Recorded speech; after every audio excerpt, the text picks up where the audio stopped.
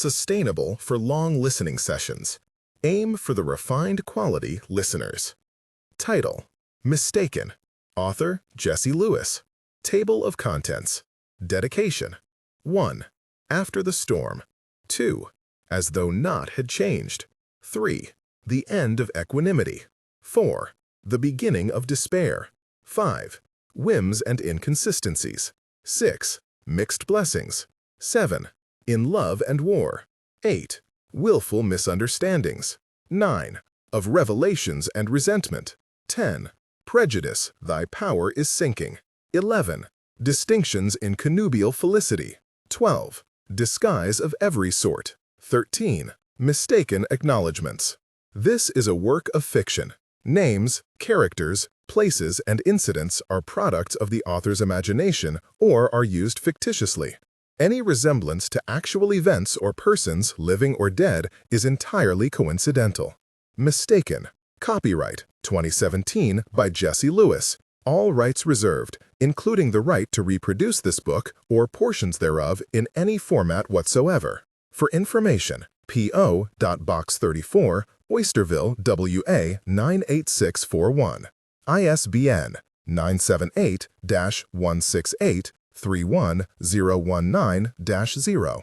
Cover design by Zori Lee Diaz-Lupito. All images public domain. Layout by Ellen Pickles. Dedication. For Richard, my rock, and my kids, my pebbles. Seldom, very seldom, does complete truth belong to any human disclosure. Seldom can it happen that something is not a little disguised or a little mistaken. Jane Austen. 1. After the Storm. Saturday, 11 April 1812. Kent. "Well, Darcy," said his cousin as their carriage rolled through the gate, "notwithstanding your unaccountable brooding, this year's visit has been a good deal more pleasurable than most." Darcy made no reply. Fitzwilliam was perfectly capable of carrying on a conversation alone, and would do so better without any objection from him. Astonishing what a difference a few young ladies can make to a place, even one as depressing as Rosings. Darcy considered neither his aunt's house nor the presence of any of said ladies agreeable.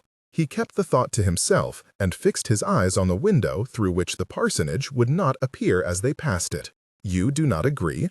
I hope you are not going to hold it against Miss Bennet that she did not ask me to verify your account. You know how persuasive Wickham can be. It may take time for her to learn to appreciate your disclosure." The glass reflected Darcy's sneer back at him. He adjusted his focus beyond it. Given the appreciation Elizabeth Bennet had shown for his offer of marriage, he had expected no gratitude for exposing her favorite's true character. Indeed, were it not for the satisfaction of having defended his own, he might regret writing the letter at all. "I have faith she will, though, old boy. If you trust her with such a delicate matter, then I trust her to come to the proper conclusion about the perpetrator." Darcy did trust her, implicitly. Her integrity was but one of countless qualities he admired. Perverse was the twist of fate that had given rise to the woman he held in such high regard refusing him in defense of the man who so cruelly used his sister. He gave his cousin a glancing nod so as not to invite another debate on the wisdom of revealing Georgiana's near ruin. Fitzwilliam presently gave up his chatter and fell asleep, but Darcy's relief was short-lived. His own private monologue soon took over, recounting conversations he would much rather forget. A rejection of marriage was not something he had ever thought to encounter. The violence of Elizabeth's refusal left him winded, gasping for comprehension. She had been merciless in her use of him, teasing and taunting, till he was driven beyond his endurance, only to spurn the offer she wrung from him. Incensed anew, Darcy followed his cousin's lead and sought the anesthesia of sleep. By the time he awoke, Kent's rolling hills had flattened into London suburbs. "I thought you would never wake up. I was forced to read this awful book of yours to pass the time." Fitzwilliam picked it up and peered at the spine. "What the devil are you doing reading this hogwash?" "It was the first one I found in Lady Catherine's library," Darcy replied, tilting his head to release the muscles in his neck. "I thank you for your trouble. I shall not bother starting it now." He caught the book before it hit him and felt the pull of his first smile and daze at the corners of his mouth. "Can I tempt you to join me for dinner?" "I should infinitely prefer it," said Fitzwilliam, "but alas, my father has summoned me to dine with him and Ashby and my future sister, God help me." Darcy raised an eyebrow in query. Lady Philippa, his cousin revealed. My delightful brother decided he could not bear Miss Blake's teeth after all, and has staked his entire future happiness on the dental merits of an ill-tempered shrew. Darcy almost smiled again, till Fitzwilliam's inquiry asked for his plans chased it away. His only obligation that evening was to resume his former life as though naught had changed. Indeed, other than the longing for Elizabeth, which none of his resentment had dislodged from its perch in his heart, nothing had. I have no fixed engagements, he mumbled, then picked up the book he had moments earlier forsworn and hid himself in the opening chapter. Saturday, 18 April 1812. Kent. Elizabeth returned to Hunsford Parsonage to find her friend awaiting her in the parlor. Tea things were spread upon the table in readiness, and at Charlotte's invitation she sat down and accepted a cup. "Did you enjoy your walk?" "Very much," she replied, hiding behind the steam from her tea, lest the lie reveal itself in her half-hearted smile. In truth, unwelcome reflections had plagued her all through the grove, as they had all week long, ruining her last opportunity to enjoy it. "I shall be sorry to see you go." Charlotte's odd little frown seemed to suggest she had something else less innocuous to say. "And I shall be sorry to leave you, though not sorry to leave. I hope the house does not seem too quiet without us." Looking around, she added, "Will your sister not join us?" "She is repacking her trunks," Charlotte replied, a sly smile replacing her frown. The poor dear was up half the night fretting that Lady Catherine would somehow discover she had not folded her gowns the right way. Poor Maria! Her ladyship was particularly urgent on the matter. But then there is excessive urgency to all Lady Catherine's advice. Charlotte laughed lightly, but adopted the same strange look as before. "I am pleased you are not made so anxious by her tyranny," Elizabeth hastened to add. "Oh, you know me. I try to be practical about these things. There is little point chafing at the bit, having submitted to the harness. Besides," she added wickedly, "some of her advice has proved rather useful." "Is that so?" "Such as?" "Such as the several methods she has described for discouraging my husband's attentions once I provide him with an heir." Incredulity prevented Elizabeth's amusement from turning into a full laugh. "Do not pretend to be shocked. I know very well you are in possession of all the facts, for you enlightened me long before Lady Catherine, or indeed my husband." "Yes, well," Elizabeth admitted, grinning, "I probably ought not to be in possession of quite as many facts as I am. We are both indebted to Mr. Craythorne for our prescience. Were it not for his evident admiration that day, I should never have petitioned my aunt for such intelligence. And Mrs. Gardiner probably ought never to have consented to provide it, but I must say I am grateful she did." Elizabeth opted to drink her tea rather than answer. She disliked how closely the conversation had veered towards Charlotte's intimacies with Mr. Collins, with whose admiration she had only narrowly avoided becoming fully acquainted herself. His had been the first offer of marriage she refused, the memory of which brought her perilously close to thinking about the second. "You have been uncommonly quiet this past week, Eliza," said her friend, taking shameless advantage of her distraction. "Will you not tell me what troubles you?" Elizabeth surprised herself with the violence of her aversion to doing so, though she was stranger to none of the sentiments that swarmed nauseating at the prospect. Sustainable for long listening sessions. Aim for the refined quality listeners. Indignation, confusion, shame, affront. She had kept constant company with them all since Mr. Darcy's astonishing and offensive proposal and even more shocking letter. Until she settled the matter for herself, however, she could not begin to justify it to anybody else. "Has it something to do with the gentleman's departure?" Charlotte pressed. "What makes you ask that?" "Only that it coincided with your low spirits. I wondered whether perhaps you had set your heart on Colonel Fitzwilliam." "Colonel Fitzwilliam? Goodness, no. He is perfectly amiable, but quite above my reach, and not nearly so handsome as his cousin." "Nor so insufferably proud," she retorted, exasperated that such an inane remark should have made her blush. With a concerted effort at composure, she added, "If I have been quiet, I believe it is only that I am ready to be home. I hope you will not mind my saying so." "Not at all. I know you must be eager to see Jane." Seizing upon the change in subject, Elizabeth launched into an account of all the things she and her sister meant to do together in London before traveling home to Longbourn. Charlotte graciously let the other matter drop, referring to it only once, obliquely, with a firm reminder that Elizabeth could write to her at any time with any concern. At length, the chaise arrived. The trunks were fastened on, the parcels placed within, and it was pronounced to be ready. After an affectionate farewell between all parties, Elizabeth and Maria set out for London. Saturday, 18th April, 1812. London. "You are very quiet, Lizzie," Mrs. Gardiner remarked after dinner. "Are you well? Forgive me. I ought to have slept in the carriage as Maria did. Then I might have arrived better company." As it was, anticipation to be reunited with Jane and other, less agreeable anxieties had kept her awake for the entire journey. "Nay, there is nothing wanting in your company," said her uncle. "You are naturally fatigued from your travels." Jane sent her a worried look, which Elizabeth parried with a smile. Of greater concern to her was that Jane had not passed any part of the day in a carriage, and thus had no reason to look as weary as she did. "Tell me then, girls," said Mrs. Gardiner, "how are Mr. and Mrs. Collins getting along?" "Oh, they make a fine couple, though I wonder how my sister tolerates the way Mr. Collins chews his food." Maria's eagerness to satisfy everyone's curiosity suited Elizabeth very well.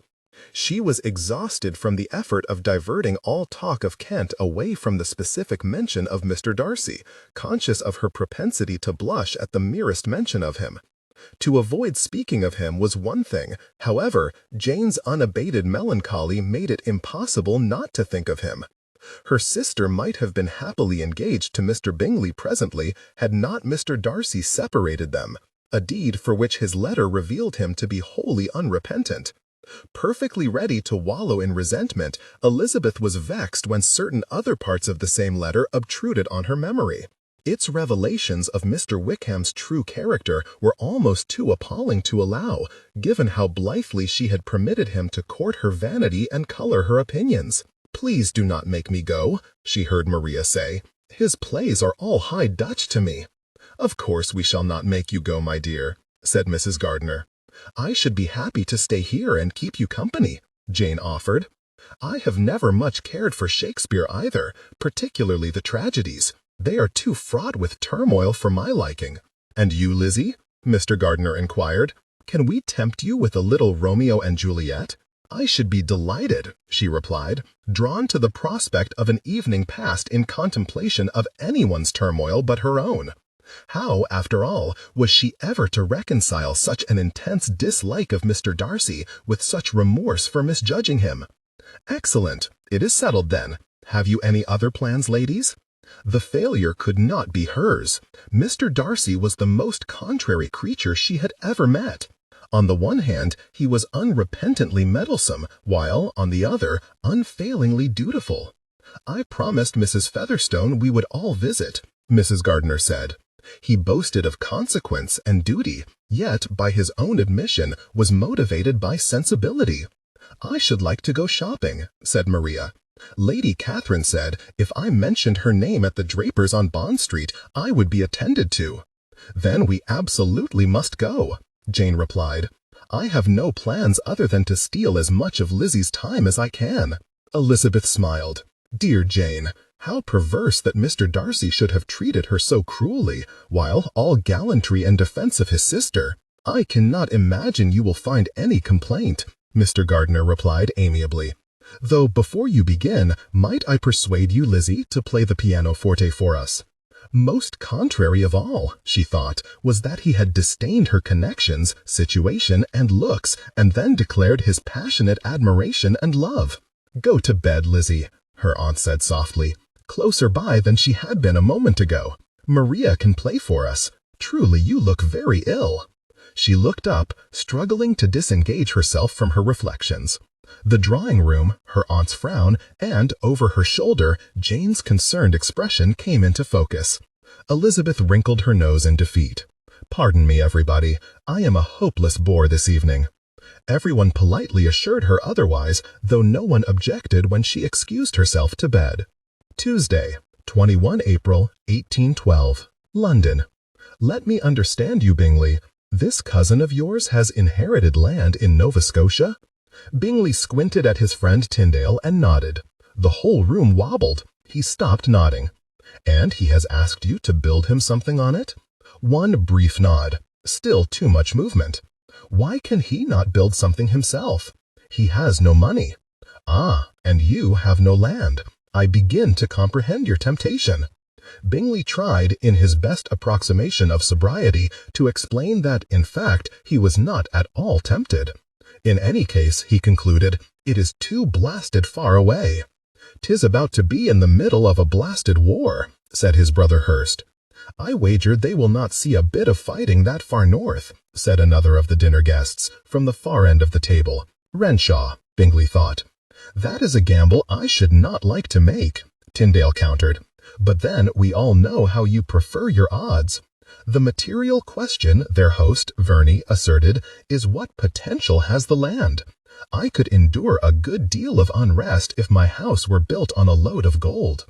"He does not need to leave the country in order to invest in the land," someone argued. Bingley had given up attempting to fathom who said what. "Quite right. He could stay here and invest in mine." "You cannot have much land left, Renshaw. Did you not recently sell half your estate to Mr. Darcy?" "Not quite half. Only 300 acres. 300 acres, and still you are in deep. What the devil did you wager this time, man?" Renshaw mumbled something about a horse and a duchess, whereupon Bingley gave up all attempts to follow the conversation. His legs felt heavy, and he amused himself by wriggling his toes in his shoes to see whether he still could. "Here is a wager you can afford, Renshaw," Verney shouted. £2 to the man who can guess which woman has put that stupid grin on Bingley's face. Bingley laughed for show, though his cheer evaporated at the mention of women. "'Tis not Miss Rivers, is it, old boy?" Tyndale said with a wink. "No," Bingley replied, reflecting briefly upon what he had always considered to be two of Miss Rivers' best virtues. "I have long been reconciled to never becoming better acquainted with those.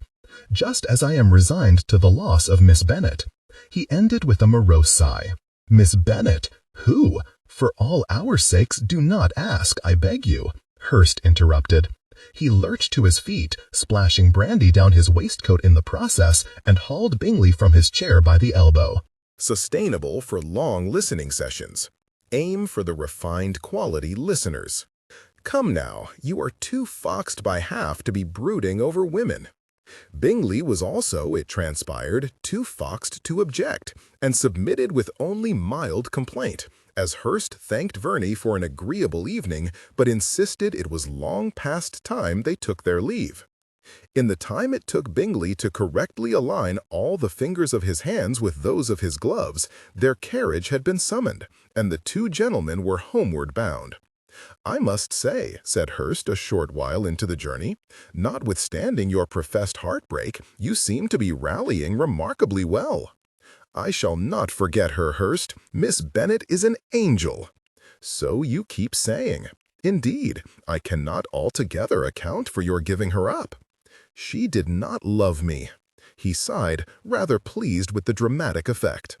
"A man with your fortune does not require a woman to love him." Darcy did not agree. He said her sincere regard could be the only inducement to such an imprudent match. "That only shows how deuced imprudent a match he considered it to be." "But Darcy, cease hiding behind the Titan and admit it. You agreed with him." "I did? Aye. He did not make you leave. You chose to do it. Besides, I do believe your spirits are more recovered than you allow. Remember, I witnessed your dance with Miss Aston Tuesday last." He waggled his eyebrows salaciously. Bingley leant forward. "Stuff and nonsense. I am in love, and I shall not be convinced otherwise by you, my sisters, Darcy, Miss Aston, or anyone else." He poked a forefinger into Hurst's chest with each point. "Far be it from me to disabuse you of it. God knows you are forever in love with somebody. Only it does seem this particular fascination is beginning to lose its power. There is surely some comfort in that." Bingley was forcibly returned to his seat when the carriage came to an abrupt halt outside his front door. There he remained, slumped dejectedly, shaking his head. I swear I am as in love with Miss Bennet as ever I was." Hurst chuckled quietly. "That I do not doubt, my friend." Wednesday, 22 April, 1812, London. Darcy put his name to the last of the documents his attorney had brought and flicked the inkwell shut. Any other matters? Already he felt the tug of other thoughts and struggled prodigiously to ignore them as he concluded his meeting. Only that the sale of land from Mr. Renshaw's estate is completed. Irving reached across the desk for his papers. I wonder he did not wait to sell to Cramborne directly. I understand he was not at liberty to wait for funds. Irving looked unsurprised and vaguely disgusted. He is popular in some circles, I understand, but I have heard several things that have given me reason to think ill of him. Only several, Darcy thought bitterly. Since Elizabeth had every reason in the world to think ill of him, that gave Renshaw the advantage. I do not suppose Cramborne was in any haste either, Irving went on, sliding the documents into his satchel. Railways are a patient man's investment. Though Renshaw is the last man in the world whom I could ever be prevailed on to marry. I beg your pardon? I said Renshaw is the last man in the world whom I would expect to comprehend. Darcy clenched his teeth against an imprecation, immeasurably weary of hearing Elizabeth's voice and recalling her enmity in every conversation. Quite. Still, Irving said with a caution Darcy despised, for it bespoke his own insufferable distraction. Renshaw approached you with the offer, not the reverse. One must suppose he knew what he was about. Quite, Darcy repeated, unable to keep from wincing at the memory of Elizabeth's response to his offer. His brief pause must have stretched into a long one, for Irving cleared his throat loudly before announcing his readiness to depart. Cursing silently, Darcy thanked him for his diligence and personally escorted him out.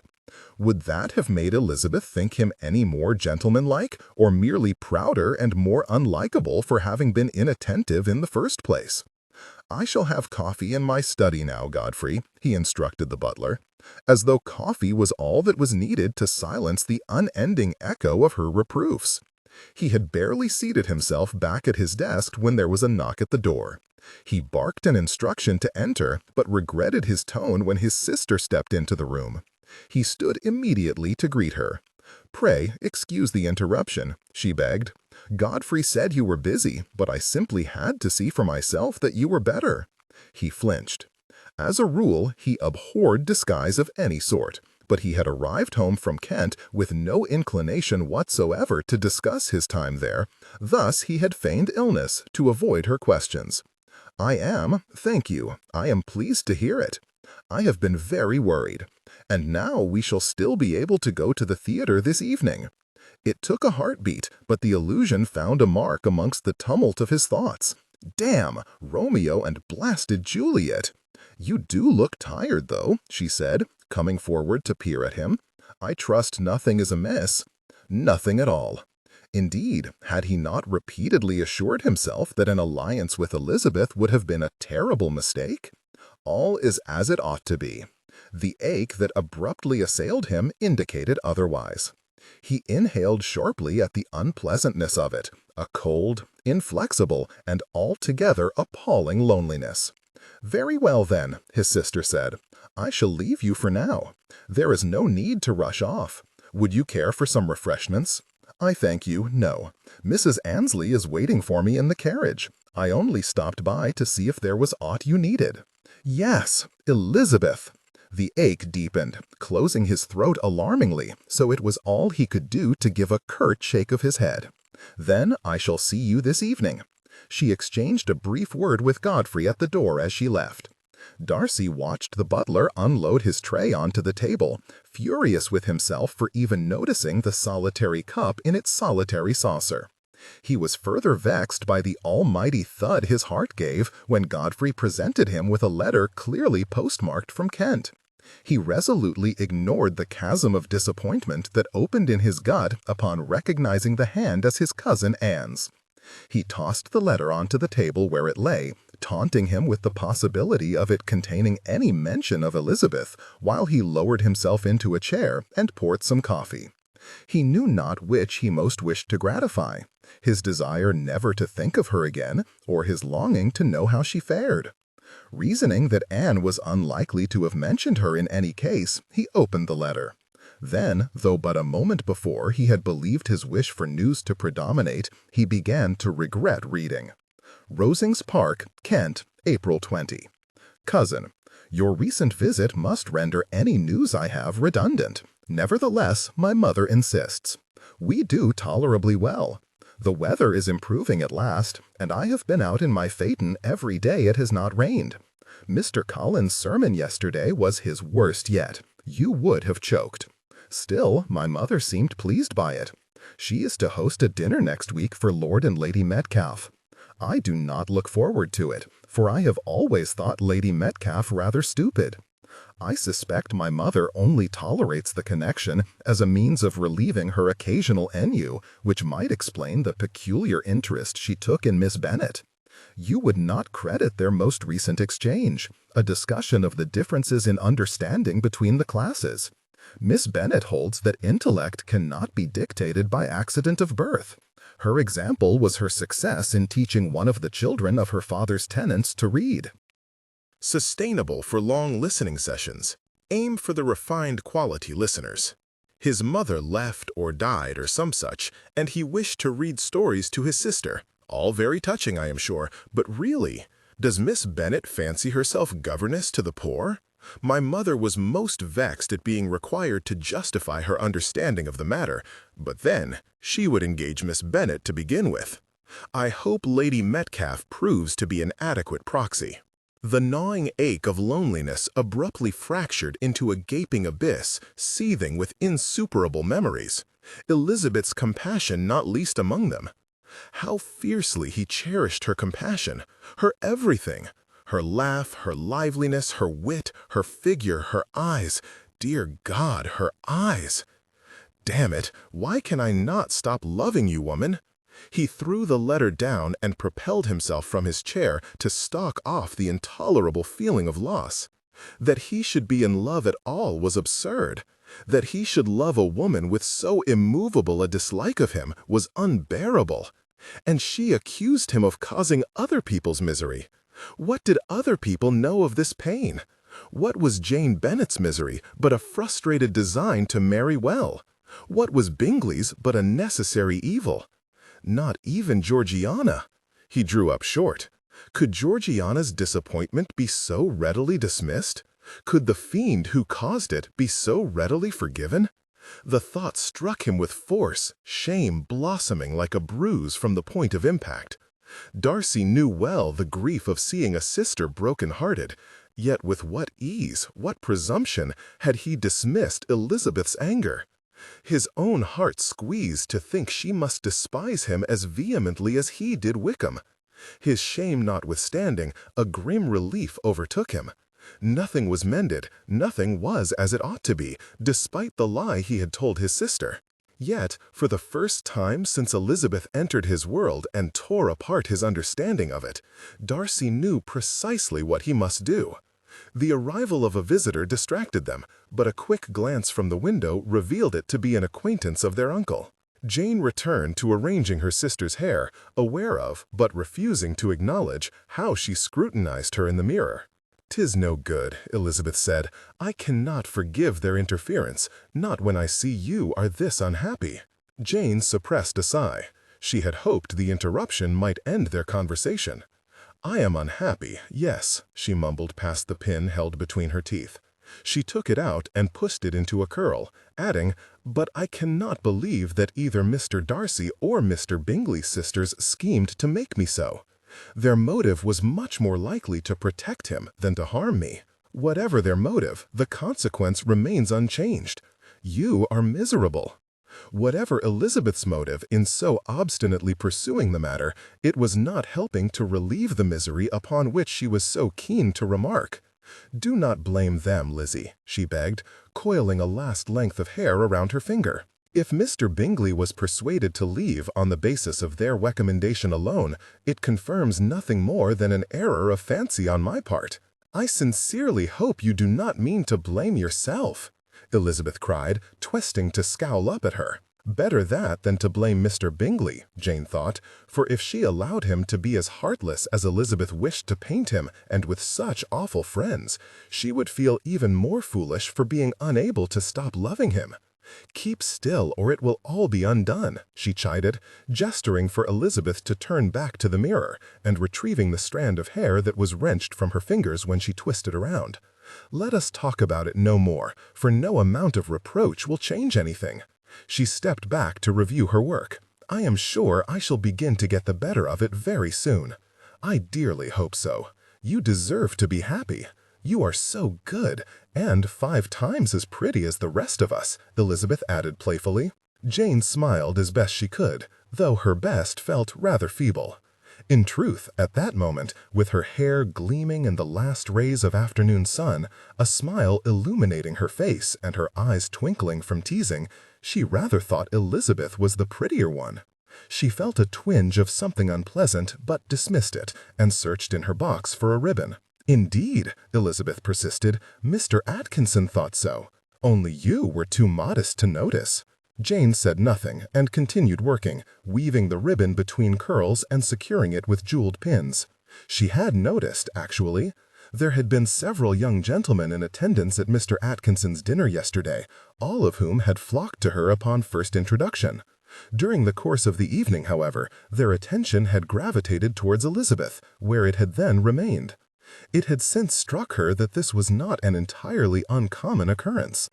The more she had thought on it, the more instances she recalled of her sister's prevailing popularity.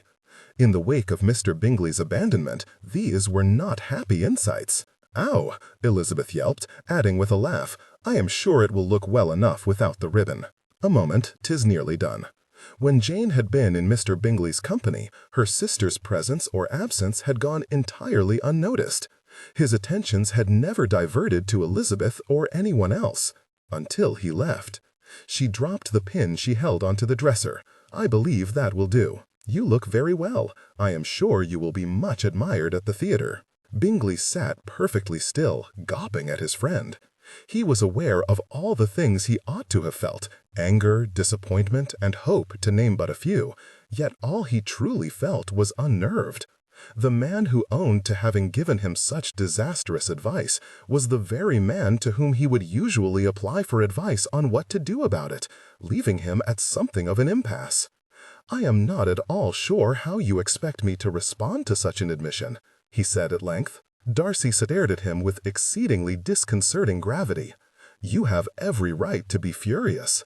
The notion of being furious with the Titan was so absurd, Bingley almost laughed. "I cannot pretend not to be shocked that you concealed Miss Bennet's presence in town, but you have owned yourself that your inducement was to protect me. How could anyone fault you for as much? I dare say it is easier than you think," he snapped, and then, in a more reserved tone, added, "To persuade you against a course of action before you even sought my advice it was arrogant. But you gave more reasons to leave than her indifference. What of your other objections, connections and fortune and the like? They stand. Then dash it if I am utterly befogged. If your opinion of the match has not changed, what is it you came here to advise me?" "I did not come to advise you. I came to inform you I was mistaken as to Miss Bennet's regard." "Then you now believe there is sufficient inducement for the match?" "I no longer believe I should be the judge of the matter." "But you do believe she loved me?" "Yes."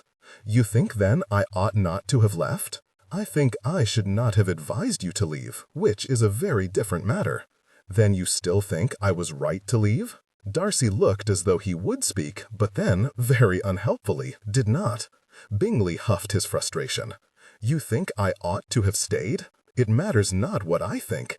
Make whatever decisions you will, but pray do not ask that I advise you. That will not do at all. Where would I be without you to tell me what to do?" Bingley replied, only partially in jest. Darcy's voice took an edge. "You ought to have more courage in your convictions. Perhaps, but it is much easier to have courage in yours. You are an excellent friend, master of your own estate, you have lived in the world.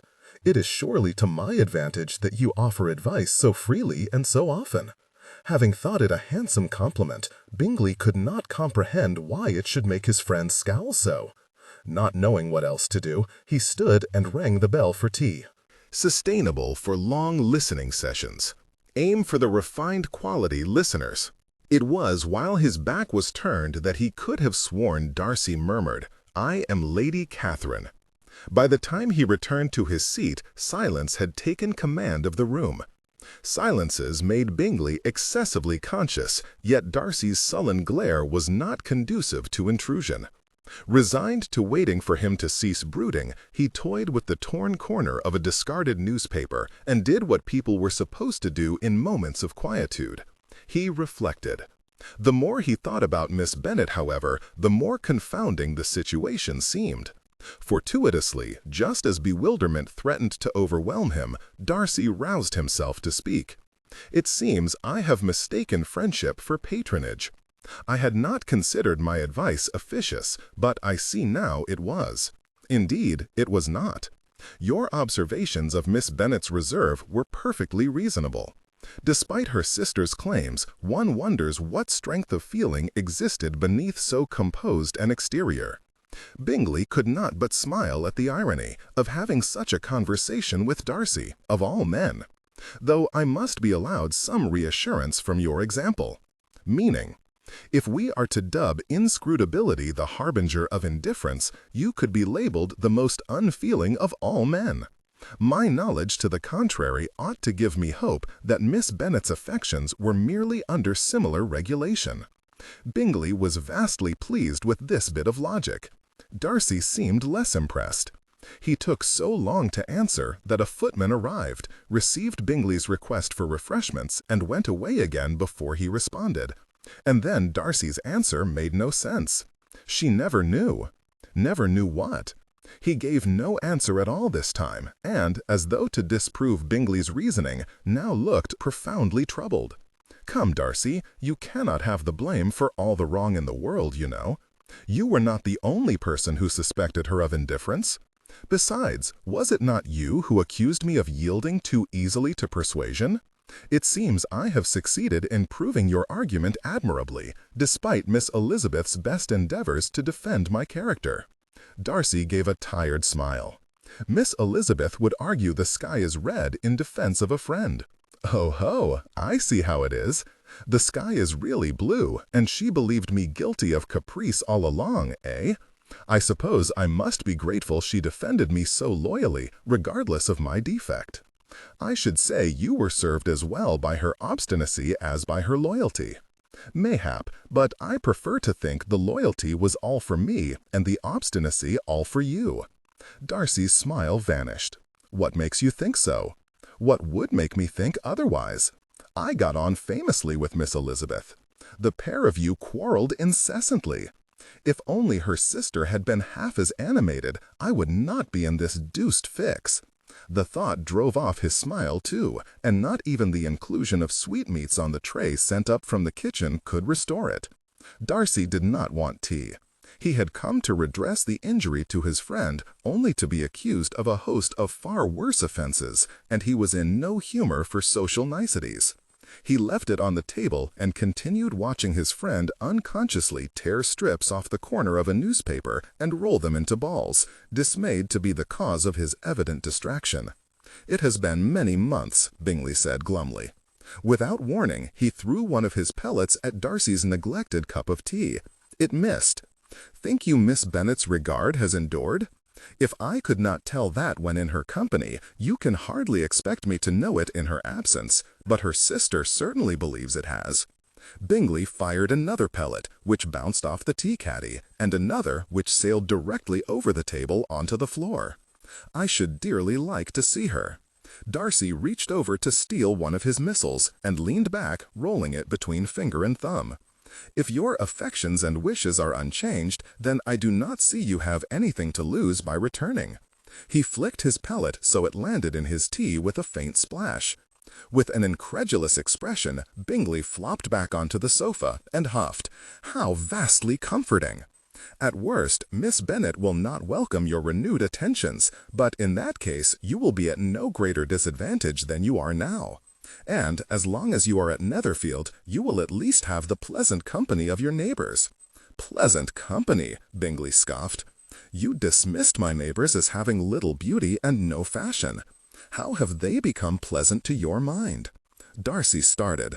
True, apart from Elizabeth, he had not found the company in Hertfordshire particularly inspiring. Indeed, he would admit to taking pains to avoid some of Bingley's more tiresome neighbors, and there had been precious few he had not considered tiresome. He clenched the arms of the chair until the urge to run a hand over his face passed. Never, till this moment, had he given the slightest credence to Elizabeth's charge of conceited manners. Lord, no! A little aloof, perhaps, and, of course, incorrigibly argumentative with Miss Elizabeth. Darcy's jaw began to ache from being clenched. "That is the second time you have alluded to antagonism between that lady and me. Actually, I found her company very pleasant indeed." "You did? Well, good. I am not surprised. She is a lovely girl, almost as pretty as her sister, though she did not impress you at all, did she? What was it you said? Something along the lines of her being tolerable, but not handsome enough to tempt you." "I said no such thing," he replied, with the abysmal feeling of being wrong. "Yes, you did, at that first assembly. I attempted an introduction, but you refused, and made some remark about her being slighted by other men, and it being a punishment to stand up with her, or some such nonsense." Blood rushed in Darcy's ears. "Pray tell me, nobody heard." "None but the lady herself," Bingley said, chuckling as though this were not the most ruinous piece of news Darcy had received all year. "I hardly think she could have missed hearing it. We stood not 2 yards away." Darcy surged to his feet. "Bingley, I am taking Georgiana to Covent Garden in less than 1 hour. You will forgive me, but I must leave." "He is here." Elizabeth stared in alarm at the familiar silhouette. She had never thought to encounter him again. Certainly naught could come of it but mortification on both sides. She turned to leave, too late, for he also turned, and their eyes met. She exhaled forcefully and stepped backwards, swaying slightly. It was not Mr. Darcy after all. The gentleman's gaze brushed past hers to an older woman who could be heard berating him for being uncivil. Elizabeth smirked. Though the man's features had not the same definition as Mr. Darcy's, his expression had none of the intelligence, he exhibited all the same hauteur of rank, and she took a good deal of satisfaction in his set-down. She strained to hear what excuse he gave in reply. "Cara is barely a 12-month in her grave, and you would have me flirt with these women? I miss my wife, madam." She gasped and turned away. "Lizzie?" her uncle inquired. "Are you well?" She assured him she was, and accepted his proffered arm, following his lead to their seats. He and Mrs. Gardiner chattered merrily till the curtain was raised, for which Elizabeth was vastly grateful. She was too overcome with shame to speak. Had she learned nothing that she would willfully misjudge one man simply to vindicate her opinion of another? Had she not yet learned her opinion of the other was mistaken? Oh, Mr. Darcy was still the proudest, most disagreeable man she had ever met, but he had not mistreated Mr. Wickham. His efforts to separate Mr. Bingley from Jane, however objectionable to her, had not been malicious. For how long could she continue to think really ill of him without becoming guilty of conceit herself? "I am once again indisposed, and therefore unable to accompany you to the theatre this evening. Please accept my apologies for your disappointment." Sustainable for long listening sessions. Aim for the refined quality listeners. Georgiana read the note aloud and then looked up to gauge her companion's response. "It seems a perfectly reasonable note," Mrs. Annesley said. "A little terse, perhaps, but if he is unwell, that is not to be wondered at." "He did not look particularly unwell this morning," Georgiana whispered. "Only distracted, as he usually is nowadays. I think he must still be angry with me." Mrs. Annesley clicked her tongue. "Let us not begin that again. Your brother has told you the matter is closed." Georgiana knew better than to argue. The subject of her misadventures with George Wickham had been well and truly exhausted between them. "But if I have not upset him, what has? He has been ill-tempered since we returned from Ramsgate and he visited Netherfield. "It is not your place to question your brother's conduct, Miss Darcy. You had much better return to your book." Georgiana did as she was bid, though she had already determined to question Miss Bingley about events in Hertfordshire when next they met. The intermission came, more an interlude to Elizabeth's tragic narrative than to Shakespeare's, and Mr. Gardiner was sent for refreshments. The ladies had not long been alone when an altercation erupted between two men a short way off. "Oh dear, let us move away," Mrs. Gardiner whispered. Elizabeth would have done so directly had not one of the men then mentioned he who had been uppermost in her thoughts all evening. "Never known anybody so high in the instep. Well, fie on him and his righteousness. I say Mr. Darcy is a sanctimonious prig." She fixed her eyes on the clearly inebriated speaker, her lips pursed against all the things she should like to say, but could not. True, she had accused Mr. Darcy of worse, but she was acquainted with him well enough to have received an offer of marriage. She sincerely doubted this horrid little man had any such claim to intimacy. "I never said he was not, but he did not cheat you, Renshaw," the other man replied, and it seemed very much as though it was not the first time he had said it. "How is it then that we parted with the same piece of land within 2 months of each other, and he made a fortune while I made naught but a fool of myself?" "Because you are reckless with your money." "Piffle!" the man named Renshaw shouted, to the tittered delight of the growing crowd. "He took advantage of me, I tell you. He is a cheetah bounder. Do not be fooled by the stick-up his Bailey. No man can be that damned proper. I wager he has a whore in every bedroom at Pemberley." A squall of gasps flew up.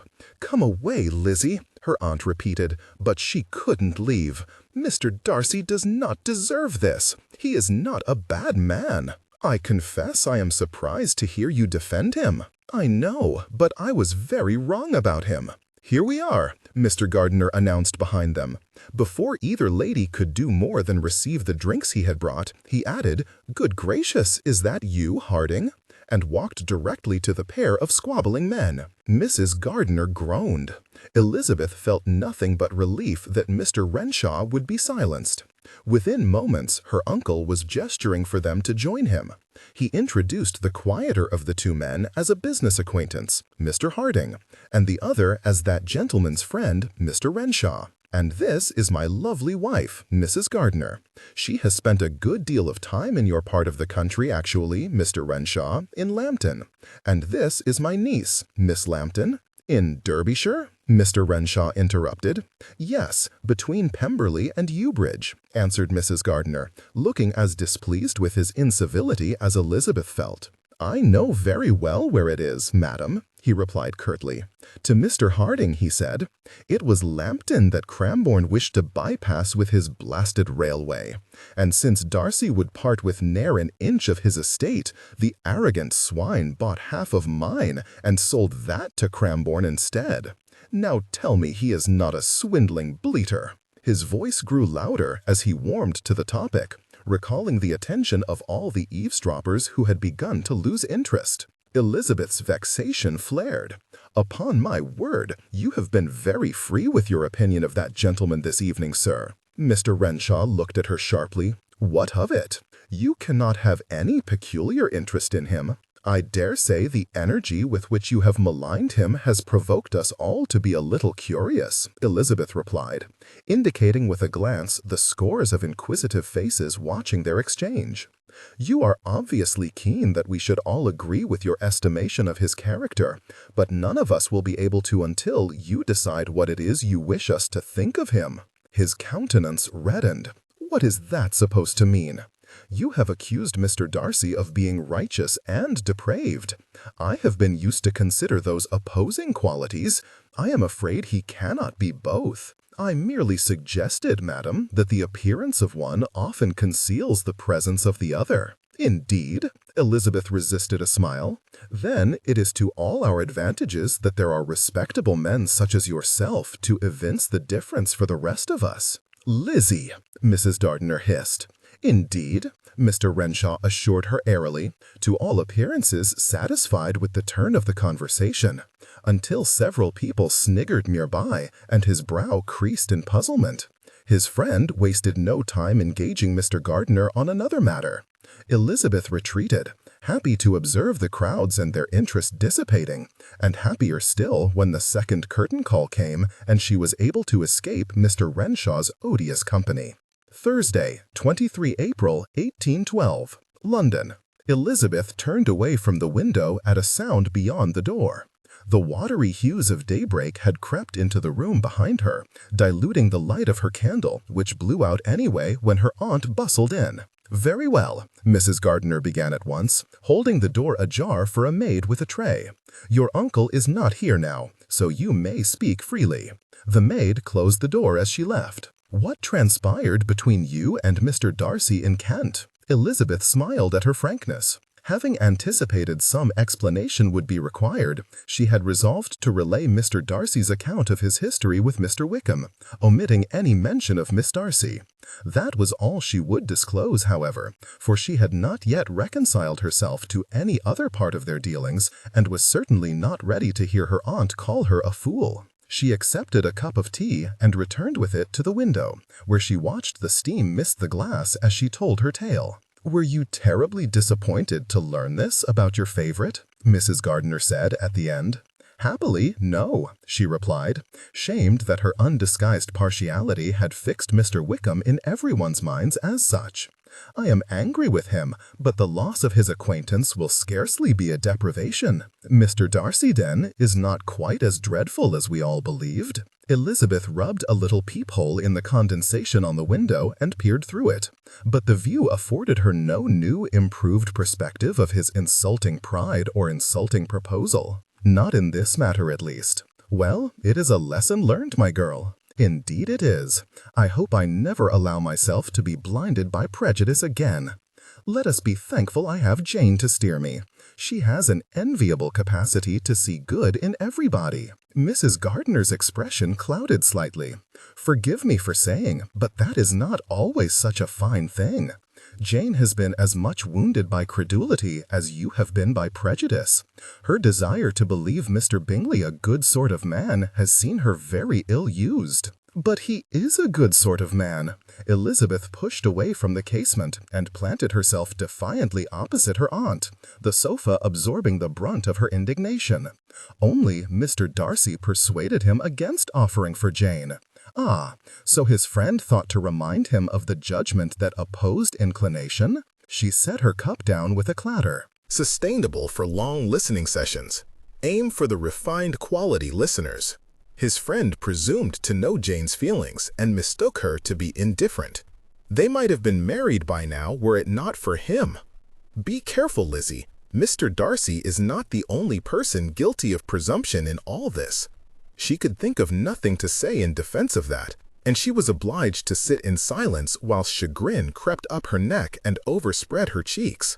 "Have you told Jane about Mr. Darcy's interference?" Though I regret telling her that much, for she is still in very low spirits." Mrs. Gardiner frowned.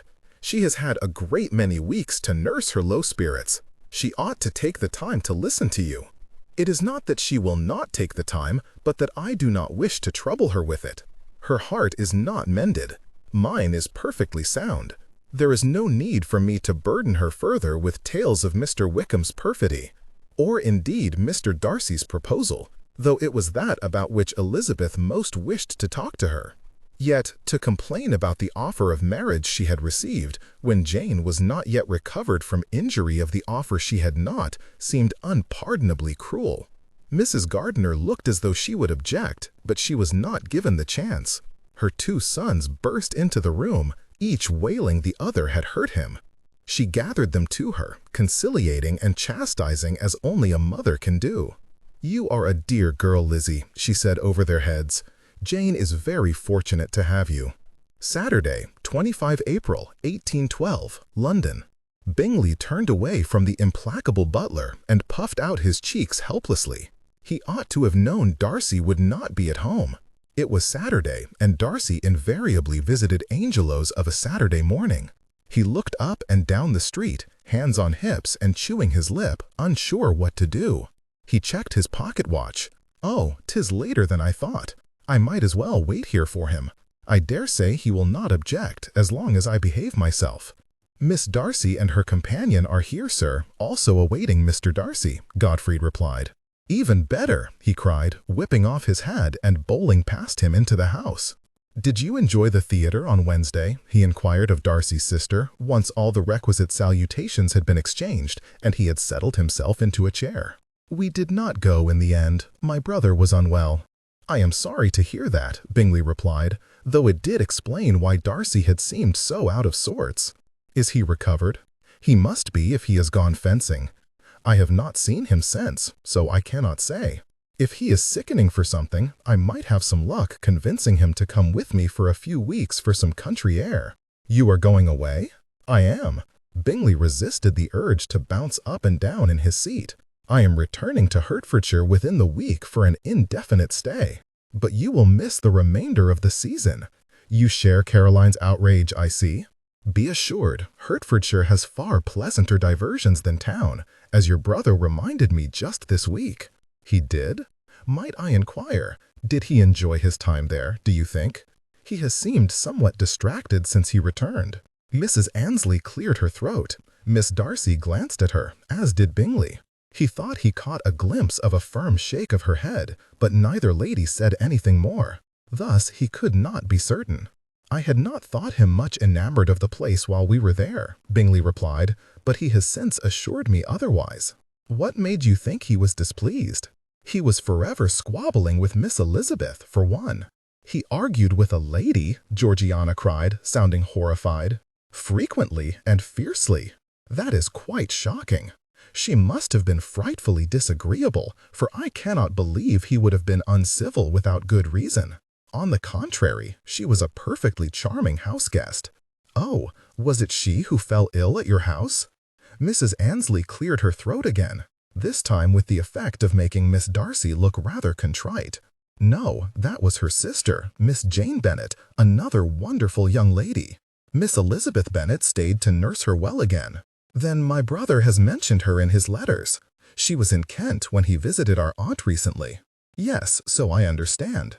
After a surreptitious glance at her companion, Miss Darcy leaned forwards and inquired, "Is Miss Elizabeth very handsome?"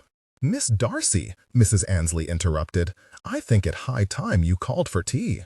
Bingley judged it best to say no more, but as the ladies busied themselves ordering refreshments, he reflected that the answer to the question was very simple. Yes, she is. "Touché." Colonel Fitzwilliam stepped back, tugging at his shirt sleeves where they stuck to his arms with perspiration. "Father wishes you to join his dinner a week on Thursday." Darcy was engaged in wiping his brow on his sleeve, thus much of his face was obscured. Fitzwilliam nonetheless observed his grimace. "Come now, it ought not to be too dire, only a few sundries in attendance." The director called "On guard," and both men resumed their positions. "Ashby will bring Lady Philippa, of course, and she will no doubt bring Lady Daphne. Rapture! Prêt! Allez!" He lunged immediately, but Darcy parried, closing the distance between them. Fitzwilliam scrambled to retreat, but in lightning tempo, his cousin executed a sharp beat to his sword, feinted an attack in sixte, disengaged, and thrust in the opposite line. The director called it "Touché." "Damn it! On guard." "You will never guess who else will be there," Fitzwilliam said, ignoring his aching sword arm and resuming his position. "Prêt?" "Wellington," Darcy said flatly. "Allez." Again, Fitzwilliam lunged first, attempting to catch him off guard, but it was a weak attack. Darcy must have seen it also, judging by the speed and angle of his riposte. Touché. He wondered on occasion why he bothered taking on Darcy at all. He brought his feet back under him and stood straight, pushing his damp hair from his face. Better than that, guess again. Byron. No. Prinny. A sensible guess, if you please. I have no idea, Fitzwilliam, as well you know. You only dissemble because you believe it will be some god-awful sparrow father is promoting. On guard. They crouched. "Fear not," he continued, grinning. "Who better to protect you from all young ladies seeking to distinguish themselves by breaking your heart? He swished his sword about in front of him to demonstrate his readiness to defend his cousin. Prêt, allez. The next assault began explosively as Darcy came at him with a fierce attack. He parried frantically and retreated a step and another before Darcy's remace faltered, and he seized the opportunity. Parrying on the advance, he lunged forward, executing a glissade that saw his foil scrape down the length of Darcy's blade and land a hit on his flank. Aha, a hit. Got you. Spinning away, Darcy raised his sword arm, circling it around once, twice, but on the third revolution, he slashed his sword downwards in an uncommon show of pique. The colonel grinned, gratified to have riled his usually imperturbable cousin. On guard. Perhaps it is not protection from the ladies you require, he said, raising his sword. Mayhap you ought to accept one of father's suggestions after all. Scratch that itch of yours. I shall not dignify that with a response. Prêt? Better yet, take a leaf out of Bingley's book, choose a girl, and fall in love. Allez. Fitzwilliam won the next assault with uncommon ease, his cousin's usually flawless execution distinctly off-kilter. Touché. Who is it then? Darcy inquired tersely, which was stranger still, for it was unlike him to be a poor sport. Who is what? Your father's secret dinner guest. My grandmother, Mrs. Sinclair. I thought she was dead. She very nearly is. She is 78. The next assault began with a rapid flurry of feints and retreats, but ended abruptly when Darcy launched himself forward in a perfectly executed flesh, landing a hit on Fitzwilliam's shoulder. Someone behind him applauded. Sustainable for long listening sessions. Aim for the refined quality, listeners. A hit, Darcy said with an infuriating smirk. Very flashy, Fitzwilliam panted. Display is not your prerogative. I should hope not. What a dull place Angelo's would be were it not for the glut of pageantry. The clock struck 12, and the director called time, signaling for a man to take their practice foils and another to bring their coats. They bid him good day and weaved their way through the crowded halls to the stables. What brings Mrs. Sinclair to England? Darcy inquired. One too many arguments with my cousin's wife. She has forsaken Ireland forever and sworn never to return unless Nyme dies before she does. Only she arrived to discover her townhouse fallen into disrepair, so she has imposed herself on my father until it has been renovated. My father, who despises nothing in this world more than Sinclair women, he ended, chuckling at his father's vast displeasure. Darcy did not join him in laughing. Looking at him, Fitzwilliam suspected he had not listened to a single word he said. Not on top form today, Darcy, he ventured. It took a moment, but at length the words roused his cousin from his reverie. By all means, blame me if it will make losing more tolerable. Fitzwilliam wasted no more time attempting to extract his secrets.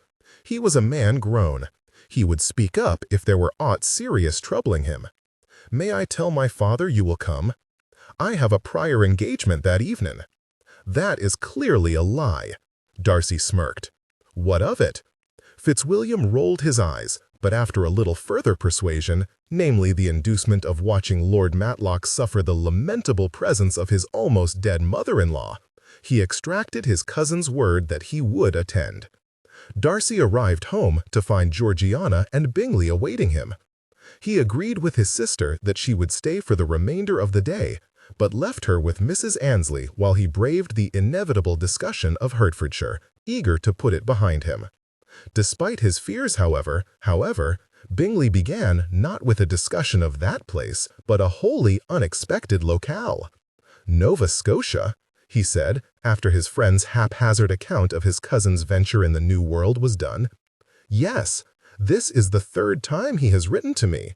He seems determined to persuade me to his thinking.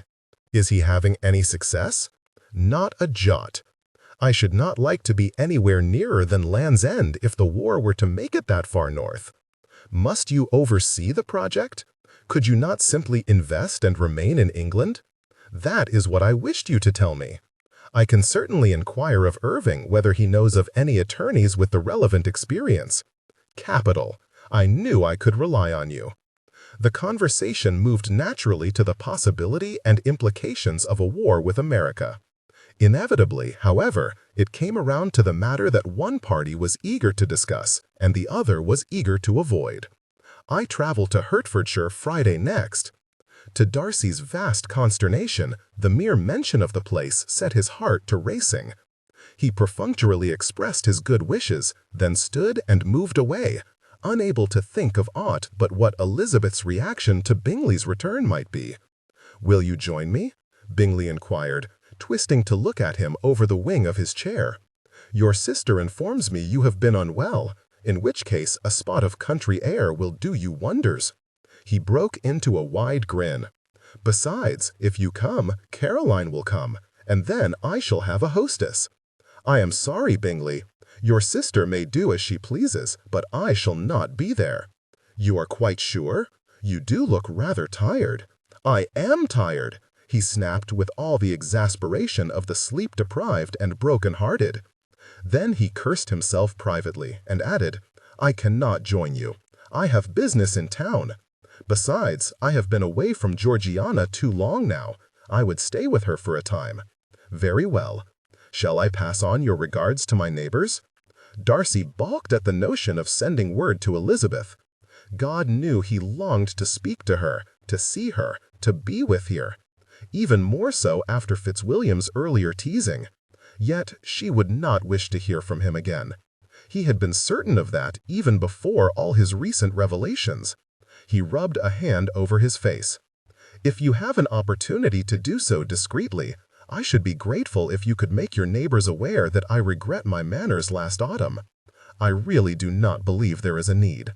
But if it puts your mind at rest, and if the opportunity arises, then I shall." Thus the visit was concluded. The two friends exchanged hearty farewells as they parted ways. Quashing a potent surge of jealousy for Bingley's destination, Darcy went in search of his sister and some measure of equanimity. Longbourn, Hertfordshire, April 27. "Jane, you must hasten home immediately. I had it this morning from Mrs. Longend, and it cannot be otherwise, for she had it directly from Mrs. Etheridge, whose housekeeper had it from her niece who is applying for work there. Netherfield is reopened. Mr. Bingley is returning. It can only be for you that he returns.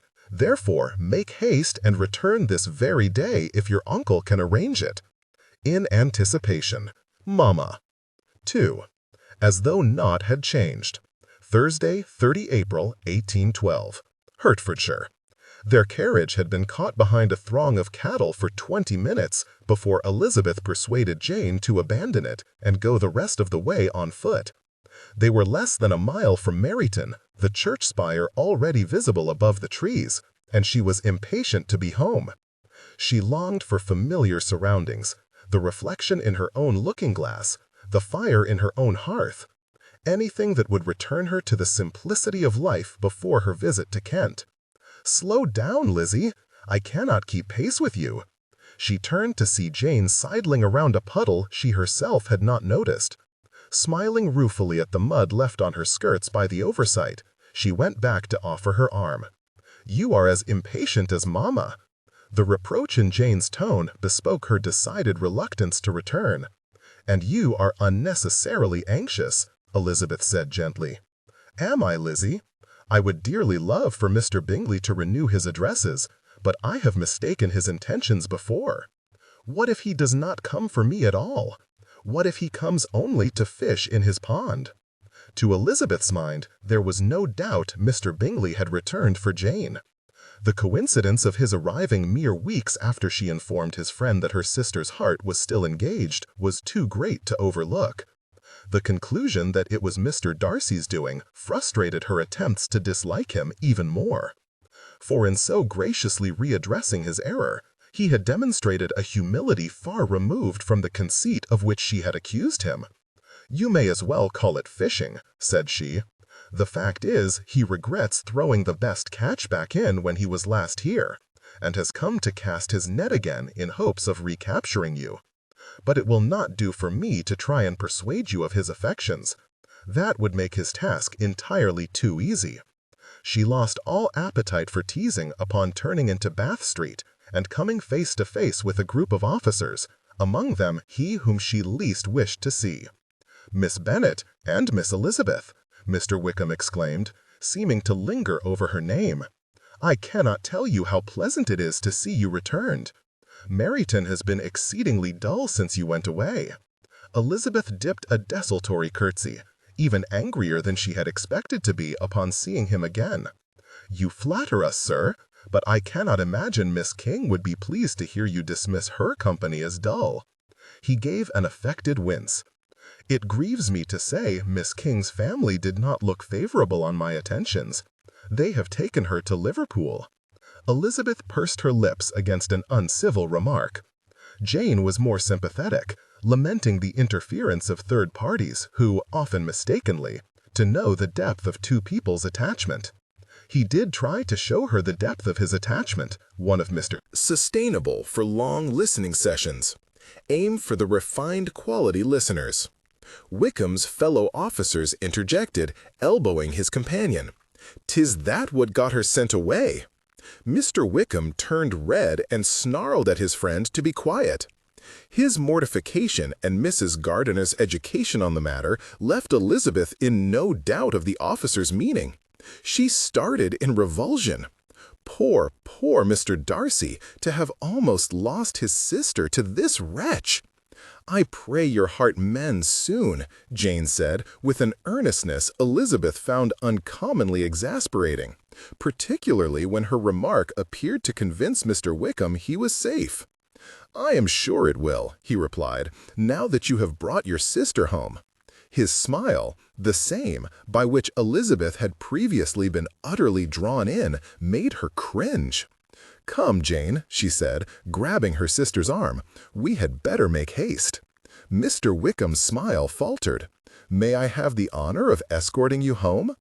Elizabeth resolutely, and not very politely, declined, and all but dragged her sister away.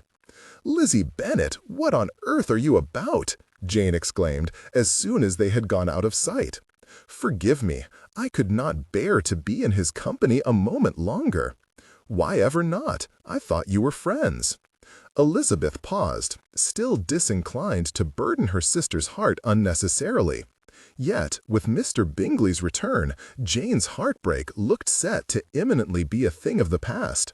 Perhaps she might confide in her after all. She began, as all revelations of any worth ought to begin, with a sigh. "While I was in Kent, Mr. Darcy revealed more to me of his dealings with Mr. Wickham.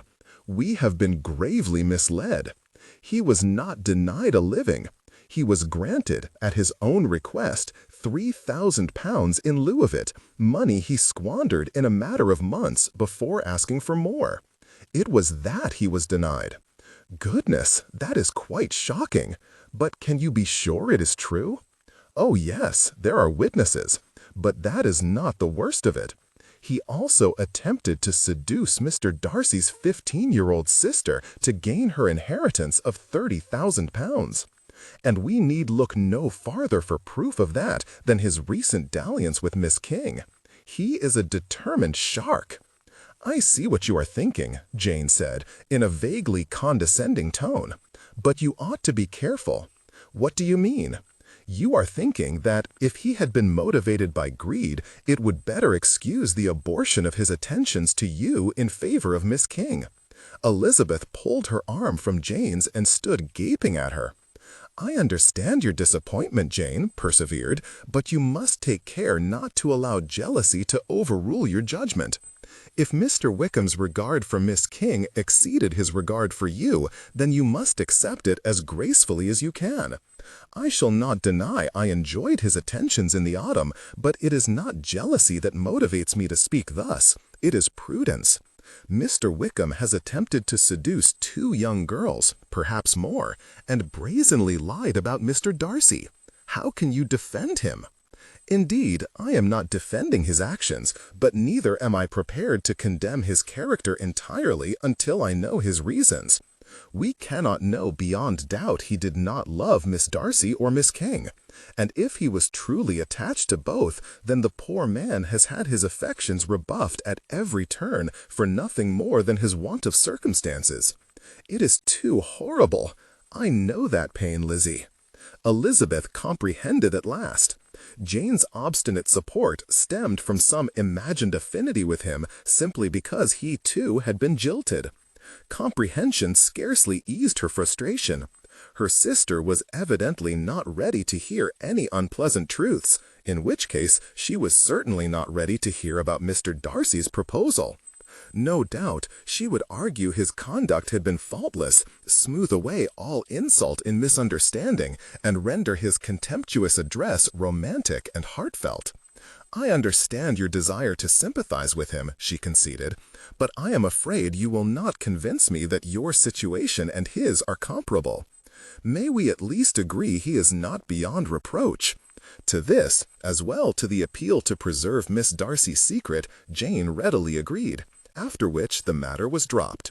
When Longbourn's chimneys came into view half an hour later, the sisters were returned to their usual harmony, their quarrel well and truly behind them.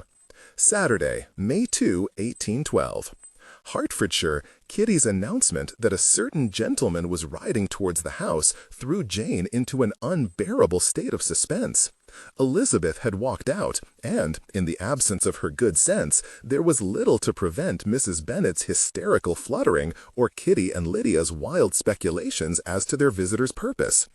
By the time Mr. Bingley arrived and the long-awaited interview began, Jane had abandoned all hope of approaching it with equanimity.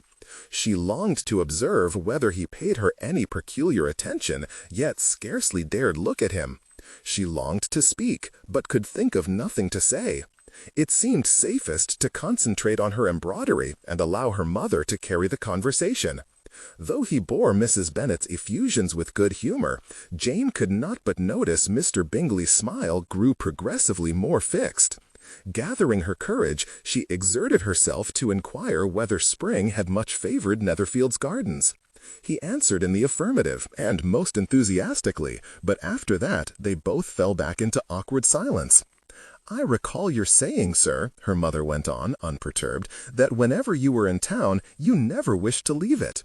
"Did I? But of course, I must have if you recall it," he replied amiably. "You did. Yet here you are. You have London in favor of the country. How ought we to account for it, I wonder? What is here that could possibly tempt you?" Jane closed her eyes, mortification burning her cheeks. "I decided the country had one considerable advantage over London, and that I should be much happier here." Jane opened her eyes again in astonishment, and he was looking at her directly.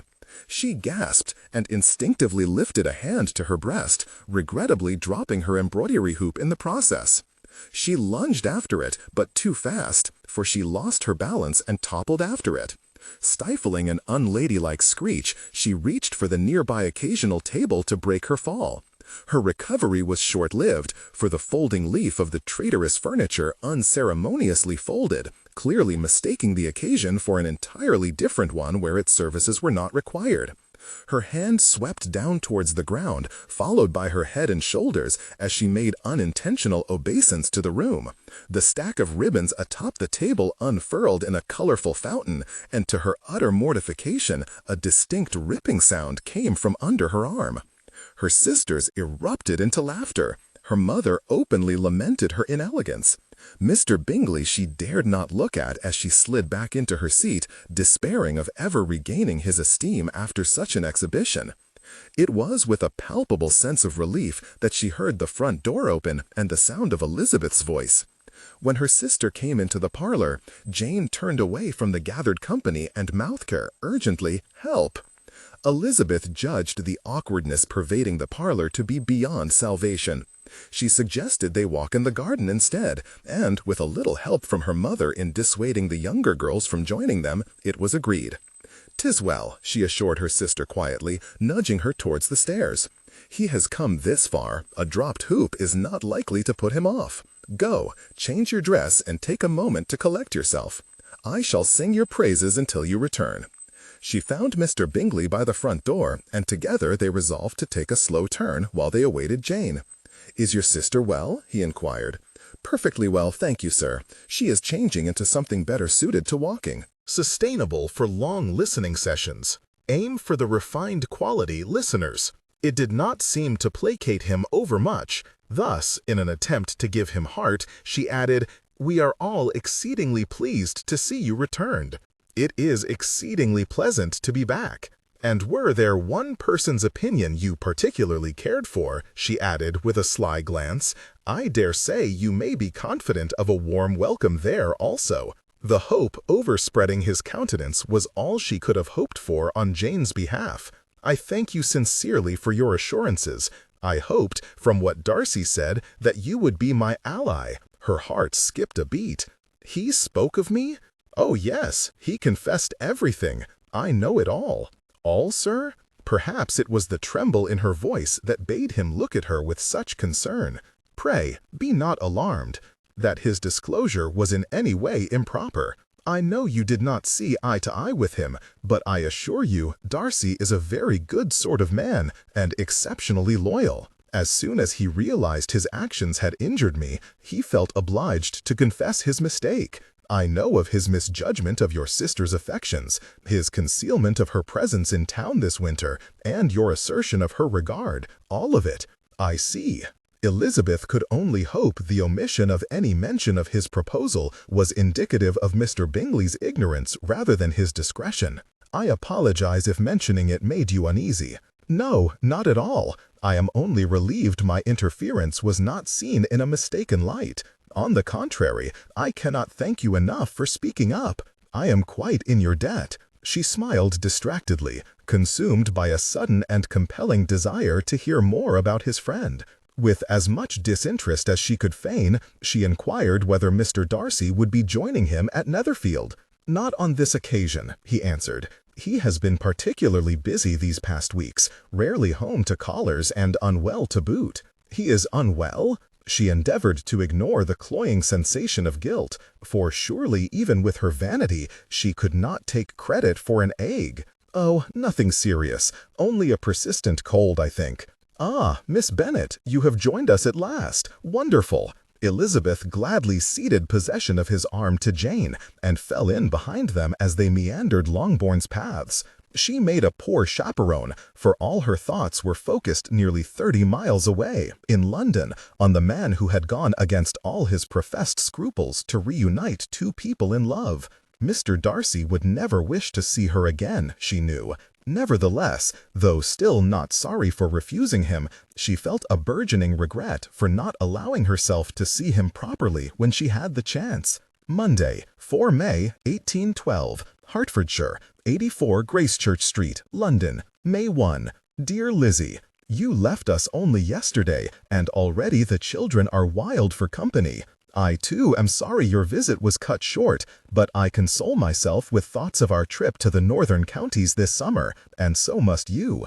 If your mother's raptures are to be believed, Mr. Bingley will have offered for Jane by now, though, since he has proved himself the most whimsical of creatures, I am all anticipation for your next letter telling me he is gone off again, and your sister is inconsolable. I trust you to keep me informed. You will be most surprised to hear whom I encountered at Mrs. Featherstone's house yesterday, Mr. Craythorne. I declare, the man is as hopelessly infatuated with you as ever. He would not be satisfied until I told him all your news, though I think he was only interested in whether you were yet married. When I told him you had planned to attend the soirée with me, he fair swooned. You cannot go through life making men love you so, Lizzie. It is most cruel. Did not Mr. Grayson also come perilously close to declaring himself last summer? And how could I forget Mr. Collins? No, indeed, you must take pains to make them all despise you, lest you invite any more unsolicited advances.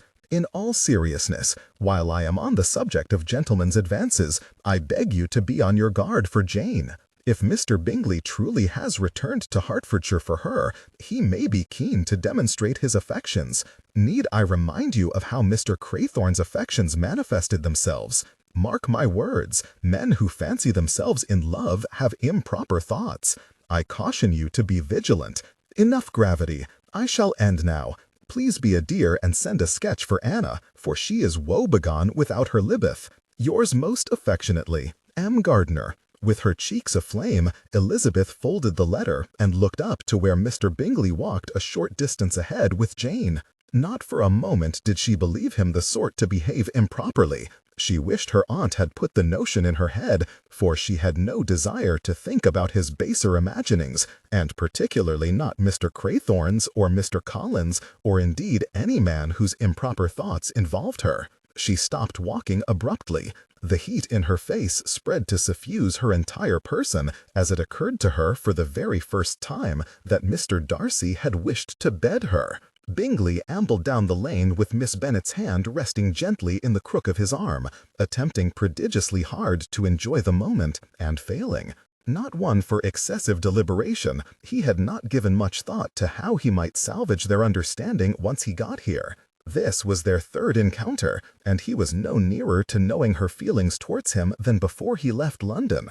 Yet, regardless of how vexing his total want of progress was, he had abandoned her once and would not do so again unless he heard from her lips that he should. He allowed his gaze to wander as he cast about for something to say, and he was met with the sight of a ridiculously large bull energetically copulating with a complacent cow in the adjacent field. He looked away peevishly, refusing to be jealous of cattle. "It was kind of Miss Bingley to call on me in January," said Miss Bennet. "Caroline called on you? In London? This was shocking news indeed. Darcy had implicated no other party in the concealment of her presence in town. You did not know? I am sorry to say she did not mention it. I assure you, had I known you were in town, I should have called on you myself." He counted it a victory to see her almost smile, and pressed his advantage by expounding on all the balls and dinners he should have liked her to attend with him. She responded with a précis of her time in London. That mostly consisted of shopping and morning calls, however, neither of which could long hold his attention. Thus his gaze soon wandered again. It fell, to his consternation, upon a pair of rabbits vigorously obliging one another among the daffodils. Determined that not all God's creatures should outdo him, he let go of Miss Bennet's arm and slipped his hand about her waist, disguising the intimacy as an attempt to steer her around a muddy puddle. He threw a petulant look at the rabbits, but they were gone, and his inattention caused him to misstep, splashing mud on his boots and Miss Bennet's alike. He was surprised to hear her laugh, a sparkling sound wholly devoid of censure, but soon realized his mistake. It was not she who was diverted, but her sister, who was somewhat flushed and out of breath, having hastened to catch up with them. Bingley had to agree with Darcy's estimation that her prettiness was quite delightfully emphasized by exercise. "Pardon me," she said, "I ought not to laugh. Only had either of you been more willing to part, you might have walked either side of the puddle." There was an encouraging thought. It even drew a modest smile from Miss Bennet. All gratitude, Bingley offered Miss Elizabeth his free arm, but she declined. "Would you mind very much if I did not go the rest of the way with you?"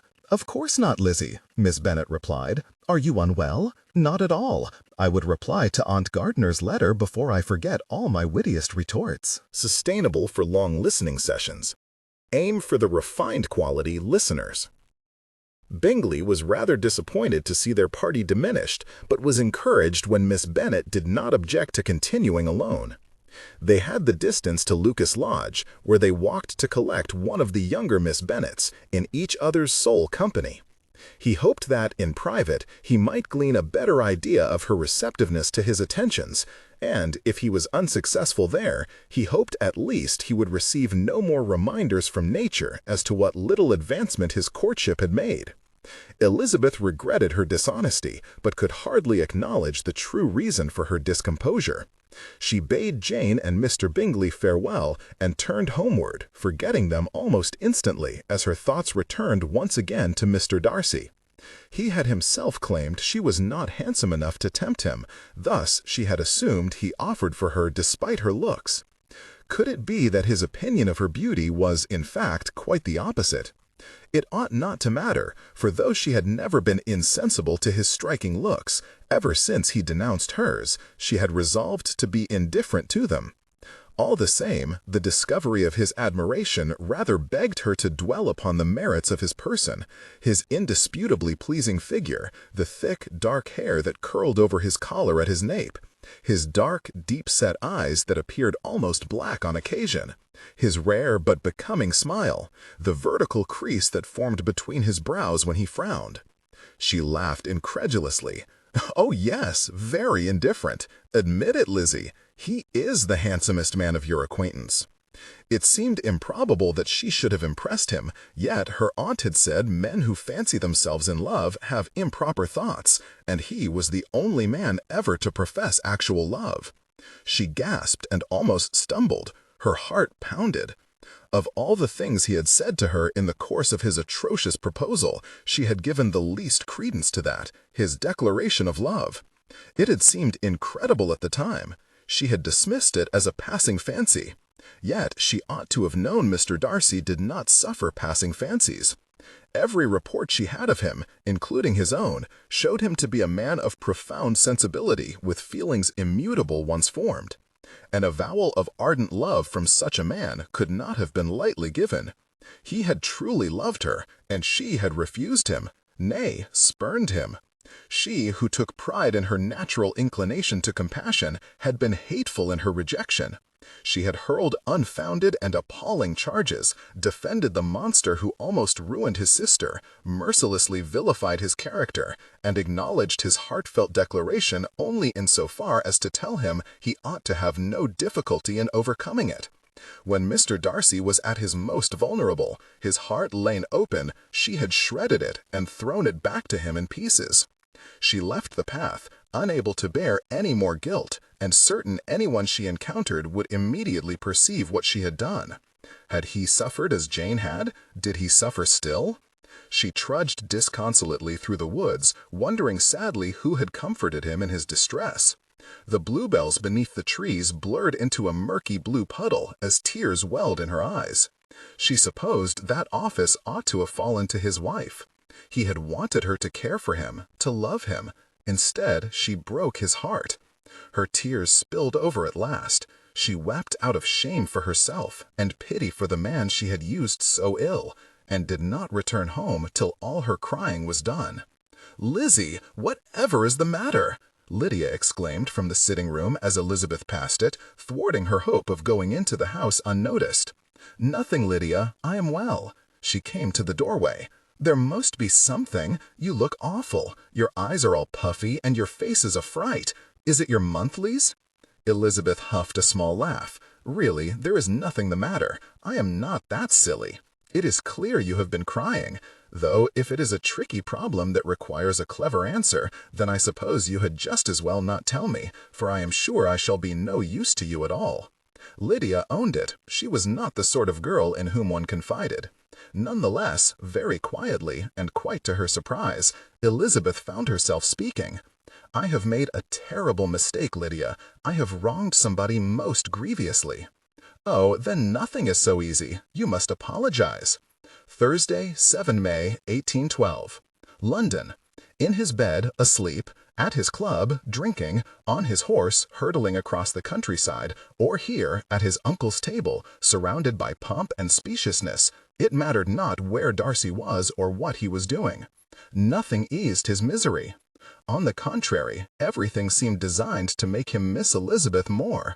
No one to whom he talked was quite as witty. No one with whom he danced was quite as vivacious. No one to whom he expressed an opinion ever challenged it. Life was muted in her absence. Darcy had little inclination to eat, and his scant reserves of composure waned further still as dinner dragged on. He became overly conscious of the din of cutlery scouring china, and the ghastly way the woman opposite scraped her teeth on her fork. He raised his hand to run it over his face, but caught himself in time and reached for his drink instead. "Is your cousin always such scintillating company?" inquired Mrs. Sinclair on his right to Fitzwilliam on his left. Before he could decide whether to be affronted or embarrassed, his cousin replied, "Not always. Sometimes he does not even trouble himself to scowl." I think we can all agree it would be absurd for him to grin at everybody if he does not mean to speak, she replied, somehow turning the conversation so that Fitzwilliam was to blame. You had much better carry on scowling, Mr. Darcy, at which they both turned away to pursue other conversations. Darcy motioned for his glass to be refilled. Though he disliked Mrs. Sinclair's incivility, he disliked more that his own inclination to converse had caused offense. Again. He recalled Elizabeth with crystal clarity, dancing circles around him as she teased that he was of an unsocial, taciturn disposition, unwilling to speak unless he expected to say something that would amaze the whole room. He reached for his wine and attempted to pick up one of the conversations around the table, resolved to make more effort at being cordial. How did he propose? He heard his sister inquire. He set his glass down and let out a long breath. That was one conversation to which he would absolutely not be contributing. I do not imagine he did, his cousin Ashby replied condescendingly. It was no doubt arranged for them. That is a shame. How so, Miss Darcy? Lady Philippa demanded. That is the way of things. That may well be the way of things, Philippa, opined her friend Lady Daphne, but it is not terribly romantic, is it? What has romance to do with a contract of marriage? Inquired Lord Matlock. The Pendlebury girl ought to be well satisfied with such an excellent match. I do not mean to suggest she ought to be dissatisfied, my lord, but it would not have hurt the gentleman to give her some assurance of his regard.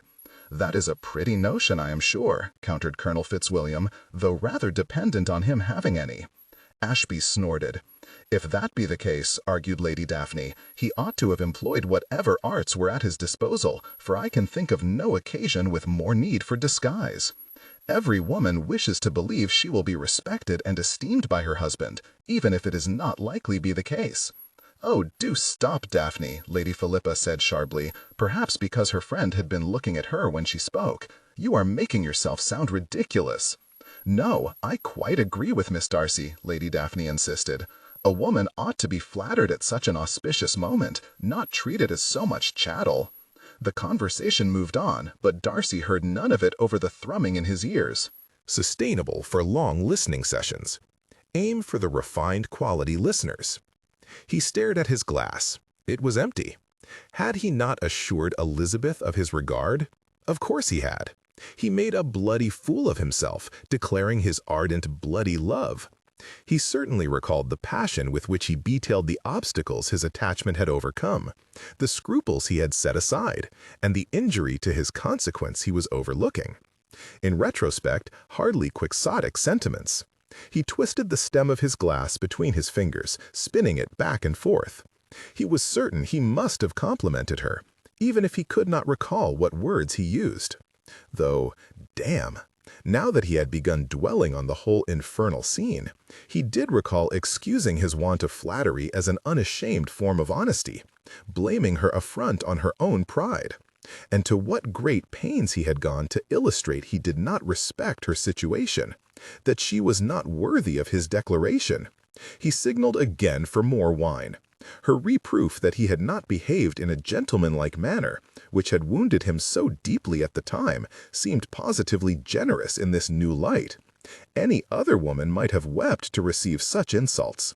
Yet, even as the thought occurred to him, he realized she had. Her red-rimmed eyes when he handed her his letter the next day were testament to it. He had dismissed it in his resentment, or perhaps reveled in the sense of vindication it afforded him. Darcy! He started and looked up. Fitzwilliam was standing over him, looking concerned. All around the table the ladies were rising to take their leave.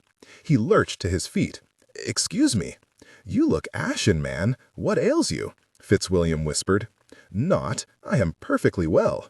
That earned him a dubious look, but the appearance of some exceedingly fine port on the table saved him from further questioning, and eased all the gentlemen into their usual after-dinner languor. Darcy sat down and swallowed most of the contents of his glass, attempting to swill down his shame and regret with it. "What the devil are you thinking?" said one of the guests to Darcy's uncle, hobbling poor Ashby to that hideous woman. "She did not but carp throughout the entire meal." Fitzwilliam snorted. Ashby, at the far end of the table, did not appear to have heard. though Darcy wondered whether he would have objected if he had. It was his choice, Matlock replied.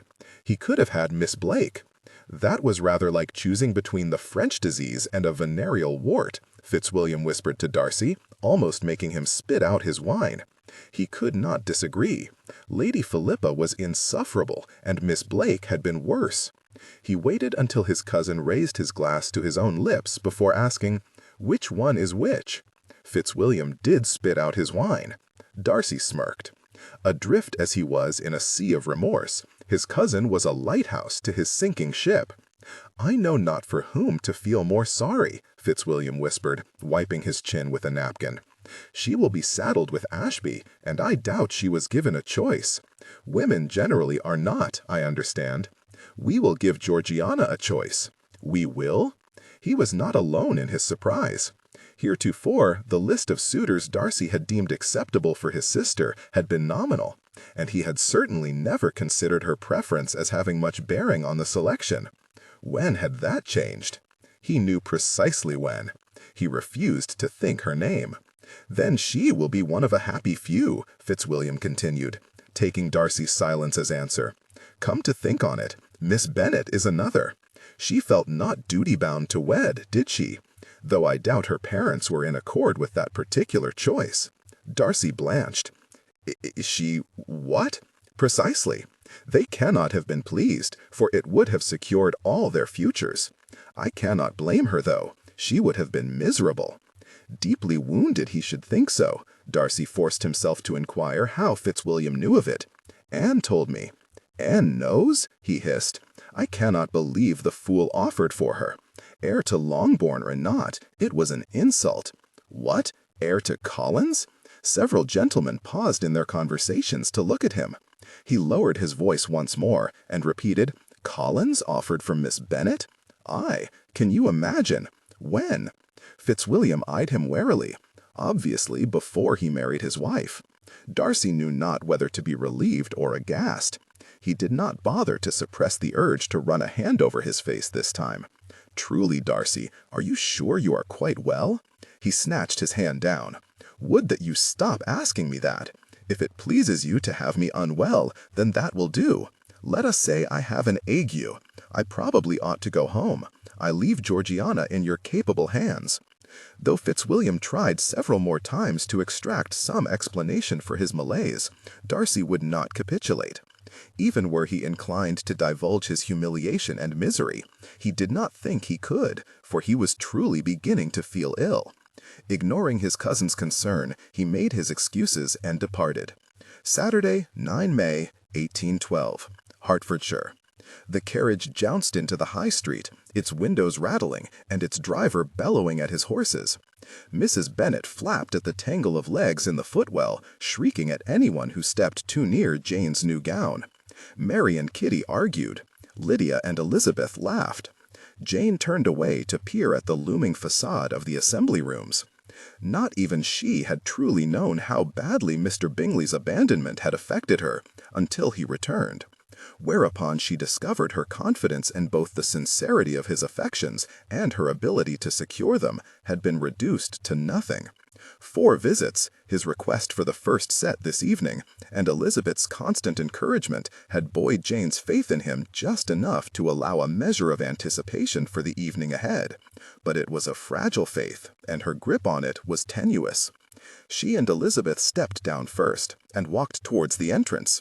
"Once more unto the breach," her sister said, grinning. "Pray, tax me not with Wordsworth this evening, Lizzie. I am determined to be sanguine, but it will only stretch so far." Elizabeth gave her an odd look, but said nothing more. "I hope it is not too warm inside this evening," Mary said behind them. "As do I," Mrs. Bennet agreed, catching up with them. "It was unbearable last month with all the fires lit." "Oh, I have left my fan on the seat," said Jane, checking her person to confirm its absence. "One moment." She turned to fetch it from the carriage, but stopped short of the door when she heard Lydia and Kitty still gossiping within. "All that fuss over a stupid dress," Kitty exclaimed. "She does not look as well as Lizzie in any case," replied Lydia. "Or me. Would that she hurry up and secure Mr. Bingley. Then we would not have to hear any more of her new dress or slippers or any of it. She had better hurry up and catch him soon anyway, for she is practically an old maid. I should die if I were 23 before I found a husband." Jane rejoined the rest of her family, sans fan, or equanimity, and now fighting back tears. Lydia's words echoed her own fears precisely. If Mr. Bingley would not have her, who would? "Look, Jane," her mother said, in a none too quiet whisper as soon as they went in. "There he is! Look at the silk of his waistcoat! Oh, you are a clever girl!" Jane looked. Mr. Bingley did indeed look fine in full evening dress, but then she had always thought he did, just as she had always admired his ingenuous, affable smile, which, to her relief, he then turned on her. "Good evening, Miss Bennet," he called, coming immediately to greet her. He bowed, she curtsied. He beamed, she smiled. Then the moment was lost, as her mother pounced upon it. "Mr. Bingley, how wonderful it is to see you!" She was allowed no further raptures. Elizabeth had urgent need of her elsewhere in the room, apparently, which was very thoughtful, except it left Jane the sole focus of Mr. Bingley's attention before she had thought of a single thing she might say to him. Sustainable for long listening sessions. Aim for the refined quality listeners. She managed to answer his few enquiries with equanimity, but by the time he led her to join the line for the first set, her hands were shaking from the fear that she would never be easy with him again. After all her recent revelations, Elizabeth could not but observe her family with new eyes, and she was vastly dissatisfied with what she saw. Mrs. Bennet doggedly and vociferously directed all her neighbors' attention towards Jane and Mr. Bingley. Lydia and Kitty drew attention to themselves with their shameless flirting, and Mary, in her bid to avoid any attention at all, had slighted Mr. Winters by turning down his request to dance. How she could previously have been blind to such behavior, she knew not, but in acknowledging their impropriety, she better understood the depth of Mr. Darcy's affections.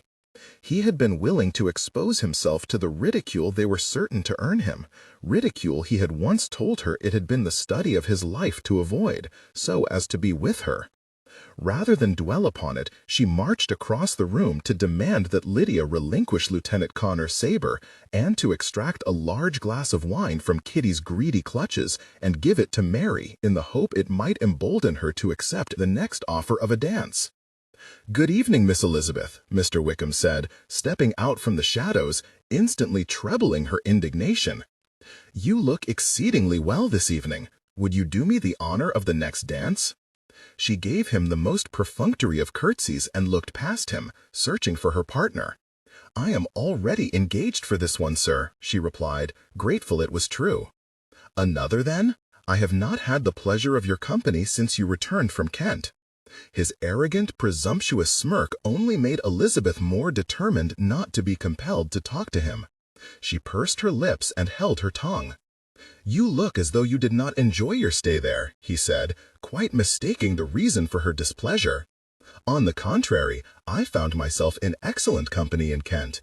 By comparison, this evening's society feels distinctly wanting." He pulled a face that he presumably thought was charming. "Ah, but you have not yet danced with me. Pray allow me to change your mind with the set after this one." "I cannot oblige you there either, sir, for I have promised that one to Mr. Bingley." "I shall begin to think you do not wish to dance with me," he said, laughing in such a way as bespoke his complete assurance to the contrary. "Perhaps you fear my company would also prove wanting compared to your new friends in Kent?" "No, indeed," she replied with a full smile. "I could never think any less of you." It was a moment before he recovered his smile. "I am relieved to hear it.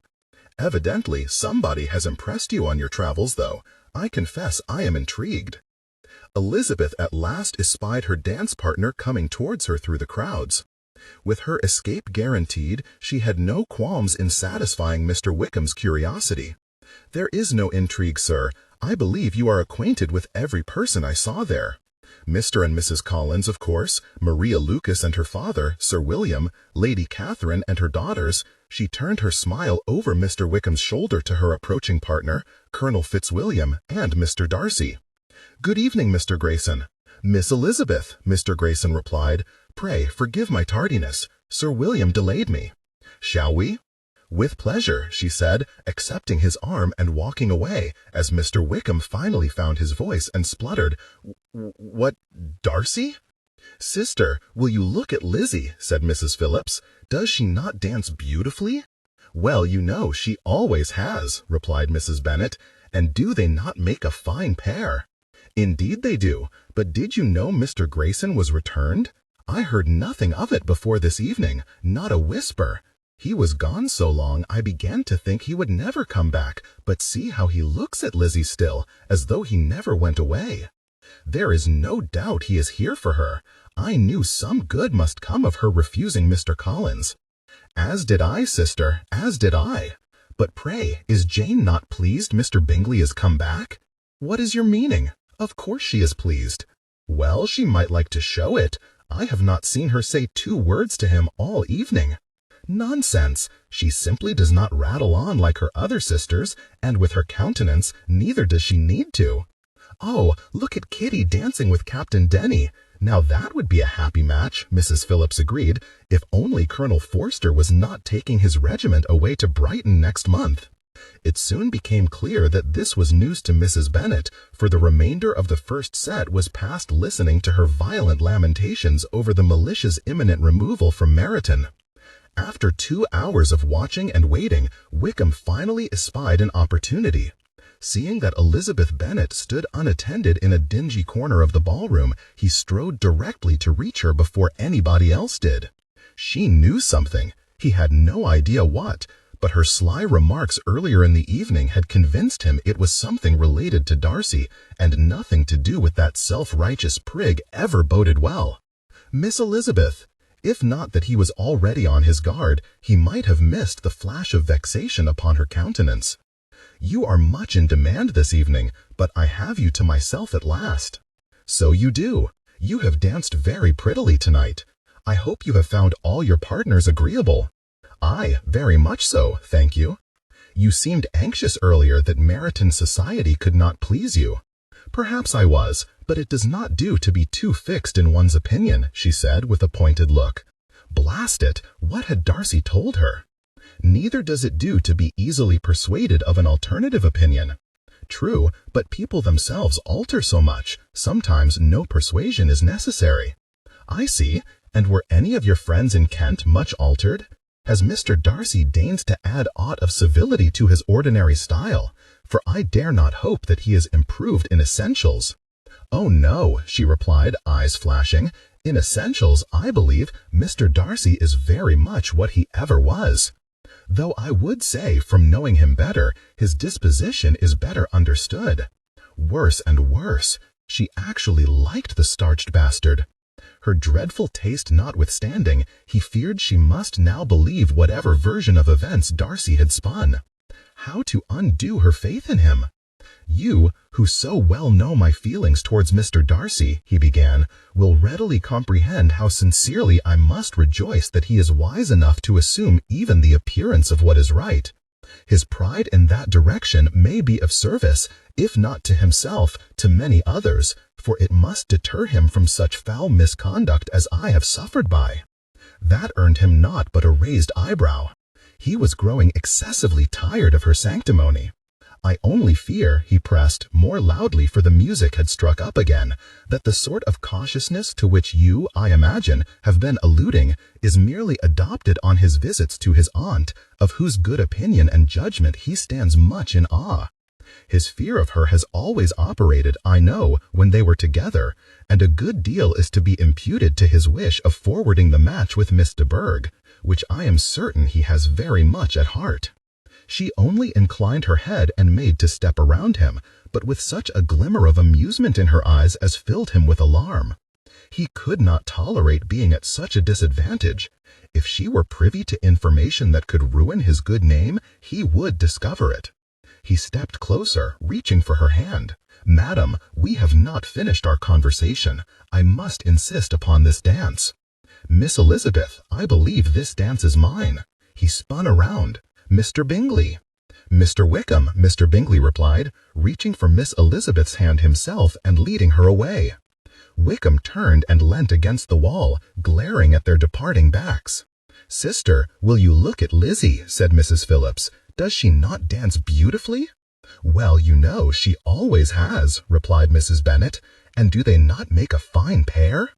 "Indeed they do. But did you know Mr. Grayson was returned? I heard nothing of it before this evening, not a whisper. He was gone so long I began to think he would never come back, but see how he looks at Lizzie still, as though he never went away. There is no doubt he is here for her. I knew some good must come of her refusing Mr. Collins." "As did I, sister, as did I. But pray, is Jane not pleased Mr. Bingley has come back? What is your meaning? Of course she is pleased. Well, she might like to show it. I have not seen her say 2 words to him all evening." "Nonsense. She simply does not rattle on like her other sisters, and with her countenance, neither does she need to. Oh, look at Kitty dancing with Captain Denny. Now that would be a happy match," Mrs. Phillips agreed, "if only Colonel Forster was not taking his regiment away to Brighton next month." It soon became clear that this was news to Mrs. Bennet, for the remainder of the first set was passed listening to her violent lamentations over the malicious imminent removal from Meryton. After 2 hours of watching and waiting, Wickham finally espied an opportunity. Seeing that Elizabeth Bennet stood unattended in a dingy corner of the ballroom, he strode directly to reach her before anybody else did. She knew something. He had no idea what, but her sly remarks earlier in the evening had convinced him it was something related to Darcy, and nothing to do with that self-righteous prig ever boded well. Miss Elizabeth! If not that he was already on his guard, he might have missed the flash of vexation upon her countenance. "You are much in demand this evening, but I have you to myself at last." "So you do. You have danced very prettily tonight. I hope you have found all your partners agreeable." "Aye, very much so, thank you." "You seemed anxious earlier that Meryton's society could not please you." "Perhaps I was, but it does not do to be too fixed in one's opinion," she said with a pointed look. Sustainable for long listening sessions. Aim for the refined quality listeners. For all that effort, he was still none the wiser. He knew neither how much she had been told, nor how likely she was to repeat any of it. He must now live on tenterhooks, fearing the chit would out him at any moment. Damn Darcy to hell and back. The man blighted everything.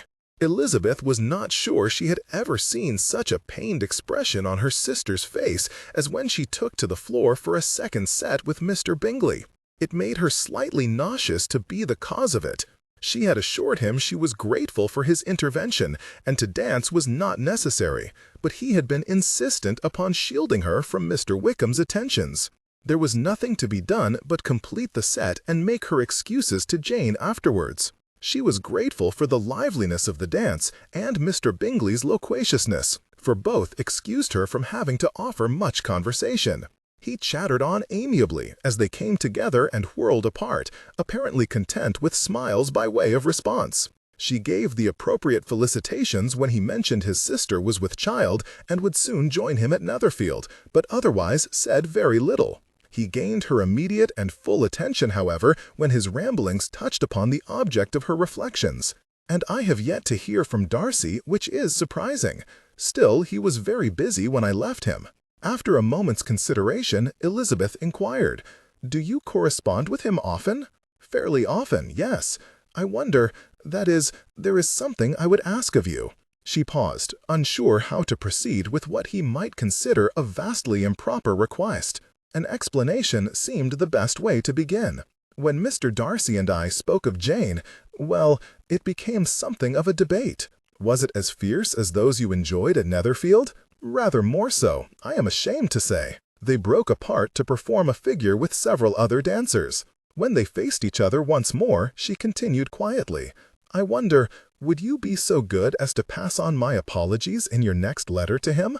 I should be happy to, but I must say he gave no indication he was affronted by anything you said." Mr. Darcy's discretion only deepened her remorse. A vicarious apology seemed wholly inadequate, yet it was all that was in her power to offer him. Her later apology to her sister was little better received. Despite Jane's attempts to be gracious, Elizabeth could easily perceive she was dismayed by what must have looked to all their neighbors as Mr. Bingley's marked attentions to the wrong sister.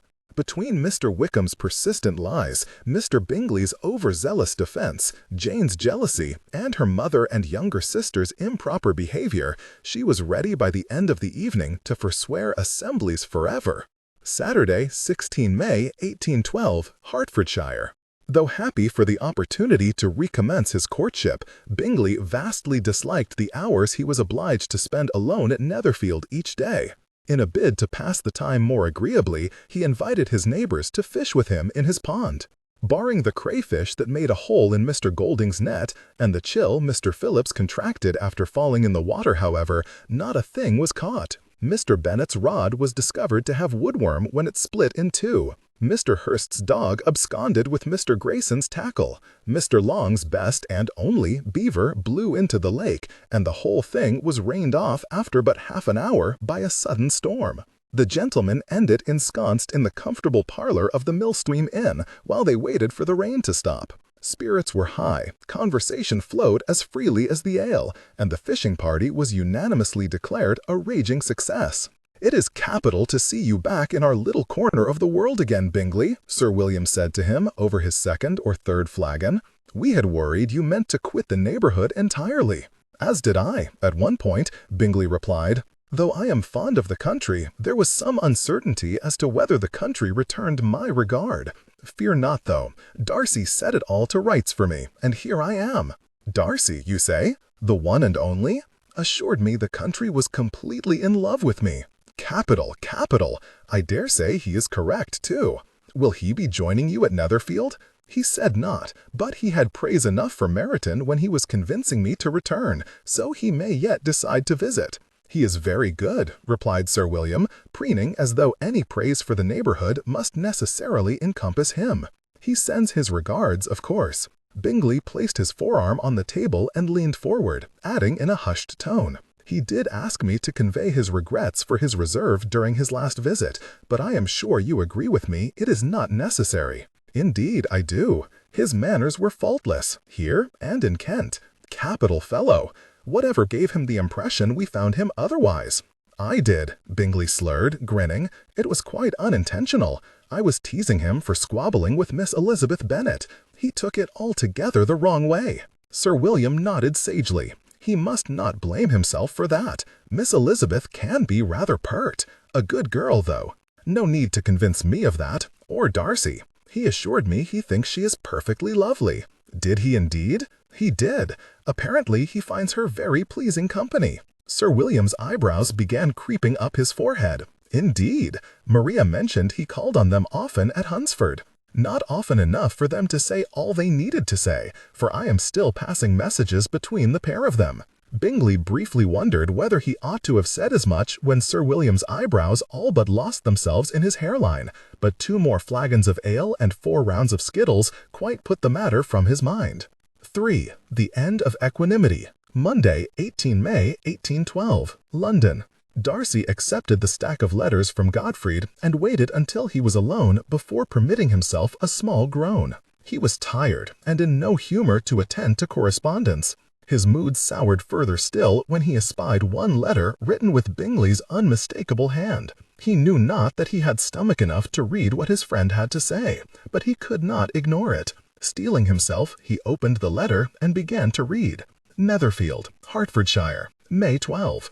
Darcy, I cannot thank you enough for sending me back to Hearts. I have called at Longbourn and received a hearty warm welcome. Miss Bennet is somewhat reserved still, but as you predicted, Miss Elizabeth was encouraging. I have some chance with Miss Bennet, I believe, but I proceed with caution. I am not she. She is as serene as ever, but I would be sure before I make any... Are you certain you will not come to Netherfield? I have been fishing with the other gentlemen. Caught nothing. Ding-dong of a head on me the next morning, though. Sir William was.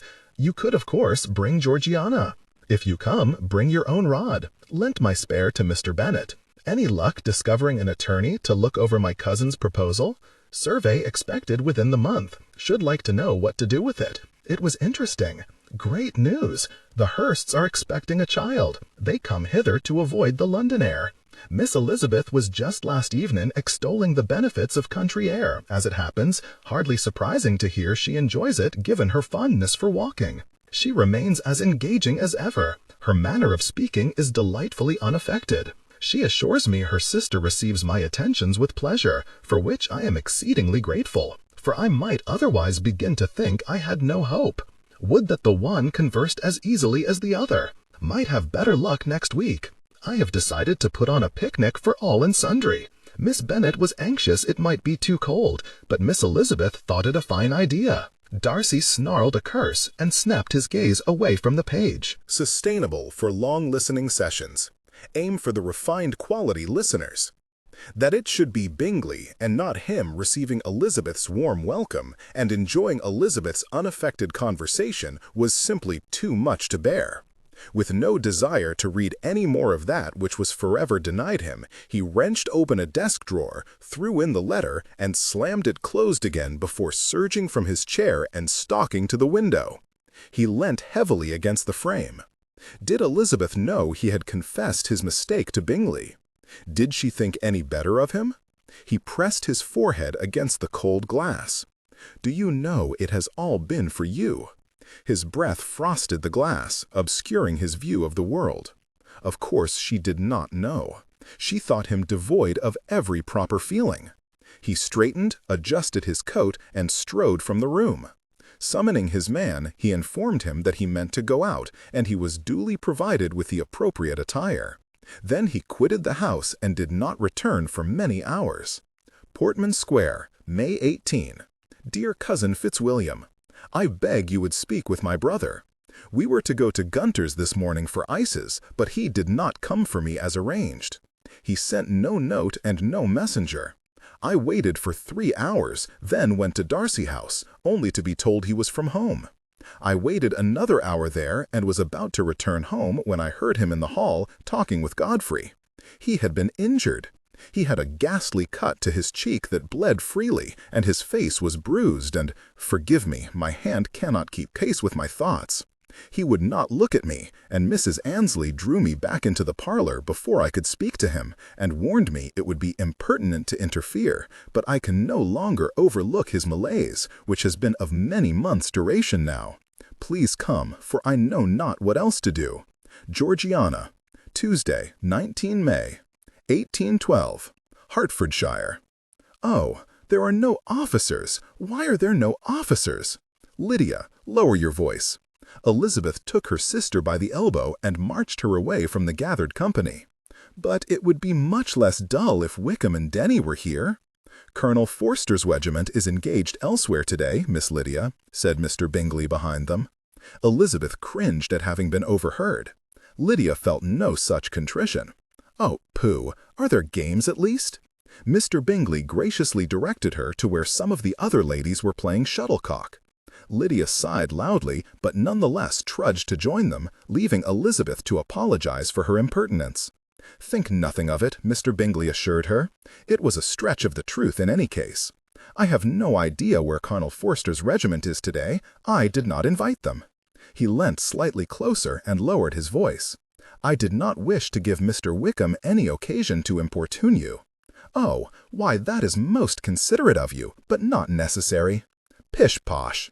He offered his arm, and they ambled back towards the picturesque array of beribboned tables and chairs where Jane waited. Besides, he went on, grinning, I am more than tired of being shone down by 100 red coats at every gathering.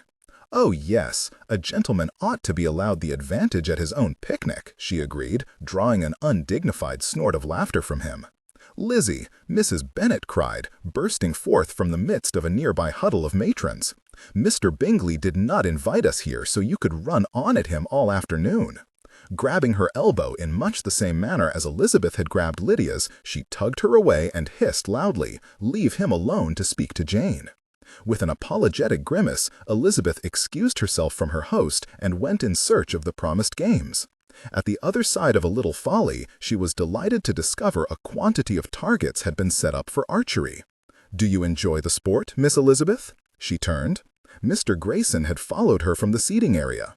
Very much, though I cannot claim any skill, and I am quite sure those targets are at least 20 yards too far off from me.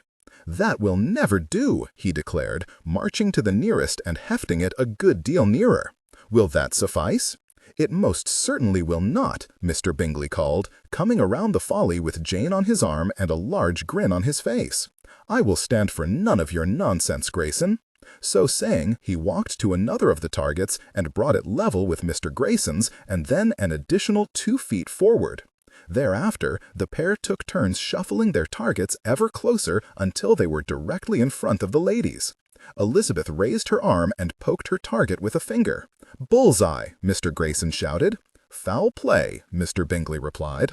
"I insist on a proper tournament." Thus, the targets were returned to a distance agreeable to all, chairs were set out for the gathering spectators, and refreshments were provided for the ladies. Mr. Bingley paired with Jane, of course. Elizabeth supposed it was fitting Mr. Grayson should remain with her since he had instigated the game, though she could not have said why the arrangement made her so uncomfortable. It was not much of a contest, for neither sister fired well. Elizabeth's first 3 arrows all landed in the grass, much to the amusement of everyone watching. She gave in to laughter when her next hit the target lengthways and bounced off. I am even worse than I recall. Allow me. Mr. Grayson stepped forward and placed a hand around the bow directly below hers, mungling about how best to grip it. Elizabeth remained very still, intensely aware of his nearness. From the corner of her eye, she regarded his profile. He was a touch taller than she and had straight, light brown hair and elegant features. Indeed, he was not an unattractive man. Neither was he Mr. Darcy, of whom her memory was vivid, and in comparison to whom no man fared well. She flushed hot to have caught herself comparing any man to Mr. Darcy. Mr. Grayson further flustered her by turning his head towards the target, all but resting it on her shoulder. Her fingers twitched and the arrow loosed, shooting in a straight line to the bullseye of Jane's target. Whilst everyone else delighted in the happy accident, Elizabeth stepped away from her companion and drained her glass of lemonade dry. Jane's next arrow flew so far off a mark it was lost in the shrubbery. "Jane, that was terrible," Kitty cried. "Even Lizzie does better than you." Yes, so it would seem.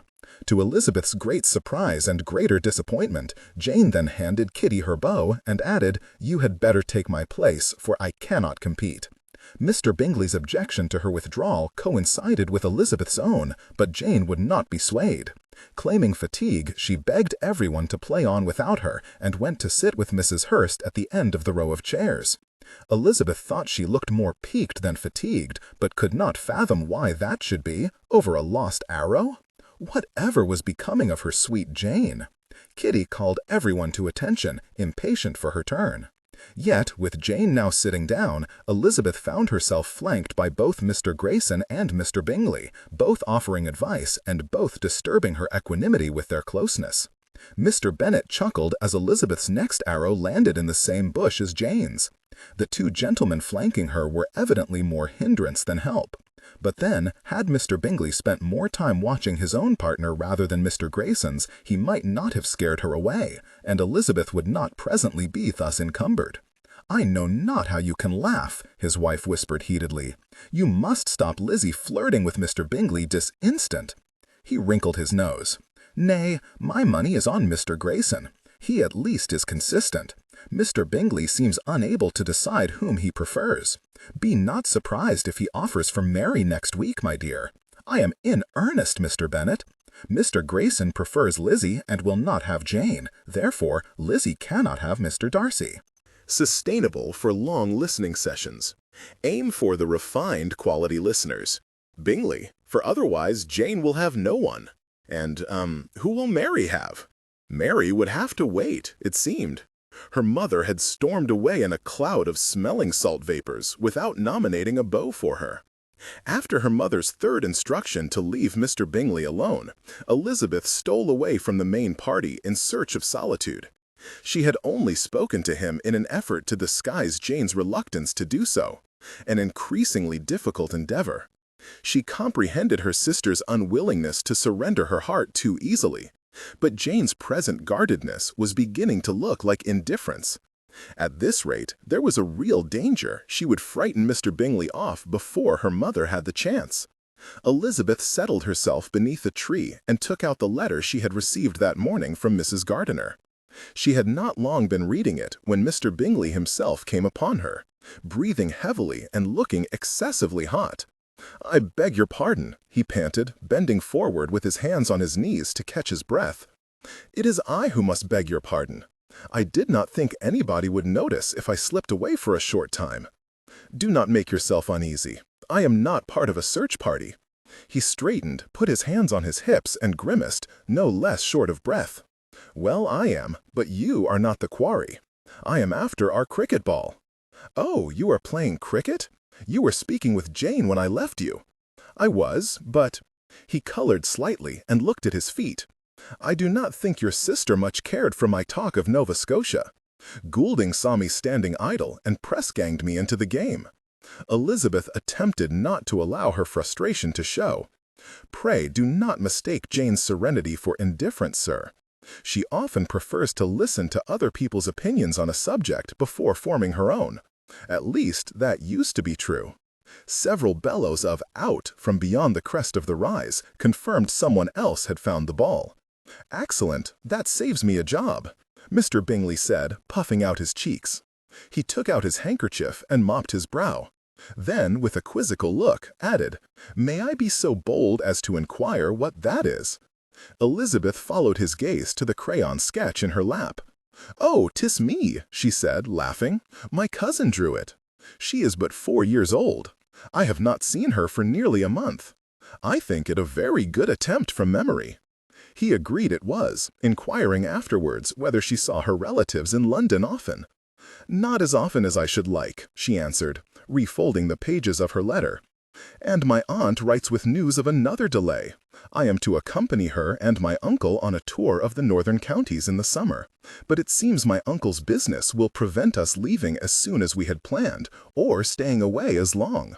We will no longer be able to travel as far as Yorkshire. That is a great shame." He perched farther down the same route upon which she was sitting. "I was raised there. It is a wonderful part of the country. I hope to see it one day, but for now I shall have to content myself with Derbyshire. That is no great hardship. Derbyshire is delightful. You will enjoy walking in the Peak, I think. And you could visit Pemberley while you were there." The mention of Mr. Darcy's home so thoroughly unsettled Elizabeth that she stumbled over her reply, but managed to make it known she thought it unlikely he would appreciate her visiting. "Nonsense! Darcy takes great pleasure in entertaining his friends at Pemberley. I dare say he would be delighted were you to visit." Something tugged inside her to think of the extent to which she and Mr. Darcy must now be removed from friends. Then she rallied indignantly with the remembrance of his avowed disdain for her connections. He would not be delighted to receive her at Pemberley with her relations from Cheapside in tow. "You ought to go," Mr. Bingley said, a sly grin overtaking his countenance, if only to hear Mrs. Reynolds' panegyric on him. Mrs. Reynolds? His housekeeper. She is a delightful lady, most amenable, very intelligent, but excessively fond of Darcy. Does she not have good reason to be so? Oh, certainly, only she does rather like to boast of his virtues. She has a sort of paean to which all tourists and visitors are subjected. To her vast amusement, he affected a falsetto voice and screeched, "The best landlord, the best master that ever lived. Never had a cross word from him in my life, and I have known him since he was 4. He is sweet-tempered, generous-hearted, good-natured." With each accolade, he flopped his head from side to side. "Affable to the poor, revered by his tenants and servants, the most wonderful brother," and he put the heels of his palms together under his chin and splayed his fingers. "I am sure I know none so handsome." It was too much. Elizabeth burst into laughter. "I have no need to go there now, since you have acted her part so faithfully. As I said, it is quite something." "It is a very fine account," she observed, for notwithstanding the silliness of his performance, every commendation he attributed to the housekeeper was favorable to Mr. Darcy's character. And what praise could be more valuable than the praise of an intelligent servant? "And justly given," he assured her. "You are very good to speak so highly of him." He shrugged lightly. "It is no effort to speak highly of good friends. Which brings me full circle. Darcy speaks very highly of you. He would be very well pleased if you were to visit Pemberley." Elizabeth scarcely knew what she said in response, but nodded gratefully when he suggested they join the other guests. Great was her confusion. Mr. Bingley had been in company with Mr. Darcy more recently than she. What could possibly have been said, or not said, to make him think his friend still held her in high esteem? And what did it matter? For if, despite everything, Mr. Darcy still felt some lingering regard for her, it only made both their situations more pitiable. No man so savagely rejected could ever concede to rekindling such a disastrous acquaintance. Knowing that did not prevent her from examining endlessly every new morsel of information about him she had gleaned. It was true, Darcy did speak highly of Miss Elizabeth. He wondered that such an endorsement had not occurred to him sooner. Unsure why he did so, and deliberately giving it as little thought as possible, Bingley slipped the piece of folded paper she had dropped into his inside coat pocket, and went to rejoin the cricket. Tuesday, 19 May, 1812, London. Though he had intended to call at a more acceptable hour, a brawl at the barracks had waylaid all his plans. It was, therefore, gone 7 in the evening before Colonel Fitzwilliam arrived at Darcy House. A frequent visitor, and one of a very few with the privilege of doing so, he declined any attendant and made his way to the study alone. He found his cousin in a chair before a banked fire, coat and cravat discarded, elbows on his knees, staring into the glass he held in his hands. "Fitzwilliam." It was a cursory greeting, and Darcy did not look up as he gave it, though it gave a fair idea of how the interview was to go. If Fitzwilliam was to deal with him in that state, he thought he ought at least to be on a level footing. He went first to the sideboard, filled his glass, drained it, refilled it, and only then claimed the other fireside seat. "Must I beg?" he inquired, after a full 10 minutes of silence. For the first time, Darcy glanced up. He looked awful. Apart from the obvious gash and bruising to his cheek, his pallor was ashen, his expression grim, and it would seem he had not slept for days. He uttered not a word, only sipped his drink and returned to staring at it. Fitzwilliam leant forward in his chair, mirroring his cousin's pose with his elbows on his knees. "Who did that?" he inquired, gesturing to Darcy's cheek with his glass. "No idea. I was not taking note of their names." "You were not taking note of much yesterday, it seems." Sustainable for long listening sessions. Aim for the refined quality listeners. You completely overlooked Georgiana's distress. Darcy winced, but held his tongue. How many did you fight? Not enough. And whatever it is that troubles you, has it been put to rights by the addition of a bloody great gash to your face? Darcy almost spoke several times before throwing back the remainder of his drink and clamping his lips shut. It was deeply unsettling.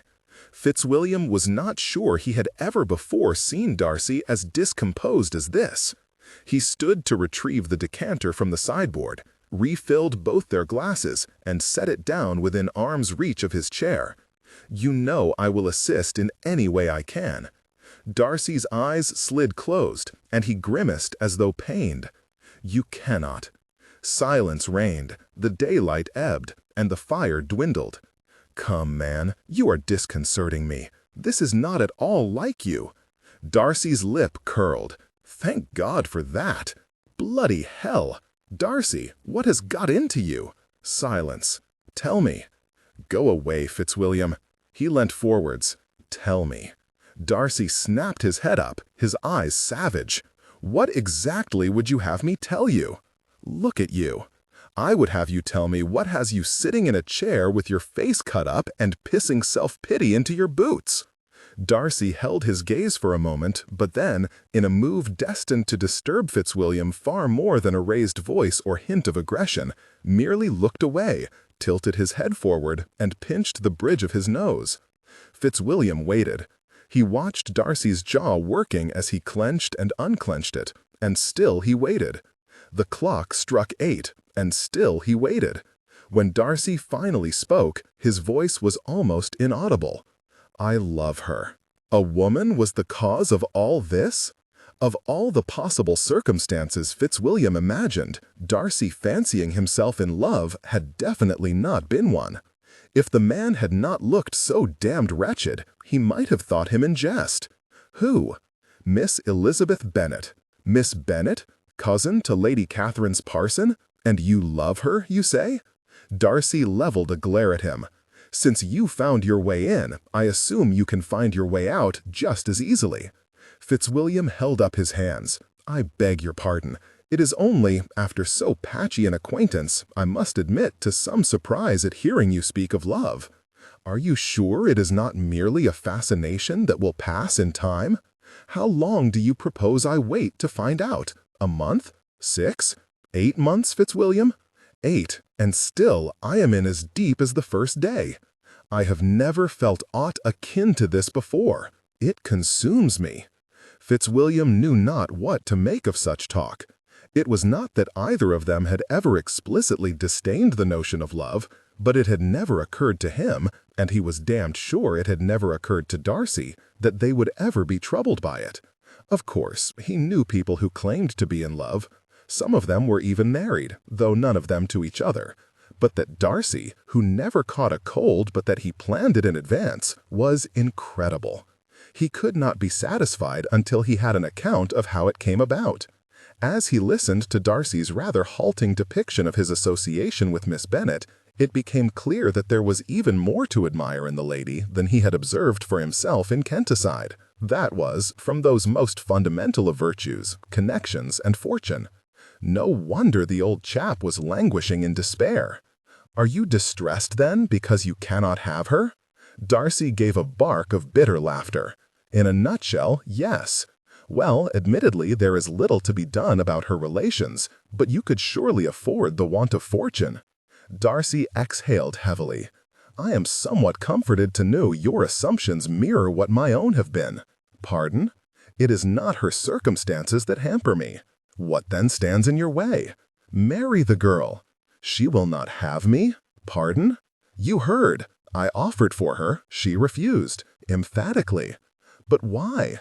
No answer was forthcoming. Does she favor another? Darcy grimaced and lifted a hand to run over his face, only to catch the slash on his cheek, ripping a harsh curse from his lips. Pardon me, that was impolitic. Darcy dismissed his apology with a grunt. Dabbing blood from his cheek with the back of his hand, he murmured, She does not love me. She does not what? She turned you down? Pemberley, for God's sake, for a want of love? That was the gist of her reasoning. Singular. I have not been used to consider love as high on most women's list of criteria for a husband. Darcy sighed. Elizabeth is not most women. That much was becoming clear. But you are friends? Was that not enough for her? We were never friends, he said stiffly. In that, as in so much else, I was mistaken. Surely not. Yet, apparently, it was true. Darcy's expression said it all. I gave her no reason to like me. I slighted her. I ignored her. I quarreled with her. Fitzwilliam raised his eyebrows. An interesting approach to courtship. Darcy paused, drank, and sneered. I all but laid the path for Wickham's damned lies. In this new light, his insistence upon revealing Georgiana's misadventure with the miscreant back in Kent made eminently more sense. Devil take the scheming bastard! I ought to have known he could not be in the same town as you without causing some manner of difficulty. Would that I had insisted you lean on him when first we learnt he was there. It would have made no difference, Fitzwilliam. Her sympathy for him only made for a more heated rejection. She made it perfectly clear she would have refused me anyway. Your manner offended her that much? Darcy returned to staring at his drink, shadows once more obscuring his downcast face. You may as well know the whole of it. Last year, I took steps to discourage an alliance between Bingley and Elizabeth's eldest sister. She somehow got wind of it. As you might imagine, she took a dim view. Fitzwilliam's stomach dropped like a stone. Gods, Darcy, I think that might have been my doing. His cousin looked up sharply. Well, it came up in conversation, you see, the whole Bingley fix. I could not be more sorry. Had I but known it was her sister, Darcy shook his head. What's done is done. In any case, it was wrong of me to intervene as I did. Elizabeth had every right to be angry. But it is easily rectified. Surely you could— I have already spoken to Bingley. He returned to Hertfordshire a fortnight ago. Well then, I do not see that you could not also. He has the advantage of not having proposed as I did. Granted, but now that you have corrected Miss Elizabeth's misapprehensions about Wickham and sent Bingley back to her sister, she might be willing to reconsider. No, I mean, he has not offended her as I did with my proposal. Upon my life, how did she contrive take offense from a proposal of marriage? Because, in the course of my address, I catalogued the countless reasons why I should not marry her, he said, his voice dripping with bitterness. I scorned her situation, waxed eloquent on the degradation such a connection would afford me. He gestured wildly as he spoke, heedless of the drink splashing from his glass, his voice rapidly gaining volume. I made damned sure she understood how hard I had fought to repress my feelings and accused her of pride when she took offense. I might, at one point, have mentioned that I loved her, but only to exemplify my generosity.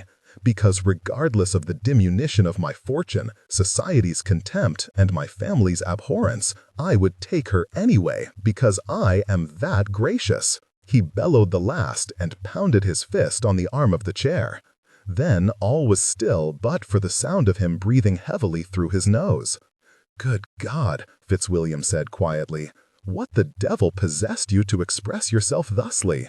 Would that I knew." He threw back the contents of his glass and thrust it out for more, which Fitzwilliam moved hastily to provide. "I am the greatest fool that ever was." Sustainable for long listening sessions. Aim for the refined quality, listeners. It never even occurred to me that she might say no. I really think that is the part you ought least to regret. It is not unnatural that you should expect a lady of lesser consequence to accept your offer of marriage. That does not excuse the way I vilified her family's condition in life. I cannot think on it without abhorrence. It is insupportable that I have occasioned her such pain, any pain. She wept, Fitzwilliam. I brought her to tears. Women cry all the time, not by my hand. He leant forward to stare into his drink again. What have I become?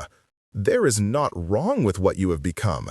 One poorly handled courtship does not make you a bad sort of person. Would that were the extent of my mistakes, he mumbled, his words now distinctly slurred. But she held a mirror to me, and I did not know myself. She has properly humbled me. That she most certainly has, my friend. Darcy discarded his glass carelessly on the table and put his head in his hands. I am so in love with her. What am I to do? There was nothing to be done, and nothing more to be said. All Fitzwilliam could offer was a strong arm to haul Darcy to his bedchamber, and a word to his valet to have a tincture ready for the morning that would ease his sore head, if not his bruised heart. Knightsbridge, May 20, Georgiana. Distress yourself no longer. Have duly admonished your brother for conceding injury to anyone other than yours truly, and threatened matching slash on opposing cheek should he attempt it again. Be assured, naught ails him that time will not mend. Fitzwilliam, Wednesday, 20 May 1812, Hertfordshire. Jane started when the parlor door was flung open and her mother swept in. "Ah, good, you are both here," said Mrs. Bennet, dropping into her favorite armchair. "Come closer, girls. I would speak with you." Jane looked inquiringly at Elizabeth, who looked back at her with equal bemusement. Both set their work aside and moved to sit on the sofa.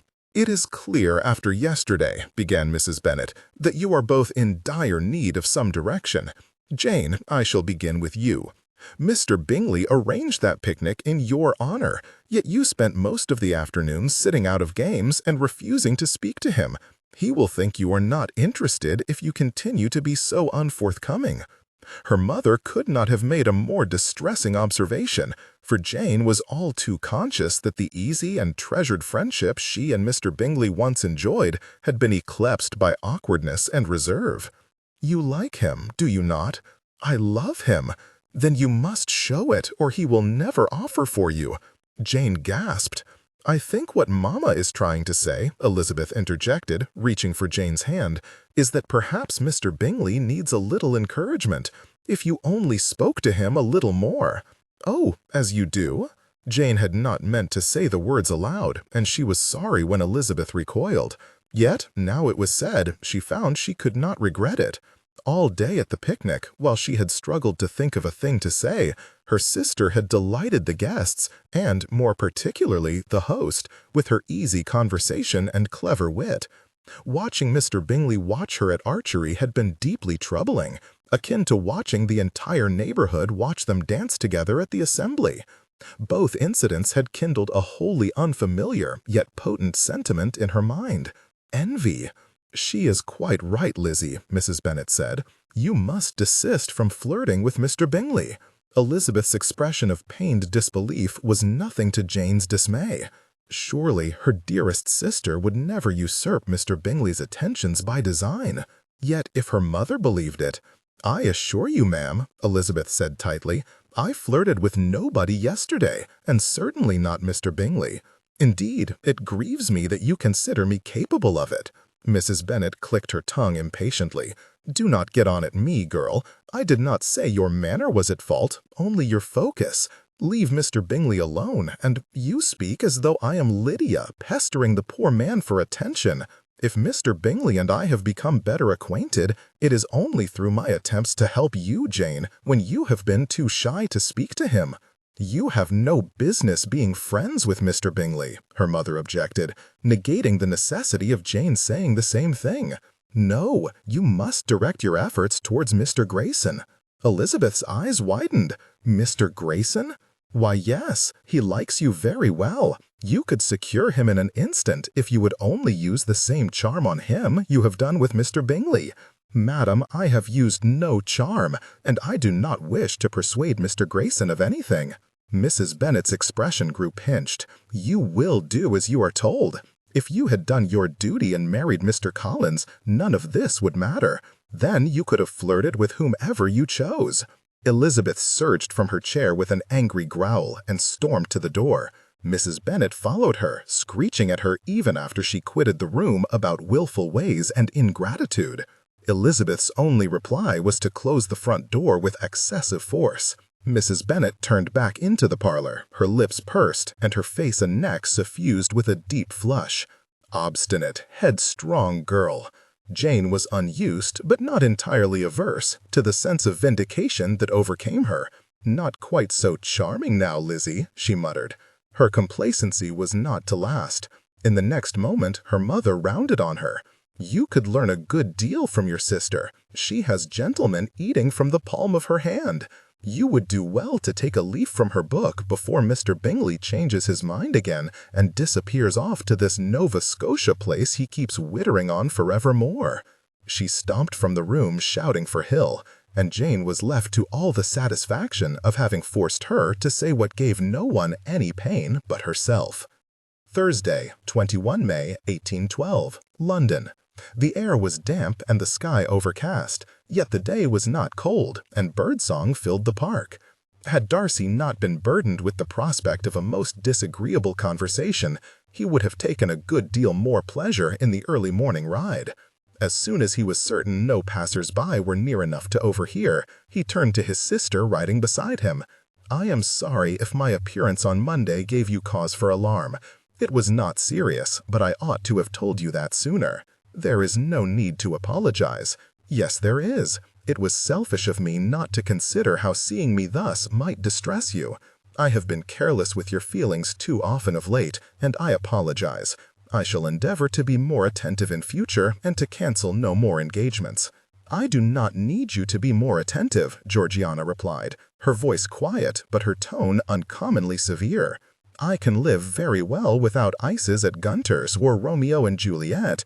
You must truly think me a child yet, if you believe my only concern is for my own entertainment."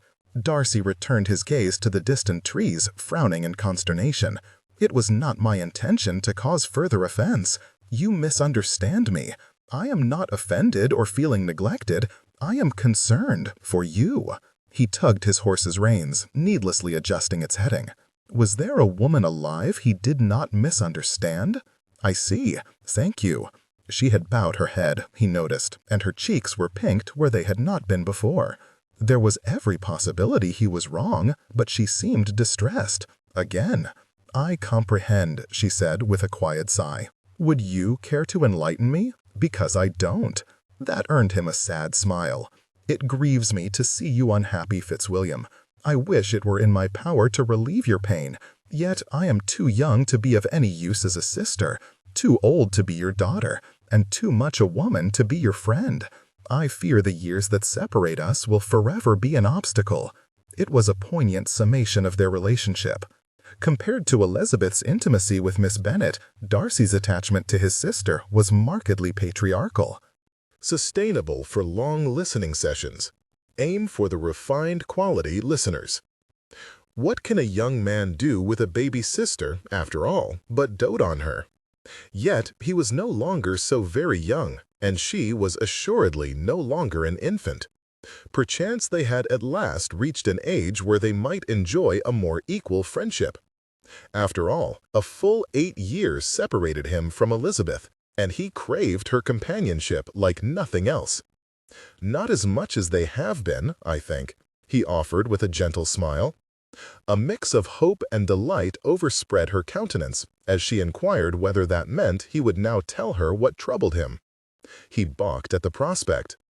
Then, just as quickly, he imagined Elizabeth laughing at him for it. She would no doubt accuse him of being unsocial and draw from him more than he intended to reveal, as she had done on so many occasions. There was no doubt she would have better understood, better respected him, had he been less reserved. I have, he began, his eyes fixed on the trees ahead, through my mistaken pride, lost the chance to wed a lady whom I greatly admire. It has been difficult to accept both my mistakes and my loss. Georgiana gasped softly. I had no idea you liked her so very well. Of whom do you speak? He demanded, looking at her sharply. Why, Miss Elizabeth Bennet. He looked back at the trees, hoping his mortification was not obvious. How did you know? You spoke well of her in your letters, and Mr. Bingley said you enjoyed her company. He pressed his lips together in vexation. Bingley, indiscretion personified. What did you mean, Georgiana went on, when you said your mistaken pride had lost you the chance to wed? I would not dwell on this, Georgiana.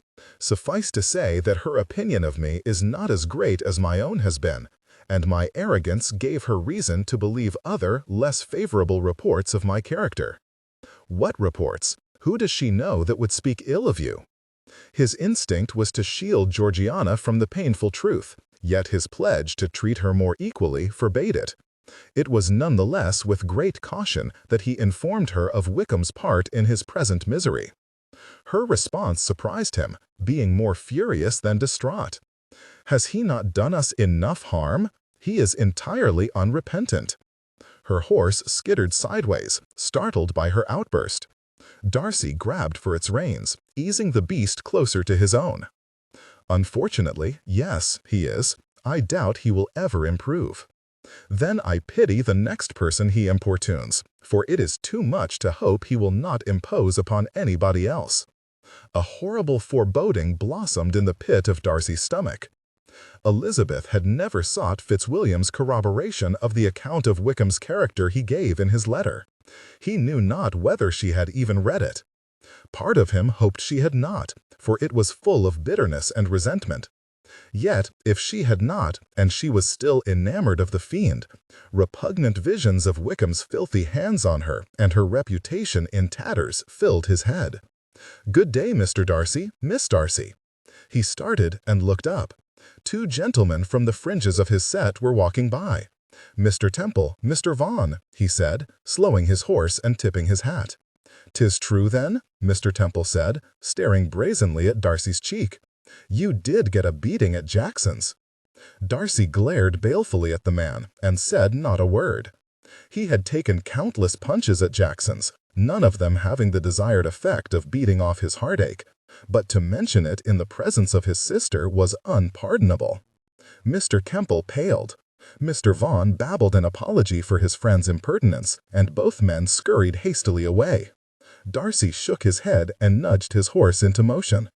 "One day you will meet somebody who fails to be intimidated by that stare of yours," his sister reprimanded him gently. "Believe me, I have met her already, and she is far more than a match for me." Georgiana only smiled sympathetically, and they left the park in companionable silence. Darcy House, London, May 21. Colonel Forster, I hope this letter finds you well. I write in regard to one of your officers, Lieutenant Wickham, in whose character I fear you have been most unhappily deceived. It has recently come to my attention that he has given the people of Meryton an account of his prior acquaintance with me that bears so little resemblance to the truth as to place any who believe it in substantial danger. Allow me to give you a more truthful report. Supporting documentation and addresses of referees are enclosed. Mr. Wickham is the son of my late father's steward and godson to my father. He was bequeathed an amount of money upon my father's death, which he was granted as well as the promise of a living, which he rejected in favor of mutually agreed remuneration. This he squandered in its entirety within months and soon returned with a request for more, which was denied. Nonetheless, I have been obliged on more than one occasion to clear considerable debts in his name. He is also a known philanderer, and has not scrupled to prey upon young ladies, particularly those in possession of any significant fortune. I would ask that you be particularly vigilant of his activities in this quarter. In acknowledgment of the harm the delay in divulging this information may have caused, I shall settle any debts Lieutenant Wickham has accrued that he is unable to pay himself up to the date of receipt of this letter. Thereafter, I relinquish all responsibility for the man to you, his commanding officer. Yours sincerely, Mr. Fitzwilliam Darcy. Saturday, 23 May, 1812. Hertfordshire. Elizabeth strained for composure as she walked, angrily divesting the twig in her hands of its leaves, one forceful tug at a time. The Bennets, along with many of their neighbors, had dined at Lucas Lodge the night before. This morning, as all 5 sisters strolled into Meryton, Jane had once again begun bemoaning Elizabeth's familiarity with Mr. Bingley. "I comprehend you feel conscious in Mr. Bingley's presence," she said to her, "but surely you would not have me slight him simply to make your diffidence less obvious." "Of course not, Lizzie, but it is possible to constrain yourself to mere civilities. You need not monopolize every conversation. I was not aware that I had." "So you have said, but your manners, well, there must be something in your manners, Lizzie, for you are forever the center of the gentleman's attention. Is that not proof you ought to make more effort to converse if that is what gentlemen admire? I have no doubt, but not everybody has wit and self-assurance in infinite measure. Besides, Mr. Bingley was perfectly satisfied with my manner last autumn, whilst you were busy sparring with his friend. All I ask is that you be mindful not to outvie me simply because you no longer have Mr. Darcy to occupy you." The remark took Elizabeth aback. She had thought herself terribly clever last autumn, never speaking to Mr. Darcy unless it was to demonstrate how much wiser and more perceptive she was than he. Yet something in her manner had misled him into believing she liked him, even loved him. Her twig snapped in two. She threw it aside. Had she flirted with him? Certainly not consciously. Yet her sister and mother's charges of wanton coquetry and her aunt's tease not to make men love her were all suggestive that her manner was not beyond reproof. The possibility that Mr. Darcy's attachment to her, and therefore too his disappointment and humiliation, was inexpressibly painful. She dared not voice her regrets, lest it excite her sister's misgivings, but she could and did promise to stay out of sight whenever Mr. Bingley called, so as not to obtrude upon their time together. "Lizzie, Lydia," called from behind them, where she walked with her other sisters. "Kitty says you refuse to tell Aunt Gardiner in your letter that I am to go to Brighton with the Forsters." "Kitty is right," she replied. Sustainable for long listening sessions. Aim for the refined quality listeners. But I asked you to put my news in your letter. I would have written to her myself had I known you would not. You are only jealous that you have not been invited to spend the summer with Wickham. I did not tell her, Lydia, because it is not true. Mrs. Forster merely said it would be pleasant if you were to go. Aye, said Kitty, and even she admitted Colonel Forster was unlikely to agree to it. And Papa would forbid you from going even if she did invite you, Mary added. Mamma would never allow him to do that, Lydia scoffed petulantly.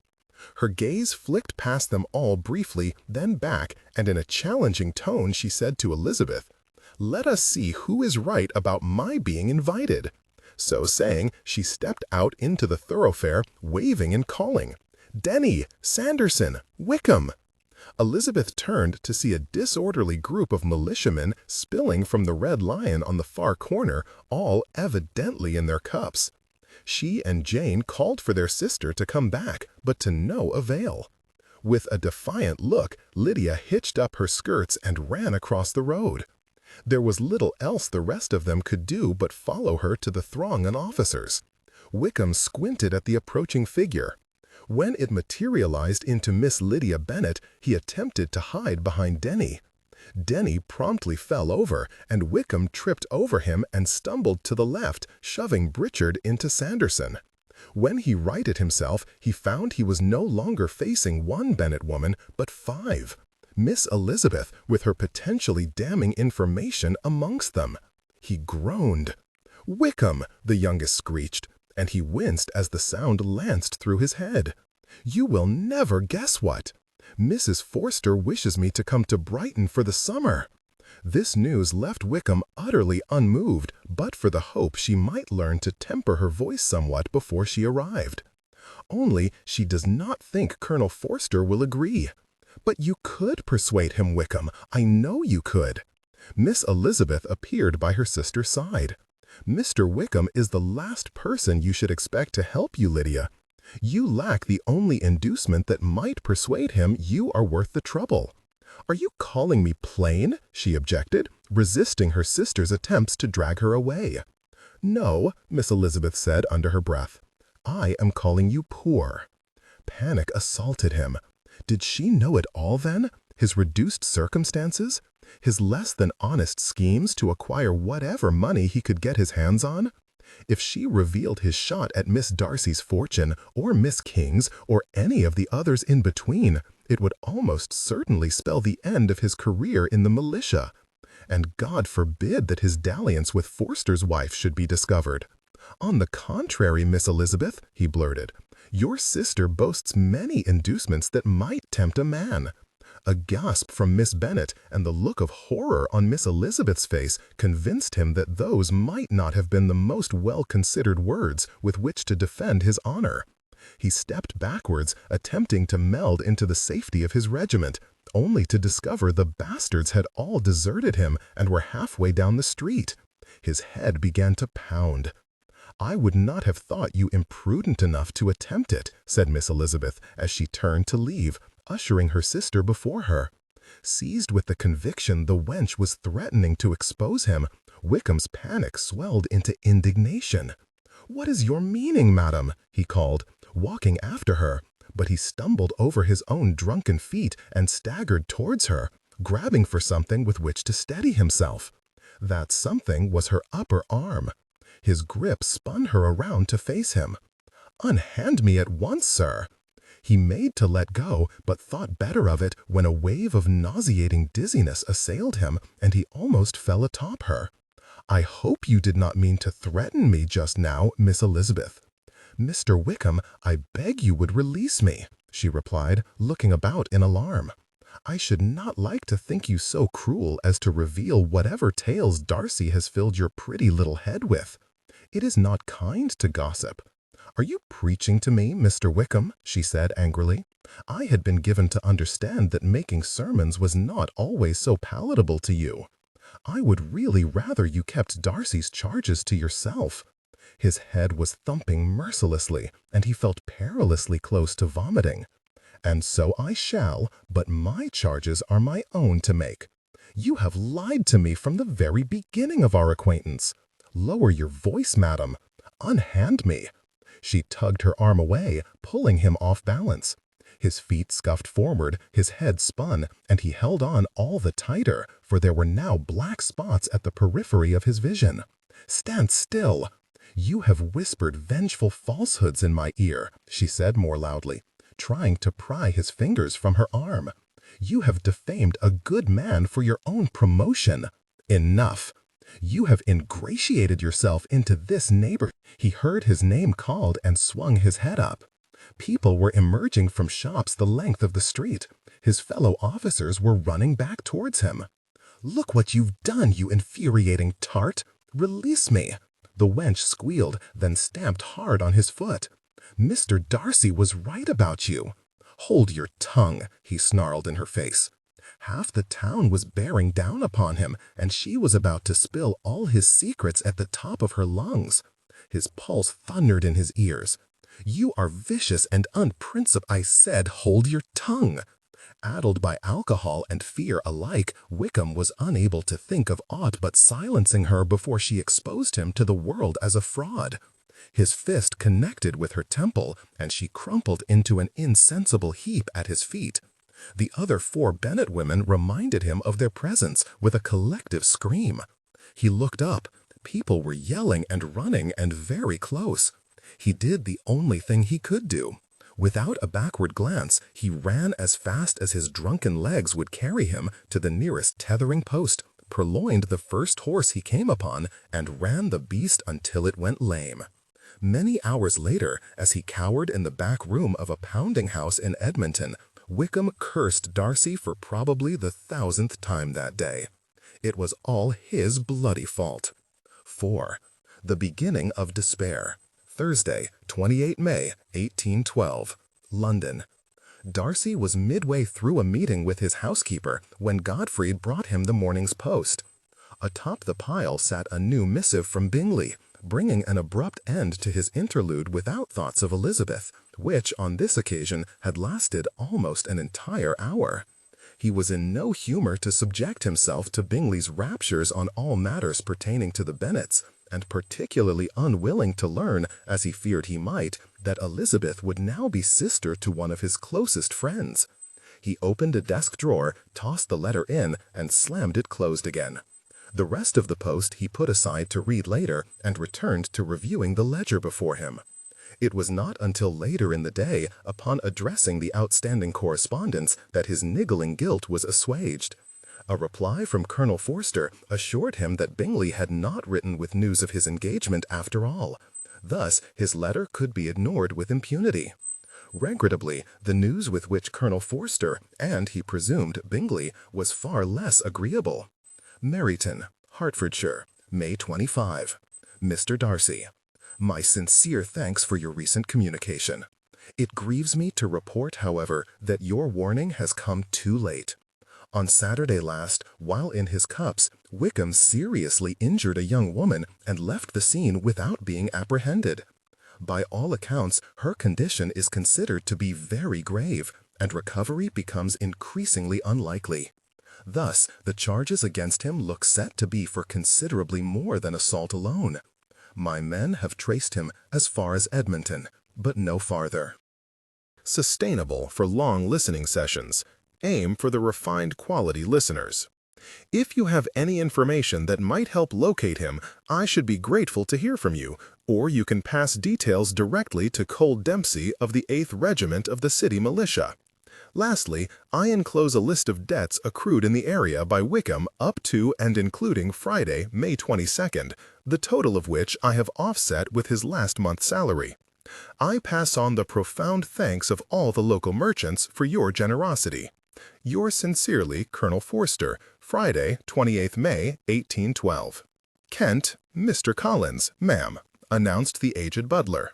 Mr. Collins ducked past him and scuttled over to Lady Catherine de Bourgh, bowing as deeply as his corset allowed.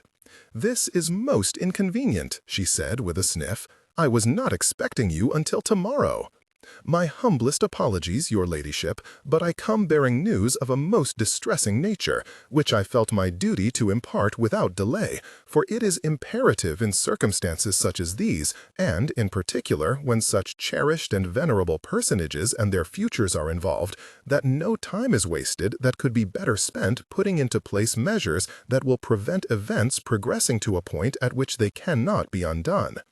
To what events and which personages do you refer? He thought he had just told her that. Perhaps he had couched the news in too gentle terms. I have received word that your nephew, Mr. Darcy, has expressed serious intentions towards a young lady other than your most illustrious daughter, that he intends to affiance himself to another. That is impossible. It ought to be, your ladyship, but my wife has received a letter this morning from her father. The whole of Hertfordshire is apparently alive with the news. That Hertfordshire? Who is there for my nephew in Hertfordshire? Miss Elizabeth Bennet. An angry flush overspread her ladyship's countenance, and she gripped the arms of her chair with both hands. Your cousin? He nodded. I suspect they formed an attachment at Easter, and now— The wisdom of coming to share his news shriveled to a distant memory when Lady Catherine reared up from her seat and pointed a shaking finger at him. You have done this! You brought her here! You allowed her, a member of your own family, to come into my home and willfully enthrall my nephew under my very nose! Her pique reached such a pitch as brought on a fit of coughing, for which Mr. Collins was immeasurably grateful, for he knew not when, or indeed whether, her wrath would otherwise have exhausted itself. Pray forgive me. Had I known this would be the result of her visit, I should never have allowed her to come. I do not forgive you, she croaked, hauling herself to her feet. You have no idea what you have done, but it will not be borne, not while I live to prevent it.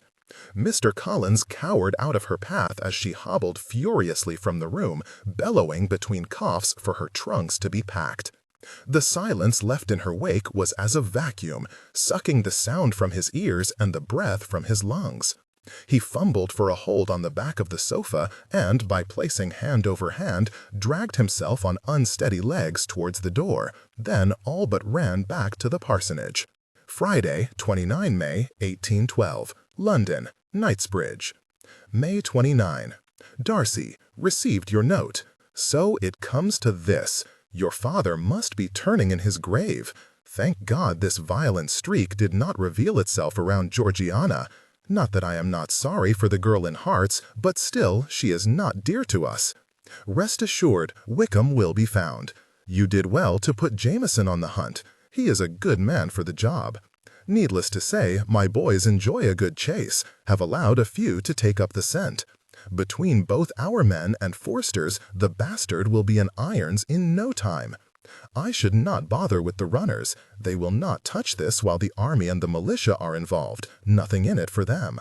Not at all surprised you have managed to assume culpability for the whole affair. I shall not waste His Majesty's ink attempting to persuade you otherwise, though I trust you can guess my opinion. Keep me informed. I shall do the same for you. Fitzwilliam Darcy put the letter aside. Regardless of his cousin's opinion, he knew no one would have been harmed had he only deigned to warn people of Wickham's depravity sooner. It pained him to think Elizabeth must know this also and despise him for it. The sound of voices in the hall brought a welcome interruption to such wretched reflections. He pushed himself out of his chair, happy for the reprieve of a visitor, and a familiar one, given the absence of a calling card. His surprise was great indeed when Lady Catherine de Bourgh swept into the room. "I am relieved to find you at home, nephew," said she, enthroning herself in an armchair. "A report of an alarming nature has reached my ears. I could not rest until I had your word it was without foundation." Darcy suppressed a sigh. "Good afternoon, madam." She blinked at him, her countenance reddening slightly. "Yes, yes, good afternoon. And what is this report you would have me refute?" She bristled. "A vile rumor has spread all the way from Hertfordshire." The mention of that place set Darcy's heart to racing. He ignored it. Hertfordshire was a large county, and reason would have it that not every piece of news to travel thence must pertain to Elizabeth. that you are very soon to become engaged to Miss Elizabeth Bennet. Reason was overrated. Where have you heard this? From Mr. Collins. His wife's family would have it that in Hertfordshire it is widely expected you will soon make your addresses. He glanced heavenward. You have met Mrs. Collins' family. Can you truly credit any report from Sir William as being grounded in truth? I can credit him with knowing every rumor there is to be known. What that man imagines he knows and what the rest of the world believes are highly unlikely ever to coincide. I have not been in Hertfordshire for many months. Why should this particular rumor be circulating now? Do not be obtuse. Miss Bennet clearly set her cap at you after her Easter visit and has begun the rumor herself in an attempt to entrap you from afar. Darcy almost laughed. Little did his aunt know how willingly he would submit to any such entrapment. I assure you there is no possibility Miss Bennet might invent such a tale. This report is nothing more than fanciful conjecture, likely spurred by my friend's return to the area. She peered at him for a moment, as though deciding whether to believe him or not, then sighed overly loudly. Thank heavens! Such an alliance would have been a disgrace. But then I knew it could not be true. You would never connect yourself to a woman of such inferior birth, of no importance in the world. You know your place. Darcy clenched his teeth against rising indignation. I am very sensible of my place. Do you know yours, though, I wonder? Her eyes widened in outrage, but he pressed his point. Do not presume to instruct me on whom I may or may not wed. She seemed torn between fury and alarm. Surely you cannot mean to tell me you do have intentions towards this girl? You are mistaken if you believe you are in any way entitled to know my private concerns. But she is nobody. She has nothing to recommend her. She is a tradesman's niece, a parson's cousin. Lady Catherine, I have said nothing of my intentions, but whatever they may be, Miss Bennet is a gentleman's daughter and an exceptional woman whom I hold in very high esteem. I will not hear you disparage her. She looked at him aghast. Have you lost the use of your reason? Quite the contrary. I am more master of myself than I have ever been. Her arts and allurements have drawn you in. I believe I made clear my wish for you not to speak ill of her. She is quite without art and deserves no censure of yours. You cannot be serious. He only glowered silently at her. You are infatuated, then. Sustainable for long listening sessions. Aim for the refined quality. Listeners. When still he gave no answer, she threw a hand in the air and cried, Heaven and earth! Can you not find a half-decent incognita to relieve you of your fascination? You forget yourself, madam. No, nephew, it is you who forgets yourself, she cried, slapping the arm of the chair. Need I remind you that you are engaged to my daughter? A vein pulsed in Darcy's temple. I am bound to your daughter by neither honor nor inclination. You deny the arrangement? You refuse to obey the claims of duty, honor, and... A tacit agreement made between 4 parties, 3 of whom are now dead, 28 years ago, can have no possible claim upon me. No principles of duty or honor would be violated should I not marry your daughter. Not marry? Her ladyship clutched at her chest, air wheezing in and out as she rasped breath after furious breath. This is not to be borne. I am not used to brooking disappointment. Then I suggest you adjust your hopes accordingly. She let out an inarticulate cry and heaved herself to her feet. You are then resolved to have this Bennet creature? Regardless of your determination to know them, my private affairs will remain so. What of your family and what you owe all of us? Your performance today has quite convinced me of the limits of my obligations there. You would then see us all ridiculed for a whim to marry a buxom pauper. Darcy could not recall ever being thus enraged. I will countenance no further censure of Miss Bennet, either in this house or abroad. If you can say nothing civil, I strongly recommend you refrain from speaking at all. I came to you, hoping you would discredit Mr. Collins' report, and you have all but confirmed it. I have confirmed nothing. You have drawn your own conclusions. Indeed I have, and I am most seriously displeased. Depend upon it, I shall carry my point. Do not imagine Miss Bennet will ever be your wife." Darcy turned his back on his aunt and rang for the butler. He closed his eyes and pressed his clenched fist to his lips till the sting from that blow passed, but after a very short while squared his shoulders and turned back to the room. "There is nothing left to say on the matter. Godfrey will show you to your carriage. Good day, madam." Lady Catherine gave a wheezy splutter of indignation. Darcy gave a curt nod and left the room. Lord Matlock eased slowly into his chair, unsure which creaked more loudly, the furniture or his knees. His man handed him his tincture, which he swallowed greedily. It had been a long and tedious day, and all he presently desired was to spend his evening in quiet reverie, with a book, a cigar, and some port. He had taken up none of these before the door was flung open, and, to his great surprise and immeasurable displeasure, his sister swept into the room.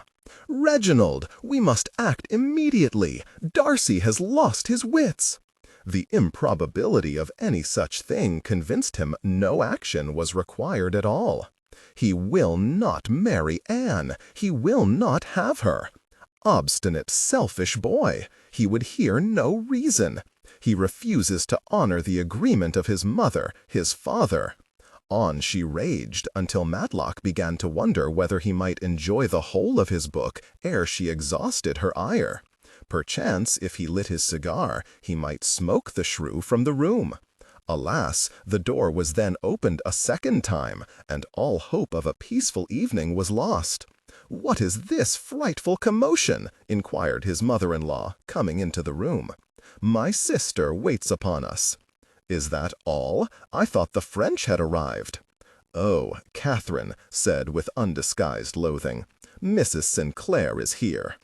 "Pray, continue," the older lady said, settling herself on the sofa and propping both hands atop her cane as though awaiting a performance.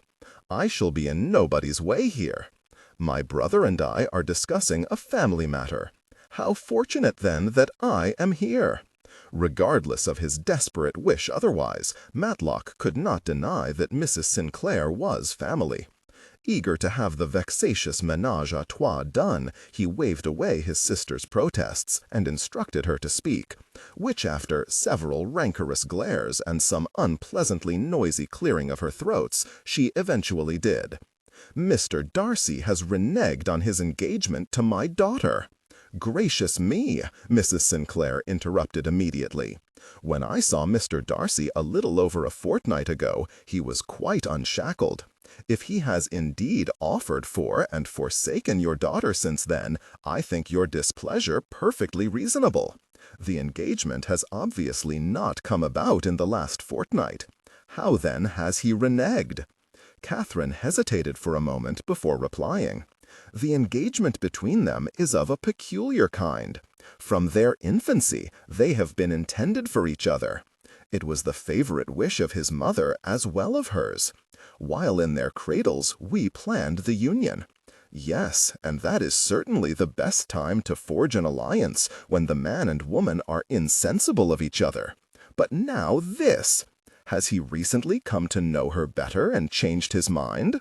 Mr. Darcy and Miss de Bourgh have been well acquainted all their lives. My sister and I made sure of it.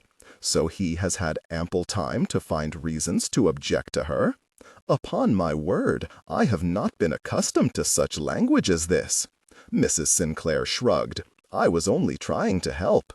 Matlock wondered whether, if he were to sneak from the room and lock it behind him, one or both of the feuding harridans might soon end up dead. He looked longingly at the door, but concluded his chances of escaping without notice were regrettably slim. "You must have other suitors in line," Mrs. Sinclair said. What makes it imperative that she marry her cousin over and above some other poor rich soul? Anne is of a delicate constitution. She will not suffer being auctioned off to the rest of society. For God's sake, perhaps it is best that she not marry at all. Matlock growled. Her health has ever been fragile. If it continues so, she may not even survive the childbed. I think it likely she would not survive the begetting, mumbled Mrs. Sinclair. I beg your pardon, Catherine squawked. Well, let us be truthful. You could squash Miss de Bourgh in a money clip. I shudder to think what a man like Mr. Darcy would do to the girl. Yes, thank you, cried Matlock, anticipating his sister's paroxysms. My niece and nephew's carnal compatibility notwithstanding, Darcy would never have wed her in any case. Sister, you must be aware what the detriment to Pemberley would be if the estate were forced to subsidize Rosing's losses. I did not come here to discuss Rosings. I came to compel you to make Darcy marry my daughter. Matlock snorted. I could no more make Darcy laugh than I could make him do aught he is decided against. He must listen to you. He cannot be so far beyond family honor that I do not suggest his family honor is wanting. Is that so? Then how do you account for his decision to forsake us all in favor of the impudent and penniless niece of a tradesman? There is no accounting for taste, said Mrs. Sinclair. I should not attempt it. I do not have the pleasure of understanding you, Catherine, Matlock said. I have received a report that he is expected to make his addresses to a ghastly little upstart from Hertfordshire. And what does Darcy have to say of this report? That it was without foundation. Then why the devil are we even discussing it? Because his violent defense of her was more than adequate proof of his attachment. Never before have I heard such language from him. You do seem to struggle with other people's dialogue, do you not? Said Mrs. Sinclair. Darcy defends all his acquaintances loyally, Matlock replied. Sustainable for long listening sessions. Aim for the refined quality listeners. If you were fool enough to storm in there as you stormed in here, hurling insults about one of his circle, you cannot be surprised you received short shrift. She is not one of his circle. She is a nobody with no connections save being cousin to my parson, no consequence save that with which she credits herself, no respect for her betters, and a wickedly impertinent tongue in her head. She sounds wonderful, opined Mrs. Sinclair. I am sorry, sister, I have no interest in spurious rumors, and even less in interfering in Darcy's affairs. He is a sensible man. He will act as he sees fit. He is utterly lost to reason. He will bring derision and contempt upon us all. People may think him a fool, aye, but few would be fool enough to admit they think it. And it would not be the first time I have been labeled as possessing foolish relatives. This is your real opinion? Very well. Somebody must prevent him from making a mistake he will regret all his life. And since you will not, it must fall to me to act. You will not make him choose Anne. Catherine coughed, as though he had literally knocked the wind from her sails, but strode from the room without further word. Her demonstration of pique somewhat diluted by her return moments later to request that a room be made available to her for the evening. After she quitted the room a second time, Mrs. Sinclair tutted and shook her head. People with more money than sense must be very careful that, when their fortune diminishes, their reason does not dwindle with it. With slow deliberation, Matlock picked up his cigar and lit it. Then he picked up his port and drank it. Then he picked up his book and began to read it. He was assured that Mrs. Sinclair, with her overabundance of sense, could not mistake his meaning. Indeed, he was much gratified when at length he heard the swish of skirts, the tap of her cane, the click of the closing door, and the blessed sound of silence. Tuesday, 9 June 1812, London. His aunt's philippic had done nothing to diminish Darcy's regard for Elizabeth. He knew she was not faultless.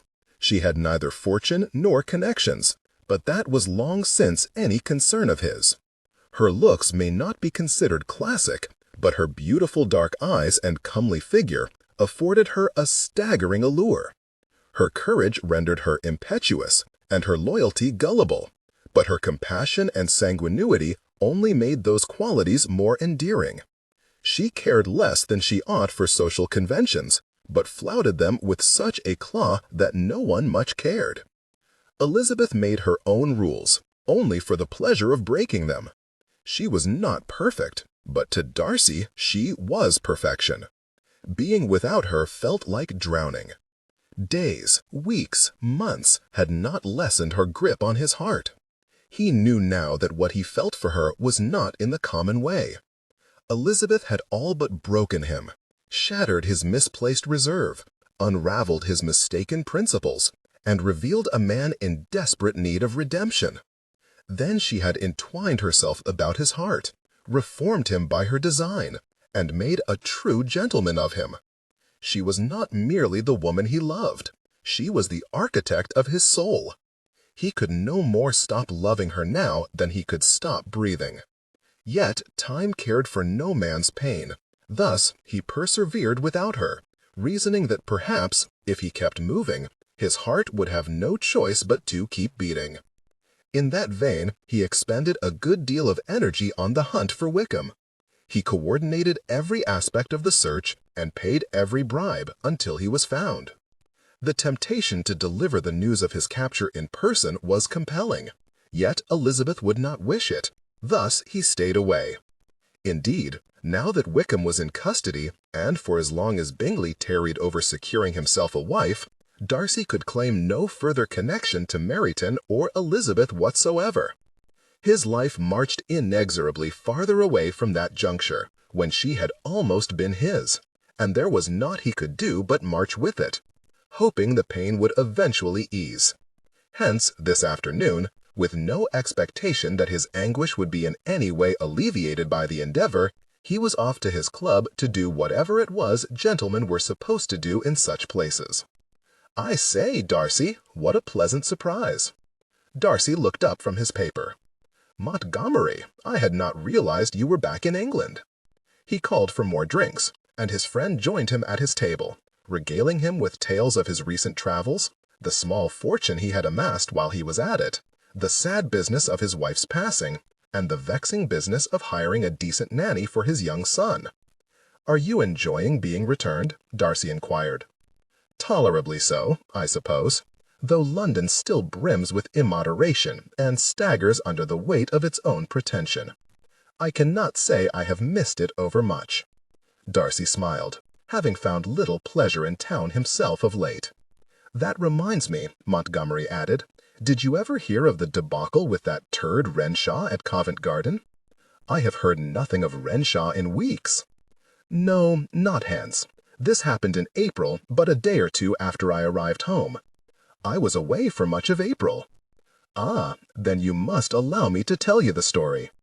Darcy listened indignantly to Montgomery's account of Renshaw's calumny, tired of worthless men maligning his good name. Was he overheard? There were a fair few eager ears, I shall not lie. "But that night, my friend," he jabbed Darcy affably on the arm, "you had a champion. She reduced all Renshaw's claims to a bag of moonshine. Damned fun to watch, too." "She? It was not Miss Bingley, was it?" "Ha! God forbid! No, this was an altogether different sort of creature. I did not catch the introductions, but she was quite magnificent." Darcy's thoughts were drawn immediately to the only magnificent woman of his acquaintance, and despite knowing it to be absurd, his insides jumped at the thought of Elizabeth having said anything in his favor. Frustrated by the foolishness of such a notion, he informed Montgomery more curtly than was necessary that he knew not of whom he spoke. "That is a shame, for I intended to ask for an introduction. She was quite something. I know not how, for it was subtly done, but with just a few remarks, she had Renshaw tied in knots, and unable to speak unless it was to accede to his own depravity. It was extraordinary. I do not think I have ever seen a woman so deftly turn a conversation to her advantage. Darcy had. His heart pounded so loudly he wondered that Montgomery could not hear it. "Well, whoever she was," his friend concluded, "I believe you are very much in her debt." Darcy sat perfectly still, fighting prodigiously against a swell of false hope. Elizabeth was as likely to defend him as to marry him, and yet— "You say you did not hear her name?" "I said I did not hear the introductions," Montgomery replied, looking as though he was enjoying the suspense far too much. "But I was close enough to hear her tell her friend she was very wrong about you, and that you are not a bad man." He paused to sip his drink, his eyes twinkling at Darcy over the rim.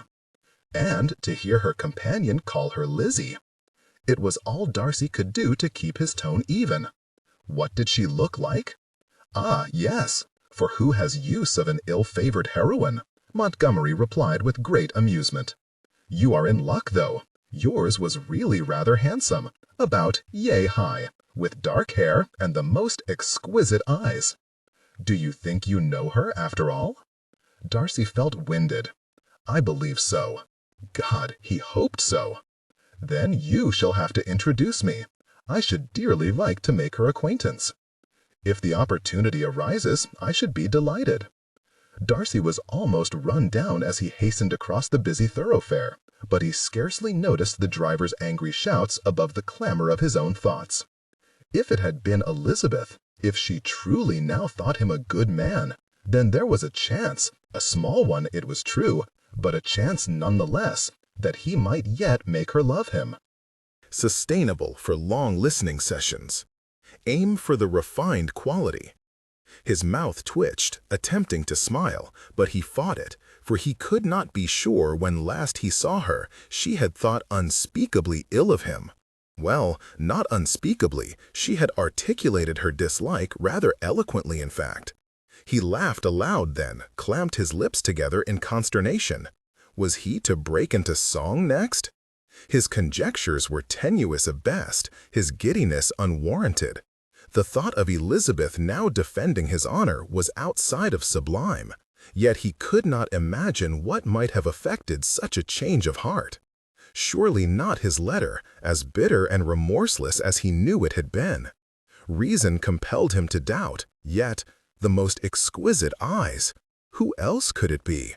Longing increased his pace to one just shy of a run as he raced home to retrieve the letter that had lain ignored in his desk drawer for weeks. Fool that he was, he had eschewed reading Bingley's mentions of Elizabeth, yet presently he was desperate for any news that might substantiate his hopes. Godfrey attempted to address him as he burst through the front door and strode across the hall, but he barked an impatient "later" and dived inside his study, slamming the door shut behind him. He rifled through 3 drawers before he found it. With great trepidation, he lowered himself into his chair and began meticulously to reread it.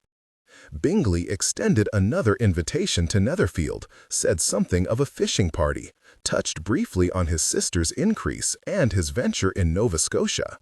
Darcy sat up straighter. Bingley wrote that Elizabeth encouraged his suit. Elizabeth was as engaging as ever. Elizabeth still enjoyed walking. Then there was something of a picnic, a mention of Bingley's boots, and in a scrawled postscript at the foot of the page, his salvation. P.S. Almost forgot. I have a message for you from Miss Elizabeth. Your quarrel in Kent troubles her. She asked that I tell you she is sorry. Tried to assure her it was unnecessary, but she insisted. Early evening found Darcy bathed in the last mellow rays of sunlight at the library window, looking out across the gardens. All arrangements for travel had been set in motion.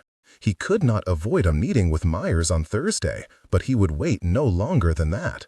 Friday would see him in Hertfordshire.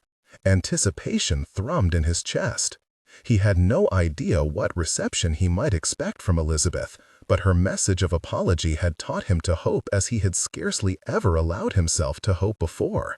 He was not fool enough to think she meant to apologize for refusing him, but she had forgiven him, and that was enough to have liberated every passionate feeling he had been battling these long weeks to repress. He felt nigh on delirious with happiness, and restless with impatience to see her. Long evening shadows crept across the gardens, and the library ebbed into darkness.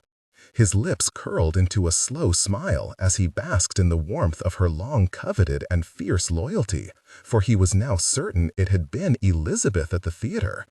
He could just imagine the arch of her eyebrow as she engaged Renshaw, the small, dangerous smile as she set her trap, the flash of her eyes as she cut him down, and the dazzling smile that obliterated all affront and left her opponent dumbfounded. It made him wild to hold her, to tell her how he adored the liveliness of her mind. How he had survived this long without her was suddenly impossible to comprehend. It galled him to think of the weeks he had wasted wallowing in despair. He longed to know all he had missed and tortured himself envisioning every smile and witticism he had not seen.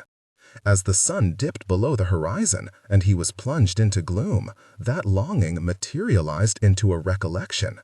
Bingley had sent 2 letters. Without a moment's hesitation, he went to his study, anxious for any and all news of Elizabeth he could find. This letter took longer to locate, but he eventually found it at the back of a drawer beneath the household ledger. He moved closer to the only lit candle in the room, broke the seal, and began to read. And as he read, all the blood drained from his face, all breath left him. His world cracked, began to crumble, and then shattered into dust. His heart, he was quite sure, stopped dead in his chest. She was gone. Netherfield, Hertfordshire, May 25. Darcy, pray come. There has been a dreadful incident. Something has happened that has caused me much anguish. I beg you to come. Your acquaintance, Wickham, has attacked Miss Elizabeth. He had been pestering her for some time. She disliked his fawny attentions.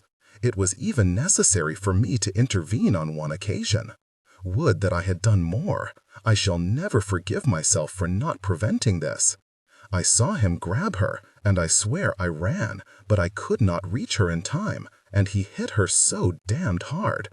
Dear God, she just crumpled. I cannot bear to think on it, yet I see it over and again. He was ape drunk. I held her in my arms all the way to Longbourn, but she never awoke. Her family's distress is difficult to behold, for had I but done more— I cannot write no more. 'Tis too distressing. Pray come, Darcy. I need you, my friend. Bingley. For a long time nothing moved, not the air, not him, not his heart.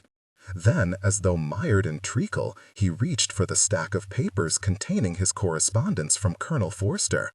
With his vision blackening at the edges, he unfolded the uppermost letter, though he knew very well what it said. Condition very grave. Recovery increasingly unlikely. He lifted Bingley's letter and reread that also. She never awoke. He let both letters slide from his grasp and watched them flutter innocently to the ground. Until that moment, Darcy had never known the true meaning of despair. The pain of Elizabeth's rejection was rendered insignificant in comparison to the staggering, devastating grief that overpowered him. He grunted as though he had received a blow to the gut. Nausea engulfed him. He sucked in a desperate, ragged breath. Then his anguish tore from him in a single hoarse cry that resounded like a death knell around the chamber. Everything was lost. Elizabeth was gone. There came a knock at the door, unearthly loud. He did not think he gave any instruction to enter, but the door opened nonetheless.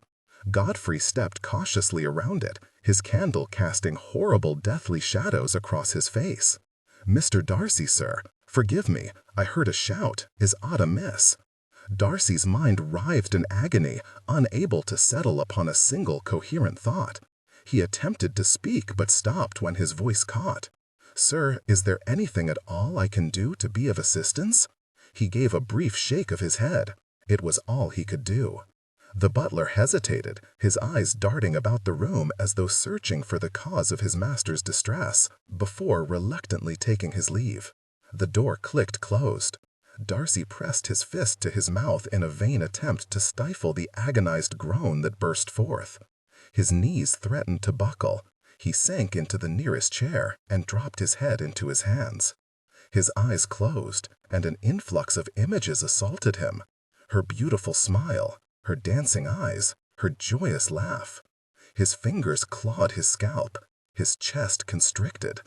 Oh God, not her. I beg you, not my Elizabeth. He knew not for how long he sat there.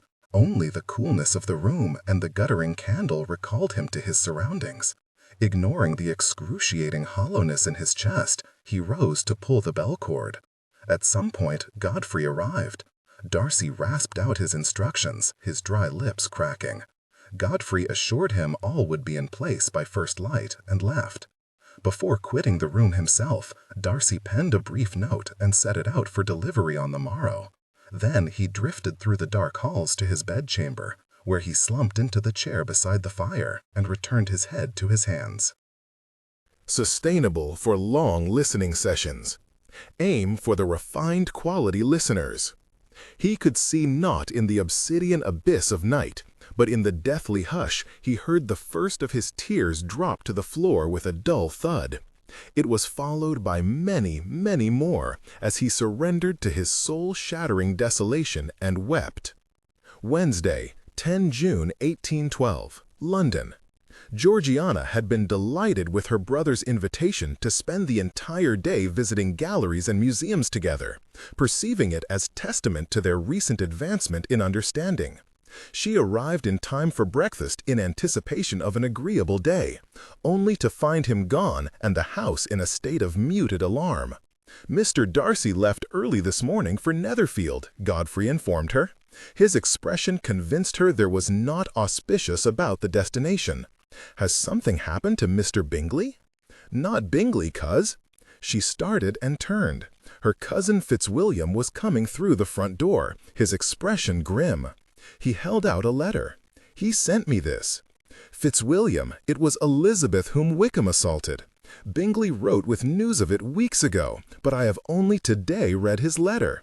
He wrote that she never awoke. She is gone.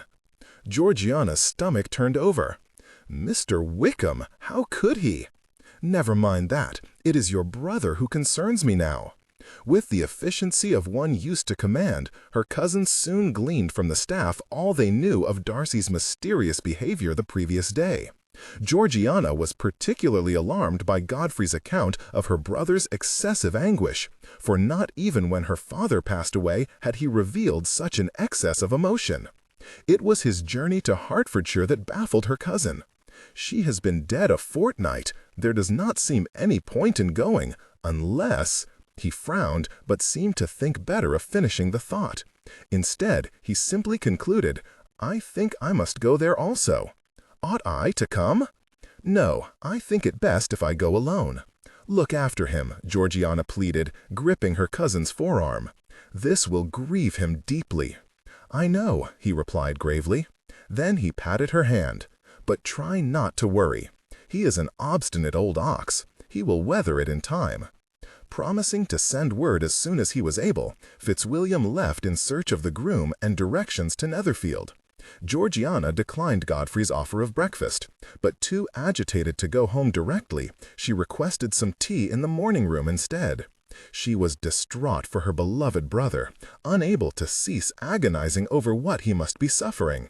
She had privately hoped he might find a way to resolve matters with Miss Bennet, but now, unthinkably, the man with whom she had once fancied herself in love had dashed all such dreams.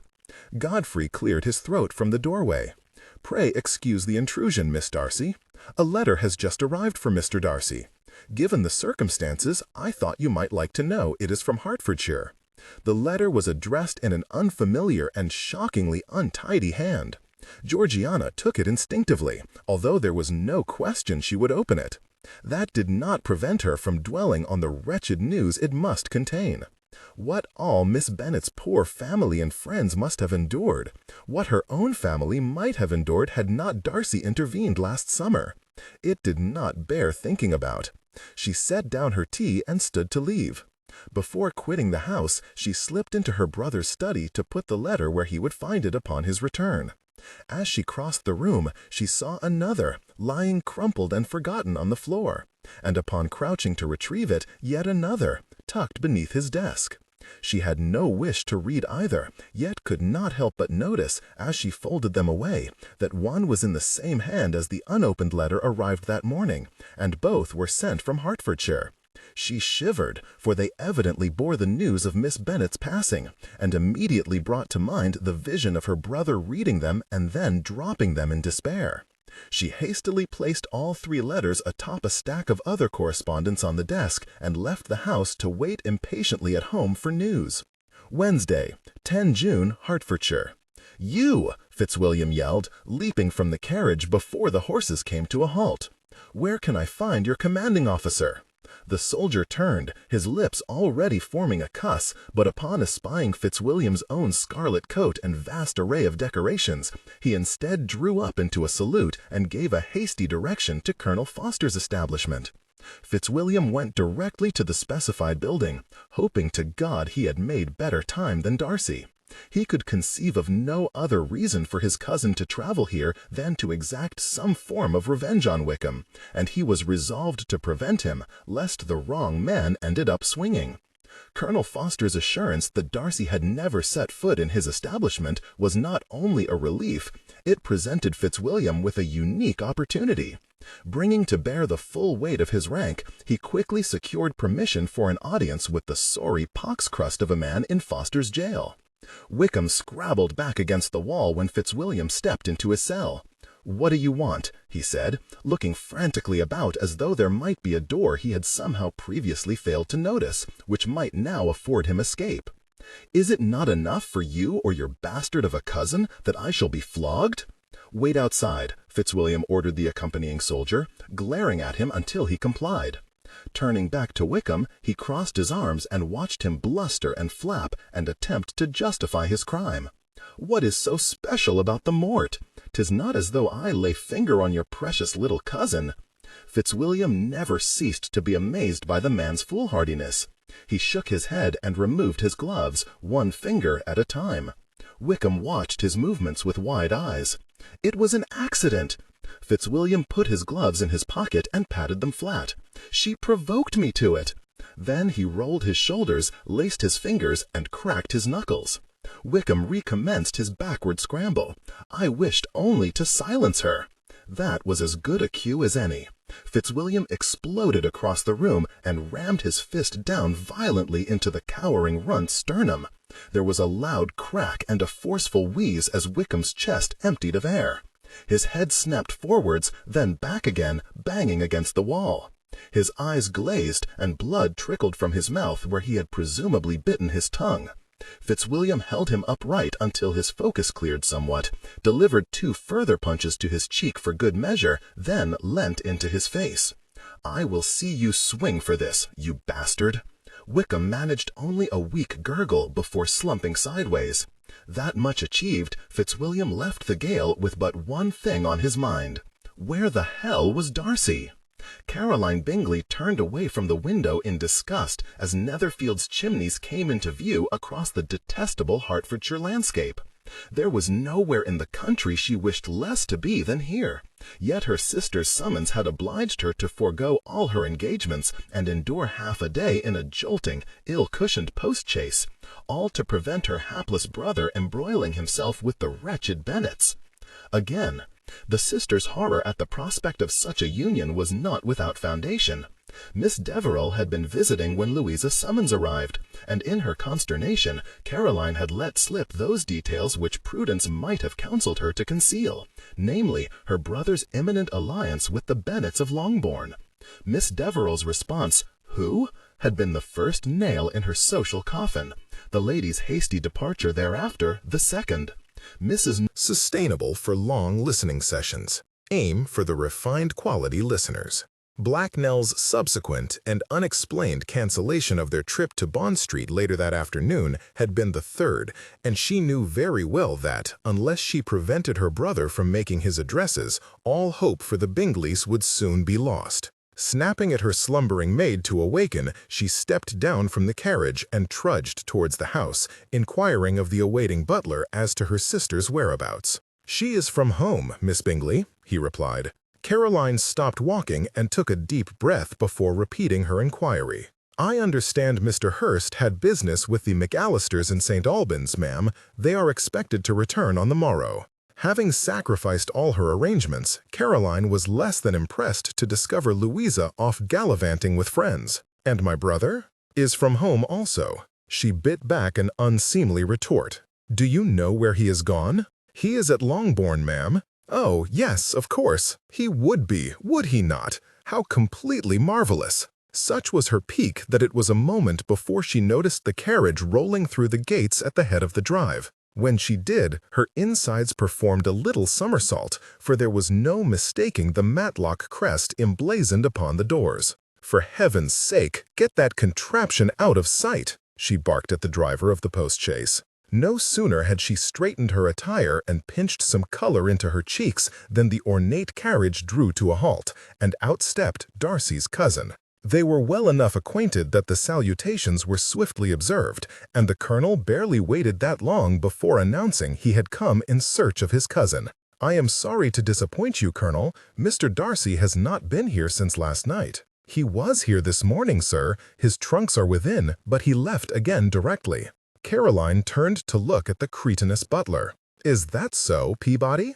"Oh, yes, ma'am, quite so." "And do you know where he went?" Colonel Fitzwilliam inquired. "To Longbourn, sir." At last, some welcome news. Darcy had persuaded Charles against marrying a Bennet before. There was every reason to expect he would do so again. The Bingley name was secure for another day. "Why would he go there?" Colonel Fitzwilliam muttered, shaking his head. "Indeed, why would anybody?" Caroline agreed. With a delicate chuckle, she added, "I believe he will be safe, though, for my brother is there with him." "I see," the colonel replied, looking no less uneasy. "I shall not trouble him while he is with his friend. Might I impose upon your hospitality and await his return here?" "But of course." Caroline instructed Peabody to have a room readied, and once he had left to arrange it, she turned back to her guest. "You are wise to steer clear of Longbourn. It is the home of the Bennet family, and while they fancy themselves one of the leading families in the area, in truth, I know of the Bennets." "You do?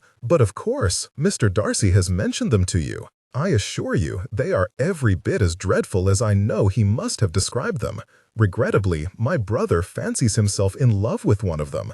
I live in hope that your cousin will persuade him against offering." She faltered as Colonel Fitzwilliam's expression grew ever more indignant. "If Bingley has not yet made his addresses," he clipped, "he will not be able to for the foreseeable future." "He will not?"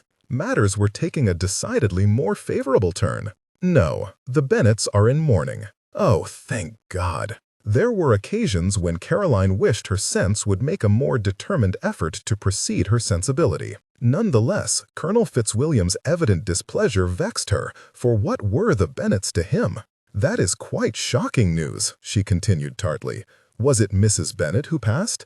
That must be a great loss to her family, though I dare say she will be impossible to forget." "Your compassion astounds me, madam, but it is Miss Elizabeth who has died." This time, Caroline was more successful in keeping her thoughts to herself, which was fortunate, for they were not significantly less unfeeling than the last. Though she would not wish an early death upon anyone, if there must be one less Bennet in the world, she was quite sure she could not have chosen a better candidate. She expressed the customary dismay with what she considered laudable verisimilitude, but the colonel was apparently not fooled. "You are right not to trouble yourself too much with grief, Miss Bingley. It is an irrational sentiment, best left to those with a susceptibility to the inconvenience of feeling." She gritted her teeth. It was not every day the son of an earl graced one's home, yet his consequence notwithstanding, his ill humor was making an already exasperating day worse still. "I assure you, sir, I am vastly grieved.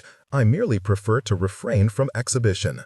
We may console ourselves with the knowledge that a family as demonstrative as the Bennets can have little need for anybody to feel aught further on their behalf." Into the silence of his incredulity, she bade him make himself at home and excused herself. Colonel the Honorable Richard Fitzwilliam, third son of the Earl of Matlock, could entertain himself with his own righteous anger until Charles and Darcy returned. She had lost the will to be civil. Darcy saw little and cared less as he rode the familiar. Sustainable for long listening sessions. Aim for the refined quality listeners.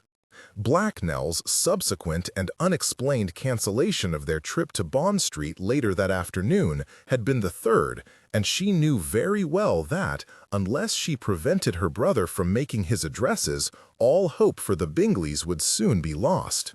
Snapping at her slumbering maid to awaken, she stepped down from the carriage and trudged towards the house, inquiring of the awaiting butler as to her sister's whereabouts. "She is from home, Miss Bingley," he replied. Caroline stopped walking and took a deep breath before repeating her enquiry. "I understand Mr. Hurst had business with the McAllisters in St. Albans, ma'am. They are expected to return on the morrow." Having sacrificed all her arrangements, Caroline was less than impressed to discover Louisa off gallivanting with friends. "And my brother?" "Is from home also." She bit back an unseemly retort. "Do you know where he has gone?" "He is at Longbourn, ma'am." "Oh yes, of course, he would be, would he not? How completely marvelous!" Such was her pique that it was a moment before she noticed the carriage rolling through the gates at the head of the drive. When she did, her insides performed a little somersault, for there was no mistaking the Matlock crest emblazoned upon the doors. "For heaven's sake, get that contraption out of sight," she barked at the driver of the post-chaise. No sooner had she straightened her attire and pinched some color into her cheeks, the ornate carriage drew to a halt, and out stepped Darcy's cousin. They were well enough acquainted that the salutations were swiftly observed, and the colonel barely waited that long before announcing he had come in search of his cousin. "I am sorry to disappoint you, Colonel. Mr. Darcy has not been here since last night." "He was here this morning, sir. His trunks are within, but he left again directly." Caroline turned to look at the cretinous butler. "Is that so, Peabody?" "Oh yes, ma'am, quite so." "And do you know where he went?" Colonel Fitzwilliam inquired. "To Longbourn, sir." At last some welcome news. Darcy had persuaded Charles against marrying a Bennet before. There was every reason to expect he would do so again. The Bingley name was secure for another day. "Why would he go there?" Colonel Fitzwilliam muttered, shaking his head. "Indeed, why would anybody?" Caroline agreed. With a delicate chuckle, she added, "I believe he will be safe, though, for my brother is there with him." "I see," the colonel replied, looking no less uneasy. "I shall not trouble him while he is with his friend. Might I impose upon your hospitality and await his return here?" "But of course." Caroline instructed Peabody to have a room readied, and once he had left to arrange it, she turned back to her guest. "You are wise to steer clear of Longbourn. It is the home of the Bennet family, and while they fancy themselves one of the leading families in the area, in truth, I know of the Bennets." "You do? But of course, Mr. Darcy has mentioned them to you." "I assure you, they are every bit as dreadful as I know he must have described them. Regrettably, my brother fancies himself in love with one of them. I live in hope that your cousin will persuade him against offering." She faltered as Colonel Fitzwilliam's expression grew ever more indignant. "If Bingley has not yet made his addresses," he clipped, "he will not be able to for the foreseeable future." "He will not?" Matters were taking a decidedly more favorable turn. "No, the Bennets are in mourning." "Oh, thank God!"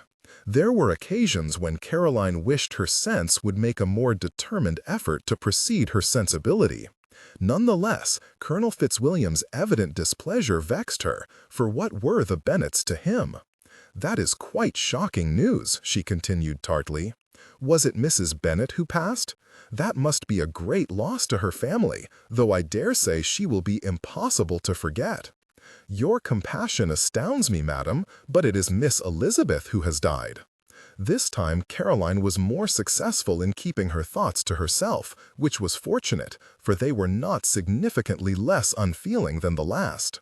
Though she would not wish an early death upon anyone, if there must be one less Bennet in the world, she was quite sure she could not have chosen a better candidate.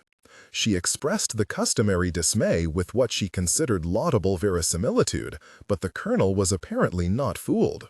You are right not to trouble yourself too much with grief, Miss Bingley. It is an irrational sentiment, best left to those with a susceptibility to the inconvenience of feeling. She gritted her teeth. It was not every day the son of an earl graced one's home, yet, his consequence notwithstanding, his ill humor was making an already exasperating day worse still. I assure you, sir, I am vastly grieved. I merely prefer to refrain from exhibition. We may console ourselves with the knowledge that a family as demonstrative as the Bennets can have little need for anybody to feel aught further on their behalf. Into the silence of his incredulity, she bade him make him Sustainable for long listening sessions.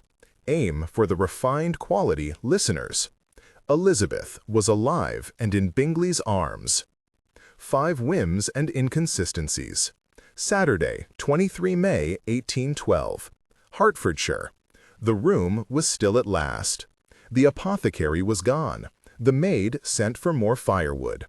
Her younger sisters were downstairs, her mother abed. Her father was closeted in his library with Colonel Forster, the magistrate, and Mr. Bingley. Elizabeth lay unmoving on the bed, her eyes not quite closed, and the whites visible between her lashes. The ugly welt on her cheek darkened along with the receding daylight. "Oh, Lizzie," Jane whispered, "how could he do this to you?" Silence was the only answer. Tears came and would not stop. She held her sister's hand and spoke of childhood memories and nonsense. Things that would commonly have made Elizabeth laugh now roused not a murmur. She attempted to spoon some water into Elizabeth's mouth, but she would not swallow. Sustainable for long listening sessions. Aim for the refined quality listeners. Elizabeth was alive and in Bingley's arms. 5 whims and inconsistencies. Saturday, 23rd May, 1812. Hertfordshire. The room was still at last. The apothecary was gone. The maid sent for more firewood. Her younger sisters were downstairs, her mother abed. Her father was closeted in his library with Colonel Forster, the magistrate, and Mr. Bingley. Elizabeth lay unmoving on the bed, her eyes not quite closed, and the whites visible between her lashes. The ugly welt on her cheek darkened along with the receding daylight. "Oh, Lizzie," Jane whispered, "how could he do this to you?" Silence was the only answer. Tears came and would not stop. She held her sister's hand and spoke of childhood memories and nonsense. Things that would commonly have made Elizabeth laugh now roused not a murmur. She attempted to spoon some water into Elizabeth's mouth, but she would not swallow. She sang, half the words replaced with sobs, but she sang nonetheless for the sister she loved so dearly. Nothing worked. Elizabeth did not awaken. "Pray, Lizzie, wake up," she begged. "Lizzie? Lizzie!" The name sounded loud in the quiet of the room, just as it had when Mr. Bingley shouted it upon falling to his knees beside Elizabeth in the middle of Meryton's High Street. Jane squeezed her eyes shut against the memory, ashamed to have even noticed at such a moment. Yet closing her eyes only recalled to her the image of Mr. Bingley tenderly cradling Elizabeth in his arms as he bore her home, and the distress etched upon his countenance as he laid her reverently upon the bed. Her eyes flew open, and she blinked furiously, struggling to suppress a surge of resentment. His concern was reasonable. He would have to be the most unfeeling of creatures not to be distressed by such a circumstance. She would have to be the most unfeeling of creatures to begrudge her sister anyone's compassion as she lay wounded and unconscious. Try as she might, however, Jane could not dismiss the voice that whispered that was precisely the problem. If, even when unconscious, Elizabeth had more power to attract Mr. Bingley's notice than she, how was she ever to compete? Monday, 25 May, 1812. Hertfordshire. None of the Bennets attended church on Sunday, and Bingley passed the day in a harrowing state of suspense awaiting news from Longbourn that never arrived. Over and again his mind's eye showed him Wickham seizing Elizabeth by the arm, shouting in her face, driving his fist into her temple till she collapsed to the ground, all before he was able to reach her. Over and again, he agonized over the memory of Wickham importuning her at the last assembly. Why had he not done more then to protect her? It was as a result of his inaction that Elizabeth was suffering thus, and guilt threatened to overwhelm him. He called at Longbourn at a barely respectable hour on Monday, desperate for better news, but such relief was not to be had. Miss Bennet was tending to Elizabeth. Thus Mr. Bennet received him in his library. His haggard countenance told Bingley all he needed to know of Elizabeth's condition, even before it was confirmed that she had not yet awoken. They spent some time in discussion of events, joined after half an hour by Colonel Forster, who brought the rather unhelpful news that Wickham remained at large. "Who is it?" Mr. Bennet grumbled curtly when there came a second knock at the door. "Papa, Mr. Jones wishes to see you," Miss Bennet answered. Bingley's insides jumped. He had not spoken to her properly since Saturday's unpleasantness, and found himself suddenly eager for a measure of her sweet serenity. He stood, as did they all, when she came in. Her lovely countenance lit up with tired but happy surprise upon seeing him, easing his disquiet considerably. He returned her smile, but the moment was broken when the apothecary came in behind her, his expression severe. "What news?" Mr. Bennet inquired. "The swelling appears reduced, sir," Mr. Jones replied, "but that is no longer my primary concern."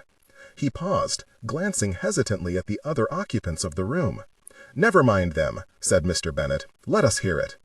"As you wish. Sir, your daughter has taken little or no fluids for above 36 hours.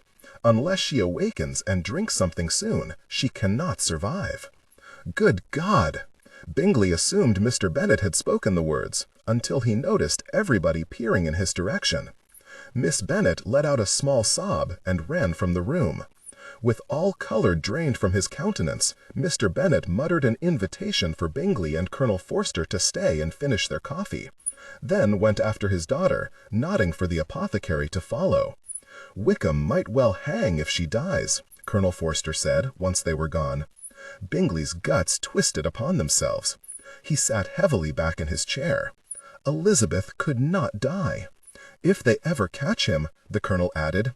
"I ought to have gone after him," Bingley said apologetically. "Only my first thought was for Miss Elizabeth. I understand entirely. It cannot have been a pretty thing to witness. Indeed not."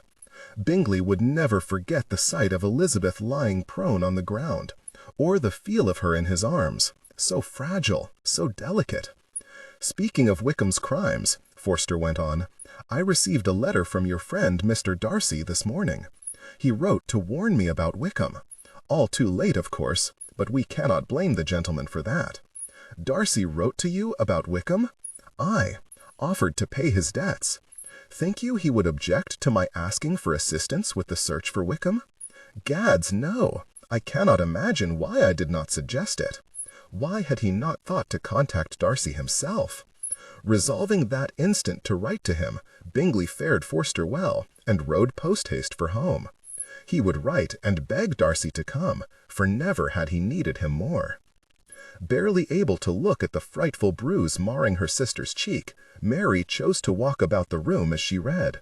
She knew not what passages she chose, only that Elizabeth showed no sign of hearing any of it. When tears blurred the words on the page, she dropped her hands and succumbed to her sorrow. With her head bowed thus, her eyes were drawn to the corner of a letter obtruding from beneath the dresser. Further inspection revealed it to her Aunt Gardiner in Elizabeth's hand. How it came to be there mattered not a whit to Mary. She could think only that her beloved sister might be about to die, and this letter seemed the closest she might ever again come to speaking to her.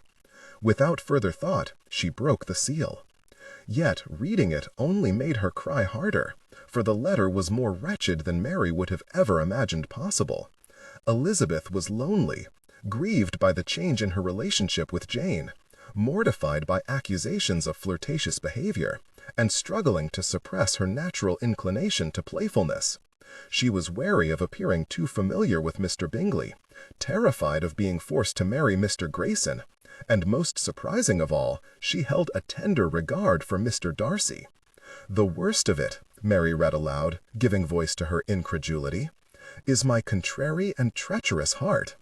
I have come to understand Mr. Darcy so much better, and deeply regret my unjust behavior towards him.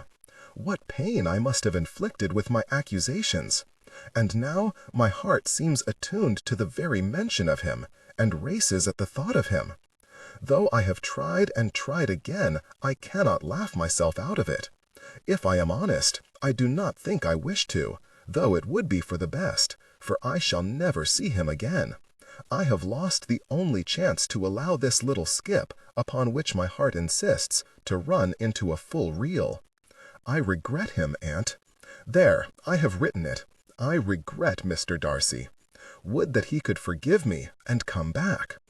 At that moment the letter was forgotten, for Elizabeth abruptly groaned and opened her eyes, thus proving that indeed she was attuned to the very mention of Mr. Darcy. Longbourn, May 25. Sustainable for long listening sessions. Aim for the refined quality, listeners.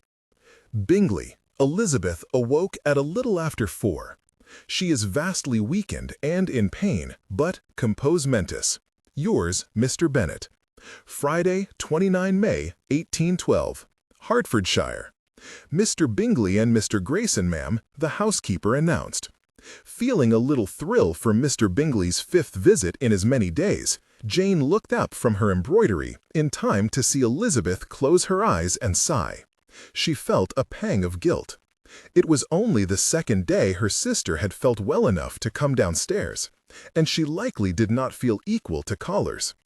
"Shall we walk about the lanes?" she asked Mr. Bingley, already on her feet, more than happy to relieve Elizabeth of this particular visitor's company. "Had we not better remain?" he replied. "I do not think your sister ought to be left unattended." "What am I, Bingley, a candlestick?" Mr. Grayson said, smiling a little thinly in Jane's opinion. "I believe I shall be company enough for Miss Elizabeth." "And I," Mary said from the window seat. "You could be the most charming candlestick ever to grace a parlor, Grayson," Mr. Bingley replied. "It would not persuade me to desert a wounded friend." "Nonsense! Off you go," Mr. Grayson insisted, seating himself. "If Miss Elizabeth is content with my company, you can have no objection to leaving us alone." "You will not be alone," Mary said indignantly. "I am here." Bingley promptly sat down. "There, it is decided. Miss Mary cannot be in 2 places at once, and it would be unthinkable for either of us to go unchaperoned. Let us all stay and keep Miss Elizabeth company together." Jane lowered herself back into her chair. Mr. Bingley's good humor was one of the things she most loved about him. Indeed, she would not wish him to behave in any less of a gentlemanlike manner, she told herself firmly, therefore that she had no just cause to be alarmed by his gallantry towards Elizabeth. "I received a letter from my cousin this morning," Mr. Bingley said, a short while into the visit. "He begs me again to go to Nova Scotia." Jane felt as unequal to discussing foreign places today as she had at the picnic, and had no notion how she ought to respond. She glanced at Elizabeth, but she had returned to pressing her compress to her temple, and did not answer. "Nova Scotia?" Mr. Grayson said dubiously. "Why does he wish you to go there?" "Well, his most recent idea is that I should build him a colliery." Mr. Grayson looked intrigued. Jane attempted to mimic his expression. Elizabeth had closed her eyes. "I shall have to pester Darcy for his insight on the matter," Bingley mused. "He is the expert." "On the place or the industry?" Elizabeth inquired, at last roused to participate. "Oh, the industry.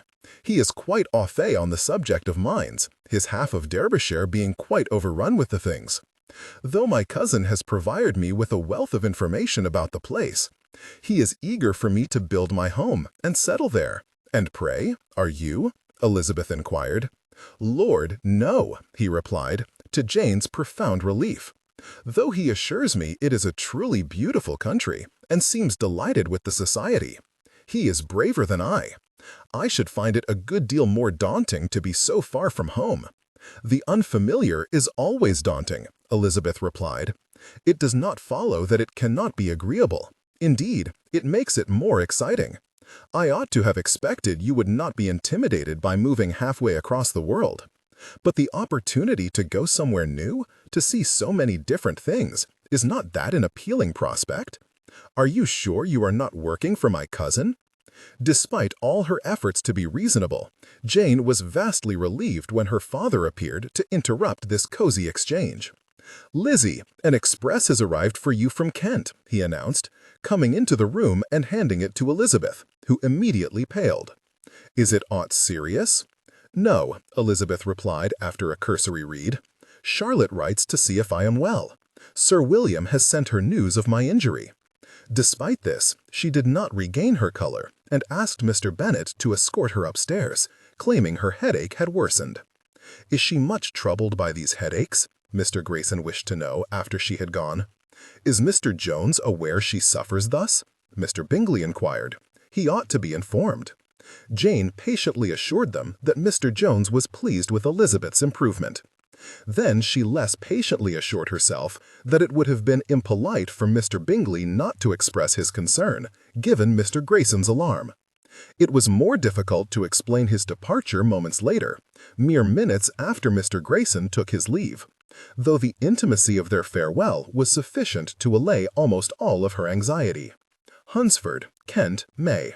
My dear Eliza, I have urgent news, but first allow me to express my sincerest condolences for what you have suffered and my vast relief you have not taken lasting injury. I pray your convalescence is swift and beg you to take care. Now to business. I received 2 letters from my father this morning. One contained news of your injury. The other was posted last week and made mention of a recent conversation with Mr. Bingley. That gentleman apparently claims his friend from Derbyshire has come to hold you in very high regard. This, of course, is proof enough for my father that your engagement must be imminent. Perceiving my amusement as I read this, Mr. Collins insisted I tell him what diverted me. Regrettably, he took the report rather more seriously and, before I could prevent him, left to relate the whole of it to Lady Catherine. By his account, she was furious with the news and declared it would not be borne, though until now I thought that little more than bluster. But Lizzie, I have just heard from Mrs. Jenkinson that her ladyship left Rosings this morning in a frightful temper. I know not where she travels, but I know it cannot bode well that she has gone at all. I fear you must prepare yourself for a visit. If that is the case, I pray this letter reaches you first, that you may at least be prepared. I hope, however, that my worry is without cause, and you are left in peace. Pray write in either case, and assure me you are well. With the greatest affection, Charlotte Collins. Saturday, 30 May, 1812, Hertfordshire. Mr. Bennet went to Sawbridgeworth on Saturday, and Mrs. Bennet to Netherfield with all but one of her daughters. Still too unwell to tolerate a jolting carriage ride, Elizabeth remained at home, taking advantage of the empty house to play the pianoforte in her preferred style, with all the passion and mistakes an audience would bid her restrain. Her fingers swept over the keys, chasing away some of her more unpleasant reflections, tripping over others. Jane's exasperating diffidence added considerable fervor to her playing. Though she had been constrained to an armchair with a pounding head all week, her sister had still thought it necessary to remind her of her pledge to be unobtrusive in Mr. Bingley's presence. She had made the promise to do so in earnest, but hardly thought she could be accused of coquetry at such a time as this. She banged out the next few arpeggios excessively loudly in protest, then winced as pain lanced through the bruise on her temple. She sighed, displeased to have been reminded of the injury, for she did not like to dwell upon Mr. Wickham's attack. She recalled very little of it, though her sisters had told her enough to make her glad of that. It was not Mr. Wickham's brutality that distressed her most, however. She was more concerned with just how profoundly she had misunderstood his character. For only now that she knew him capable of this, did she comprehend how prodigiously foolish Mr. Darcy must have thought her when she stood before him defending the blackguard's character. She vented her consternation on the keys, missing most of the notes in the next phrase. It pained her deeply to consider how ill Mr. Darcy must think of her. Before yesterday, and despite Mr. Sustainable for long listening sessions. Aim for the refined quality listeners. Bingley's various mistaken claims, she had not thought his opinion could diminish any further. Yet, if Charlotte was correct, Lady Catherine might be about to change that. Elizabeth did not believe her ladyship would come to Longbourn, but she did fear she might visit her nephew, for Mr. Darcy would then learn of the spurious rumors her friends and family had been circulating, vindicating all his accusations of the impropriety of her sphere. A series of discordant notes followed as she lost and retraced her place in the score. Her greatest vexation was that, in contrast to how much Mr. Darcy must now hate her, she had begun to miss him. She was weary of her family's immodesty, wary of the militia, forbidden from engaging with Mr. Bingley lest Jane call it flirtation, and afraid to sigh within 100 yards of Mr. Grayson lest her mother call it love. She felt desperately alone, and fancied that some time spent with the astute, worldly, gentlemanly Mr. Darcy would suit her very well indeed. She began to comprehend that he was exactly the man who, in disposition and talents, would most suit her. His understanding and temper, though unlike her own, would have answered all her wishes. His arms wrapped around her would have soothed away all her ills. Her fingers played an entirely erroneous chord, dissonant and grating. "Your playing has not improved at all, I see, Miss Bennet." Elizabeth gave a squeak of surprise and jumped an inch off her seat. How long Lady Catherine de Bourgh had stood in the doorway, regarding her with a disapproving sneer, she dared not suppose. "Forgive me, Miss Elizabeth," Hill called from the passageway beyond. "I could not persuade her ladyship to wait in the parlor." "I quite understand," Elizabeth assured her, coming to her feet. "Be so good as to bring us some refreshments in there now, would you?" "I do not care for refreshments," Lady Catherine stated imperiously. "Very well, I hope you will not begrudge me some. I have been practicing very diligently." Indicating that her visitor should follow, Elizabeth walked the short distance between the rooms and chose the seat farthest from any other in the room. Lady Catherine's lips thinned almost to the point of disappearing, but she nonetheless chose a seat and sat on it. "You can be at no loss, Miss Bennet, to understand the reason for my journey hither. Your own heart, your own conscience, must tell you why I come." "Indeed, you are mistaken, madam. I am quite unable to account for the honor of seeing you," Elizabeth lied. "You ought to know that I am not to be trifled with," replied her ladyship in an angry tone. "A report of a most alarming nature reached me yesterday morning. I was told that Miss Elizabeth Bennet, would be, in all likelihood, soon united to my nephew, Mr. Darcy. I went immediately to London to have it confirmed as a scandalous falsehood. He was adamant there must have been some mistake, that no such rumor could possibly exist. But I instantly resolved on setting off for this place, to have your word that you would never accept an offer of marriage from him." Elizabeth's heart sank. She had visited him already. "If Mr. Darcy has said no such rumor could exist, I wonder you took the trouble of coming so far." "He may have denied the existence of the rumor," she replied with narrowed eyes, "but he would not, nay, he could not, deny the foundation for it. I perfectly comprehended his feelings. He is infatuated. Your arts and allurements have drawn him in. If that were the case, you could hardly expect me to refuse an offer, having gone to so much trouble to extort it from him." Lady Catherine sucked in a breath, coughed sharply, and grew even more vexed. "Miss Bennet, do you know who I am? I have not been accustomed to such impertinence as this.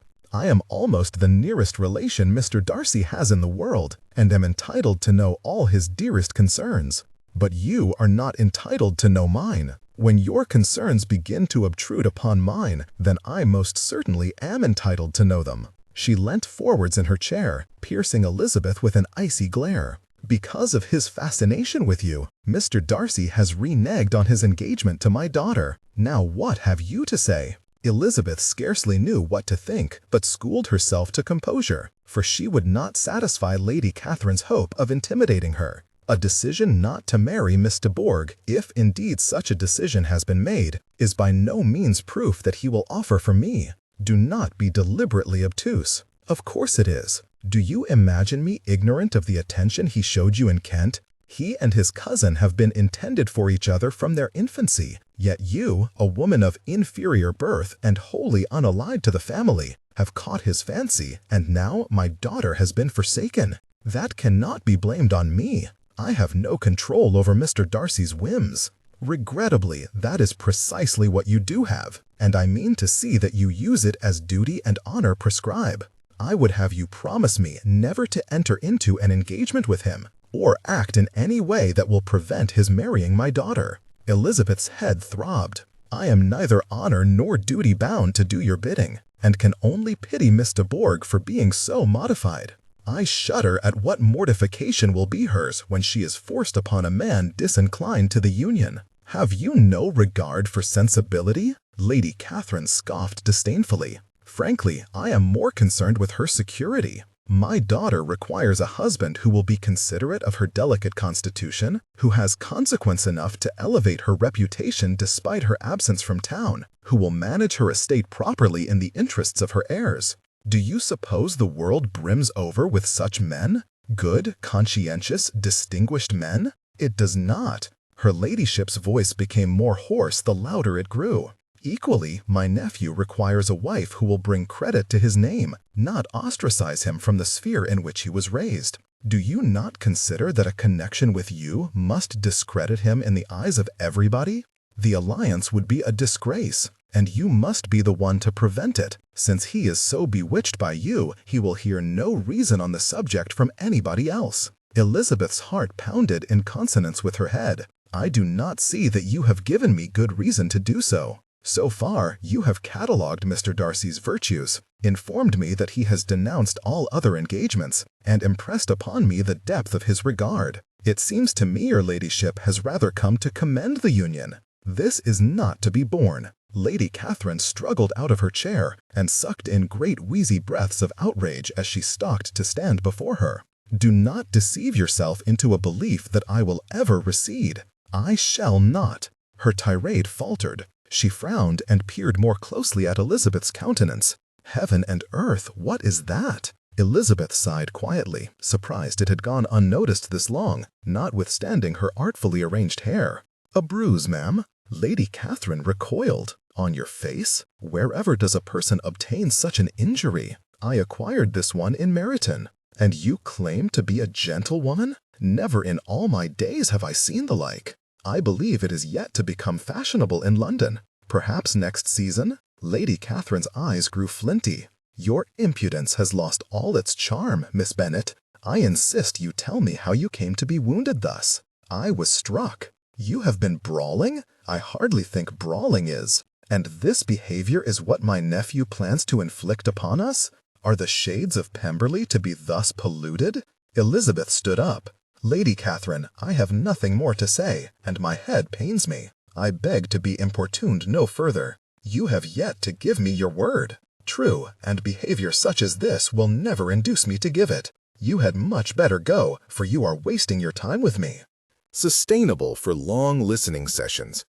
Aim for the refined quality listeners. She strode to the door, leant upon it for a moment while a wave of dizziness passed, then continued to the front of the house. Lady Catherine followed, barking demands and invectives all the way.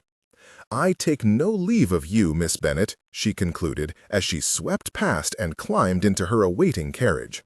"I send no compliments to your family. You deserve no such attention."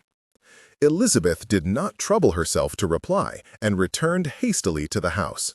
The walls swam about her, and she clutched the back of a chair with one hand and her head with the other.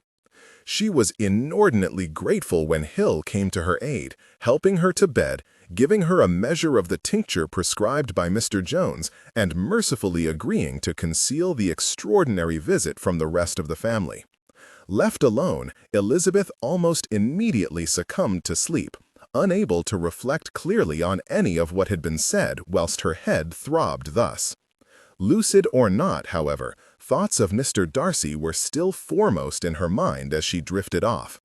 And though that was not an unusual occurrence, this was the first occasion such thoughts had ever been accompanied by hope. Monday, 1 June 1812. Hertfordshire. Peabody lit one of Mr. Bingley's finest cigars and leant back in his chair. "Shall be one of old man Bennet's." "Hush your tongue before the walls hear you," warned Mrs. Arbuthnot. Peabody shrugged and blew out a smoke ring. "What say you, Mr. Banbury?" "I noticed a resemblance, I'll grant you," answered Mr. Bingley's manservant from behind his newspaper. "The masters noticed it too." "How do you know that, then?" jeered Mrs. Arbuthnot. "Tell you himself, did he?" Peabody smirked, tapping his ash on the flagstones.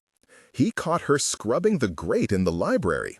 Near buttered his breeches when he saw that face. I tell you, he's noticed the replica, just as he's noticed the original." Banbury lowered his paper. "Indeed?" "Aye," Peabody assured him with a sage nod. "And no person can look so much like another without being from the same seed. If Amelia's not old man Bennet's byblow, I'll eat my hat." "I care not who her father is," groused Mrs. Arbuthnot, "so long as she keeps the brass shiny. If it keeps the master happy to have her looking like his fancy woman, then more's the better. Might be as he don't forget my tip this quarter." "The resemblance is not so very marked," Banbury opined. "Miss Eliza has a smaller nose and less pointy chin, and much prettier eyes." Peabody did not reply. His attention was now on the glass of Mr. Bingley's best port in his hand. Thursday, 4 June 1812, Hertfordshire. Elizabeth peered longingly into the garden. It had been a long week, confined to the house, first by faint spells, and then, when those receded, the weather. She yearned for air and exercise to banish the confusion Lady Catherine's visit had occasioned. Denied any such relief this day, she sat in the window seat in the parlor, paying scant attention to her mother, sisters, or book, tracing raindrops as they slithered down the glass and thinking about Mr. Darcy. As recently as last week, he had convinced his aunt of his enduring regard. The possibility of his loving her still was more gratifying than she could have imagined possible a few short weeks ago. Yet it was scarcely to be believed. Indeed, it was impossible to believe. Lady Catherine could not know of her nephew's previous offer, or indeed how very much he must now be repulsed by the notion of a second. She must be mistaken. A flash of movement drew Elizabeth's eye to the paddock. A rider was coming towards the house. For one horrid moment, she thought it might be Mr. Grayson. Mr. Grayson, who had pressed his thigh against hers throughout last night's dinner, and afterwards insisted she play the pianoforte, only to repeatedly brush his hand the length of her arm as he turned the pages for her. Mr. Grayson, who mistook her mother's encouragement for permission, and with whom she had no desire whatever to be in company. The dread of that encounter was soon replaced with a greater terror as she caught sight of the rider's red coat. She quite unintentionally cried out. "What is it, Lizzie?" Jane inquired, all concern. Lydia and Kitty rushed to the window, leaning over her in their rage to see. "La, 'tis only Colonel Forster," cried Kitty. "I thought the pigs had got out," Elizabeth said feebly, too shocked to admit how much the sight of a red coat had frightened her. Colonel Forster presently arrived at the house and expressed his dismay at finding Mr. Bennet from home, for he had important news. "There is nothing you can have to say that we cannot hear, sir," Mrs. Bennet assured him. "We have grown quite accustomed to being astonished these past weeks." She proved quite insistent, and Colonel Forster eventually relented, conveying the news that Mr. Wickham had been apprehended. Elizabeth could not comprehend why that intelligence should make her hands shake. "My dear Colonel Forster, what wonderful news!" her mother exclaimed. "We shall be able to sleep peacefully in our beds at last. How shall we ever thank you?" "I cannot justly accept your thanks, madam. Though my men did assist in the search, it was Mr. Darcy who had him found and arrested." Despite her mother's assurances, Elizabeth was not prepared to be quite that astonished. "Mr. Darcy? But Yes, it was rather a strange turn of events," the colonel agreed. "He had written to warn me about Wickham. Unfortunately, his letter arrived too late. Thus, I was obliged to reply not with thanks, but with an account of Wickham's violence and desertion. Thereafter, nothing was to be done in the search that he did not arrange himself. This prompted Mrs. Bennet to declare him a fine young man, adding, "I knew nobody could really be that disagreeable. Would that half the young men these days were as good." "He truly is good," Colonel Forster replied, "for he has also settled the majority of Wickham's debts in Meryton, more than £1,000. £1,000, Mrs. Bennet screeched.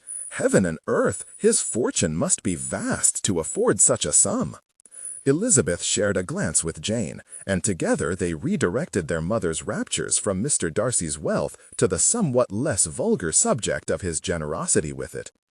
Elizabeth hardly dared suppose the wish of protecting her had added force to whatever other inducements led Mr. Darcy to take so much trouble.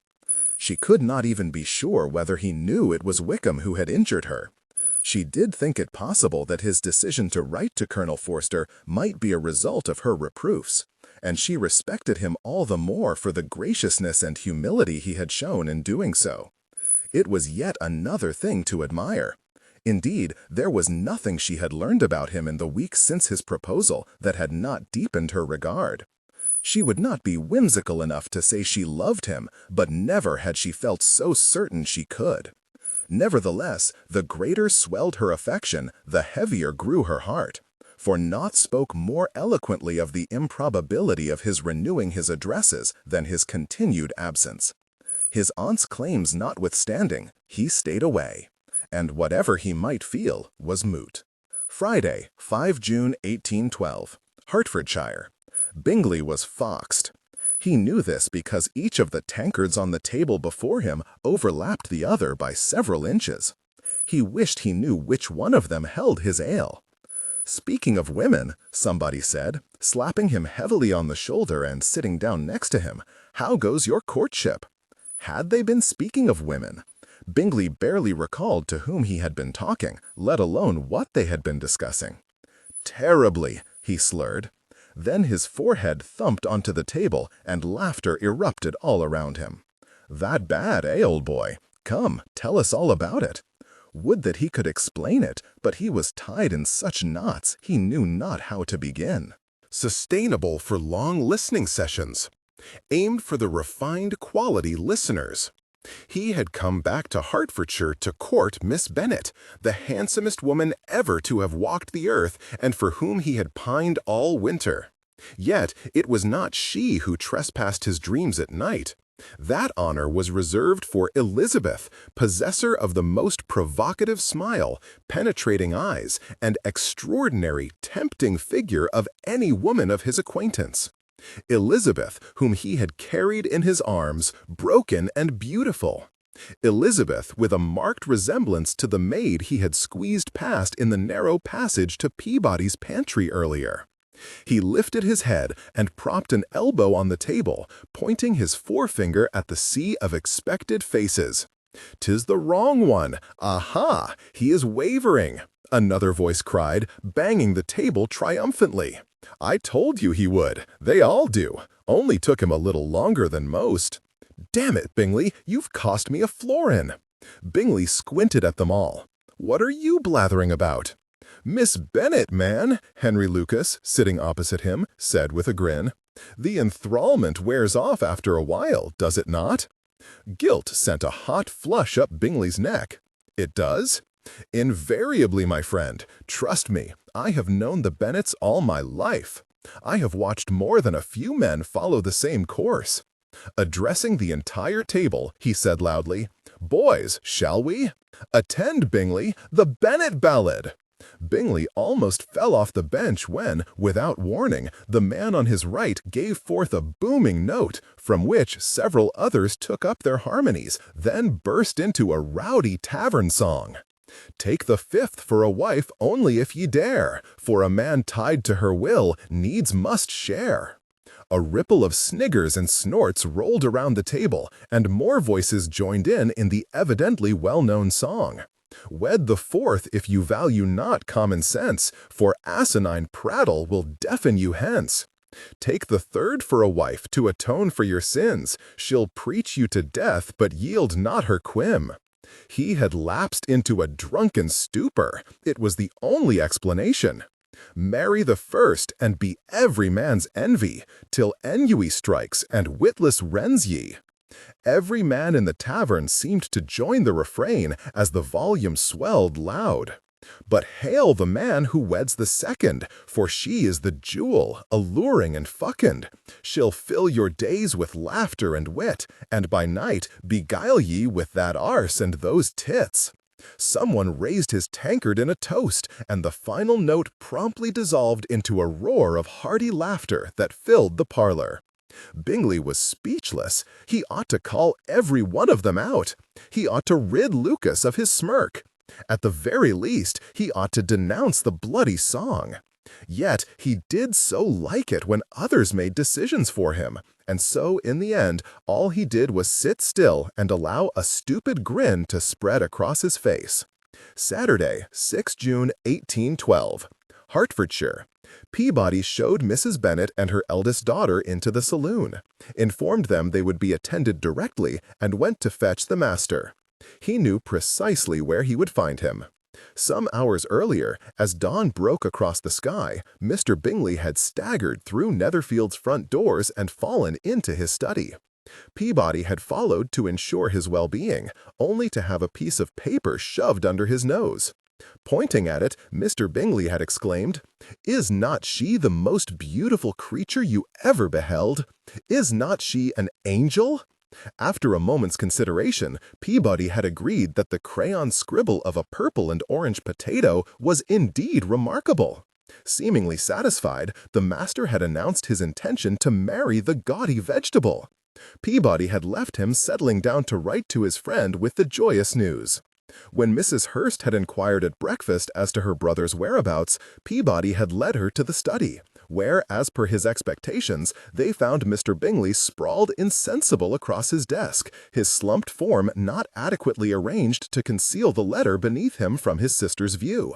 The Bennet ladies' call had curtailed Peabody's enjoyment of the supervening cataclysm. Thus, it was with no little relish that he now tripped back to the study to announce their arrival. "I will not allow you to do this! You will ruin us all!" Mrs. Hurst screeched as he sidled into the room. Mr. Bingley winced and rubbed his eyes. "Do not be absurd. I will ruin nothing. I have not endured the indignity of being married to a bloated dandy for these past 2 years, only to have you announce that you will marry where you will. Do my sacrifices mean so little to you, you selfish, selfish man? What is wrong with Hurst? I like him. Must you be so tiresome, Charles? This is not about my husband. I rather think that situation is beyond salvation." She looked pointedly at her rounded belly. "But I will not see it all made meaningless because you are in a rage to secure your own fancy." Mr. Bingley backed away from her, tripped on an undetectable hazard of the variety to which only drunk people are susceptible, and fell against his desk, where he then remained, leant at a precarious angle. "I have heard it all before, Louisa, but you shall not dissuade me again. I shall marry Miss Elizabeth, you will be her sister, and that is all there is to it." In Peabody's humble opinion, Miss Elizabeth Bennet was considerably prettier than the garish tuber he had been shown a few hours earlier. But Mrs. Hurst seemed less convinced of her merits. "Why her? She is the most impertinent, undignified, unfashionable woman I have ever met. At least her sister is beautiful. If you must marry one of them, marry her. Her looks might halfway excuse your absurd choice to the rest of the world. I cannot marry Miss Bennet. You certainly cannot marry her sister. I would sooner you marry her mother." Peabody cleared his throat. "Miss Bennet and her mother wait upon you in the saloon." Both siblings started. Mr. Bingley looked terrified, his sister furious. "Go to her, then," Mrs. Hurst fumed. "Choose the sister least likely to disgrace us with her savage country manners." "I shall not. Attend them yourself. I am for bed." Shakily but determinedly, Mr. Bingley snatched the letter from his desk, folded it roughly, and shoved it at Peabody's chest, with the instruction to see that it was posted. Then he stormed unsteadily from the room. If you do not choose Miss Bennet, mark my words, you shall have neither of them, Mrs. Hurst called after him, growling in exasperation when he didn't answer. Inform my guests I shall join them presently, she ordered. Then she, too, swept from the room. Left alone, Peabody took a moment to peek at the contents of the letter, smirked a little, then refolded and sealed it. He exited the room in time to see Mrs. Bennet scurrying away down the corridor like a startled vole along a riverbank. Diverted further still, he pocketed Mr. Bingley's letter to add to the others set aside for posting, sure Mr. Darcy would find it fascinating reading. Sunday, 7 June 1812. Hertfordshire. Slow your pace, Jane. I would speak with you. Jane turned, surprised to see her mother hurrying to catch up with her, for she had left her still speaking to Mrs. Phillips at the church. She duly fell into step alongside her, observing that her lips were pressed tightly together in a telltale sign of vexation. "Have I displeased you, Mamma?" "Yes," Mrs. Bennet replied in an angry whisper. "You and all your sisters. I know not what any of you is about. Colonel Forster's regiment are removing to Brighton on Monday, and not one of them has shown an interest in marrying any of you.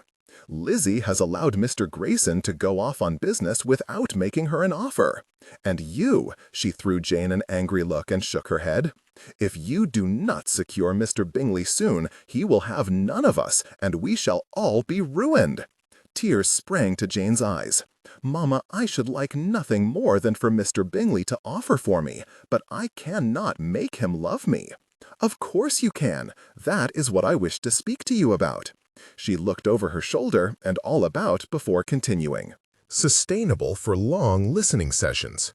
Aim for the refined quality listeners. Men are essentially very easy to work on once you know how.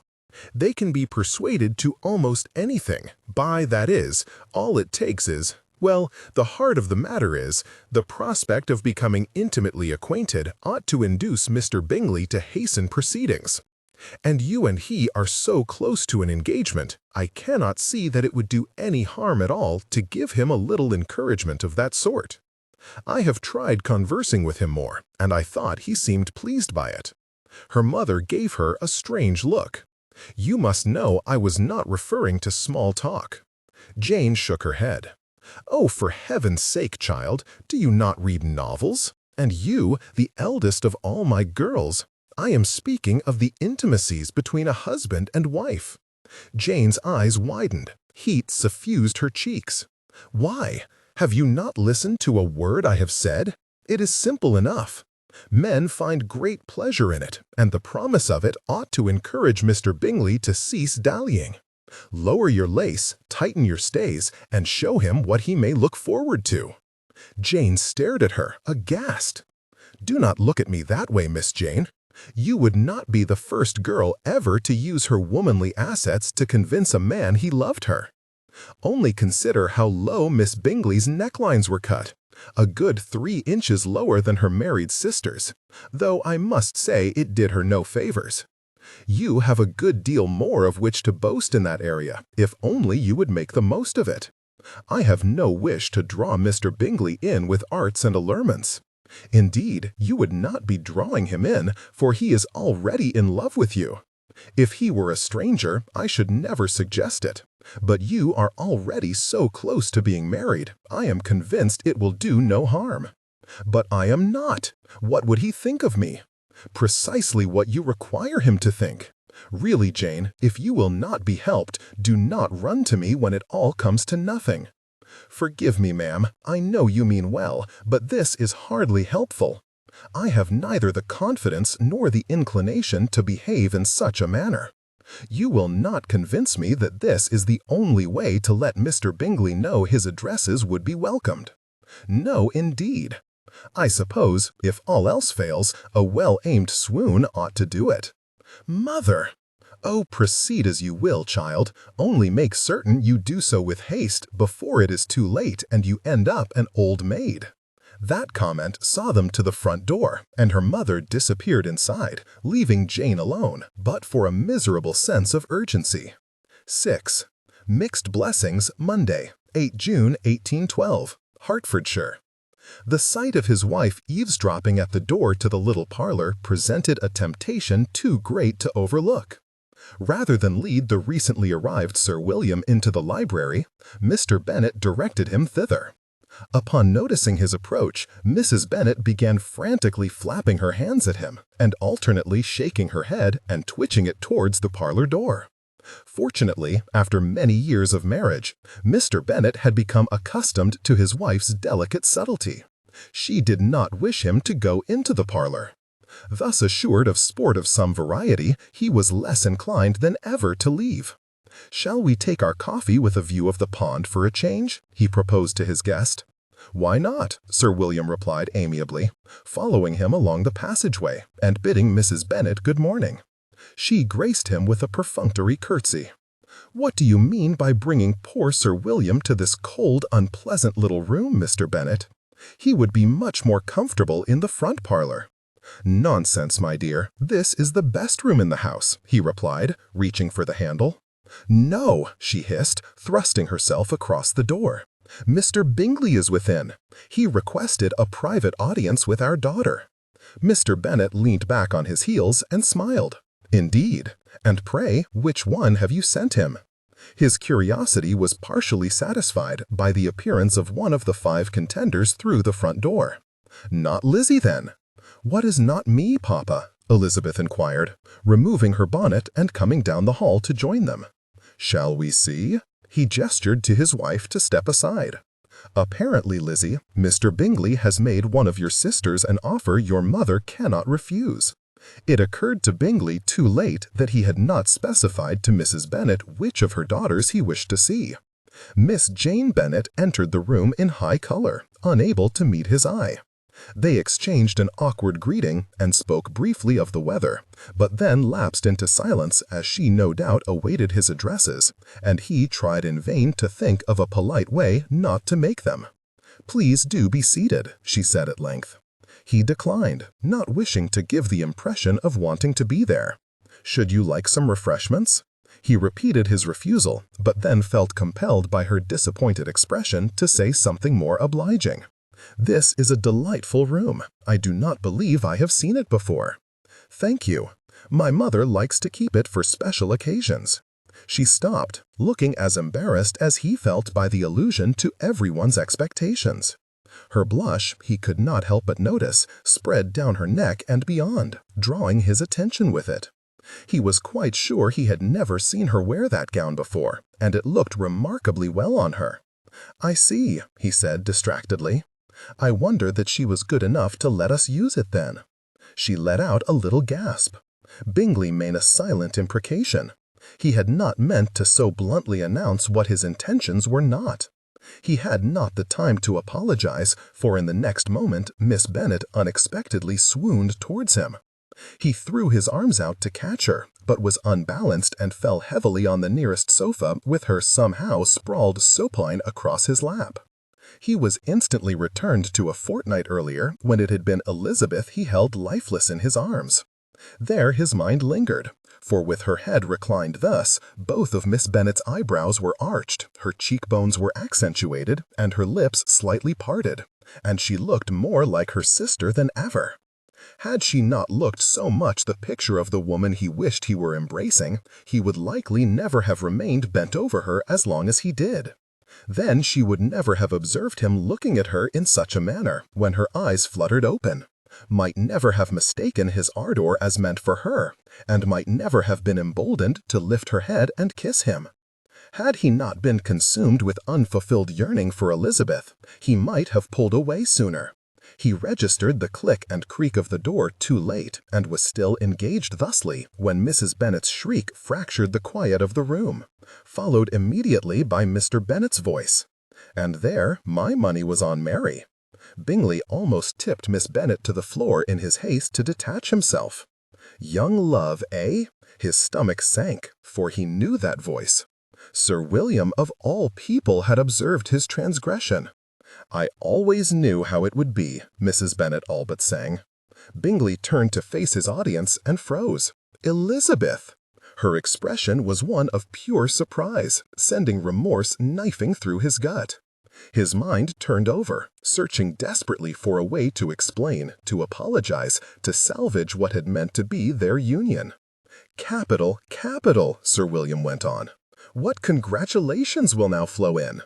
"Indeed," said Mr. Bennet coldly. "I may be forced to overlook the prematurity of your celebrations, Mr. Bingley, once those of my neighbors begin." He glanced meaningfully at Sir William. Bingley broke into a sweat. Mr. Bennet was correct. Between Sir William and Mrs. Bennet, news of his amorous clinch and presumed betrothal would be all over Meryton before supper. How could the alliance possibly be avoided? He looked at Elizabeth in desperation. "I am very happy for you both," said she. Bingley almost whimpered. She was utterly lost to him. Sustainable for long listening sessions.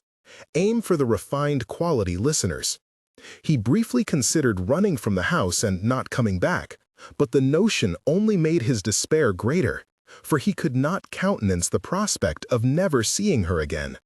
Then she smiled, and the matter was settled.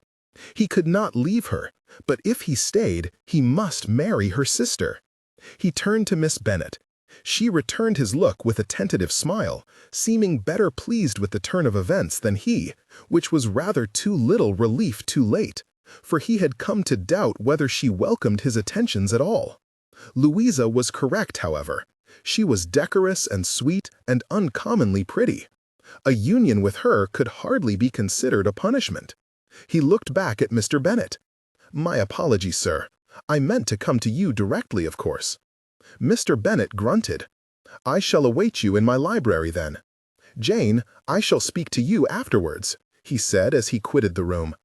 Miss Bennet rose hastily from the sofa and came to stand before Bingley. "I beg you, take no offense," she whispered. "I am sure he will be happy for us once the surprise passes. He has every right to be angry. It was ill done. I dare say there are worse ways of declaring oneself," she whispered shyly. Bingley refrained from actually kicking himself. Surely to God there was no worse way to declare oneself than to do it to the wrong woman.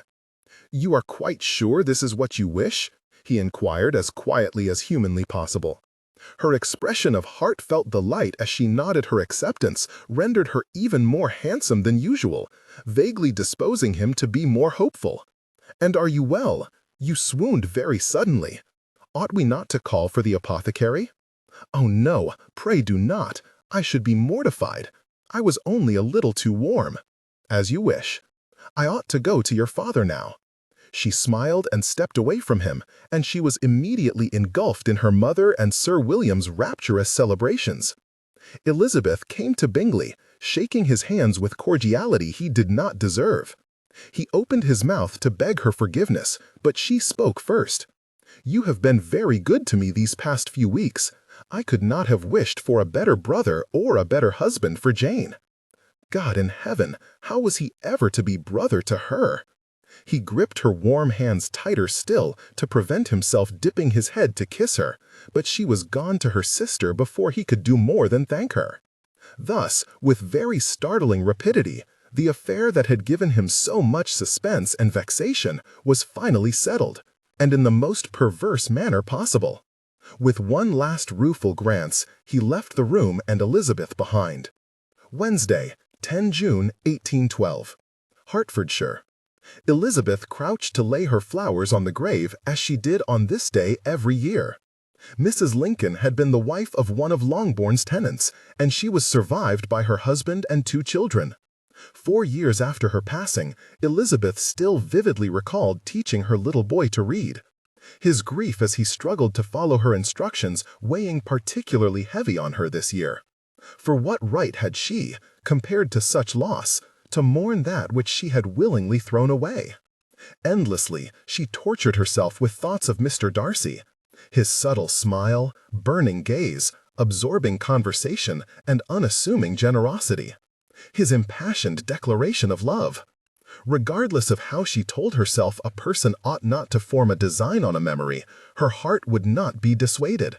She could think of him in no other terms than of being in love, for no other sentiment came close to expressing the depth of her present feelings towards him.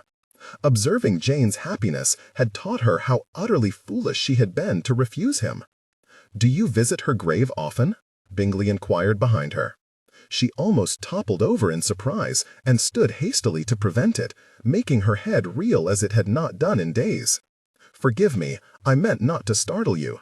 You are forgiven. I thought you would be longer with the curate.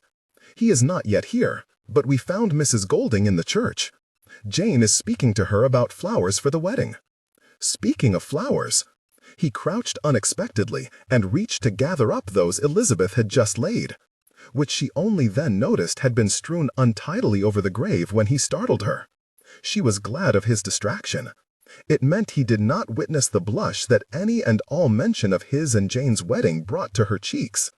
Arrangements for the occasion were now a source of constant deliberation at Longbourn and constant anxiety for her, as she dreaded feeling his enmity should he come, but dared not ask after him lest she learn he meant not to, for the prospect of never seeing him again grew ever more difficult to bear, which was perhaps the reason that the unmistakable sound of his voice affected her so. "Elizabeth!" She whipped her head up, but too quickly. Her temple throbbed and her vision swam. Nevertheless, she saw him, standing motionless beyond the wall, his eyes fixed upon her. She gasped at the familiar intensity of his stare. He was come. Pressing a hand to her thundering heart, she took a step towards him, but no more, for faintness encroached and her knees buckled. "Lizzie!" cried Bingley, lurching to his feet to arrest her fall. The wave of dizziness receded as quickly as it arrived, and barely an instant passed before Elizabeth twisted from his grip to look for Mr. Darcy. She almost cried out to discover he was no longer there. "What is going on?"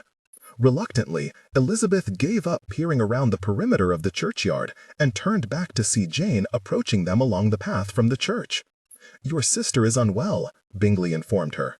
"She almost fainted." "I am not unwell," Elizabeth assured them. "I only felt a little lightheaded. It is past now." "Indeed, how fortunate that Mr. Bailey was here to catch you," Jane replied coolly.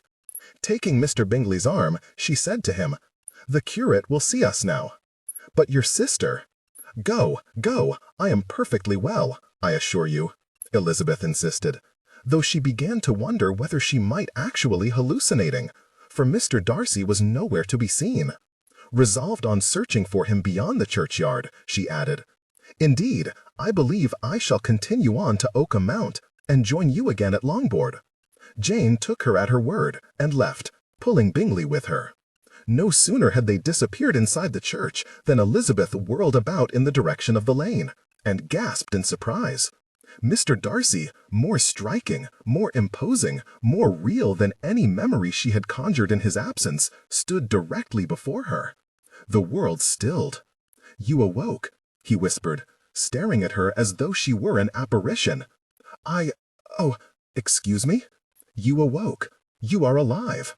His accent had none of its usual sedateness. His voice was hoarse and urgent.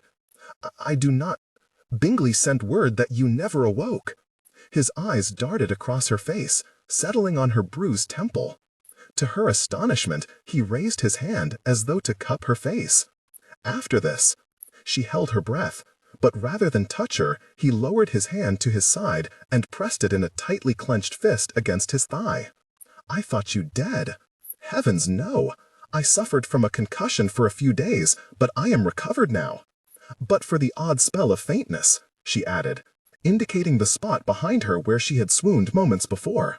"Then Bingley caught me." Elizabeth fancied she saw a greater contrariety of emotion in his look at that moment than in the whole of their previous acquaintance. His manner bemused her.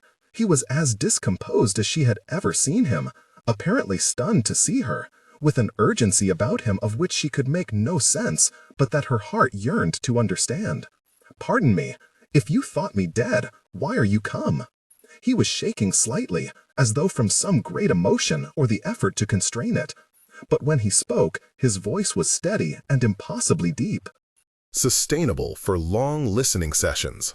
Aim for the refined quality listeners. I have yet to find a way to live without you by my side. When I thought I should have to live without you alive in the world at all, I could not bear it. I came to say goodbye. I knew not what else to do. Hope overturned her heart. Then I am very glad to be alive, for I should have been sorry to miss the opportunity of seeing you again. Very sorry indeed. Mr. Darcy blinked several times and frowned, but was otherwise motionless. She watched, hoping dearly that he would take her meaning, and drank in the sight of him as she waited. He was every inch as handsome as she recalled, though with one addition to his countenance. Quite without forethought, she raised her fingers to touch the vivid red line beneath his left eye. This is new. His eyes widened, and his hand flew to cover hers, bringing her mortifying awareness of her presumption, but he would not surrender it for all her efforts to withdraw. "Have I any hope?" His voice was strained with emotion. She let out a breathy, nervous laugh and nodded. "I think you may never be more assured of anything." His breath caught, his eyes darkened to a fathomless ebon hue. His palm, warm and sure, came at last to rest upon her cheek. "Marry me. I am so in love with you. Marry me, I beg you." All her wishes were answered. He loved her still. With nary a moment's hesitation, she assured him of her jubilant acceptance, and she was at once pulled into his fervent, desperate embrace. Encircling her completely in his arms, he whispered her name like a promise and held her to him as though he would never let her go. Barely crediting her own boldness, she snaked her arms about his waist beneath his coat. He stiffened and drew back far enough to look at her. She did not think she would ever forget his expression. "I have not the words to describe what I feel for you, dearest, loveliest Elizabeth." He leant down and slowly, reverently pressed his lips to hers. She shivered, her skin veritably crackled at being so tenderly touched. At once every feeling of futility was banished, all hope vindicated, and every expectation exceeded. She was lost to him. She kept her eyes closed for a moment or two after he ceased his caress, daring not to break the spell. When she did open them, she found him watching her, piercing her with his gaze, and thrilling her with the most enigmatic smile she had ever beheld. "I do not give you leave to ever die again, Elizabeth Bennet." Darcy's happiness was such as he had never felt before. Elizabeth, who only weeks earlier had fractured his world with her avowals of disgust and, until moments before he had believed dead,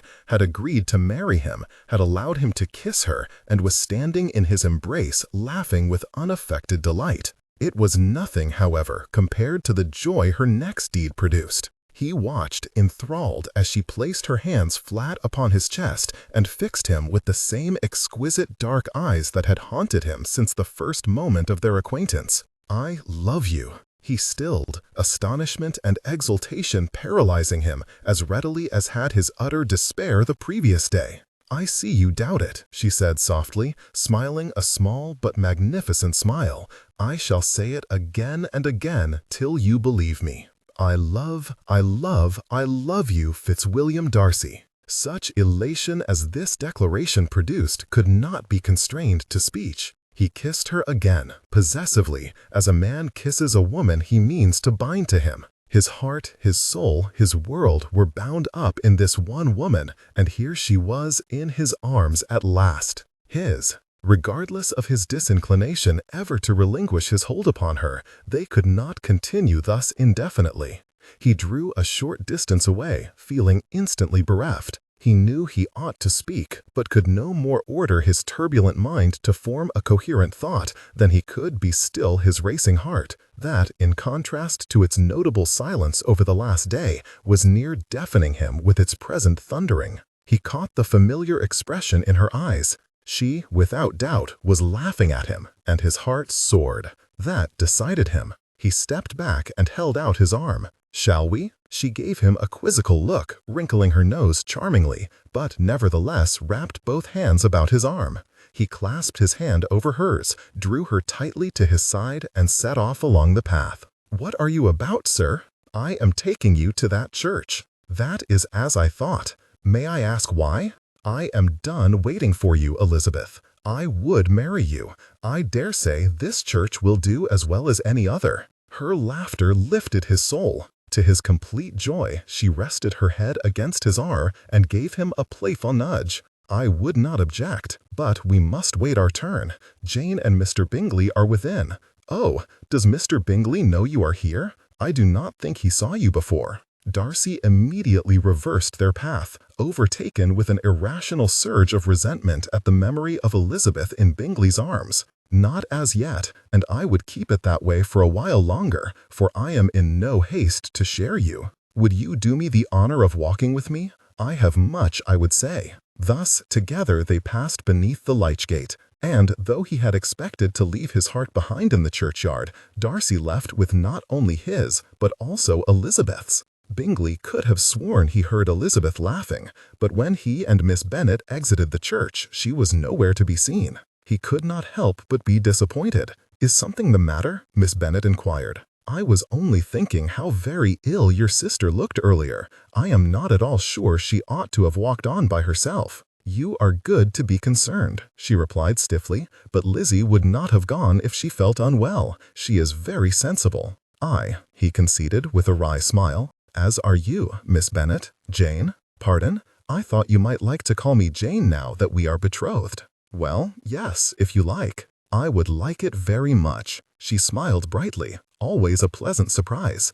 "Then yes, of course, Jane. Thank you. It seems only right, after all, since you have dispensed with propriety when addressing Lizzie, you ought to do the same for your wife." Elizabeth glanced up at Darcy. He looked happier than she had ever seen him, his eyes burning intensely and his lips curled slightly at the corners, as though a laugh might come as easily as a smile or a kiss.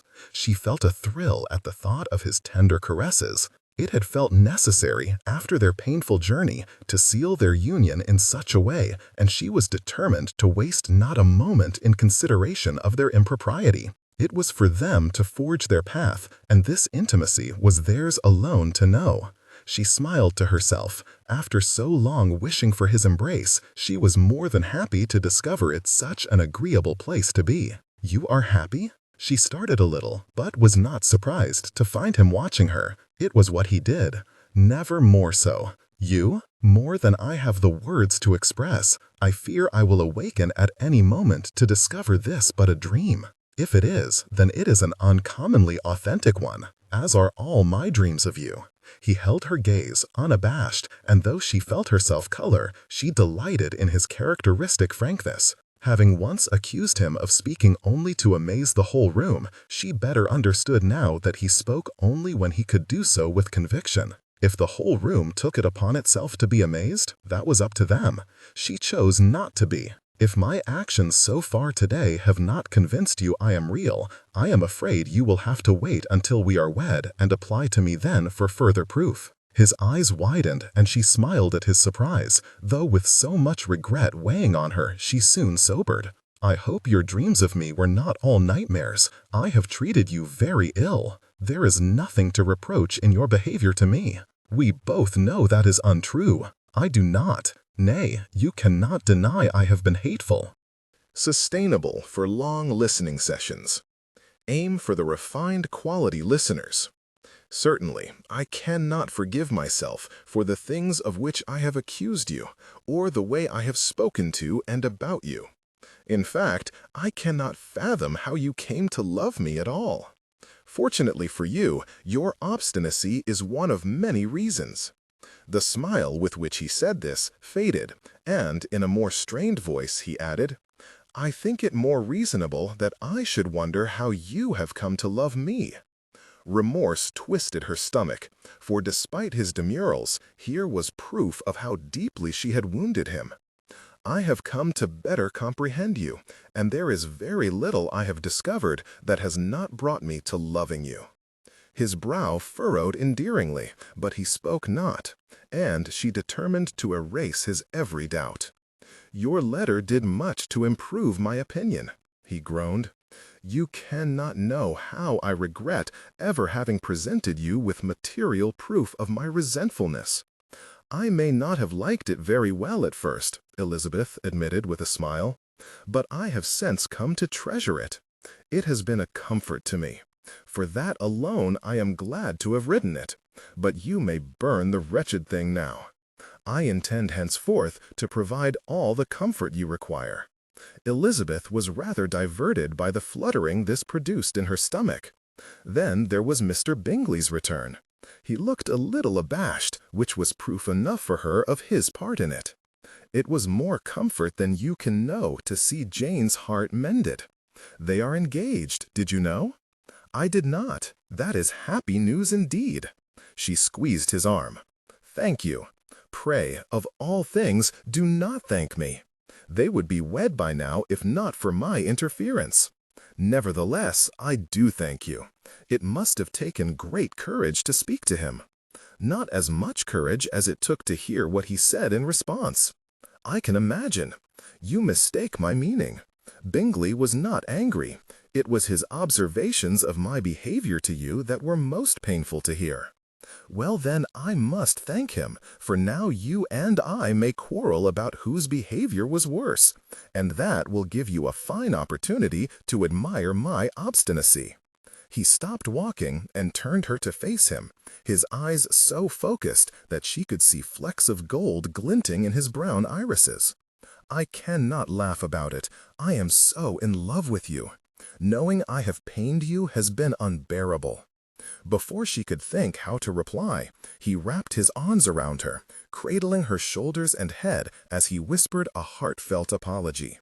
With her ear to his broad, solid chest, she heard his heart beating, powerfully and much too fast. "I forgave you all your mistakes long ago, Fitzwilliam. Pray, I would hear you say that you have forgiven me mine." He tightened his hold on her. "Everyone." She did not expect him to continue, and was surprised when he added, "Even your decimation of Mozart's 11th Sonata." She poked him in the ribs before he could finish, laughter bursting from her lips. "Teasing, man! Will you always know so easily when I need a laugh?" "I hope so." He took her hand and placed it on his arm. When they had walked a short distance, he said, "It is to be Fitzwilliam, is it? 'Tis your name, is it not?" "It is, though I am little in the habit of answering to it. I have read the adieu in your letter every day since you gave it to me.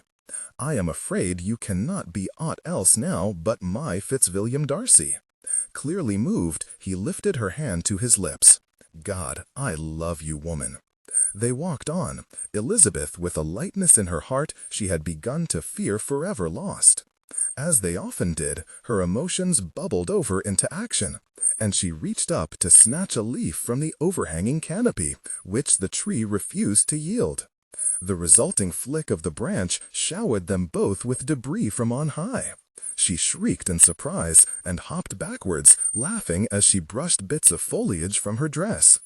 Turning with an apology on her lips, she was utterly undone to discover the illustrious Mr. Darcy, bespattered with Flora, now reaching to pluck a leaf from the canopy. "You cannot know the pleasure I find in pleasing you," he said as he presented her with it. "I had long despaired of ever having the privilege." "How fortunate for me that your happiness is dependent upon my own," she replied, accepting it. He pointed to the leaf. "Had I known pleasing you was so easily done, I should have given you a tree the day we met."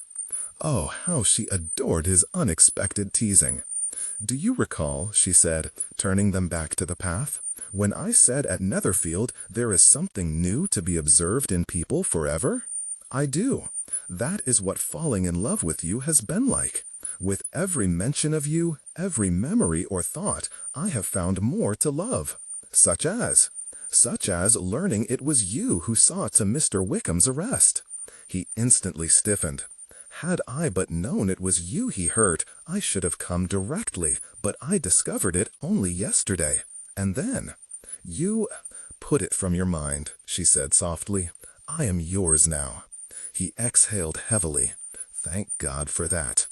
At Elizabeth's request, Darcy stumbled through an explanation of the events that had led him to believe she had died. It was evident she found the entire situation diverting, but she checked her laugh.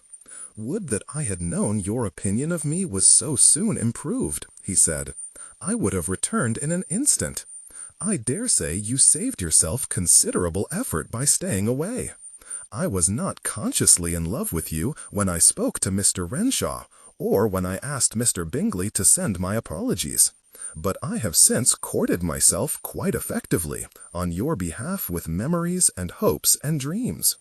Darcy smiled, but begged that she allow him to take up the office of lover henceforth. Her mumbled, breathless acquiescence pleased him very well indeed. God, but she was beautiful. Again and again he looked at her, each time falling further under her spell. Watching her thus, he soon noticed when her pace slowed and her head rested more heavily against his arm. "Are you well?" "My head is beginning to ache a little. Perhaps I have walked too far today. Forgive me, I did not think." Ignoring her protests, Darcy led her to the low stone wall bordering the lane, spread his coat atop it, and insisted she sit down to rest. For all her bravado, she sank heavily onto the improvised seat and closed her eyes. He lowered himself to sit next to her, and tenderly nudged her bonnet and curls aside that he might examine her injury more closely. It was an ugly wound, still somewhat swollen and yellowing at the edges. His chest tightened painfully at the sight. He cupped her face and placed a feather-light kiss upon her cheek. She let out a shuddering breath. "How I wished you were there to hold me." His arms were about her instantly, pulling her in one deft move onto his lap and making her squeal with surprise. "I shall never forgive myself for not being there, but I am here now and shall never allow anybody to hurt you again." She left him in no doubt of her gratitude, but after that refused to dwell on the matter. Instead, they far better employed their time discussing every detail of each other's lives since Easter. She remained in his lap while they talked, he tracing patterns on her lower back with his right hand, she toying with the fingers of his left. In that attitude, they remained until she inquired about the scar on his cheek. He gave explanation, she kissed it, he kissed her, and shortly thereafter, the arrangement was abandoned before too much adoration could be expressed. "Are you recovered enough to return? I have a great inclination to speak with your father." She assured him she was, and they set off in the direction of Longbourn. "Does it give you much pain?" "Not very often now. Aside from the odd headache and a little giddiness and this ghastly bruise, I am perfectly well." "I never saw a bruise worn more handsomely," she laughed. "That is not what your aunt said." "My aunt, Lady Catherine?" She pulled a wry face and nodded. "And when did she have occasion to comment on it?" he inquired warily. Sustainable for long listening sessions. Aim for the refined quality listeners. When she called on me to forbid me from ever marrying you? When she what? Mr. Darcy was the kind of man to whom Mr. Bennet should never dare refuse anything he condescended to ask, and he gave his consent at once. That he should ask this was somewhat bewildering, but since Elizabeth had come to him first, assuring him of her wishes, he felt not unduly concerned. He cared for only 3 things. Elizabeth would be well looked after. She would be able to respect her partner in life, and he need lose no more sleep over his other soon-to-be son. He remained entirely unconvinced that Bingley had secured his preferred choice of sister, and he had not been able to dispel the concern that he might yet abandon Jane. He had infinitely more faith in Mr. Darcy's ability to direct his friend's romantic interests, and his appearance was vastly reassuring. "Would that you had asked her sooner," Mr. Bennet said, reaching to shake hands. "You might have saved your friend weeks of indecision." He regretted the jest when he saw Mr. Darcy's frown and hastily suggested they collect Elizabeth and announce the news to the family. He led the couple into the parlor, but before he could draw breath to speak, Bingley was on his feet. "Lizzie, thank heavens! I say, Darcy, what the deuce are you doing here?" Having already been denied the privilege of announcing Jane's engagement, Mr. Bennet was unwilling to forfeit his due a second time, and answered before Mr. Darcy. "He is a single man in possession of a good fortune. For what other purpose could he have possibly come but to secure himself a wife? It is my very great pleasure to inform you all that Lizzie and Mr. Darcy are engaged." It was much to his consternation that the announcement he ultimately made should be met with stony silence. Mrs. Bennet sat perfectly still, seemingly unable to breathe, let alone speak. The irony of his lamenting her want of theatricals on the sole occasion upon which she had been shocked into quiescence was not lost on him. His younger daughters all stared aimlessly between him, their mother, and Elizabeth. Jane looked by turns amazed, relieved, and then vexed, for none of which he could account. Bingley stood unmoving before him, open-mouthed and ashen. "Well," he said into the deafening silence, "if you are all quite done with your celebrations, I think I shall return to the quiet of my library. I can scarcely bear all the commotion." Turning to leave, he laid a hand on Elizabeth's arm, intending to counsel her not to be dismayed by their surprise. Upon observing her, however, he decided she needed no such assurance. Had his wife suffered a fit of apoplexy and died right there on the carpet, he thought it unlikely the pair should have noticed. Elizabeth and Mr. Darcy had eyes only for each other. He smiled to himself as he left the room, satisfied she truly would be happy. To hell with waiting for Darcy to speak with his friend. Fitzwilliam resolved to ride to Longbourn directly, unless the wayward pair appeared within the next 10 minutes.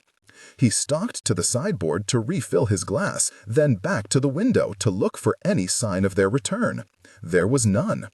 He was excessively concerned for his cousin, certain Miss Bennet's death would affect him deeply, and he could not account for every other bugger's apparent indifference to the tragedy. Colonel Forster had seemed flabbergasted that a man of his rank should show any interest in, as he put it, the transgressions of a mere parish lieutenant. "Transgressions, my arse," he grunted and sipped his drink. Indeed, Wickham had seemed no less surprised by his interest in the affair, but if the dullard thought a flogging was all the punishment he would receive, he was due a harsh shock. Nor could he fathom why Bingley had failed to inform his own sister of Elizabeth's passing, or why none of the staff had mentioned it. Slamming his drink on a table, he strode across the room and yanked open the door, looking for a servant. "Ho, man," he called to a footman by the front door, marching there as he spoke. "Do you know the Bennets of Longbourn?" "Yes, sir," the rather startled man replied. "Have any of them died recently?" "Not to the best of my knowledge, sir." "Thank God celestial bollocks for that." At which moment Darcy stepped through the front door. "Fitzwilliam, what on earth are you doing here?" All possible answers to his question were rendered absurd by the revelation that Miss Bennet was alive and well. "I paid Wickham a little visit," he admitted with a grin. Darcy pulled an odd face, half frown, half smirk. "And how did that go off?" "Well, nothing actually came off, so I dare say it could have gone worse for him." Darcy's lips twitched, threatening a laugh, and Fitzwilliam knew all would be well. "She is not dead, is she?" "No," his cousin replied, his eyes burning with startling vehemence. "She is very much alive, and very much mine." They were interrupted by a low groan from Bingley, who came trudging over the threshold behind his friend. "You are very welcome, Fitzwilliam, but I hope you will forgive me if I postpone a proper greeting until tomorrow. I have the devil of a headache. I think I shall retire directly. Feel free to use my study, Darcy. I am sure you two have much to discuss." "There is no need to make yourself scarce in your own home, Bingley," Darcy assured him. "You give me false credit. I had no such noble intentions. I only wished to be spared your raptures." Fitzwilliam scoffed. In 28 years he had never heard Darcy rhapsodize. "Help yourselves to brandy," Bingley offered. Then, eyeing Fitzwilliam, he added, "if there is any left." "We shall make do. Snap to it, old boy," he said as he passed Darcy. "I cannot bear to be kept in suspense any longer." Thus the cousins retreated to Bingley's study to enjoy a second evening of drink-fueled discourse on the subject of Elizabeth Bennet, this one far pleasanter than the last. Bingley hauled his tired body up the stairs, alarmingly close to vomiting. Darcy and he had passed the journey home, explaining to each other how their relative betrothals came about. He had been largely unmoved by his friend's allusions to various disappointments and struggles, for Darcy had Elizabeth and therefore no cause to repine. His own story had been necessarily abridged, for he could hardly own that he had meant to offer for Darcy's future wife. Darcy's last declaration, "She is very much mine," was simply outside of enough. Ravaged by the thought of Elizabeth in any other man's arms, Bingley had not the fortitude to listen to Darcy rave about it, or hear his cousin congratulate him for it. Instead, he gathered his regrets and took himself off to bed. Thursday, 11 June 1812, Hertfordshire. It had been arranged the previous evening, after a dinner taken up predominantly with Mrs. Bennet's vociferous musings on the perquisites of her daughter's advantageous alliances, that the newly affianced couples would breakfast at Netherfield. Elizabeth sighed as the carriage juddered into motion. "I thought we might never find the opportunity to speak privately again." Jane regarded her sister's radiant smile sullenly. They might have spoken last night had she not pretended to be asleep.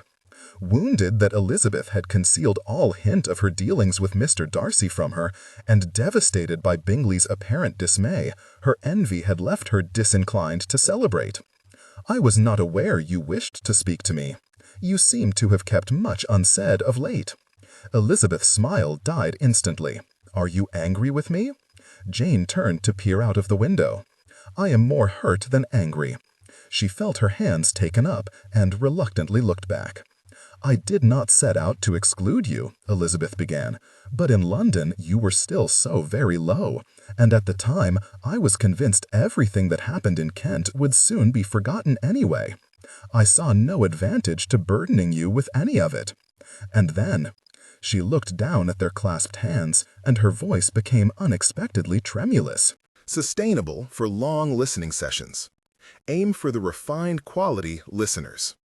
Once I ceased being a fool and acknowledged to myself that I loved Mr. Darcy, I was too embarrassed to mention it, for I was sure he would never return for me.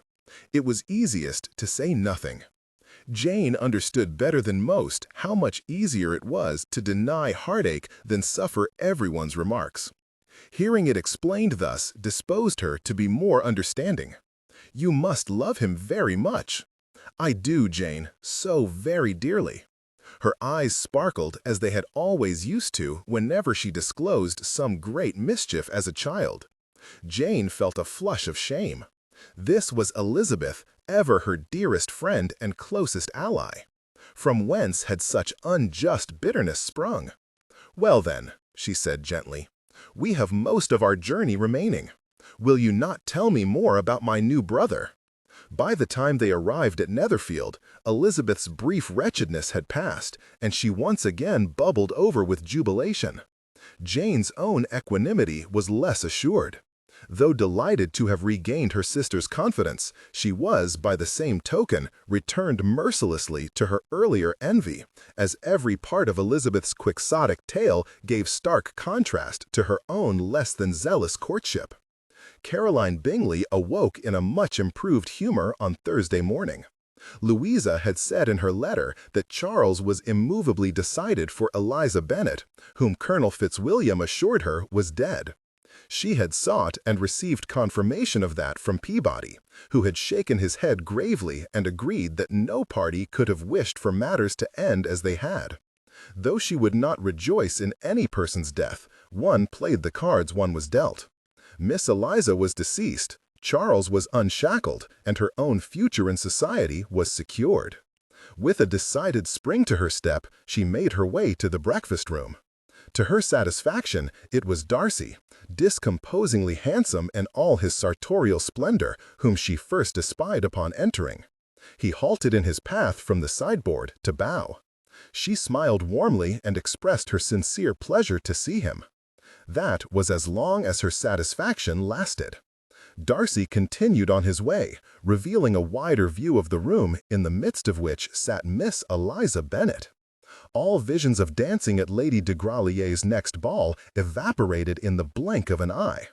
"Oh, you are not dead!"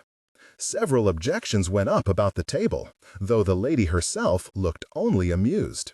You see, Miss Bingley, I am not without accomplishments, after all. Caroline had forgotten, in the months she had been away, how very much she detested this woman.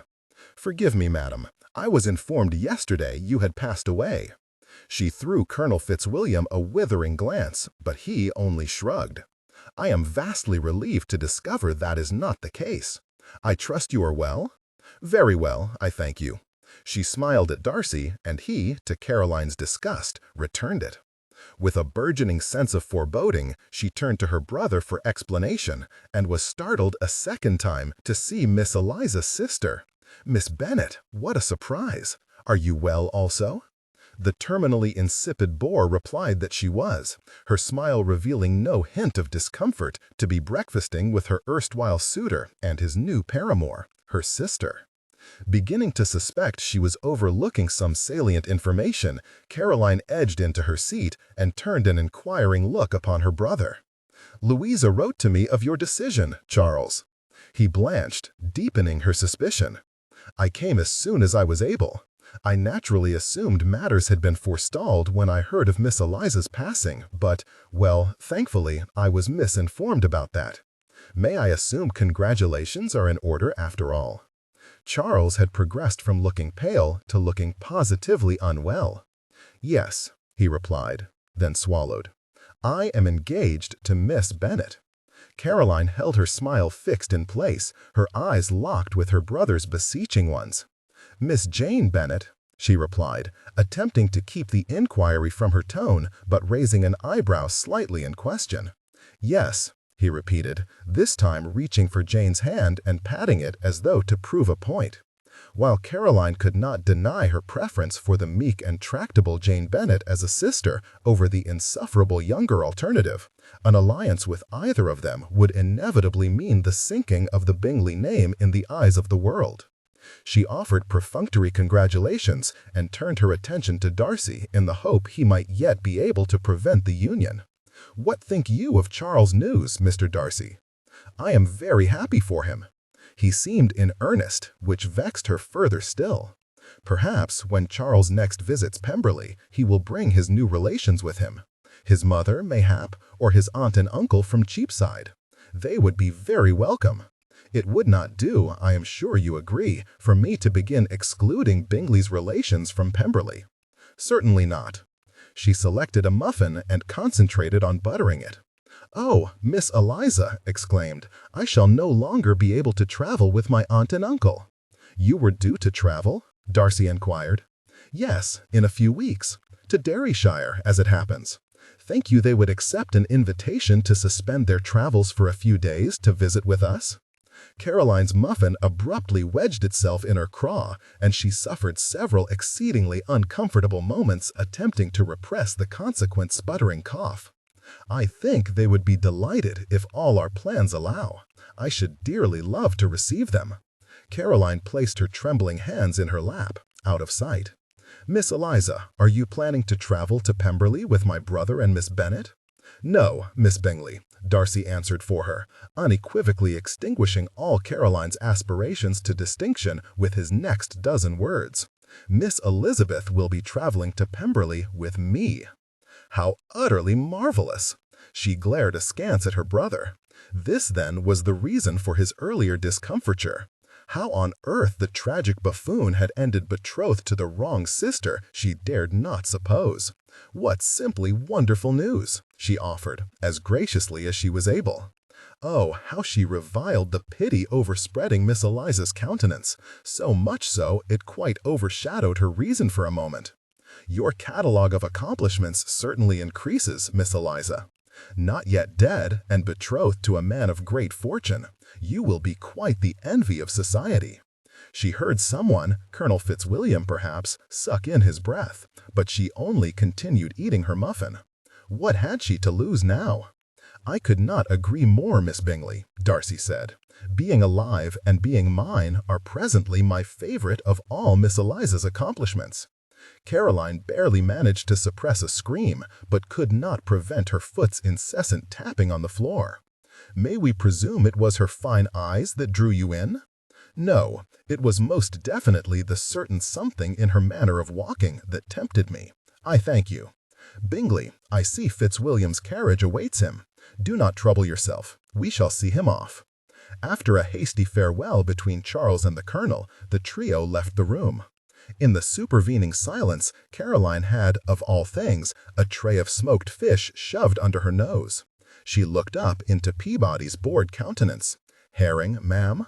Her plate cleaved in two when she threw her knife down upon it, though the noise was drowned when the howl of frustration that had been building since she first met Eliza Bennet at last found its release. Longbourn, Hertfordshire, June 13. To Miss Georgiana Darcy. I hope this letter finds you well. Your brother tells me he has received a letter from you with your congratulations. I may say your blessing pleased him very well, and I thank you for myself for your heartfelt acceptance of our betrothal. Pray, be not angry with him when I tell you he also relayed some other of your sentiments. Sustainable for long listening sessions. Aim for the refined quality listeners. I should not like to wait until we meet to allay those anxieties, and thus I have determined to write to you that you may know me a little better and see why you have absolutely no cause to be apprehensive. Forget at once everything your brother has told you. His account of me is grossly inaccurate. He may have said my playing gives him great pleasure, but he neglected to mention that is only because there is such teasing to be made of my clumsy recitals. Much though I enjoy the pianoforte, I practice too little to play well. I have no superior talent for dancing, other than being practiced at compensating for heavy-footed partners, your brother excepted. My style of dress, which he has proclaimed elegant, is in truth my eldest sister Jane's outmoded style from last season, unpicked and remade with a little embellishment. My beauty I shall not decry. I am quite content to remain the most beautiful woman in the world for the short time until you meet me, and see for yourself how your brother has exaggerated that fact. As to any comparison between you and my sisters, allow me to put your mind at rest. I have 4. One is lively and obstreperous, one is silly and inconstant, one is serious and exacting, and one is impressionable and diffident. I love them all dearly. I myself tend towards obstinacy and impertinence, but the least said of that, the better. I am quite sure that, whatever your nature, it will neither shock nor displease me. Your brother has made me so blissfully happy, there is but one thing that could add to my joy, and that is becoming acquainted with his beloved sister. I will only add, thank you for looking after him these past weeks. We made a fudge of coming to an understanding, and it lightens my heart to know he has not been without comfort. That alone endears you to me more than any of the accomplishments lauded by your brother, aunt, cousin, or friends, which you are too modest to own. We have in common our affection for a wonderful man, and that is enough to convince me we shall be the very closest of sisters and the very best of friends. I wait impatiently, another of my vices, until we meet. Yours in anticipation, Miss Elizabeth Lizzie Bennet. Sunday, 14 June, 1812. Hertfordshire. A flurry of letters had been sent out in the days following Elizabeth and Darcy's engagement, most of them from Mrs. Bennet to every person in the country with whom she could claim a connection, though 1 or 2 were from the happy couple themselves.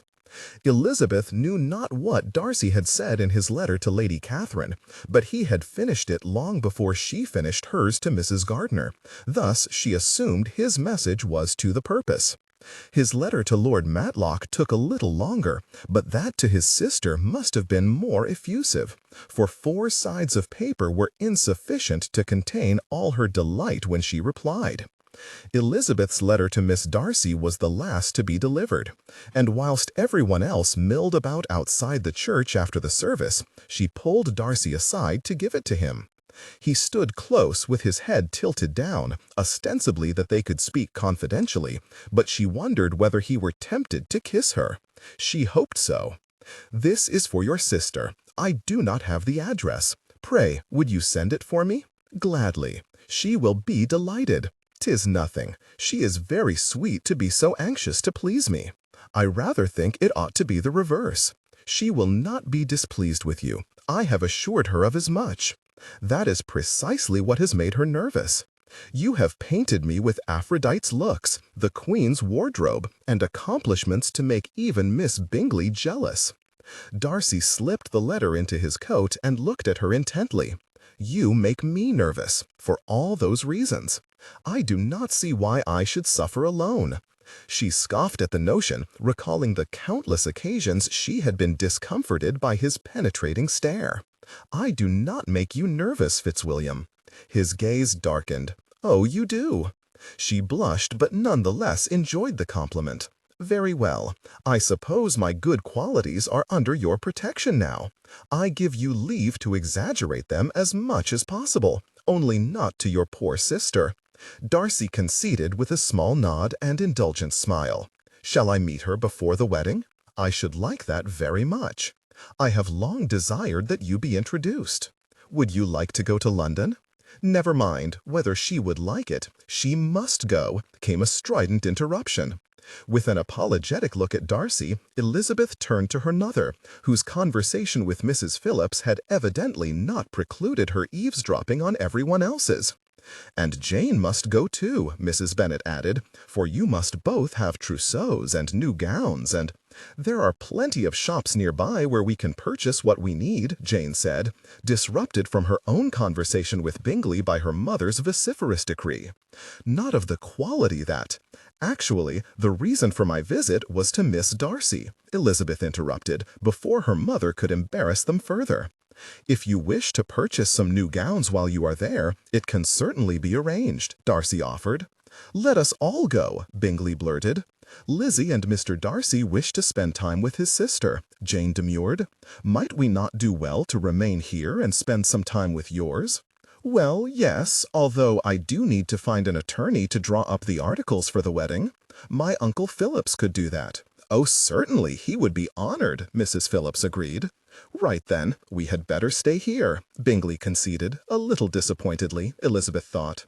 "He had better work more quickly than he usually does," Mrs. Bennet said to her sister, "for Mr. Darcy has told Mr. Bennet he wishes to wed before his cousin's ball in July, and if Jane and Mr. Bingley are not ready, he may very well like to be married first."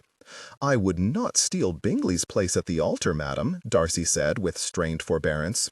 "Why not all stand up together?" said Bingley. "After all, we are invited to Lord Ashby's ball as well," he explained, indicating Jane and himself.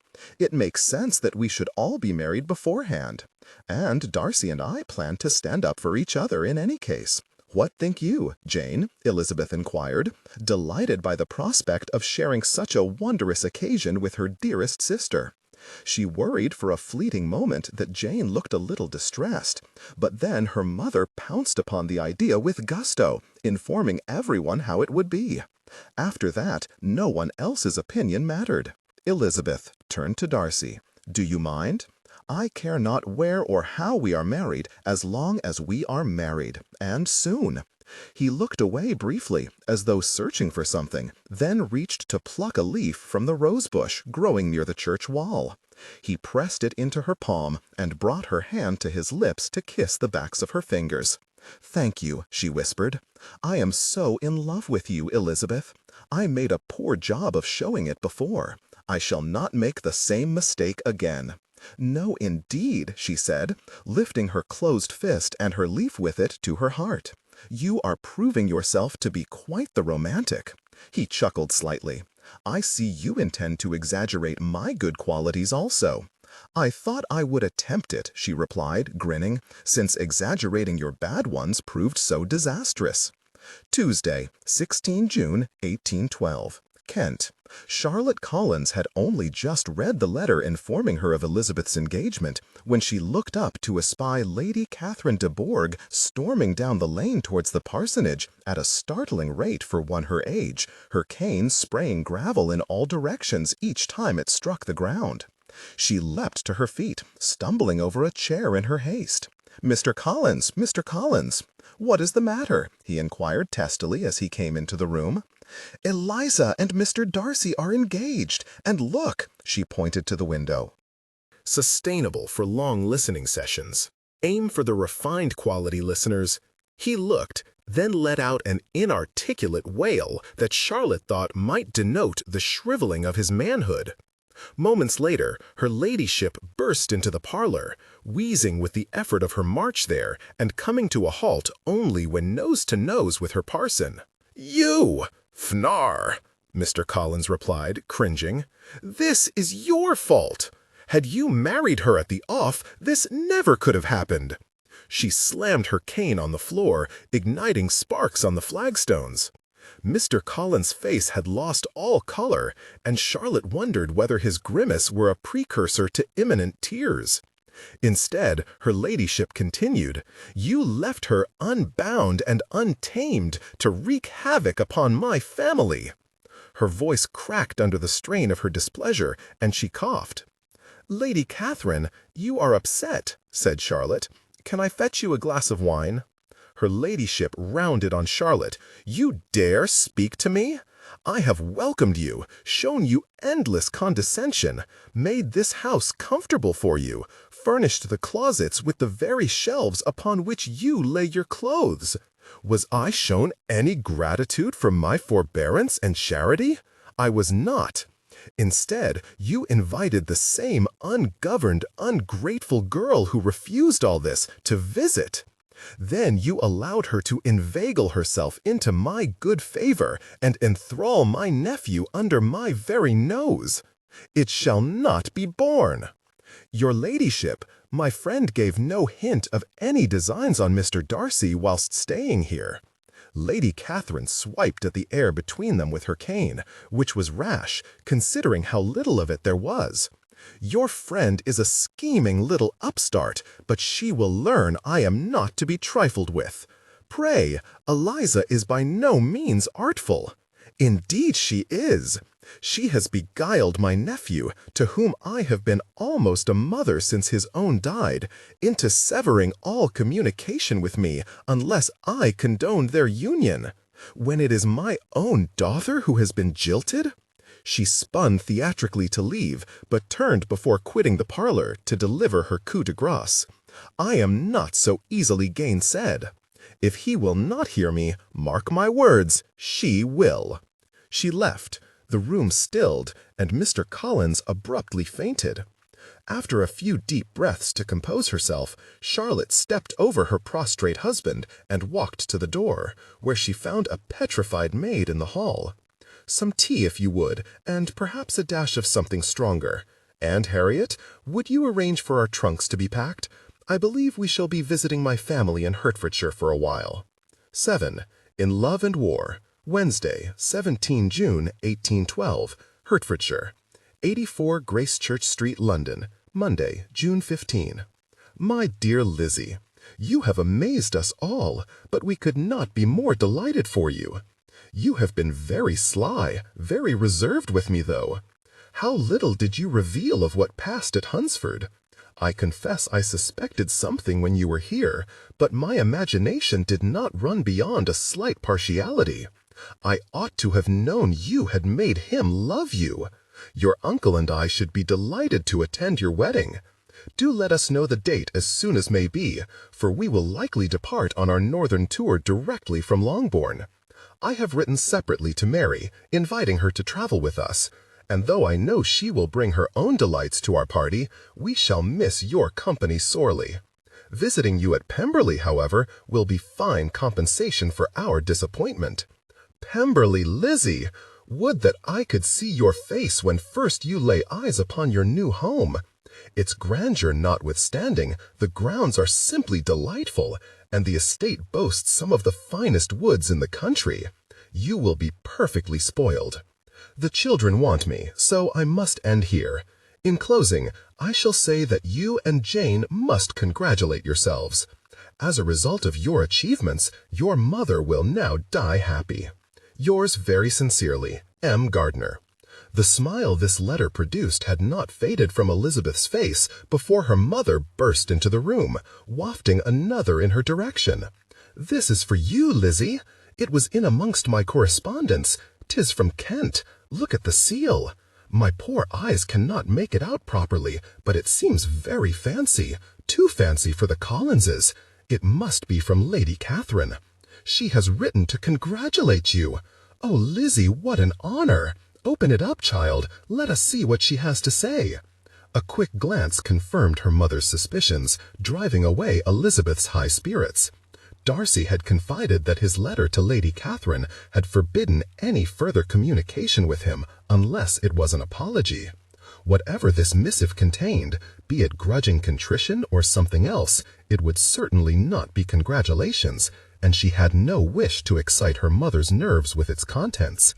"I think it is only from Charlotte, Mamma," she lied. "Oh, that is a shame, though I dare say her ladyship will write soon. Well, what news from the Collinses?" "I beg you would excuse me. I have been indoors reading for too long. My head is beginning to ache. I would take some air." Elizabeth escaped the house directly, pleased to pass Kitty returning from the garden on her way, for it assured her privacy.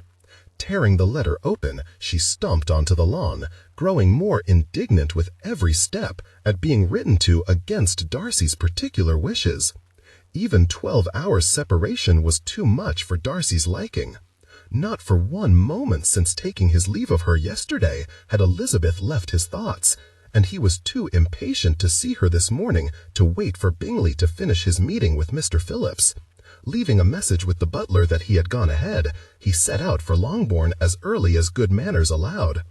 Before he even reached the house, he caught sight of Elizabeth walking towards the hermitage at the far end of the garden. His heart leapt, then began to pound with the immediate recognition that something was terribly wrong. He dismounted, threw the reins to the nearest stable boy, and hastened across the lawn after her. He found her pacing the full width of the retreat, her countenance stained with high emotion, and her eyes flashing fire. "Elizabeth, what is amiss?" She whirled to face him, whispering his name in apparent dismay. Her eyes darted to a letter held in her hand. "Who has written to you?" In answer, she only sighed and let her shoulders drop. He moved to stand directly before her and reached for the hand that held the letter.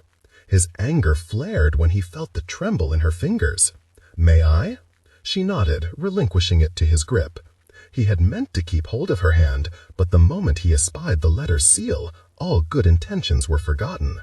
Rosings Park, Kent, June 16. To Miss Elizabeth Bennet. You probably think yourself terribly clever, persuading my nephew to refuse any communication from me. You ought to know that I am not in the habit of submitting to any person's whims, least of all those of presumptuous upstarts such as yourself. I shall make my sentiments known after all, for my nephew did not forbid me from writing to you. Never have I met a more reckless, unreasonable creature. Your schemes have won you my nephew's hand, but at what cost? Either you do not truly comprehend the consequences of your actions, in which case you are ignorant and obtuse, or you do, in which case you are an unprincipled self-seeker. Neither much recommends you to me. Consider this if you are able. In acting so willfully against the inclinations of his family, you disgrace not only Mr. Darcy, but all of us. All his relations, everyone associated with him, must be discredited by such a connection. My daughter and I shall be ridiculed as a result of his defection. Miss Darcy's chances of finding a suitable match are ruined, for with such a sister, it is doubtful she will ever marry. Even his relatives long deceased are not immune from your inflictions. Regardless of his mother's wishes, you have obstinately pursued your goal, and in so doing sullied her memory. As to my nephew, he will be universally despised for having such a wife. It shall not be borne. Your ladyship, my friend gave no hint of any designs on Mr. Darcy whilst staying here. Lady Catherine swiped at the air between them with her cane, which was rash, considering how little of it there was. Your friend is a scheming little upstart, but she will learn I am not to be trifled with. Pray, Eliza is by no means artful. Indeed she is. She has beguiled my nephew, to whom I have been almost a mother since his own died, into severing all communication with me, unless I condone their union. When it is my own daughter who has been jilted? She spun theatrically to leave, but turned before quitting the parlor to deliver her coup de grace. I am not so easily gainsaid. If he will not hear me, mark my words, she will. She left. The room stilled, and Mr. Collins abruptly fainted. After a few deep breaths to compose herself, Charlotte stepped over her prostrate husband and walked to the door, where she found a petrified maid in the hall. Some tea, if you would, and perhaps a dash of something stronger. And Harriet, would you arrange for our trunks to be packed? I believe we shall be visiting my family in Hertfordshire for a while. 7. In Love and War, Wednesday, 17 June, 1812, Hertfordshire. 84 Gracechurch Street, London, Monday, June 15. My dear Lizzie, you have amazed us all, but we could not be more delighted for you. You have Sustainable for long listening sessions. Aim for the refined quality listeners. Everything he has worked for, everything he represents, his noble and ancient heritage, his triumphant achievements at Pemberley, his unblemished reputation in the very highest circles will all be reduced to nothing when he marries you. If the objectionable situation of your mother's family and your own wild, ungoverned upbringing were not proof enough, your impudent, willful comportment announces to everybody your unsuitability for polished society. Your alliance will be a disgrace. You are a disgrace. I do not recognize you at all. Lady C. de Bourgh. Elizabeth could only imagine Darcy's pain to be thus abused by his own relation, and did not blame him for his fury. Do try not to let it distress you, Fitzwilliam. 'Tis but one person's opinion. It does not matter. Of course it matters, he replied with glacial severity. I was a fool to think we might elude such censure. She stilled. It would not concern me if our marrying excited the censure of the whole world. I thought you had decided it would not concern you either. He regarded her incredulously. You well comprehend my feelings. You must understand I will tolerate reproach from no quarter. His pride was not all gone then.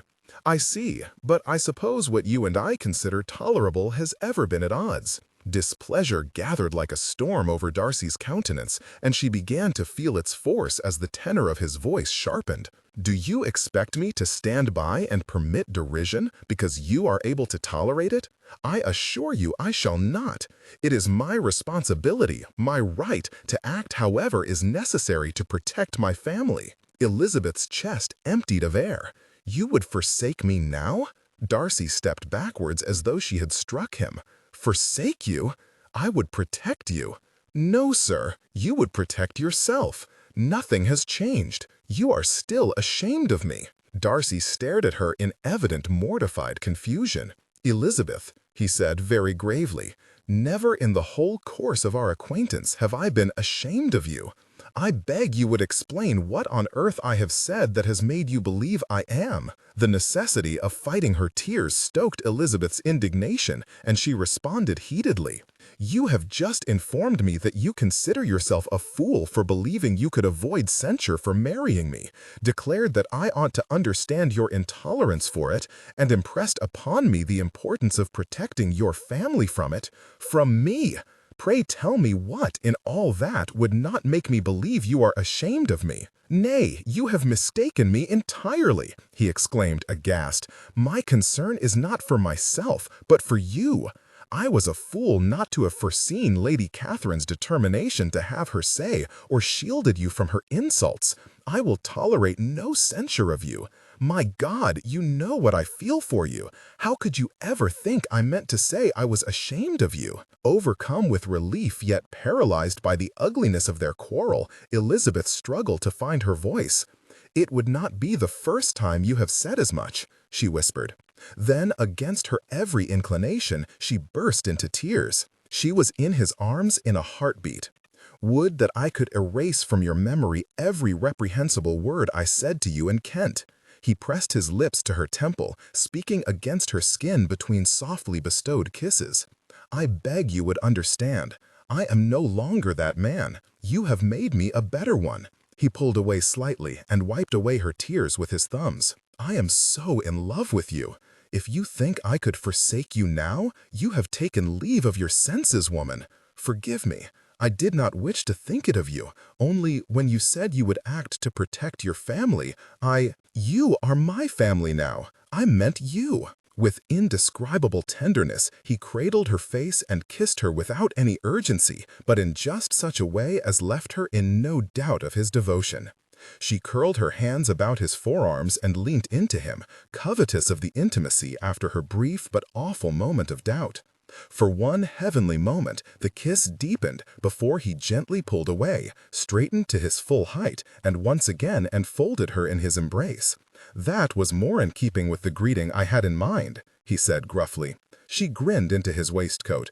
"Shall we resolve all our quarrels in a similar fashion? We should be in very great danger of doing nothing but quarreling in that case." He leant back and regarded her with a decidedly devilish glint in his eye. "I can be very disagreeable, you know." "Yes, I do know. Fortunately for you, my character is equally objectionable.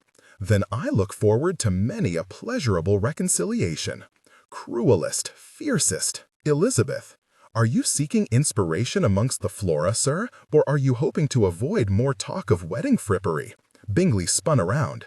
"Mr. Bennet, He ceased stammering as he became aware that his efforts to hear what was being said beyond the hermitage wall had led him to step into the flower-bed. He stepped out again, flapping at the thorns snagging his coat.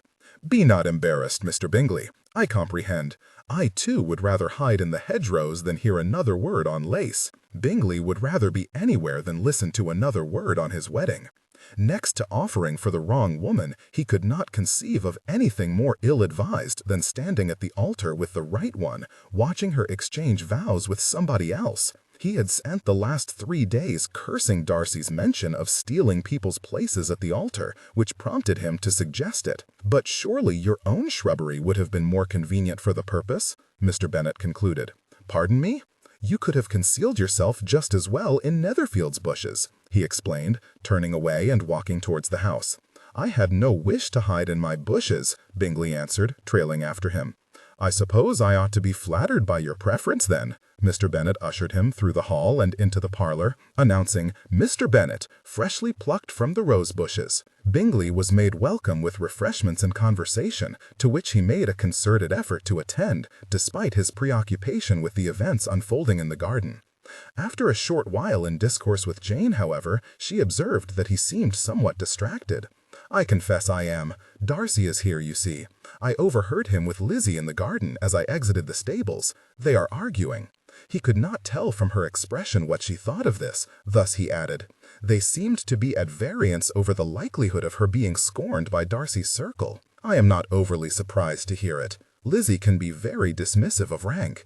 Mr. Darcy will not like it if she does not respect his station or that of his friends." That was precisely the sort of thing that would offend Darcy, but Bingley had not the opportunity to say as much, for Jane then went off on a bit of a tangent, questioning him about his own circle. He answered as best he could, though his mind returned frequently to the thought that, were he engaged to Elizabeth, an argument would not be the method he would choose to pass any moments of privacy in the garden. Darcy forced himself to look away from Elizabeth's face and consider what else he must add to his picture. The discovery of Miss Catherine's abandoned drawing apparatus beside the bench had prompted Elizabeth to request that he sketch Pemberley. He was more than happy to oblige in principle, but their present attitude opposite each other with their feet interwoven on the ground between them made it impossible to concentrate on the task, that and the desire to kiss her again.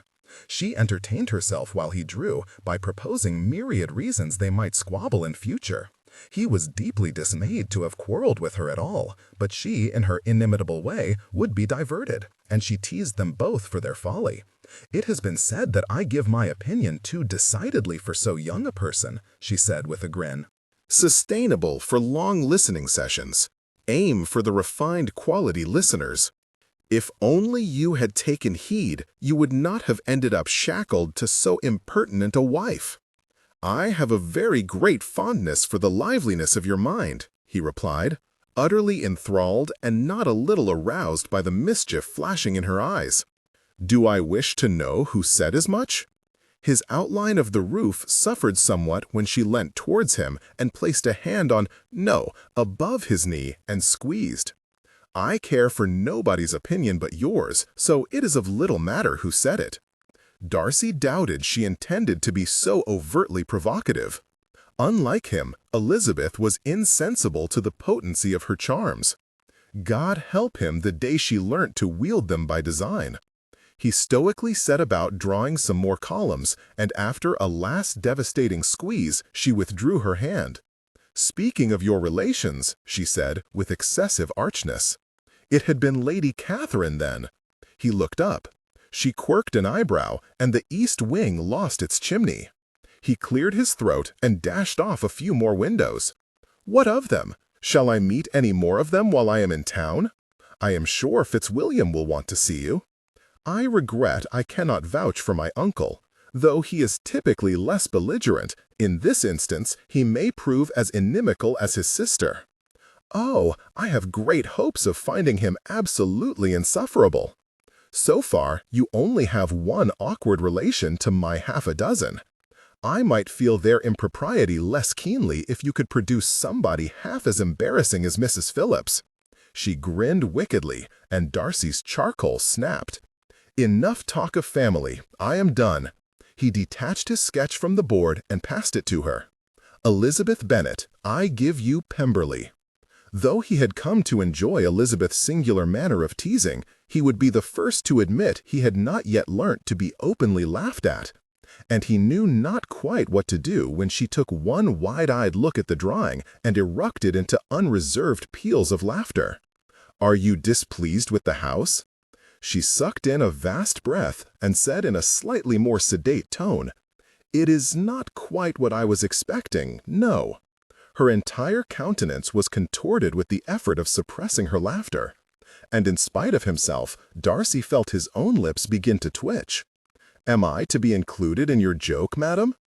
'Tis only that I must be sure to inform Miss Bingley that I have found a fault in you after all.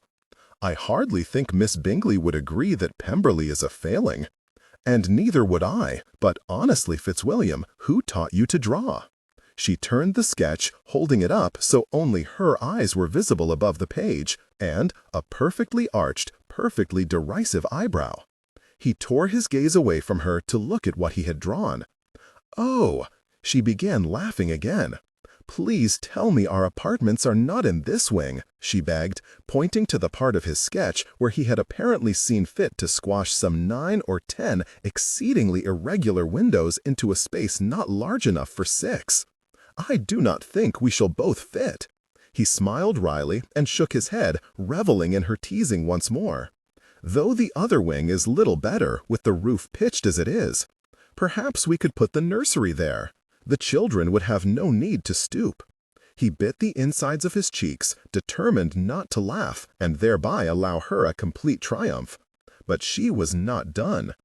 "How ever does one see out between all these columns? And is that a ghost on the roof? Is the house haunted, or is it on fire because this chimney has fallen over? In my defense, you have been distracting me since we sat down. You cannot talk and draw at the same time. Elizabeth, I can barely think in your presence.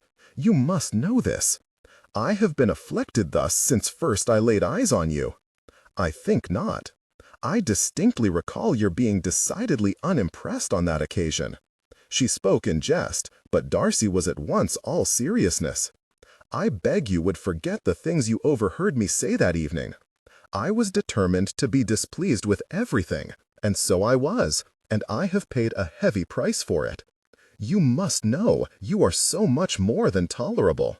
She looked wholly unconvinced. He reached for her hands, setting the sketch aside. "I have not the talent to compose you a poem to convince you of your loveliness, but I can tell you that I forget to breathe when you smile, that my heart races when I hold you, that I am at my least gentlemanly when this eyebrow arches just so." He ran a thumb along her eyebrow, pressing it upwards at the center with the slightest pressure. and I can tell you that kissing you is both the greatest pleasure and the greatest torture I have ever known." A gentle blush suffused her countenance, but she shied not from his gaze. "I am mindful that I have said much worse of you than you said of me that evening. I am afraid I owe you quite the panegyric now." She broke into a broad smile. "But you shall not rush me. Mr. Collins assures me that superior flattery cannot proceed from the impulse of the moment, and so you must allow me time to arrange a suitable compliment. God, but this woman made him happy. By all means, take as long as you need," he told her. "I would wait a lifetime for you." Netherfield, Hertfordshire, June 17. To Lady Catherine de Bourgh. In view of your violent objections to your future niece, I have taken steps to relieve you of the indignity of accepting subsistence from her future husband's estate. You may expect to receive articles from my attorney in due course with particulars. As to my mother, she is dead, and her memory, such as it was by the end, buried with her. My memory of her is perfectly intact and wholly unsullied. Thus your concern is without foundation. Fitzwilliam Darcy, Tuesday, 23 June 1812, London. Darcy exchanged one last private smile with Elizabeth and left the shop, surrendering his betrothed and his sister to the safe-keeping of his most reliable footman and the redoubtable modist. His happiness as his carriage set off across London verged on the preposterous. Both he and Elizabeth were relieved to be away from the cloying and intrusive society in Meryton, and they had enjoyed more private conversation on their journey here yesterday than in the nearly 2 weeks since they became engaged. It had been agreed between the ladies that Elizabeth would stay with Georgiana, and he had delivered her there with the greatest of trepidation, for never had he been more anxious for 2 people to get along. He need not have concerned himself.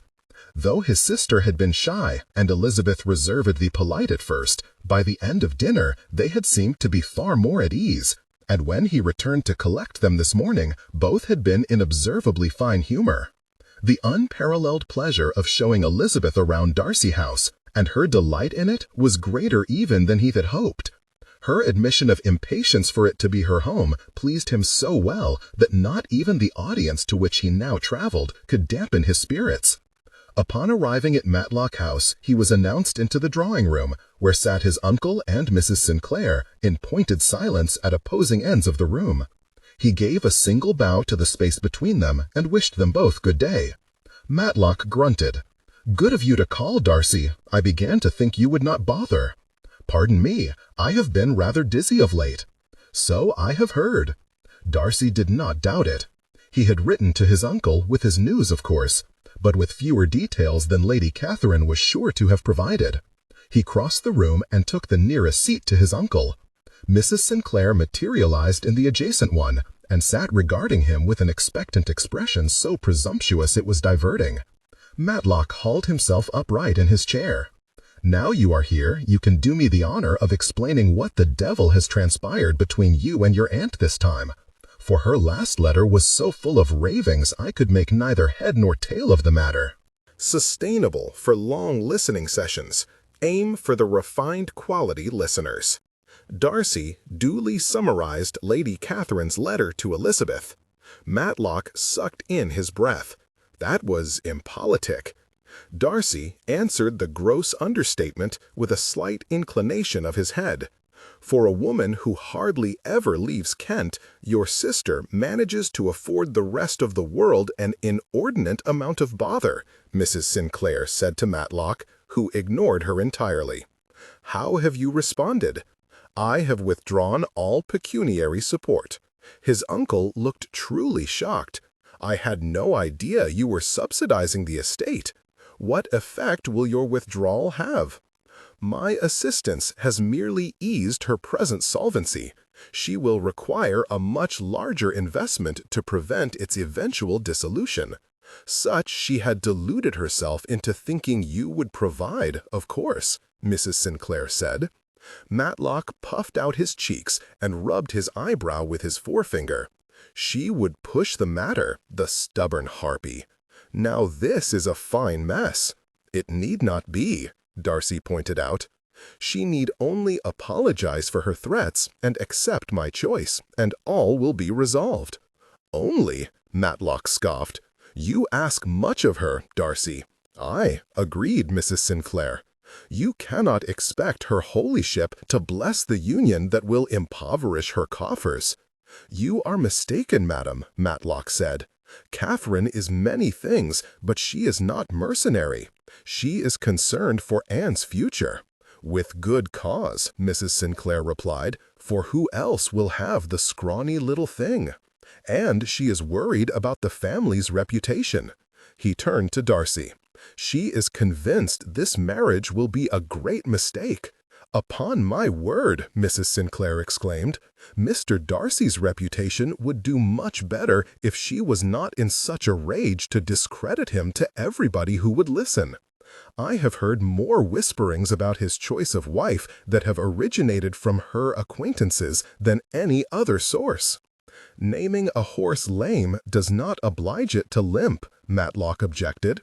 "No, but it guarantees no one will bet on it," Mrs. Sinclair replied tartly. "To what whisperings are you referring?" Darcy inquired. "Your aunt is industriously circulating the rumor that you have been thoroughly worked on. I heard it directly from Lady Metcalfe and vicariously from several other of her friends. Presumably, it is the only way she feels she can justify the alliance." Darcy felt no fury towards his aunt. It seemed all his anger was spent. Instead, he felt a very great disappointment. He had once believed her to be a sensible woman whose officiousness could be excused as ill-applied interest. But the discovery and dismantling of his own conceit had exposed hers as equally indefensible. "She may circulate whatever rumors she desires. It will not change my mind." "It might change your lady's mind," Matlock warned. Darcy smiled slightly. "Elizabeth would not be intimidated by something as transient as society's indignation." Mrs. Sinclair banged her cane on the floor triumphantly. "I was always assured of liking her, since I am predisposed to like most things in opposition to Lady Catherine. But it seems Miss Bennet is going to make it easy for me. Much though I should hate to deny you the pleasure of vexing my aunt, I hope you learn to like Elizabeth for her own merits. Have no fear, you shall not deny me that pleasure. I live to vex the vexatious. But I also detest being wrong. Thus I shall have to like Miss Bennet now regardless. For heaven's sake, do not tell her, though, or she will feel no obligation to please me, and at my age, other than gin, deference and flattery are the only palatable forms of sustenance." "Then I must advise you to keep the gin well stocked," Darcy replied, "for there is every chance you may starve otherwise." "I am not that fortunate," Matlock grumbled under his breath. For the remainder of the visit, he showed no further interest in Elizabeth and made no request for an introduction. Before he left, Darcy invited them both to dine with him on Friday, when Elizabeth, Georgiana, Fitzwilliam, and the Gardiners were also to join him. Mrs. Sinclair accepted with alacrity. His uncle declined, citing the usual excuse of his sore bones. Darcy knew not, and frankly cared less, whether in truth Matlock disapproved of Elizabeth. She was, with good reason, beloved by all who knew her. Those who disdained the privilege of her acquaintance would be the only ones disadvantaged. Thursday, 25 June, 1812, Hertfordshire. On clear summer nights, when the windows were open and the rest of the house was quiet, Jane could sometimes hear the noise from the kitchen as she lay in her bed. This was such a night, and it was a sound that filled her with happiness, for the supper that was being cleared away had been one of the most enjoyable of her life. Her mother had invited as many of their neighbors as Longbourn could accommodate, and every one of them had congratulated Bingley and her at some stage. Though modesty prevented her from admitting it, Jane delighted in their enthusiasm. Bingley was just what a young man ought to be, sensible, good-humored, and lively, and she never saw such happy manners, so much ease, with such perfect good breeding. She loved him dearly and was very happy for the chance to show him off without the constant distraction of her more obtrusive sister and her more illustrious lover. He was also good-looking, which added to the giddiness she felt when she recalled their twilight stroll in the garden and their stolen kiss beneath the willow tree. For all its brevity, it had brought color rushing to her cheeks and hope rushing to her heart. There had been times of late when she distrusted his affections, but no one could have doubted his attachment this evening. Bingley haphazardly refilled his glass, dropped the decanter back down on his desk, and gulped another mouthful of port. His evening had been pleasant enough. Mrs. Bennet had ensured dinner included as many of his favorite dishes as the season allowed, and supper had been almost as grand. Jane's sisters had entertained him all evening, with lively music and dancing. Caroline and Louisa had grimaced their way through the whole thing, managing to offend no one. Another larger gulp. Jane had bestowed upon him more smiles tonight than in the whole 2 months since his return to Hertfordshire. He wished they had found more time together, for their solitary kiss had been disappointingly brief, and all their attempts at conversation curtailed by one or other of their neighbors. Indeed, every person there had seemed covetous of their attention, and Jane determined to please them all. He tipped the remainder of his drink down his throat, poured another, splashing liquor everywhere, quaffed half of that, and returned to staring at the sheet of paper in his hand. The blue and orange crayon blurred before his eyes. "Mr. Bingley? Mr. Bingley, are you dead?" His eyes flew open, and they were greeted by the same sight as that upon which they had closed. "Lizzie." "Amelia, sir," Elizabeth replied, which was confusing to say the least. He sat up and shook his head and immediately regretted it. "What are you doing here?" "Cleaning. Cleaning. What? Oh, blast it, the maid." "Beggin' your pardon, Mr. Bingley, sir. I wouldn't have wakened you, sir, only I thought you'd taken ill. I think you've been here all night." "Not at all, Amelia, quite." He ran a hand through his hair, mortified. "It is very good of you to be concerned." The maid blushed and bit her lip prettily. "'Tis very good of you not to be angry with me, sir." She curtsied, but then seemed to hesitate, regarding him with eyes that felt too familiar for comfort. "Thank you," he mumbled, then dismissed her before confusion and his pounding head overwhelmed him. The moment the study door closed behind her, his forehead hit the desk. Elizabeth's crayon eyes stared up at him, one blue eyebrow quirked as though waiting for him to explain himself. He could not, and instead surrendered once more to oblivion. Sustainable for long listening sessions. Aim for the refined quality Listeners Friday. 26 June 1812, London. At precisely 7 o'clock on Friday evening, Darcy's carriage arrived in Portman Square to collect Elizabeth and Georgiana. It then continued on towards Mr. and Mrs. Gardiner's establishment in Cheapside, whereupon the postilion promptly lost his way, having never once ventured into that part of the city. It was therefore somewhat later than anticipated that the party of 4 was delivered to Darcy House. As their conveyance drew into the gated driveway, Elizabeth stole a glance at her aunt and uncle. They had yet to meet her intended or see her new London home, and she privately suspected their determined reasonableness on the subject of both to be a mote affected. She turned away to conceal a smile when Mrs. Gardiner's mouth dropped open and Mr. Gardiner pursed his lips in a silent whistle. She had no intention of becoming proud of her new situation, but there was some satisfaction to be had in astonishing her typically phlegmatic relatives. Darcy met them himself at the door, expressing his relief to see them safely arrived. She introduced him to the Gardiners, whom he greeted with a humility she comprehended as being recompense for his previous censure. She was only grateful that he should know she had relations for whom there was no need to blush. Divertingly, it could not be said the reverse was true, for Mrs. Gardiner had been in high color since first setting eyes on Darcy. Not wishing to embarrass either of them, Elizabeth said nothing of it, though she could not help but triumph at having a husband for whom there was every need to blush. "About time!" exclaimed an elderly lady almost before they set foot through the door of the parlor to which Darcy led them. "I was beginning to despair of having any conversation worth the while.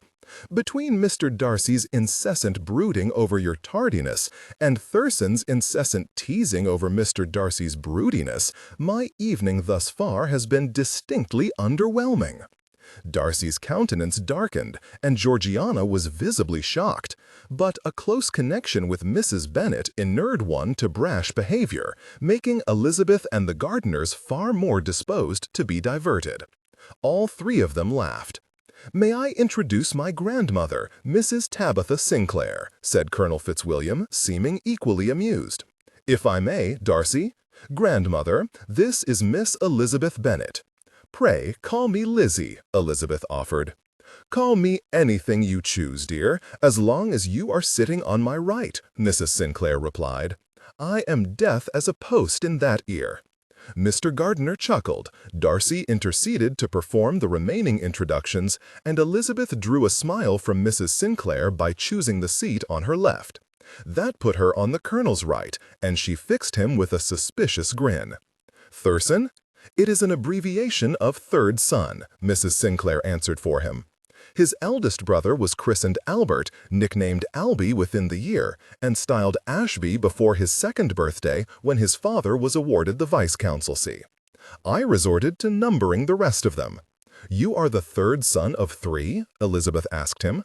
He confirmed he was, and took some time sketching his eldest brother's character, and that of his ghastly future sister, the soon-to-be Lady Ashby. "And your second brother?" "Was lost at sea." "Oh, I beg your pardon," she exclaimed, mortified to have brought up such a painful subject, even though he was splaying his hands and smiling with the evident intent of reassuring her. "He was fairly lost when he was on land. He never stood a chance on a boat," said Mrs. Sinclair. "I always said he should have gone into the church." Thus, the tone for the evening was set, and a vastly enjoyable evening it transpired to be. Darcy was as unreserved as she had ever seen him in company. Despite having come to understand him better, to see him thus amazed her still. It may have been the glass of sherry in which she indulged after dinner, but she rather thought the warm feeling that suffused her as she watched him speaking with her uncle later that evening was her falling further in love with him. He happened to look at her as she thought it, and the intensity of her affection made her suddenly breathless. She held his gaze and mouthed, "I love you." His countenance barely moved, but she perfectly comprehended the sentiment behind the small, private smile he sent her.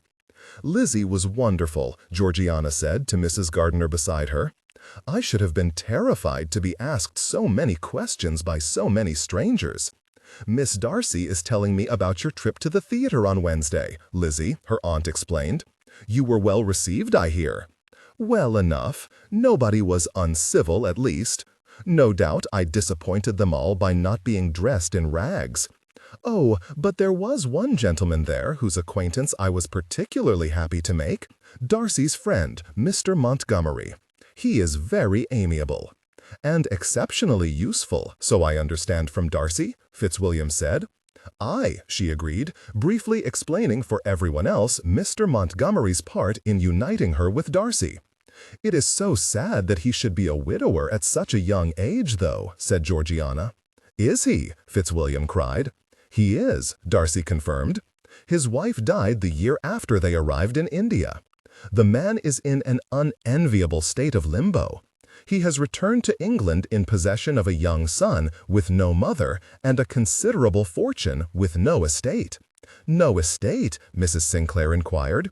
"I understood the Montgomerys owned Stortley Castle."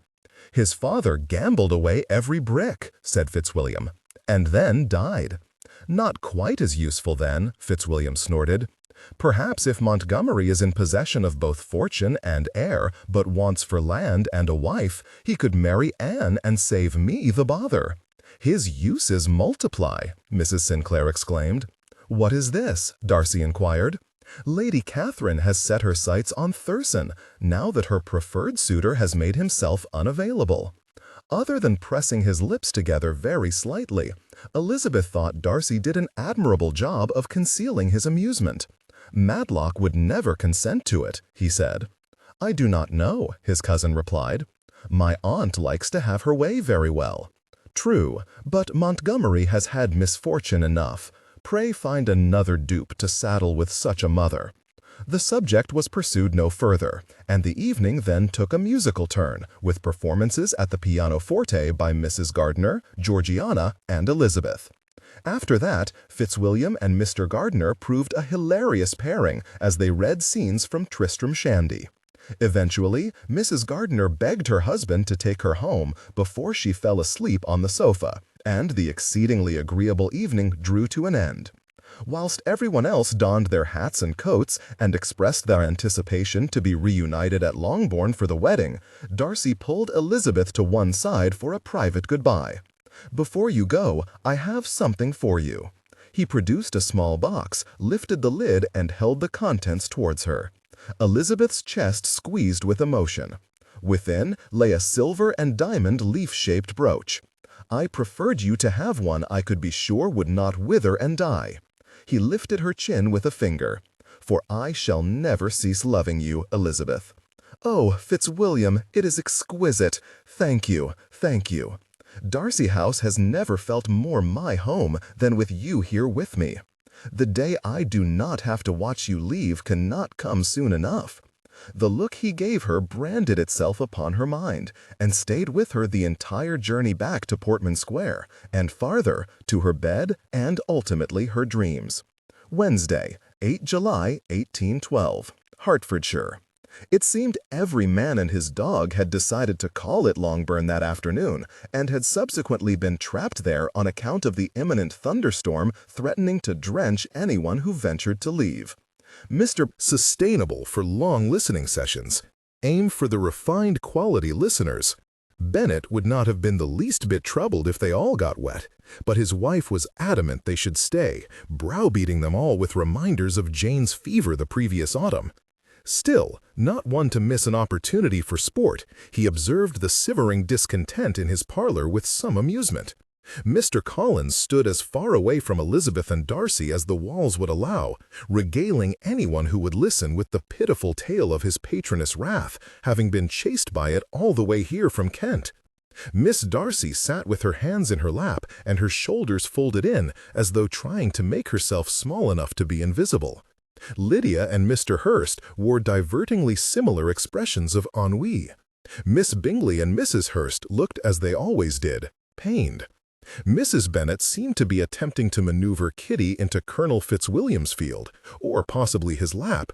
It was difficult to discern from where he was sitting. Jane was glancing suspiciously at Bingley. Bingley was stealing furtive glances at Elizabeth, and Elizabeth was directing frequent apologetic grimaces at Darcy. Darcy stood glowering from the window, possibly attempting to scare away the encroaching clouds that they might all be allowed to escape their hellish captivity. Mary very kindly set the entire scene to music as she banged out a discordant lament from the adjoining room. "Are all your parties this successful?" Mrs. Sinclair inquired from the seat next to Mr. Bennet. "Sadly, no. I might be tempted to entertain more often if they were. Be sure to give me warning next time. I shall endeavor to have a previous engagement." Bingley ran a hand around the back of his neck, cursing the insufferable midsummer heat. He would be perfectly glad of a ride in the rain if only he was allowed. Indeed, he fancied he was not alone, for there was nary a person in the room who did not look overheated and irritable, except Elizabeth. She sat calm, composed, and lovely in the midst of the hurly-burly, the very eye of the storm. Mrs. Bennet's flapping and fretting was not relieving the general malaise in the slightest, and Jane's strenuous efforts to mitigate her mother's improprieties were having little to no effect. At last, a sudden and stupendous clap of thunder, which rattled the windows and made Mrs. Bennet wail, heralded the arrival of the storm. "Oh, my book!" Elizabeth cried. She rose hastily from the sofa, declaring her intention to retrieve it from the garden before the heavens opened. "Sit down, Lizzie," her mother said impatiently. We have plenty of books within doors if you wish to read. There is no need for you to be running about in the rain. Send Sarah to fetch it if you must." Elizabeth only laughed. "Mamma, it would take me longer to explain where I left it than it would to fetch it myself. I will be but a moment." With a quick smile to Darcy that sent shards of envy slicing through Bingley's gut, she left the room. The parlor returned to its previous state of tedium. Jane drifted to sit with Caroline and Louisa. Darcy glared at Fitzwilliam as he flirted with Miss Catherine, and Hurst looked to have fallen asleep. With a loud sigh, Bingley crossed his legs at the ankle and stared at his feet, listening as the patter of raindrops began pinging off the windows. The pall was fractured when Darcy, quite without warning, reared up to the window and braced the frame with both hands, his nose almost pressed to the pane. In a blink, he had slammed his palm violently against the jamb, pivoted on his heel, and flown wordlessly from the room, leaving it in brittle, stunned silence. Bingley leapt to the window, as did Fitzwilliam. The scene unfolding in the garden was all too familiar, Elizabeth being manhandled, yet too far away for him to save. "Come," Fitzwilliam ordered, charging from the room. Nauseated by the remembrance of Elizabeth lying broken on the ground, Bingley turned and ran after him. The air outside was scarcely cooler than within. Nonetheless, Elizabeth was relieved to have escaped the crowded parlor. She tipped her head back and breathed deeply of air redolent with the promise of rain before crossing the lawn to the hermitage. She pitied poor Darcy his continued captivity. After their blissful week in London, the confines of Hertfordshire society were testing his patience, and today's unfortunate entrapment with half the neighborhood was evidently vexing him greatly. It was for his sake as much as the imminent rain that she did not dally longer. She had just recovered her book from beneath the stone bench when a familiar voice wished her good day, bringing her spinning around in surprise. "Mr. Grayson, forgive me for startling you," he said, bowing. "I am just arrived and saw you enter here from the stables. I could not pass up the opportunity of speaking to you privately." He took several steps towards her. "I have missed you." Elizabeth started. He had left on business above a month ago, and so much had transpired in the meantime that she had quite forgotten him and his unwelcome attentions. Another rumble of thunder rolled over the garden, smothering her sigh and providing her with an excellent reason to hear none of what he wished to say. She set out for the stone archway, taking a wide path around him. "I fear this rain is almost upon us. Let us return indoors and speak there." "No, wait, I would speak to you alone about a matter of some delicacy." Her stomach sank. He meant to propose. "Mr. Grayson, please, there is nothing to be said between us that requires privacy." His brow contracted, and his air became more cautious. "You are angry with me for being gone so long?" "No, not at all. Forgive me. It took longer than anticipated to set my affairs in order. I ought to have written, but I dared not risk your reputation." A few spots of rain hit her face. "I must insist we go in." She turned and walked determinedly away. "Why will you not hear me? I would get out of the rain," she called over her shoulder. "Then I shall speak hastily," he insisted. "I love you." She stopped just short of the archway and turned back to him, determined to reject him civilly. Let it not be said she had learned nothing. "Sir, I beg you would not speak at all in that case." "What? I am excessively flattered, but I must inform you I am promised to another." "What?" he repeated more heatedly. "To whom?" "Mr. Darcy." "Mr. Darcy? I understood him to be gone from the neighborhood." He recoiled. "Oh, I see how it is. You have used me grievously ill, madam." Elizabeth shivered as more rain fell on her bare arms. "I have not used you in any way at all. It is clear to me now. It was his hand you coveted from the beginning. But he was not here, was he? You settled for accepting my attentions until he returned." "I did not accept your attentions. I afforded you the same civility I do all my acquaintances. Must all men be so insufferably conceited? We walked in this very garden the day I left, discussing my plans to ready my affairs to take a wife. We discussed nothing but your intention to leave for a while on business. Any other intentions on your part were not apparent." He stepped towards her, his expression fierce. I do not think you comprehend the trouble I have gone to in order to make this possible. It is no small undertaking to wed a woman with no fortune. I have spent weeks rearranging my interests to ensure I can afford the injury to my estate." He sneered unpleasantly. "And do not be fooled into thinking my family welcome this alliance. I have worked hard to convince them of your worth, and you would have it be all for naught." Elizabeth let out a great huff of consternation. "I am well aware of what other families think of their stock marrying me. I wonder that everybody is still in such a rage to do it. You would taunt me at such a moment?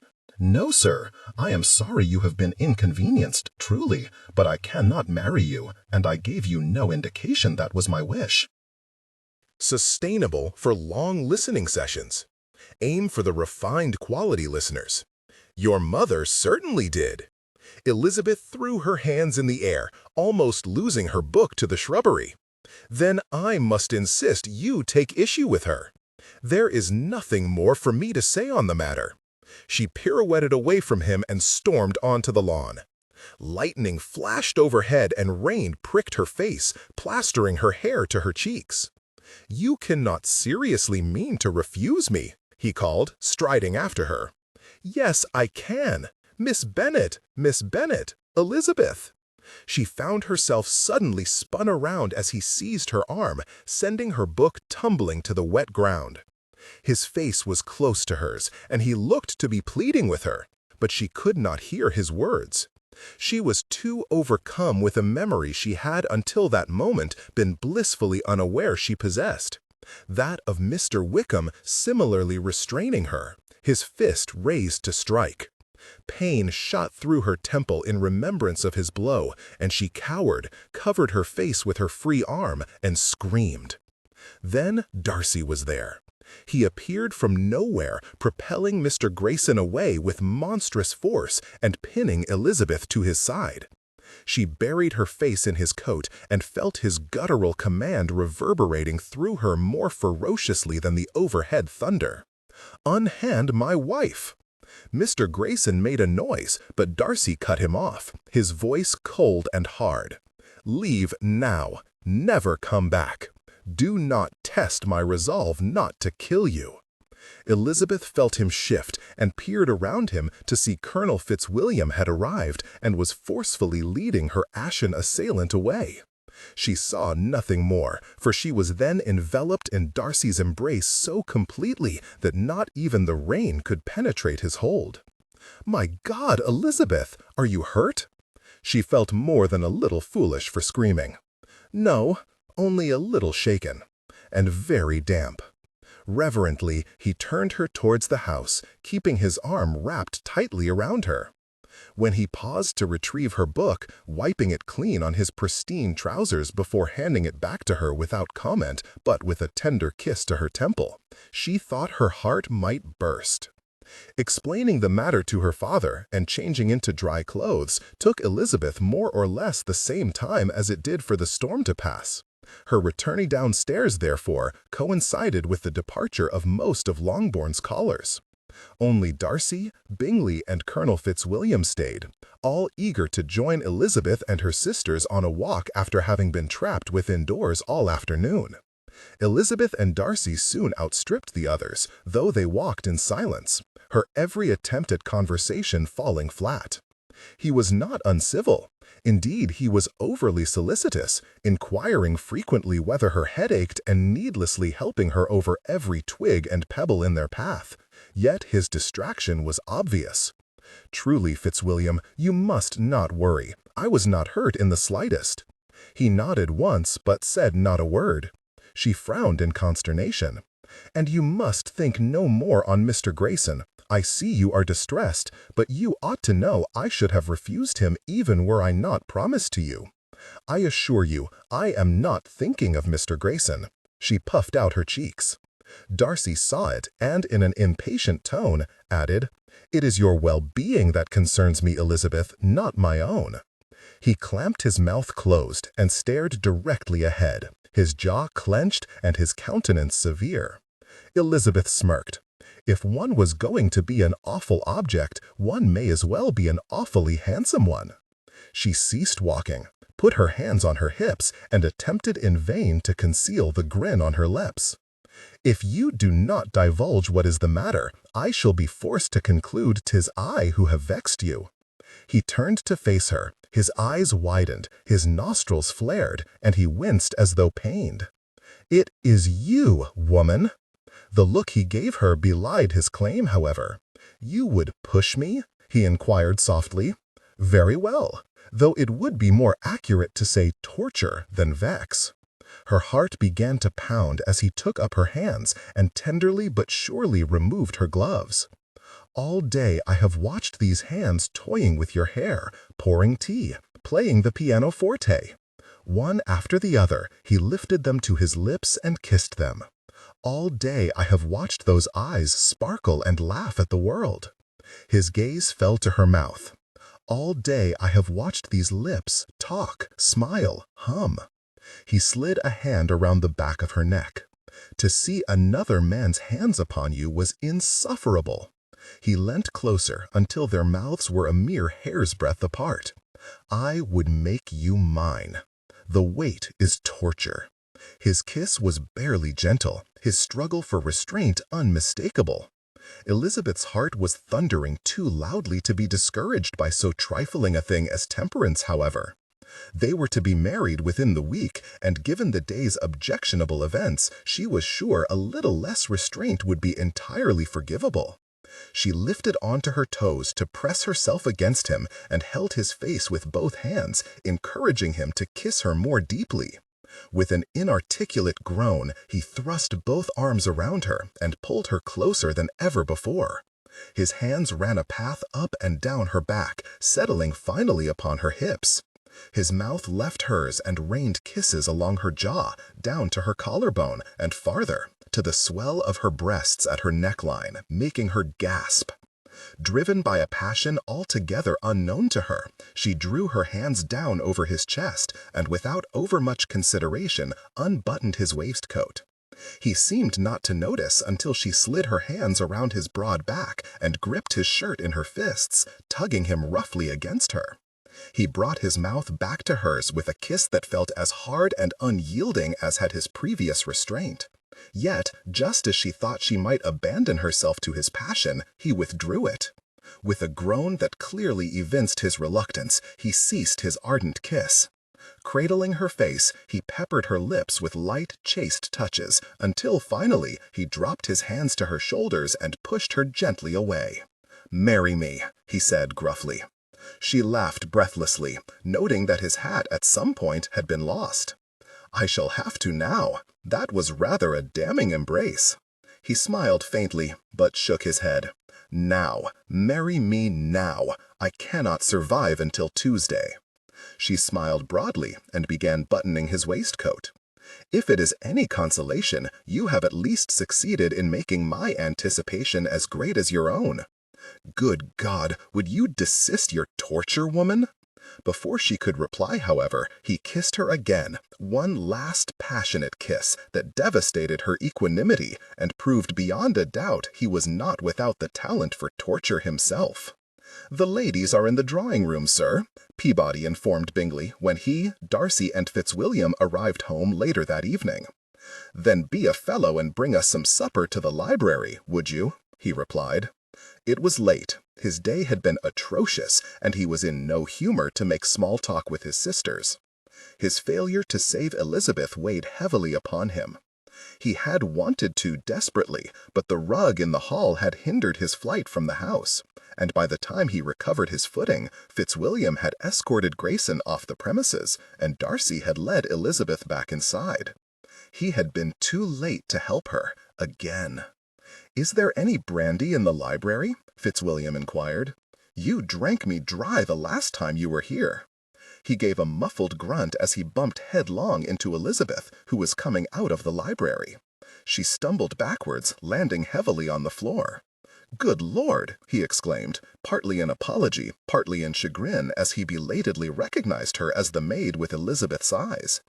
"Beggin' your pardon, Mr. Bingley, sir. I was lightin' the candles." "No," he replied, leaning down to assist her to her feet. "That is neither here nor there. Are you hurt?" "Strike me!" Fitzwilliam exclaimed. "I thought for a moment you had smuggled Elizabeth back here with you, Darcy." Sustainable for long listening sessions. Aim for the refined quality listeners. Amelia took the opportunity to give a quick curtsy and dart away into the shadows. "She looks nothing like Elizabeth," Darcy remarked airily, walking past Bingley into the library. "Not a mirror image, I grant you," Fitzwilliam replied, following him in, "but an uncommon likeness, you must admit. Wherever did she come from, Bingley?" He shrugged. "I have nothing to do with hiring the housemaids." That settled the matter, but Bingley was too uneasy to attend to the conversation thereafter. Such was his discomfiture that, after only a few minutes, he invented a spurious pretext and made his excuses. His surprise could not have been greater when he opened his study door to discover Amelia now lighting the candles in there. She jumped. "Oh, no! I'm sorry, sir. Mrs. Arbuthnot told me to light candles in all the rooms." The flickering light of the taper she held cast a shadow beneath her cheeks, making her appear more like Elizabeth than ever. Bingley stepped farther into the room. "There is no need to apologize. Pray, tell me I did not hurt you when I knocked you over." She lost some of her servility and smiled as she assured him he had not. Bingley nodded his relief and stepped closer, and when his approach did not seem to perturb her, closer still. "I am glad to hear it. It were very kind of you to come to my rescue." He triumphed to have succeeded, at last, in rescuing someone. "It was nothing," he assured her. "Anybody would have done the same." "No," she replied, softly. "There's many a master'd be less generous to have caught a maid at her work. You're very kind." She smiled coquettishly. "Quite my arrow, in fact." A short while later, Bingley stared at the canopy above his bed, reflecting upon his brief and ill-advised kiss.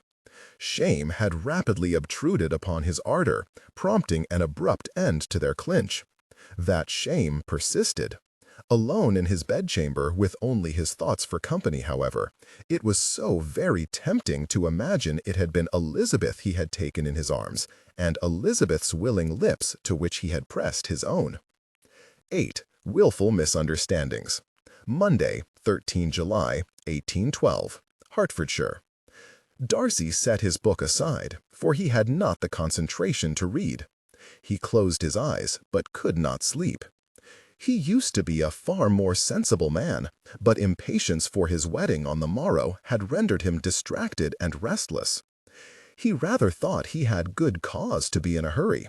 Theirs had not been an easy courtship. From their devastating quarrel in Kent to Grayson's unpardonable transgression, they had suffered more than their share of misfortunes. He was done waiting to be Elizabeth's husband, to protect her, to love her. By God, he was impatient to love her. After his brief glimpse of her nascent passion last Wednesday, he downright ached for her. An absurd number of vexatious social obligations meant they had been rarely together since then, and not for one moment alone. Tomorrow could not come soon enough. This day was apparently not quite done, however. His door abruptly banged twice, flew open, bounced on its hinges, and swung back to hit his visitor in the face. "Blast and bugger it!" came Bingley's muffled voice from the passage beyond. With a wry smile, Darcy crossed the room to hold the door open. "Thought I would take you up on that offer," Bingley mumbled, rubbing his forehead. "You might have waited for me in that case," he replied, after watching his friend sway across the room and slump onto the foot of the bed. "Eh? Oh, yes, I might have had one or two already." Darcy pulled the bell for his man. "Have you forgotten you are to be wed at 9 in the morning?" "Not quite. Another couple of measures ought to do it, though." Weatherby arrived, and Darcy gave a quiet instruction for him to bring some coffee, then turned back to his friend. "Is this merely nerves, Bingley, or is there something you wish to tell me?" "What? No, I meant not to give the impression that... I meant not to say anything at all. Blast, I cannot speak of this with you." That stung, though Darcy knew it was deserved. "My previous interference in your relationship was indefensible, I know. But if you have need of me now, I beg you would not be discouraged from asking. No, you mistake my meaning. Bingley gave him a rather pained look. Dash it, Darcy, what if a person does not feel what they ought to when they marry? You doubt Jane's affection still? No, I doubt my own. Your own. Bingley appeared to immediately regret admitting as much, and began shaking his head violently in denial. But Weatherby's arrival with the coffee interrupted his frantic attempts to explain himself. "Do not be concerned that I shall judge you," Darcy assured him when his man had gone. "I comprehend why you might expect me to, but I have been taught better. Speak frankly, my friend." Bingley's shoulders slumped, and he ran a hand dejectedly through his hair. "I meant only that, well, so much has transpired. Jane is not the same as she was, and I certainly am not." Darcy filled a cup and settled himself in the armchair by the fire. "I think it is safe to say none of us are. People change, Bingley. As a wise woman once said, there is something different to be seen in them forever. Naturally, your affections will change accordingly, but it does not follow that the change must make them insufficient." His friend looked pensive, an expression Darcy saw on him but rarely, and it struck a chord. "I believe I comprehend your problem." Bingley flinched. "You do? You have been given entirely too much time to think. Had I not interfered, you would have wed Jane after 3 weeks and been happily married for above 8 months by now. I dare say this will all seem a good deal better after tomorrow." This and the coffee lightened Bingley's mood sufficiently that by the time he retired to his own room, Darcy was assured he would neither arrive at the church still addled nor forego attending at all. He smiled to himself as he climbed into his own bed, thinking his friend would probably enjoy a far better night's sleep than he. The morrow was still too many hours away, and coffee had robbed him of all hope of sleep, just as anticipation had robbed him of his last vestiges of patience. Tuesday, 14 July, 1812, Hertfordshire. "And after they leave London, they will go to Derbyshire. I suggested they go to Brighton for the summer, but they preferred not to, though I suspect he would have gone willingly had Lizzie wished it, for I begin to think there is nothing he would not do for her. Just look at the way he gazes at her." Jane did as she was bid, as did everyone else to whom her mother had been extolling the Darcy's virtues for the last 10 minutes. Mr. Darcy was, indeed, watching his new bride intently as she spoke to their little group. It was very romantic. It is obvious how greatly he admires her, for he does not object at all to her running on at everybody in that way, Mrs. Bennet continued. "Ah, what a fine thing to see my girls so well loved." The others all agreed.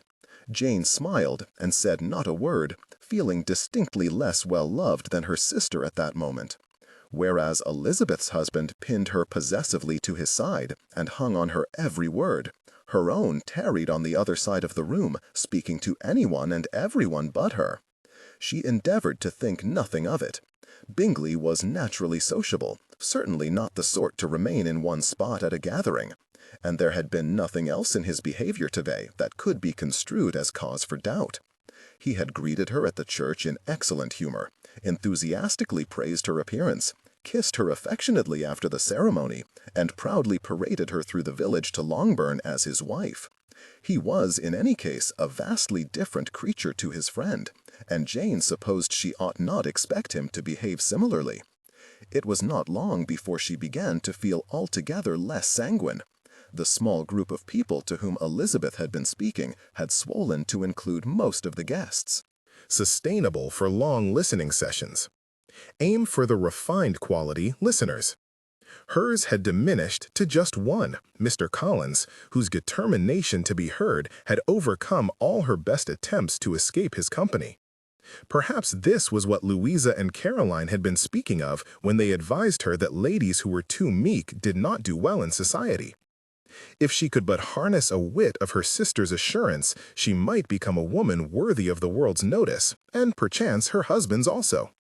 She looked for Bingley, her one consolation being that he was not part of the group surrounding her sister. He was by the window, nodding at whatever Mr. Phillips was saying, and staring so brazenly at Elizabeth it was a wonder the whole room had not noticed. She turned back to Mr. Collins and pretended to listen, a headache burgeoning between her temples. At length, Mr. Darcy announced he and Elizabeth would depart, which prompted something of an exodus, as the Gardiners, Collinses, Lucases, and all Mr. Darcy's relations called for their carriages as well. Jane watched unhappily as everyone filed out of the parlor.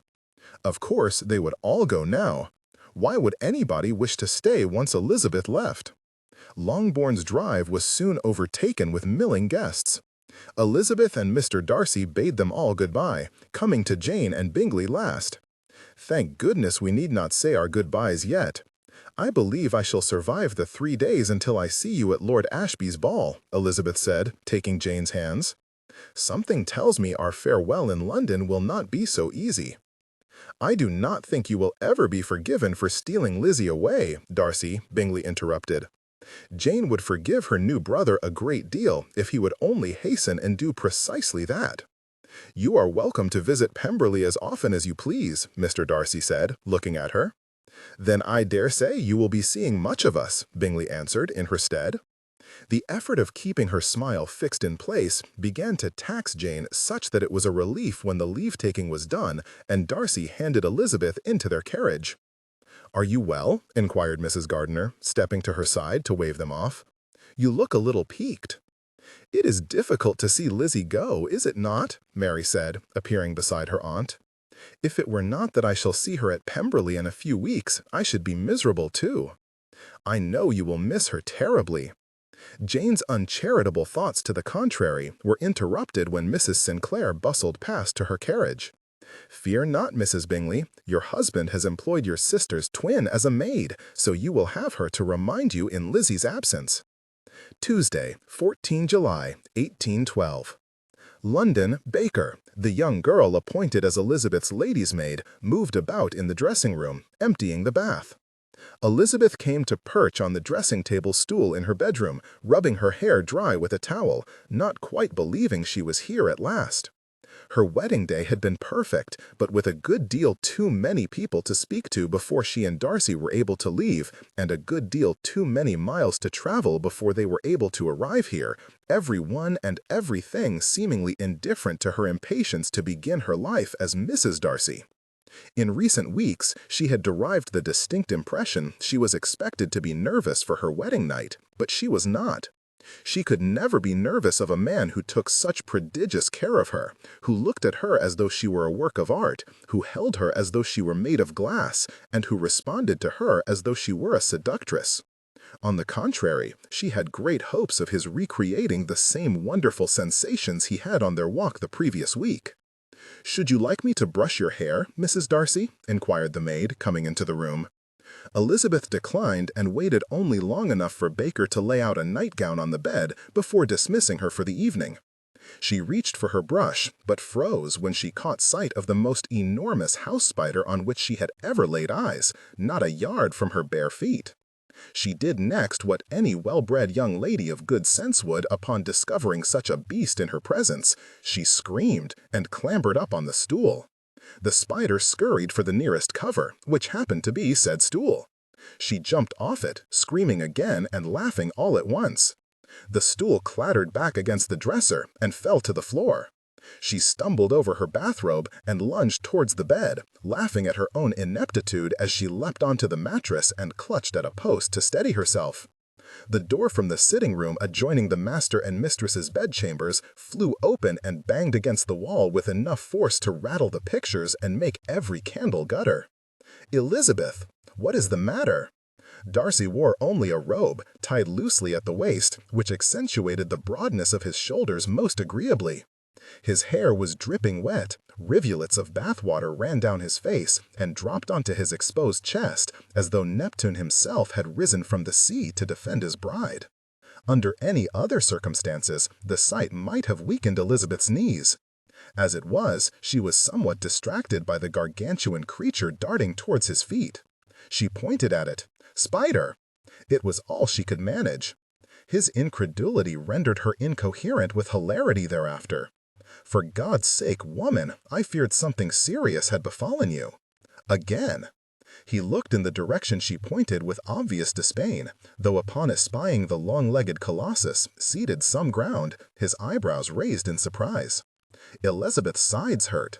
"'Tis a monster! Kill it!" "With what?" he cried, now laughing also. "Stamp on it." "Not likely. I have bare feet." Elizabeth scrambled across the bed, grabbed an empty candlestick from her nightstand, and threw it at the spider. It hit Darcy soundly on the leg, and she was reduced to making such gasping, snorting noises as only a person in the grip of hysterical laughter can make, somewhat ruining the credibility of her sputtered apology. Her mirth turned to a surprised shriek as Darcy abruptly launched himself over the monstrous beast and onto the bed, wrapping his arms around her as he landed, bringing them both crashing onto the mattress. His laughter stilled first, though once Elizabeth observed hers ebbed also. Flickering candlelight threw every angle of his face into striking contrast with magnificent effect. It made her slightly breathless. "Bonsoir," she whispered. His mouth twitched. "Bonsoir, mon amour." He brought his hand to caress her face, running his fingertips in a feather-light touch over her lips, her eyebrows, her cheeks. Then he gently pushed her hair behind her ear. "I have not brushed it," she said softly, wrinkling her nose in chagrin. "I expect I look wild." He nodded and held her gaze as his fingers blazed a trail down her neck to the edge of her robe. Nudging it open, he leaned over her and kissed the bare skin of her shoulder. His touch, his warmth, his weight pressing her into the bed, ignited a now familiar ache for which she had no name, but for which she had long since surmised the remedy. She moaned, though it came out more like a purr. "What great deed have I ever done to deserve you?" Darcy whispered, his voice rumbling deep and low in her ear. "I know not." She slid her arms around his shoulders. "Perhaps you ought to do another. Then we might both be certain that you do." He drew back and looked down at her. The intensity of his desire afforded him a severe mien. Her pulse quickened to be the object of it. He let go of her shoulder and took hold of her waist, his large, hot hand pulling her tightly against him. "Oh, I intend to make very, very certain." Tuesday, 14 July, 1812. Hertfordshire. Truly, Providence was set on persecuting Jane this day. Sustainable for long listening sessions. Aim for the refined quality listeners. By the time the Bingley party left Longbourn, hours after the Darcys, thanks to her mother's flutterings over the loss of 2 daughters in one day, she had begun to feel a very insistent discomfort in her abdomen. To her utter dismay upon arriving at Netherfield, she was forced to retire immediately to her new bedchamber to deal with the onset of her monthly courses. She sat at the little writing desk between the windows to pen a note of apology to Bingley, scarcely the letter she had envisioned first composing there. "Excuse me, Mrs. Bingley," her new lady's maid inquired from the doorway. "The water is ready. Should you like your bath now?" "Yes, thank you, Lacey." At the young woman's direction, 2 housemaids trudged into the room, lugging pails of steaming water to the bathtub. One was a young red-haired girl with freckles, the other the very ghost of Elizabeth. Jane's mortification was complete. Refusing to succumb to tears in front of the staff, she folded her note and handed it to Lacey. "Pray, see this is given to Mr. Bingley." Then, simply to get her out of sight, she pointed at the second housemaid and added, "Send her. I would rather you stayed." After that, she submitted to Lacey's ministrations in silence, though her thoughts were far from quiet as they railed against the injustice of her predicament. Here she was, mistress of Netherfield and wife to Mr. Bingley, yet unable to enjoy being either.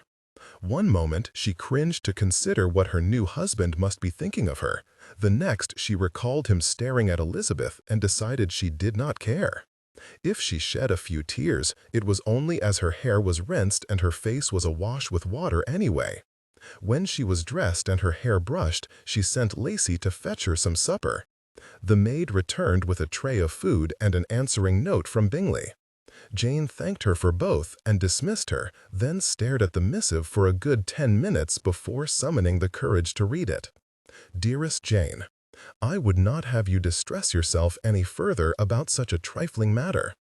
I have grown up with sisters, and I am not insensible to the inconveniences they often suffer. I am sorry, truly sorry, that you have been aggrieved on this of all days. But rest assured, I shall endeavor to put all to rights, to cheer you by every possible method as soon as you feel well enough to leave your room. In the meantime, anything you require for your comfort shall be yours. Pray do not hesitate to request whatever you wish of the staff. You looked beautiful today, Jane. I deeply regret we have been apart for most of it. What say you we forget this day and have our beginning on the morrow? Charles. She did weep in earnest then. It was not the message she had been expecting, but she ought to have expected it, for Bingley was nothing if not kind-hearted. It brought everything into question. Had he truly avoided her all day, or merely been waylaid by the excessive number of guests? Had he really been staring at Elizabeth, merely looking at his friend, or indeed merely looking? When had she become so captious? She could not easily forget her doubts, profuse as they were, yet here was proof he did at least care for her. Surely, with Elizabeth gone, she had every reason to be hopeful for a new beginning. Of course, Elizabeth would need to actually be gone. She stood up and pulled the bell for Lacey, who was sent directly away again to inform the housekeeper the new mistress wished to speak to her. Half an hour later, Jane was alone again and indeed feeling eminently more hopeful. By nightfall, Netherfield would be short of a maid, but she would be free to commence her new beginning without the impediment of suspicion. Friday, 17 July, 1812, London. To his new sister's credit, Fitzwilliam could not deny she put on a lavish ball. Derwent House had been transformed into a sort of enchanted forest, every cornice, mantel, and mirror festooned with greenery. His grandmother harumphed, stepping away from a trailing spray of ivy that brushed her shoulder. "If you had such a burning desire to be out of doors, I wonder you did not host a picnic rather than a ball, Lady Ashby." Fitzwilliam stifled a snort. "Philippa has done admirably," objected Lady Catherine, the stupendous feather in her headdress bobbing indignantly. "Sister," Matlock groaned. "Do not sister me, Reginald, and do not say I did not warn you when Darcy's scandalous alliance brings shame upon us all. The scandal of which you speak seems to me largely of your own making," Mrs. Sinclair opined. "Perhaps if you refrained from advertising Mrs. Darcy's purported insufficiencies to the world, you might better survive the ignominy of being her aunt. I sincerely hope she does not exhibit any of her insufficiencies this evening," Lady Ashby clipped. "This is my inaugural ball as Lady Ashby. I will have no scandals." "I am inclined to agree with grandmother," Ashby said apathetically. "Nothing is drawing more attention to Darcy's marriage than all of us standing about discussing it. Besides, she cannot be wholly deficient, else Darcy would not have married her. He is not in the habit of brooking mediocrity." "Here is your chance to judge," Matlock said, signaling the Darcy's arrival with a nod. They all ceased arguing and turned to observe the approaching couple. Fitzwilliam mouthed a silent oath. He had ever considered Elizabeth handsome, but this evening, in a gown unlike any he had seen her wear before, her hair arranged exquisitely, and in her countenance something different, she was resplendent. "What the devil has he done to her?" he murmured. "Not, I would not have done had I got to her first. Bloody hell," Ashby whispered back. Never had Jane seen such opulence. Lord and Lady Ashby's ballroom looked like a tableau from a staging of A Midsummer Night's Dream. The quiet purr of refined music suffused the chamber, and sumptuously adorned guests made elegant the art of flirtation. A far cry from Meryton's crude and disorderly assemblies, it filled her with pride to behold the world into which she had arrived. Into that world, then, obtruded her sister, appearing on a crest of silence succeeded by a wave of urgent whispers, bringing an abrupt end to her complacency. Despite the first 3 days of her marriage having turned out to be extremely agreeable, and Bingley nary raising an eyebrow at her dismissal of the maid, Jane yet dreaded seeing any symptom of regard when he was reunited with Elizabeth. To her chagrin, her sister arrived looking astonishingly well, in a gown and jewels that would have seen Mrs. Bennet calling for her smelling salts. Jane continued to watch until the Darcys had spoken to their relations and moved to the refreshment table, only then daring to look at Bingley to judge how he had been affected. Alas, the dimness of the ballroom's periphery made his features indistinct, and she was unable to determine aught but the unwavering direction of his gaze. "You look exceedingly well, Jane," Mr. Darcy said, turning from the refreshment table to hand her a glass of wine. "Thank you," she replied, as pleased by Bingley's silence on the matter of Elizabeth's appearance as by Mr. Darcy's compliment on hers. "May I have the honor of dancing with you this evening?" "Of course, I should be delighted." "You have anticipated me, Darcy," said Colonel Fitzwilliam, arriving to join them. "Might I, too, claim a dance, Mrs. Bingley?" "Why, yes, of course. It is my ball," Lord Ashby announced, appearing with his wife beside the Colonel. "I shall have my share of the dancing." Then, quite mistaking where the conversation had been tending, he turned to Elizabeth and asked her for the next set. Jane did not miss the manner in which Lady Ashby glowered at him. She quite sympathized. "The next is mine, Ashby," Mr. Darcy said, quietly but firmly. "You have had this stunning creature all to yourself for 3 days, man." Sustainable for long listening sessions. Aim for the refined quality, listeners. I think you could be a little more generous. "The next is mine," Mr. Darcy repeated. "Then I shall have them play a jig." "I should be happy to dance a different set with you," Elizabeth said. "'Tis my turn after Darcy's, though," the Colonel said, grinning. "I beg to differ, old boy," Bingley objected. "'Tis mine." "Either way, Ashby, you will have to wait your turn." The 4 men continued to argue over who would next dance with Elizabeth, while she grinned brazenly between them, basking unashamedly in the attention. Lady Ashby glared with alarming venom at them all. "Really, Ashby," she said coldly, "there are many single ladies in attendance yet to bring off a coup as great as Mrs. Darcy's, who do not have a wealthy husband with whom to dance. You cannot believe she is so deficient in good breeding that she would slight every one of them by stealing all the dances."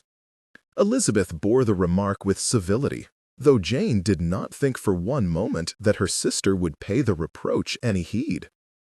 Darcy paid only the vaguest attention to the conversation, unable to think on aught but that.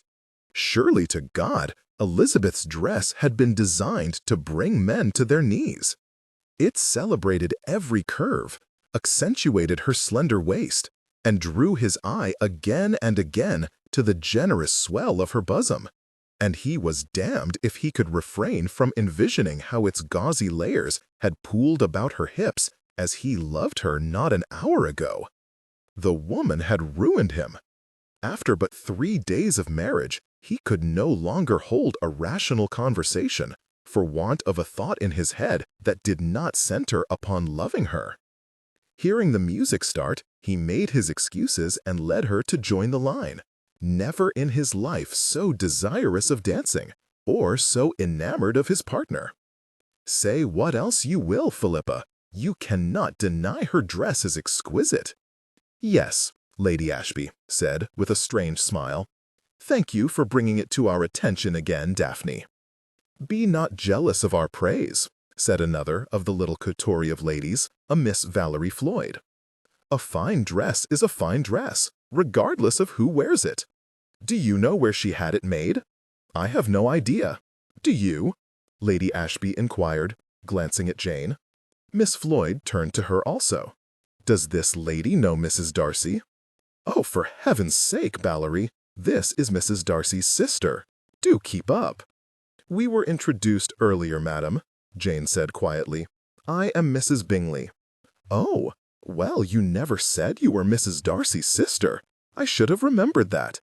But now that I know who you are, you simply must tell me how your sister met Mr. Darcy. I have heard such varying reports that I know not what to believe, and I cannot stand to be in ignorance of such things." "Why, yes, of course," Jane replied. My husband leases an estate near my father's. And your father has an estate? Yes, Longbourn. Then Mrs. Darcy is a gentleman's daughter? Yes, we both are. Well, that is quite the revelation. I was led to believe her family was in trade. Undesirous of inviting derision, Jane made no mention of her aunts or uncles. Lady Ashby was either unaware of Elizabeth's connections or similarly inclined to divulge them, for she also said not.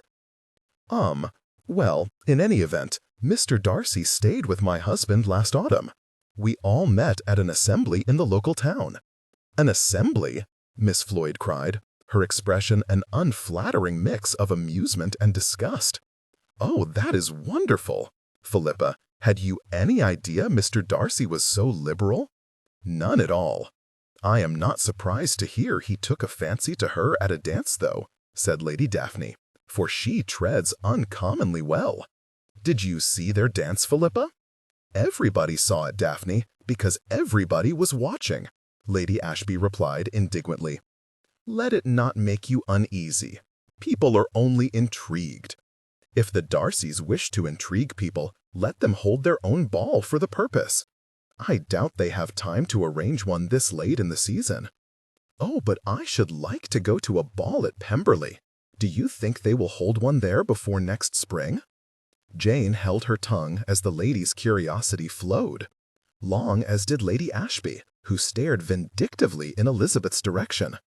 Ugh, see how brazenly she makes love to them all, her ladyship muttered to no one in particular.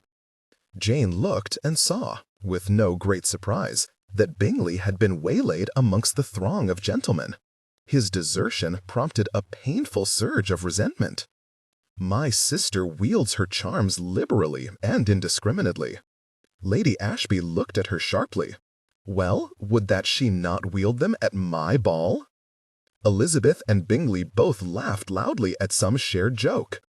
She is well versed in stealing thunder, Jane mumbled. I pity you, Mrs. Bingley.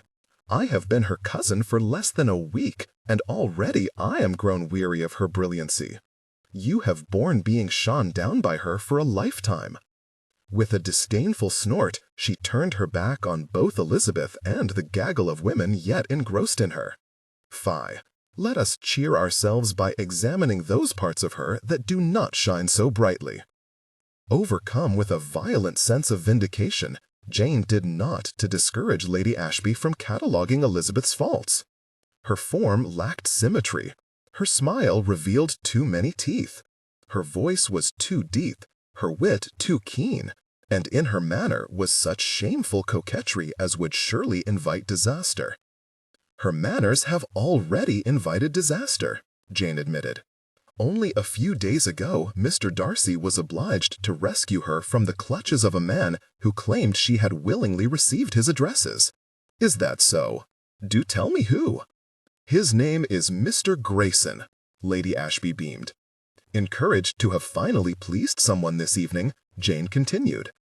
And earlier this year she was knocked insensible by an officer with whom she had previously been on very friendly terms, after they quarreled in the street. Well, well, her ladyship replied. How delicious! I am indeed vastly cheered. She peered closely at Jane for a moment, apparently deep in thought, then abruptly delivered a most welcome elixir to her bedeviled spirits. You must call me Philippa, Jane. I should dearly like us to be friends. Madlock took one look at his supper companions and sent a man to fetch him another glass of punch, of a mind that his fortitude required fortifying. He was imprisoned between his sister on his right, her ever-loyal playfellow Lady Metcalfe on his left, and opposite him Mr. and Mrs. Darcy and his own omnipresent demon, Mrs. Sinclair. There passed some minutes of barely civil conversation, seasoned with enough sour glares to curdle every reserve of the cook's white soup, and then proceedings took a turn for the worse. I must say, Mrs. Darcy, said Lady Metcalfe, I was excessively diverted to hear you never had a governess. Madlock glared at his sister, whence that nugget had undoubtedly sprung. I am very happy for you, Mrs. Darcy answered, seeming not in the least perturbed. "I, too, dearly love a laugh." Mrs. Sinclair cackled gleefully into her soup. Catherine harumphed into hers. Lady Metcalfe sallied forth more determinedly. "And now I understand you have taken to schooling tenants on your father's estate. You feel an affinity for them, I suppose?" Matlock winced at his nephew's flare of anger, but was intrigued to observe how easily his new niece quelled her husband's rage with a discreet touch of her hand to what he hoped was only Darcy's leg. "It is quite an absurd notion," Lady Metcalfe continued, oblivious. "People of that class have not the wit to be properly schooled. You must not expect to have any success in the scheme. Entrenched ignorance will always be exceedingly difficult to overcome," Mrs. Darcy replied.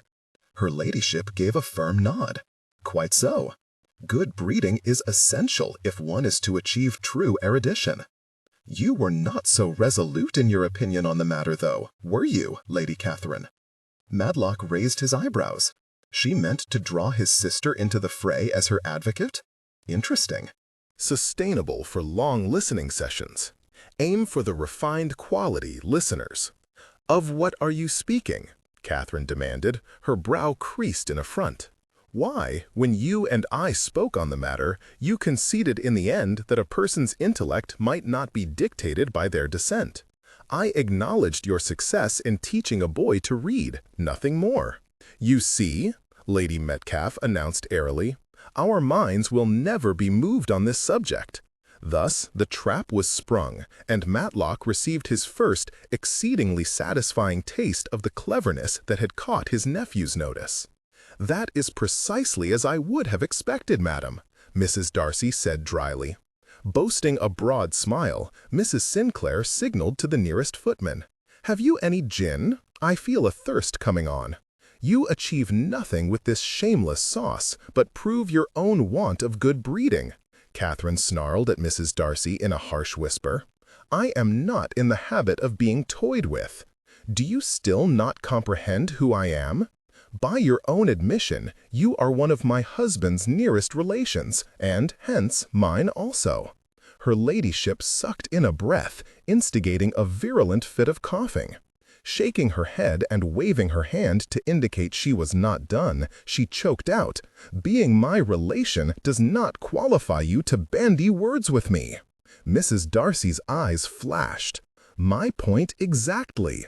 "Oh, for the love of God, Catherine, desist!" Matlock hissed. "You are making a fool of yourself."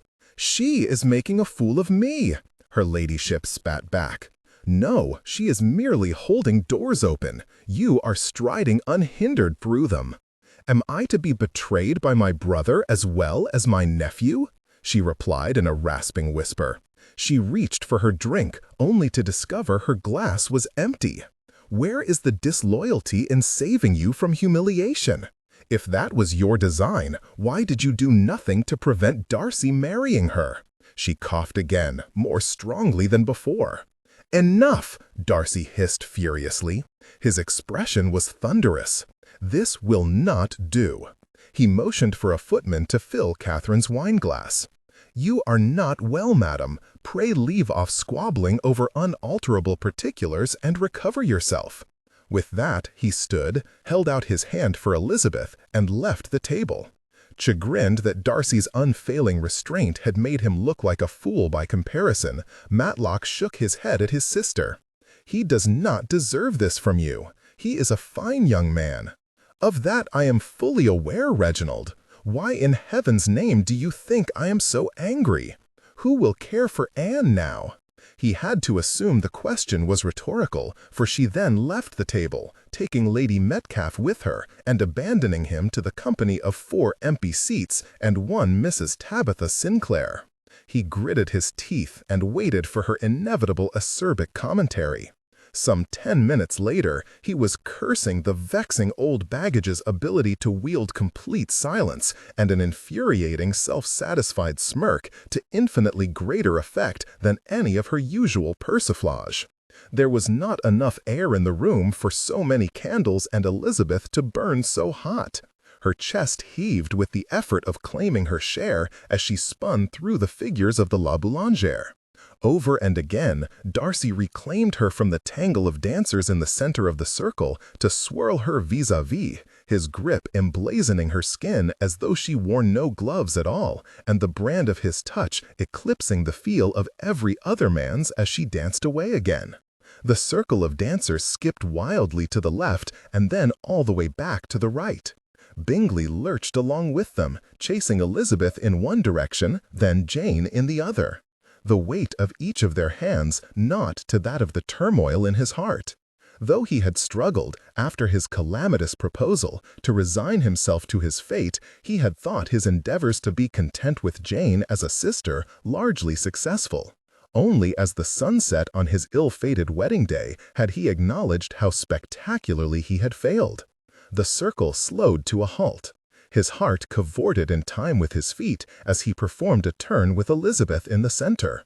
But too soon, she spiraled away from him, spinning about with the other dancers in the ring. He accepted Jane's hand once more, assumed third position, and fought a losing battle against his guilt.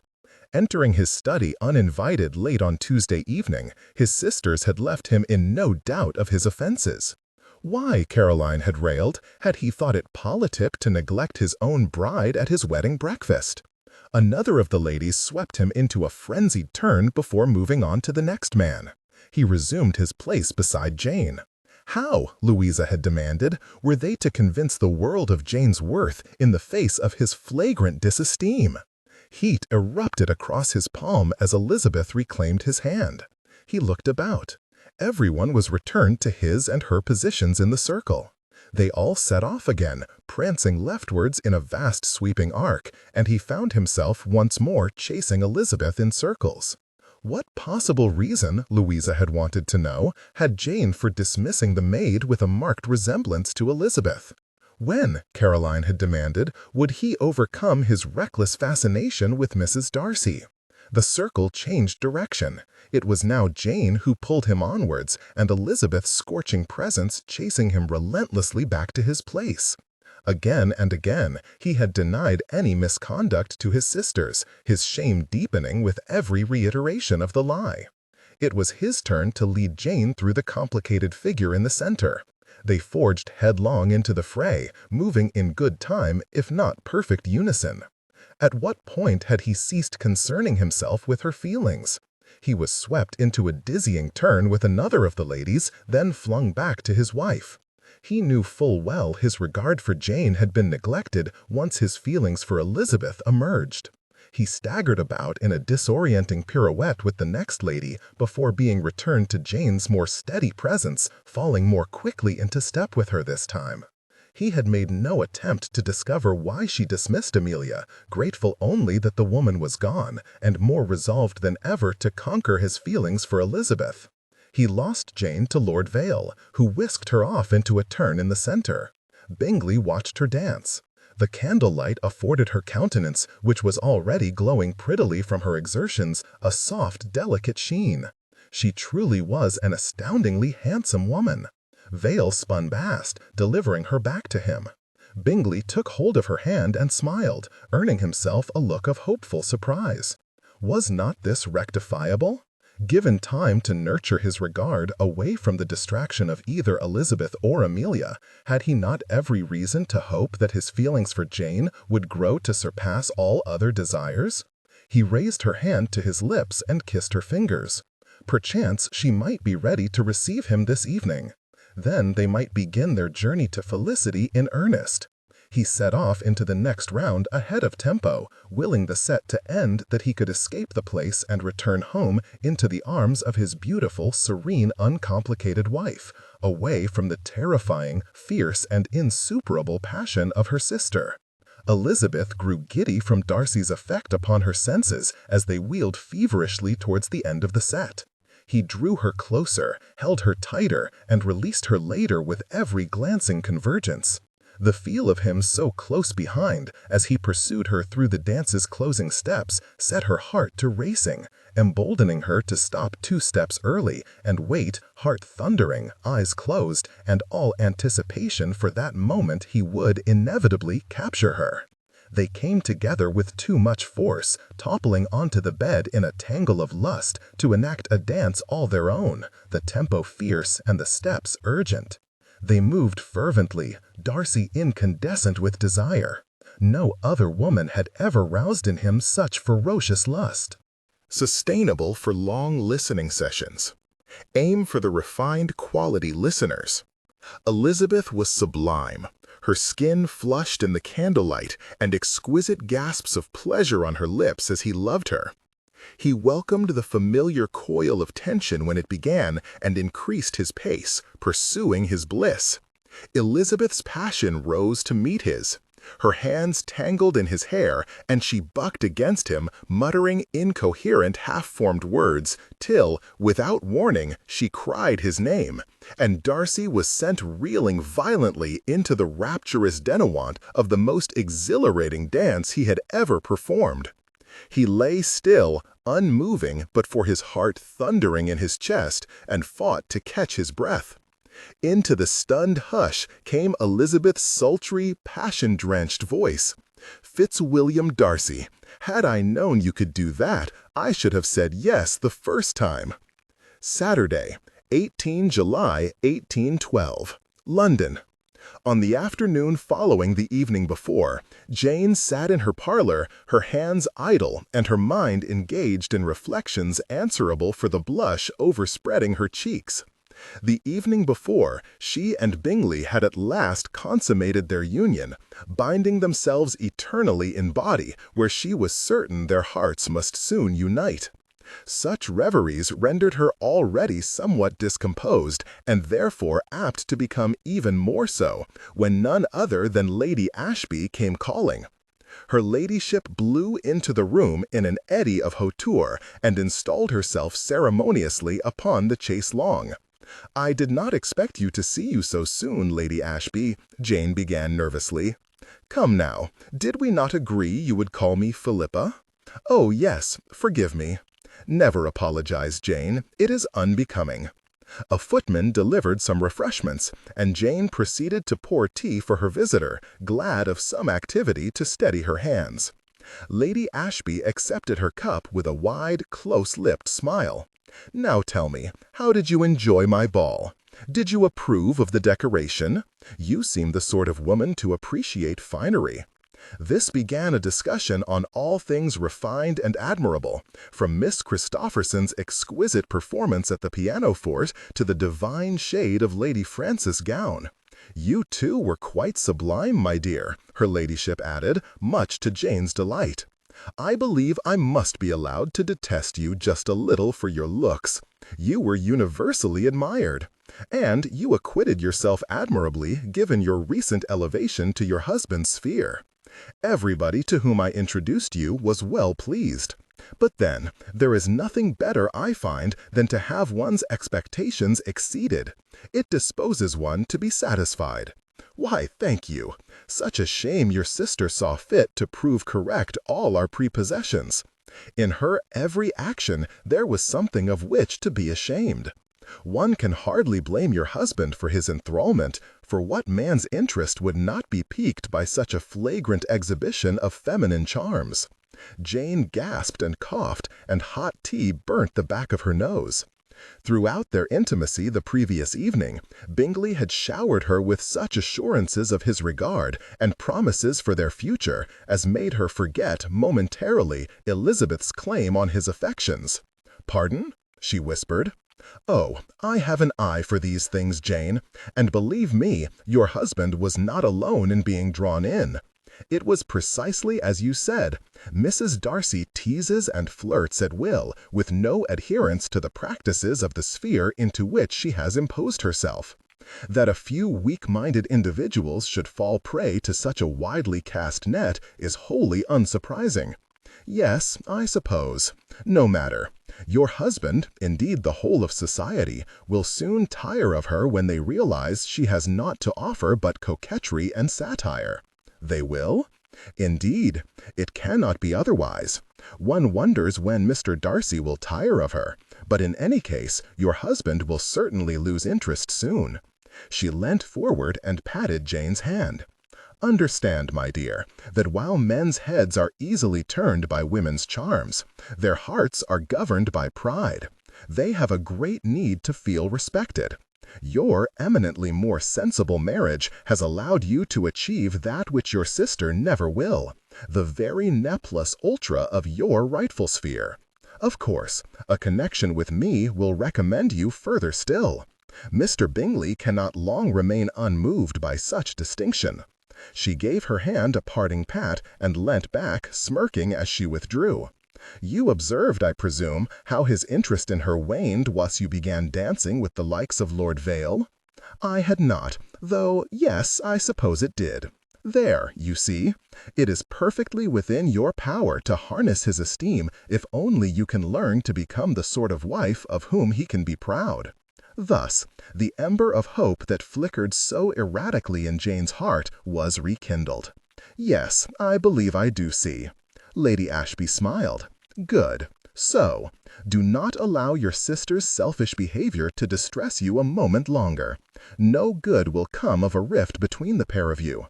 Suffer her as best you can, and take comfort instead in our friendship. And the next time her manners or actions grieve you, bring your vexations to me. Mine will ever be a willing and sympathetic ear. When the visit drew to an end a few minutes later, and her new friend departed with the warmest of adieus, Jane felt vastly comforted to have secured the friendship of such a shrewd and obliging woman, and a good deal of satisfaction to have proved herself, on this occasion at least, better admired than her sister. Have I called at an inconvenient time, Jane? What do you mean? You seem determined to be displeased with me today. Elizabeth had called at Grosvenor Street with the hope of exchanging tales of newly-wedded bliss with her dearest sister, but had been there for little more than 5 minutes before comprehending there would be no sharing of confidences this day. Jane was uncommonly ill-tempered, inclined to take offense at most everything, and find fault with all the rest. "Forgive me, I am a little fatigued," Jane replied. "Last night was taxing." "It was? I hope nobody was uncivil to you." Jane's cheeks pinked a little. "I believe it was unintentional." "Then you were slighted by somebody?" Jane shrugged slightly. "I was merely ill-prepared for the want of consideration I was shown in some quarters." This caught Elizabeth by surprise, though she was instantly angry with herself for being surprised.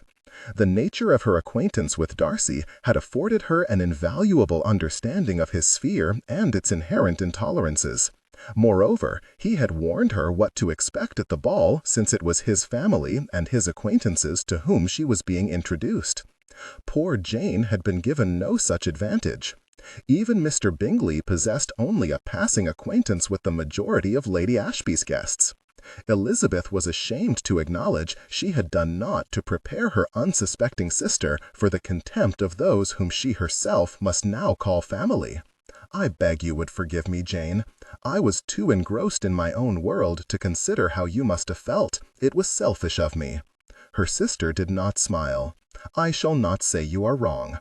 Elizabeth blinked away her surprise, for she supposed, having claimed the offense, she could hardly blame Jane for agreeing with it. "But did you manage to enjoy yourself at all? Not every person was uncivil, I hope." "By no means. There were a number of very charming people there. I found Lady Ashby particularly agreeable." "You did?"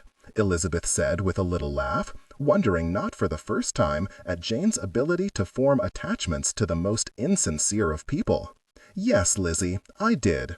I see you think it diverting. And of course I must be the one at fault because nobody is as good a judge of character as you." Though she continued to be taken aback by her sister's ill will, the barb served its purpose. She was duly humbled. "I beg your pardon. You are quite right. Lady Ashby showed me no great courtesy, but I do not doubt you were able to see some good in her that I was not." Sustainable for long listening sessions. Aim for the refined quality listeners. Perhaps it was because I was more respectful of her that she showed me more courtesy than she did you. Do you accuse me of being disrespectful to her? Not by design, I am sure, but your teasing ran as unchecked last night as ever it did in Hertfordshire, and such irreverence could never be considered respectful. Your new family will never like you if you make no effort to please them. How fortunate, then, that I do not require their approbation. Do you not? You are not concerned that Mr. Darcy will grow weary of the schism you have caused, that he will tire of you? Are you worried Mr. Bingley will tire of you? Elizabeth threw back, incredulous at the very suggestion. A stony veil fell across Jane's countenance. Too late, Elizabeth realized the imprudence of using Mr. Bingley's constancy as a case in point. Forgive me, I meant not to allude to past troubles, only to demonstrate my faith in Darcy's affections. I have every reason to believe his esteem will endure, regardless of his family's opinion of me. Jane unfurled from her rigid pose and turned away to take up her embroidery. I am sure you are right. An oppressive silence fell over them. Jane, her expression pinched, worked doggedly on her stitches. Elizabeth sat motionless and wretched, wondering whether their friendship might be forever changed. They had been sheltered, she recognized, growing up at Longbourn. Harmony and contentment had been easy to nurture when the greatest tribulations they faced were Mrs. Bennet's nerves and the occasional uncertainty of which gown ought to be worn to this or that dance. Exposed for but a few months to the influences of the wider world, they had both been irrevocably altered and seemed unable to rediscover an equal footing. "Jane," she said softly, "we are about to be separated for an indeterminate length of time. Let us not part on bad terms. Shall we not speak of something else? What of your time left in London? What are your plans?" They talked of happier things after that, and Jane even showed Elizabeth the house. The visit was too overshadowed by their quarrel for there to be hope of a complete recovery, however, and they parted soon after. Elizabeth spent the remainder of the day in a fog of indignant disappointment, unable to fathom how the argument had come about. Not until many hours later did she feel calm enough to relay the exchange to Darcy. They lay entwined in the dimly lit cocoon of his bedchamber. His eyes were closed, but his mouth was curled into Elizabeth's favorite half-smile, and he held her tightly to his side. The arrangement made her wish to forget the outside world, but she could not. "I called on Jane this afternoon," she said quietly. "Was she well?" "Yes, only—" She sighed deeply.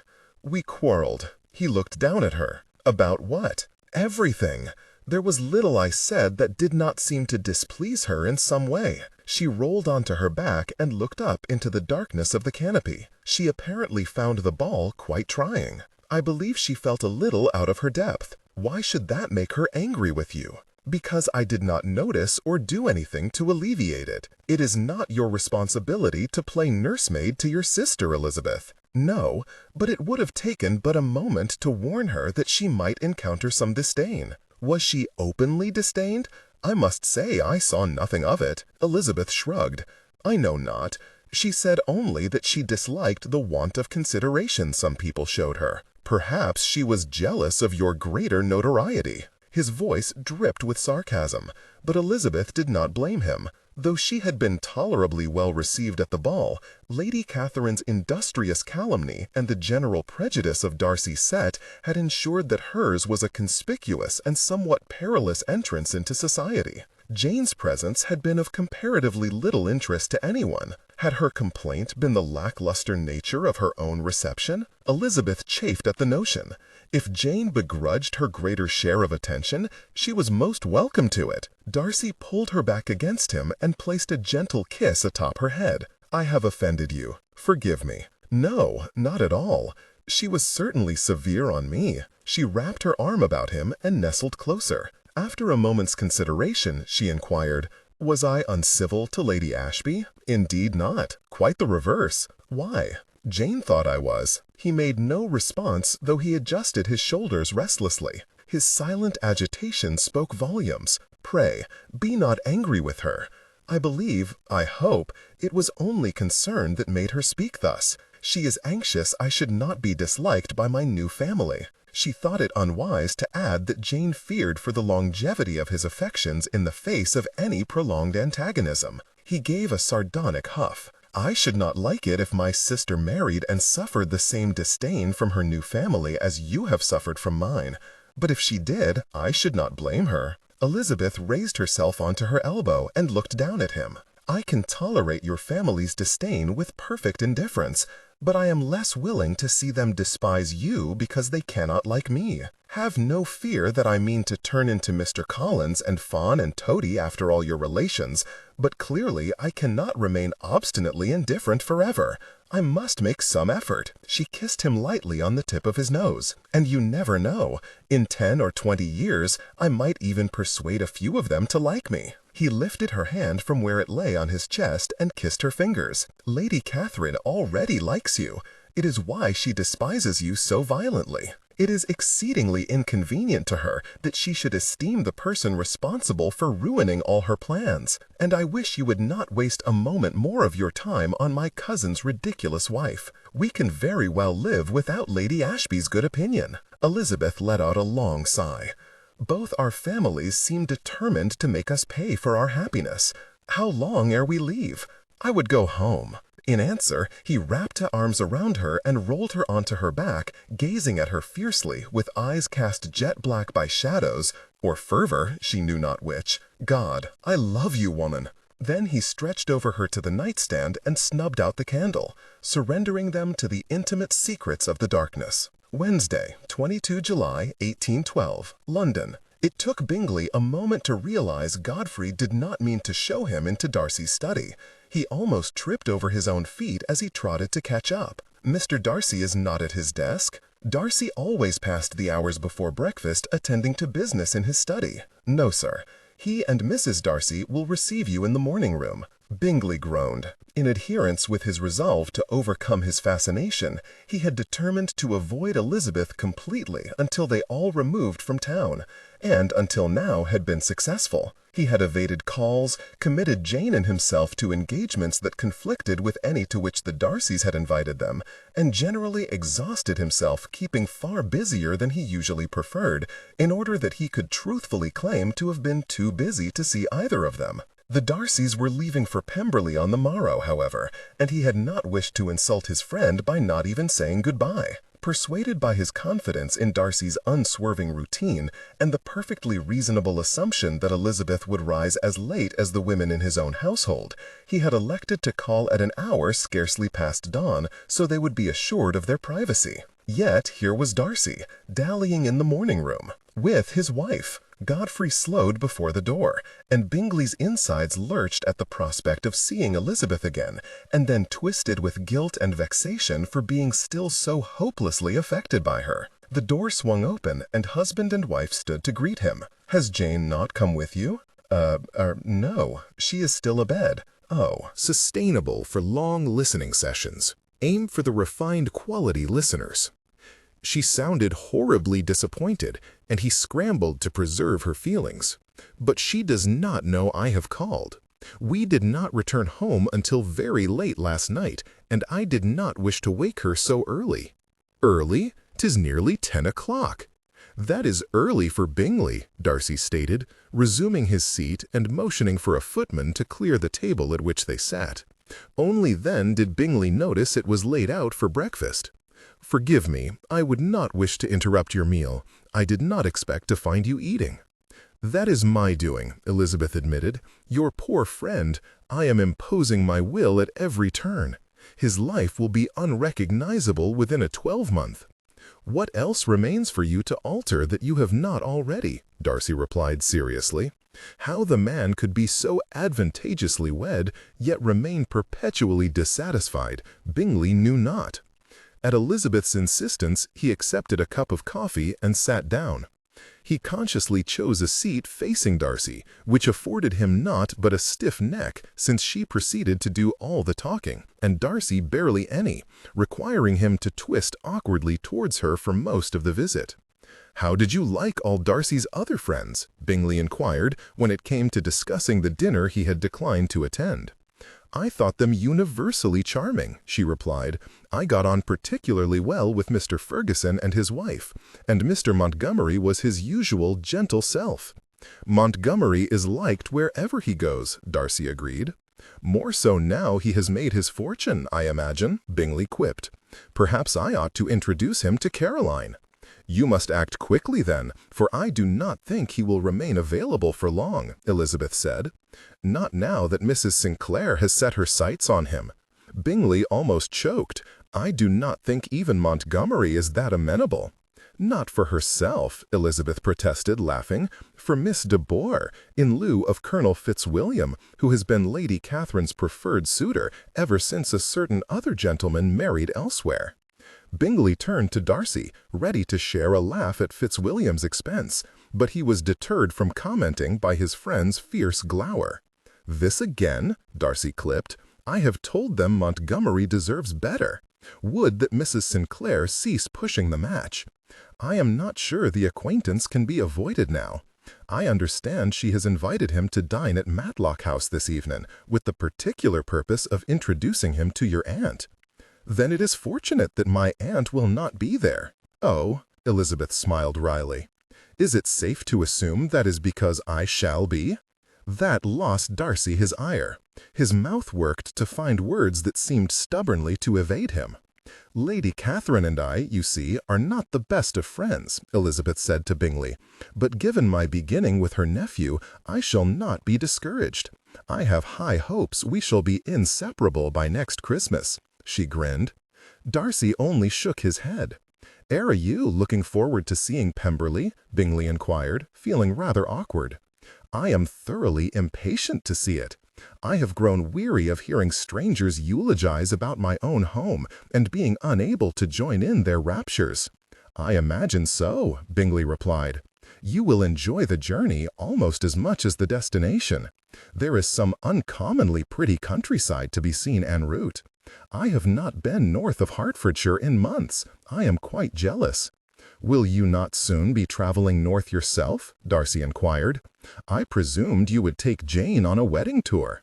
"You are not taking Lizzie on one," he answered, feeling rather petulant at having his oversight called out. "Elizabeth has met all my relations. You have enough to fill half of Yorkshire. I imagine some of them would like to meet your wife." "Oh, do bring Jane north," Elizabeth appealed. "You could visit us at Pemberley." No, his heart was not yet resilient enough for that manner of test. "No, I would not dream of invading your privacy so soon after you arrived home." "Nonsense! Darcy will have had quite enough of me by then, and you can be sure we will have no other visitors, for I am persona non grata with all his family." Bingley looked at Darcy, but he only rolled his eyes and said nothing at all to contradict her. It was as though he saw nothing wrong in his relation's disdain for his wife.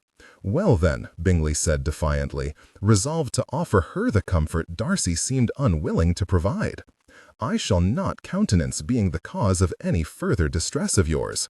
Leave it with me. I shall see what I can arrange." Saturday, 25 July, 1812, Derbyshire. At the sight of Pemberley's home farm from the carriage window, Darcy grew taut with anticipation. Another few minutes' travel would bring them within view of the house, a moment of which he had dreamt more often than he would like to admit. "Elizabeth," he whispered, gently rubbing her arm to rouse her. With Georgiana and Mrs. Annesley dozing in the opposite seat, she had dared to lean against him, where she too had then been lulled to sleep by the carriage's steady sway. She did not awaken, but nestled deeper into his embrace, broadening the smile he already wore. "Elizabeth, we are almost there." She peeled herself reluctantly from his side and rubbed her eyes, then squinted at him. How she could sleep so soundly in a moving coach he knew not, but he found her drowsy confusion tremendously endearing. Wordlessly, he placed his hands upon her shoulders and turned her towards the window. After a quick glance to determine that the others still slept, he snaked one arm about her middle and rested his chin on her shoulder that he might perceive the unfolding panorama as she did. She said naught, only pulled his arm more tightly about her, raised her free hand to rest against his cheek, and waited. Together they held their silent vigil as the carriage crested a final rise, and Pemberley at long last came into view. The hand that cupped his face fell away, and Elizabeth sat forward. "Oh my," were her only words, exhaled on a breath of wonder. When several moments passed without further comment, Darcy leant sideways to gauge her expression, and for the first time in the whole of their acquaintance, saw her altogether stripped of courage. He could not deny the gratification of her being thus affected by the place he loved so well. None the less, he would banish all her trepidation for good ere they reached the house. He touched her chin and turned her gently to face him. "I have wrestled senselessly with many mistaken scruples in the past, love, but I never doubted you. I have always known you belonged here." She grinned. Darcy only shook his head. "Are you looking forward to seeing Pemberley?" Bingley inquired, feeling rather awkward. "I am thoroughly impatient to see it. I have grown weary of hearing strangers eulogize about my own home and being unable to join in their raptures." "I imagine so," Bingley replied. "You will enjoy the journey almost as much as the destination. There is some uncommonly pretty countryside to be seen en route. I have not been north of Hertfordshire in months. I am quite jealous." "Will you not soon be traveling north yourself?" Darcy inquired. "I presumed you would take Jane on a wedding tour." "You are not taking Lizzie on one," he answered, feeling rather petulant at having his oversight called out. "Elizabeth has met all my relations. You have enough to fill half of Yorkshire. I imagine some of them would like to meet your wife." "Oh, do bring Jane north," Elizabeth appealed. "You could visit us at Pemberley." "No!" His heart was not yet resilient enough for that manner of test. "No, I would not dream of invading your privacy so soon after you arrived home." "Nonsense! Darcy will have had quite enough of me by then, and you can be sure we will have no other visitors, for I am persona non grata with all his family." Bingley looked at Darcy, but he only rolled his eyes and said nothing at all to contradict her. It was as though he saw nothing wrong in his relation's disdain for a wife. "Well then," Bingley said defiantly, resolved to offer her the comfort Darcy seemed unwilling to provide, "I shall not countenance being the cause of any further distress of yours. Leave it with me. I shall see what I can arrange." Saturday, 25 July, 1812, Derbyshire. At the sight of Pemberley's home farm from the carriage window, Darcy grew taut with anticipation.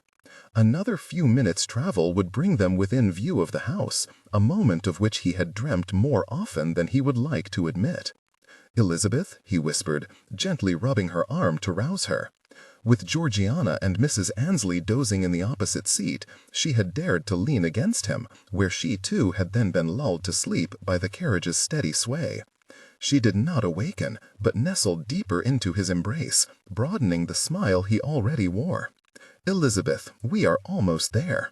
She peeled herself reluctantly from his side and rubbed her eyes, then squinted at him.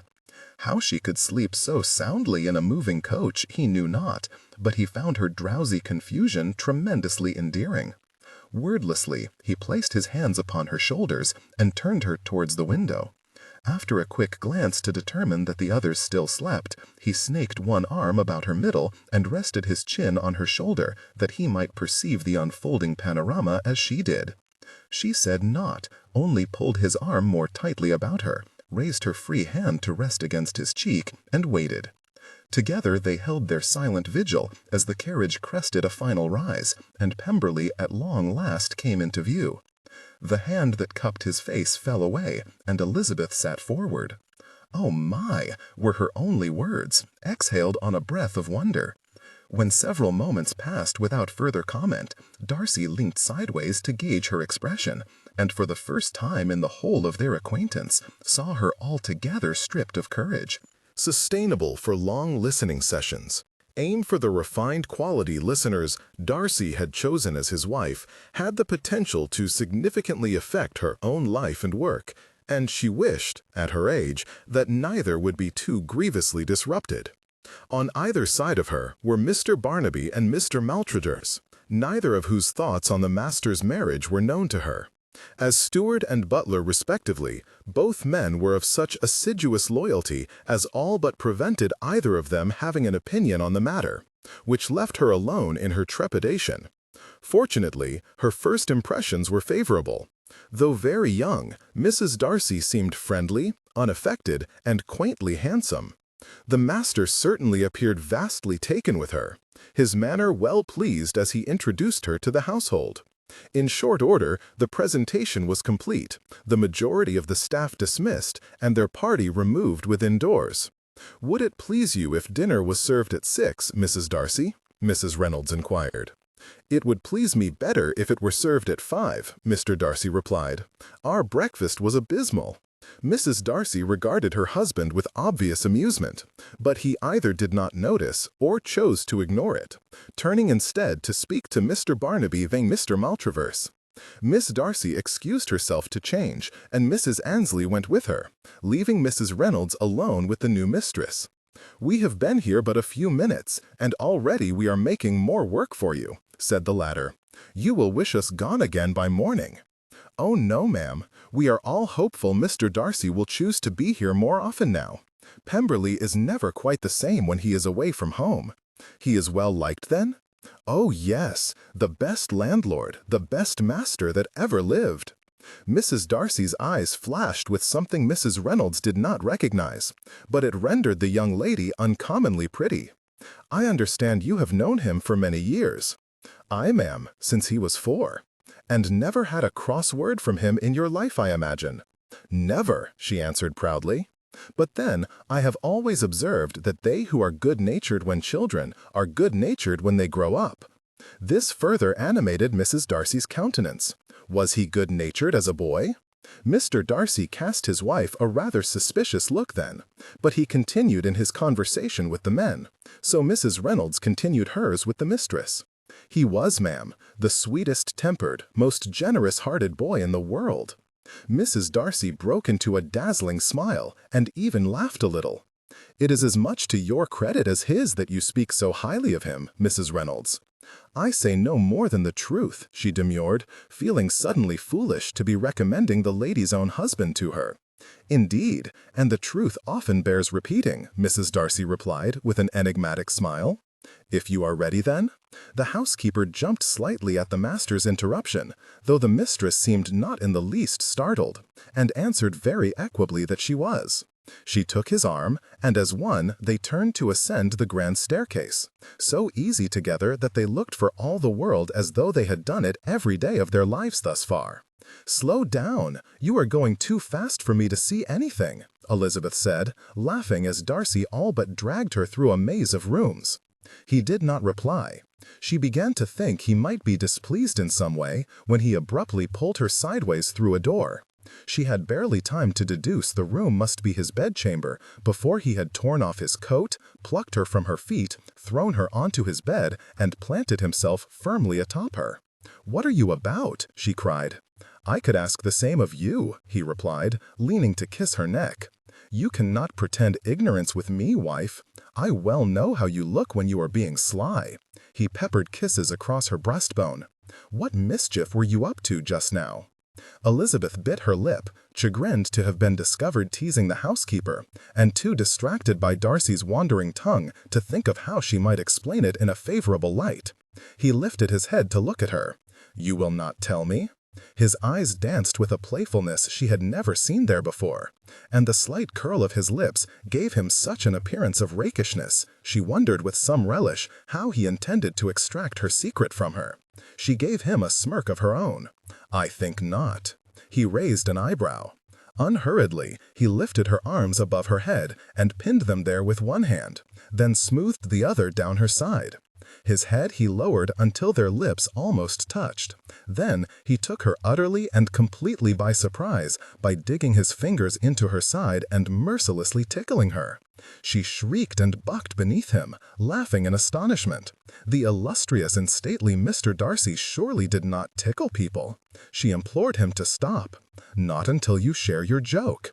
He moved his excruciating touch to under her arm, provoking her to squeal and writhe anew. "Very well, I yield. It was Mr. Bingley's fault. Pray desist." He did, and squinted at her dubiously. "Bingley?" "Aye, he was telling me about Mrs. Reynolds, and did a little impersonation of her. It transpires it was an uncommonly good one. And wherefore were you discussing my housekeeper with Bingley?" She wrinkled her nose, feeling a little embarrassed. "Because we were speaking of you." He looked momentarily surprised, then insufferably smug. She attempted to tug her hands from his grasp that she might tickle him, but he was having none of it. Still pinning her arms in place, he wrapped his other hand beneath her and brought his lips to hers for a blistering kiss, banishing all thoughts of retribution from her mind. She signaled her surrender with a groan of pleasure, and he promptly tickled her other side, making her yelp against his lips. "What has come over you?" He pulled away and smirked at her, his countenance, if possible, even more handsome than usual for his present liveliness. "I am home," he said simply, as though informing her of nothing less obvious than that day broke when the sun rose. Noises from beyond a door caught both their attention. He rolled his eyes, kissed her forehead, and removed from the bed, tugging his attire straight, then strode purposefully to the door to speak with whoever was without. She watched enthralled as her adoring and playful husband of moments before reverted effortlessly to the commanding, dignified, and extraordinarily alluring master of Pemberley. "As am I," she whispered, full in the belief she was the most fortunate woman alive. Wednesday, 29 July 1812, Derbyshire. Elizabeth's delight with her new home knew no bounds, though perhaps most precious to her was the fondness with which Darcy introduced her to every part of it. 3 days had not been enough for her to learn all its passageways and rooms, but the orangery and the woods around the lake had already been settled as 2 of her favorite places in all of Pemberley. This morning, at her request, breakfast had been laid out on the veranda outside one and overlooking the other. What news from Grosvenor Street? Darcy ceased scowling at his letter and looked up. "I believe Bingley is proposing a visit, but it is High Dutch for the most part." He dropped it onto the table. "The man is useless. I shall send an invitation directly to Jane. It seems safest. Are you certain you wish to receive them? You were upset after your last visit." Since they parted ways, Elizabeth's feelings towards her sister had vacillated constantly between indignation to the deepest concern. Yet on one thing she was decided: they would not resolve the matter whilst 5 counties apart. "I was, but we have quarreled before. I am sure it will all be forgotten. Besides, I did not have the opportunity to show her our London home. I should dearly love for her to see Pemberley." That much agreed, Darcy turned his attention to his breakfast, and she turned hers to her correspondence, opening a letter from her friend in Kent. Sustainable for long listening sessions. Aim for the refined quality. Listeners. She read and relayed the happy news that Charlotte Collins was with child, though Darcy was far more animated by the next report that Mr. Montgomery was presently at Rosings paying court to Anne. Much to Elizabeth's surprise, he threw his unfinished toast onto his plate and grabbed up his napkin, managing to make the innocuous act of dabbing the corners of his mouth appear the most resentful thing in the world. "Are you truly so violently opposed to the match?" "I am. Montgomery is an excellent man, and the means of uniting us, for which I owe him more than I can ever give. He deserves better than a joyless marriage with a malicious harpy as a mother. There is nothing to say it will be a joyless marriage, and I dare say that, since you are able to put up with my mother, Mr. Montgomery will find a way to tolerate Anne's. Your mother is neither malicious nor disloyal. She may be a total stranger to propriety, but everything she does is done in what she believes to be the best interests of her family." Elizabeth bit her lip and gazed at him tenderly. "Thank you. But do you not suppose it possible that Lady Catherine also believes she has been acting in the best interests of her family? I am her family. How has she acted in my best interests?" he said with startling emotion. Never had he appeared so young, so vulnerable as in that rare unguarded moment, and Elizabeth thought her heart might break when his meaning struck her. Lady Catherine had been the one to proclaim herself almost his nearest relation, and she had been correct. It could surely only have been worse had Lady Anne Darcy herself scorned his choice of wife and industriously maligned him to the whole world. She reached to gently squeeze his hand. "Well, I am your family now, and I love you enough to outvie 1,000 ignoble aunts." Darcy stared at her silently for a moment, his gaze swimming with sentiment. Then his lips quirked and he shook his head slightly. Reaching sideways, he plucked a leaf from a nearby potted plant and presented it to her with a look so intense it made her shiver. "You fell me, Elizabeth. I have no words." She beamed at him. "Good, for I have another letter to read, and your chatter would make the task impossible." She withstood his smoldering gaze very well as she read Mrs. Gardiner's note confirming their expected arrival on Saturday morning, by now more than comfortable being the object of his adoration. Pemberley, Derbyshire, July 29. Dearest Jane, I hope this letter finds you well. Mr. Bingley has written with the news that you are traveling north, but it was not clear from his letter whether or not you intend to visit Pemberley. I beg you would. I know we parted on an unhappier note than either of us would have liked, but we have never let a quarrel keep us long divided, and I hope this one may be soon forgotten also. Pray, write to say you will stay with us for a little while at least, or if you cannot, send addresses where I may write to you while you are on your travels. Oh, Jane, Pemberley is wonderful. Such a home I never saw, so filled with light and elegance and surrounded by a stunning park. The house is large, but Darcy is determined to show me every corner. Thus, little by little, I am discovering its secrets. I have met his parents at last of a fashion. I have seen their portraits in the gallery. Lady Anne looked to be a very fine woman, with a marked resemblance to her sister, though less severe and, of course, much younger. The late Mr. Darcy sports a wig and seems very somber in his portrait, though he has kind eyes. More than that, it is difficult to impart from two paintings, but you will be pleased to hear they made no objections whatever to our marriage. All the servants have been exceedingly patient as I fudge my way through household tasks that must seem elementary to them. I think it will take some time to become accustomed to it all. Darcy is adamant that everybody should fit in with me rather than the other way around, but I cannot agree. Pemberley has run perfectly well without a mistress for years. It seems nonsensical to adjust perfectly good practices simply to save me the bother of learning them. Still, until I am proficient, the entire staff and my poor beleaguered husband must make allowances for my mistakes. Georgiana, too, has been a dear. We spend much time together, particularly when Darcy is occupied with estate matters, and we are growing very fond of each other. She seems so very young compared to Kitty and Lydia, mostly because of her shyness, I think.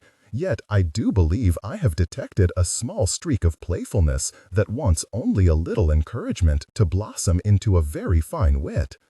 I have added her education to my list of duties. I will end, for I could write another 8 or 10 sides and not impart half of what I have to tell. I will save it all for subsequent letters or, better yet, for your visit. I await your response impatiently and hope to hear of all your adventures in London and plans for traveling north. With the warmest affection, Lizzie. Sunday, 2nd August, 1812. Derbyshire. It was a moment after Miss Darcy played the last chord of her aria before Mary recollected herself and applauded. Rarely had she heard the pianoforte performed with such proficiency and elegance of expression. So great was her awe that she was unusually unwilling to accede to Mrs. Gardiner's suggestion that she play next. I cannot but think the comparison would show me to great disadvantage. That is easily resolved, Elizabeth announced, standing up. I shall play first, then all subsequent comparisons will be favorable to you. Mary felt a swell of gratitude, then a twinge of sadness that her sister was forever gone from Longbourn. As all eyes followed Elizabeth to the instrument, she took a deep breath to compose herself. She had arrived with her aunt and uncle as planned the previous afternoon. It had been an unnerving day, for her new brother was a formidable man, and Pemberley vast. This afternoon, the gentlemen had left the women on their own and gone fishing. 2 hours of feminine conversation had returned Mary to some semblance of equanimity, but it did not require much to remind her how far removed she was from her usual sphere. She marveled that her sister showed no sign of being similarly daunted. To all appearances, she was as well settled as though she had lived her entire life in such grandeur. Elizabeth fudged and faltered her way through a minuet before calling upon Mary and Miss Darcy to join her in playing a trio. After but 3 bars and thrice as many mistakes, however, she threw her hands in the air. "'Tis no good. You two had much better play without me." "You did not play so very ill, Lizzie," Miss Darcy hastened to assure her. Mary said not. Her earlier gratitude notwithstanding, she had dearly wished to impress Miss Darcy, and would have made no mistakes at all had Elizabeth not forced several upon her. She would have thought, with an instrument as fine as this to play, and a husband as grand as Mr. Darcy to please, her sister might trouble herself to practice more often. "Mary does not agree," Elizabeth said with a wink as she stood to rummage through the sheets of music atop the piano. "What say I find a reel that we might all dance a little?" "A reel, Lizzie?" Mrs. Gardiner said with a raised eyebrow and a smirk. "Hardly a dance befitting the mistress of Pemberley." "I dare say nobody will be surprised," Elizabeth replied. "Very little of what I have done thus far befits the mistress of Pemberley." "I have seen you do nothing unbefitting of your situation," Miss Darcy said. She sounded more than a little alarmed, reminding Mary how unaccustomed she must be to Elizabeth's teasing. "I agree," she added, more for Miss Darcy's sake than Elizabeth's.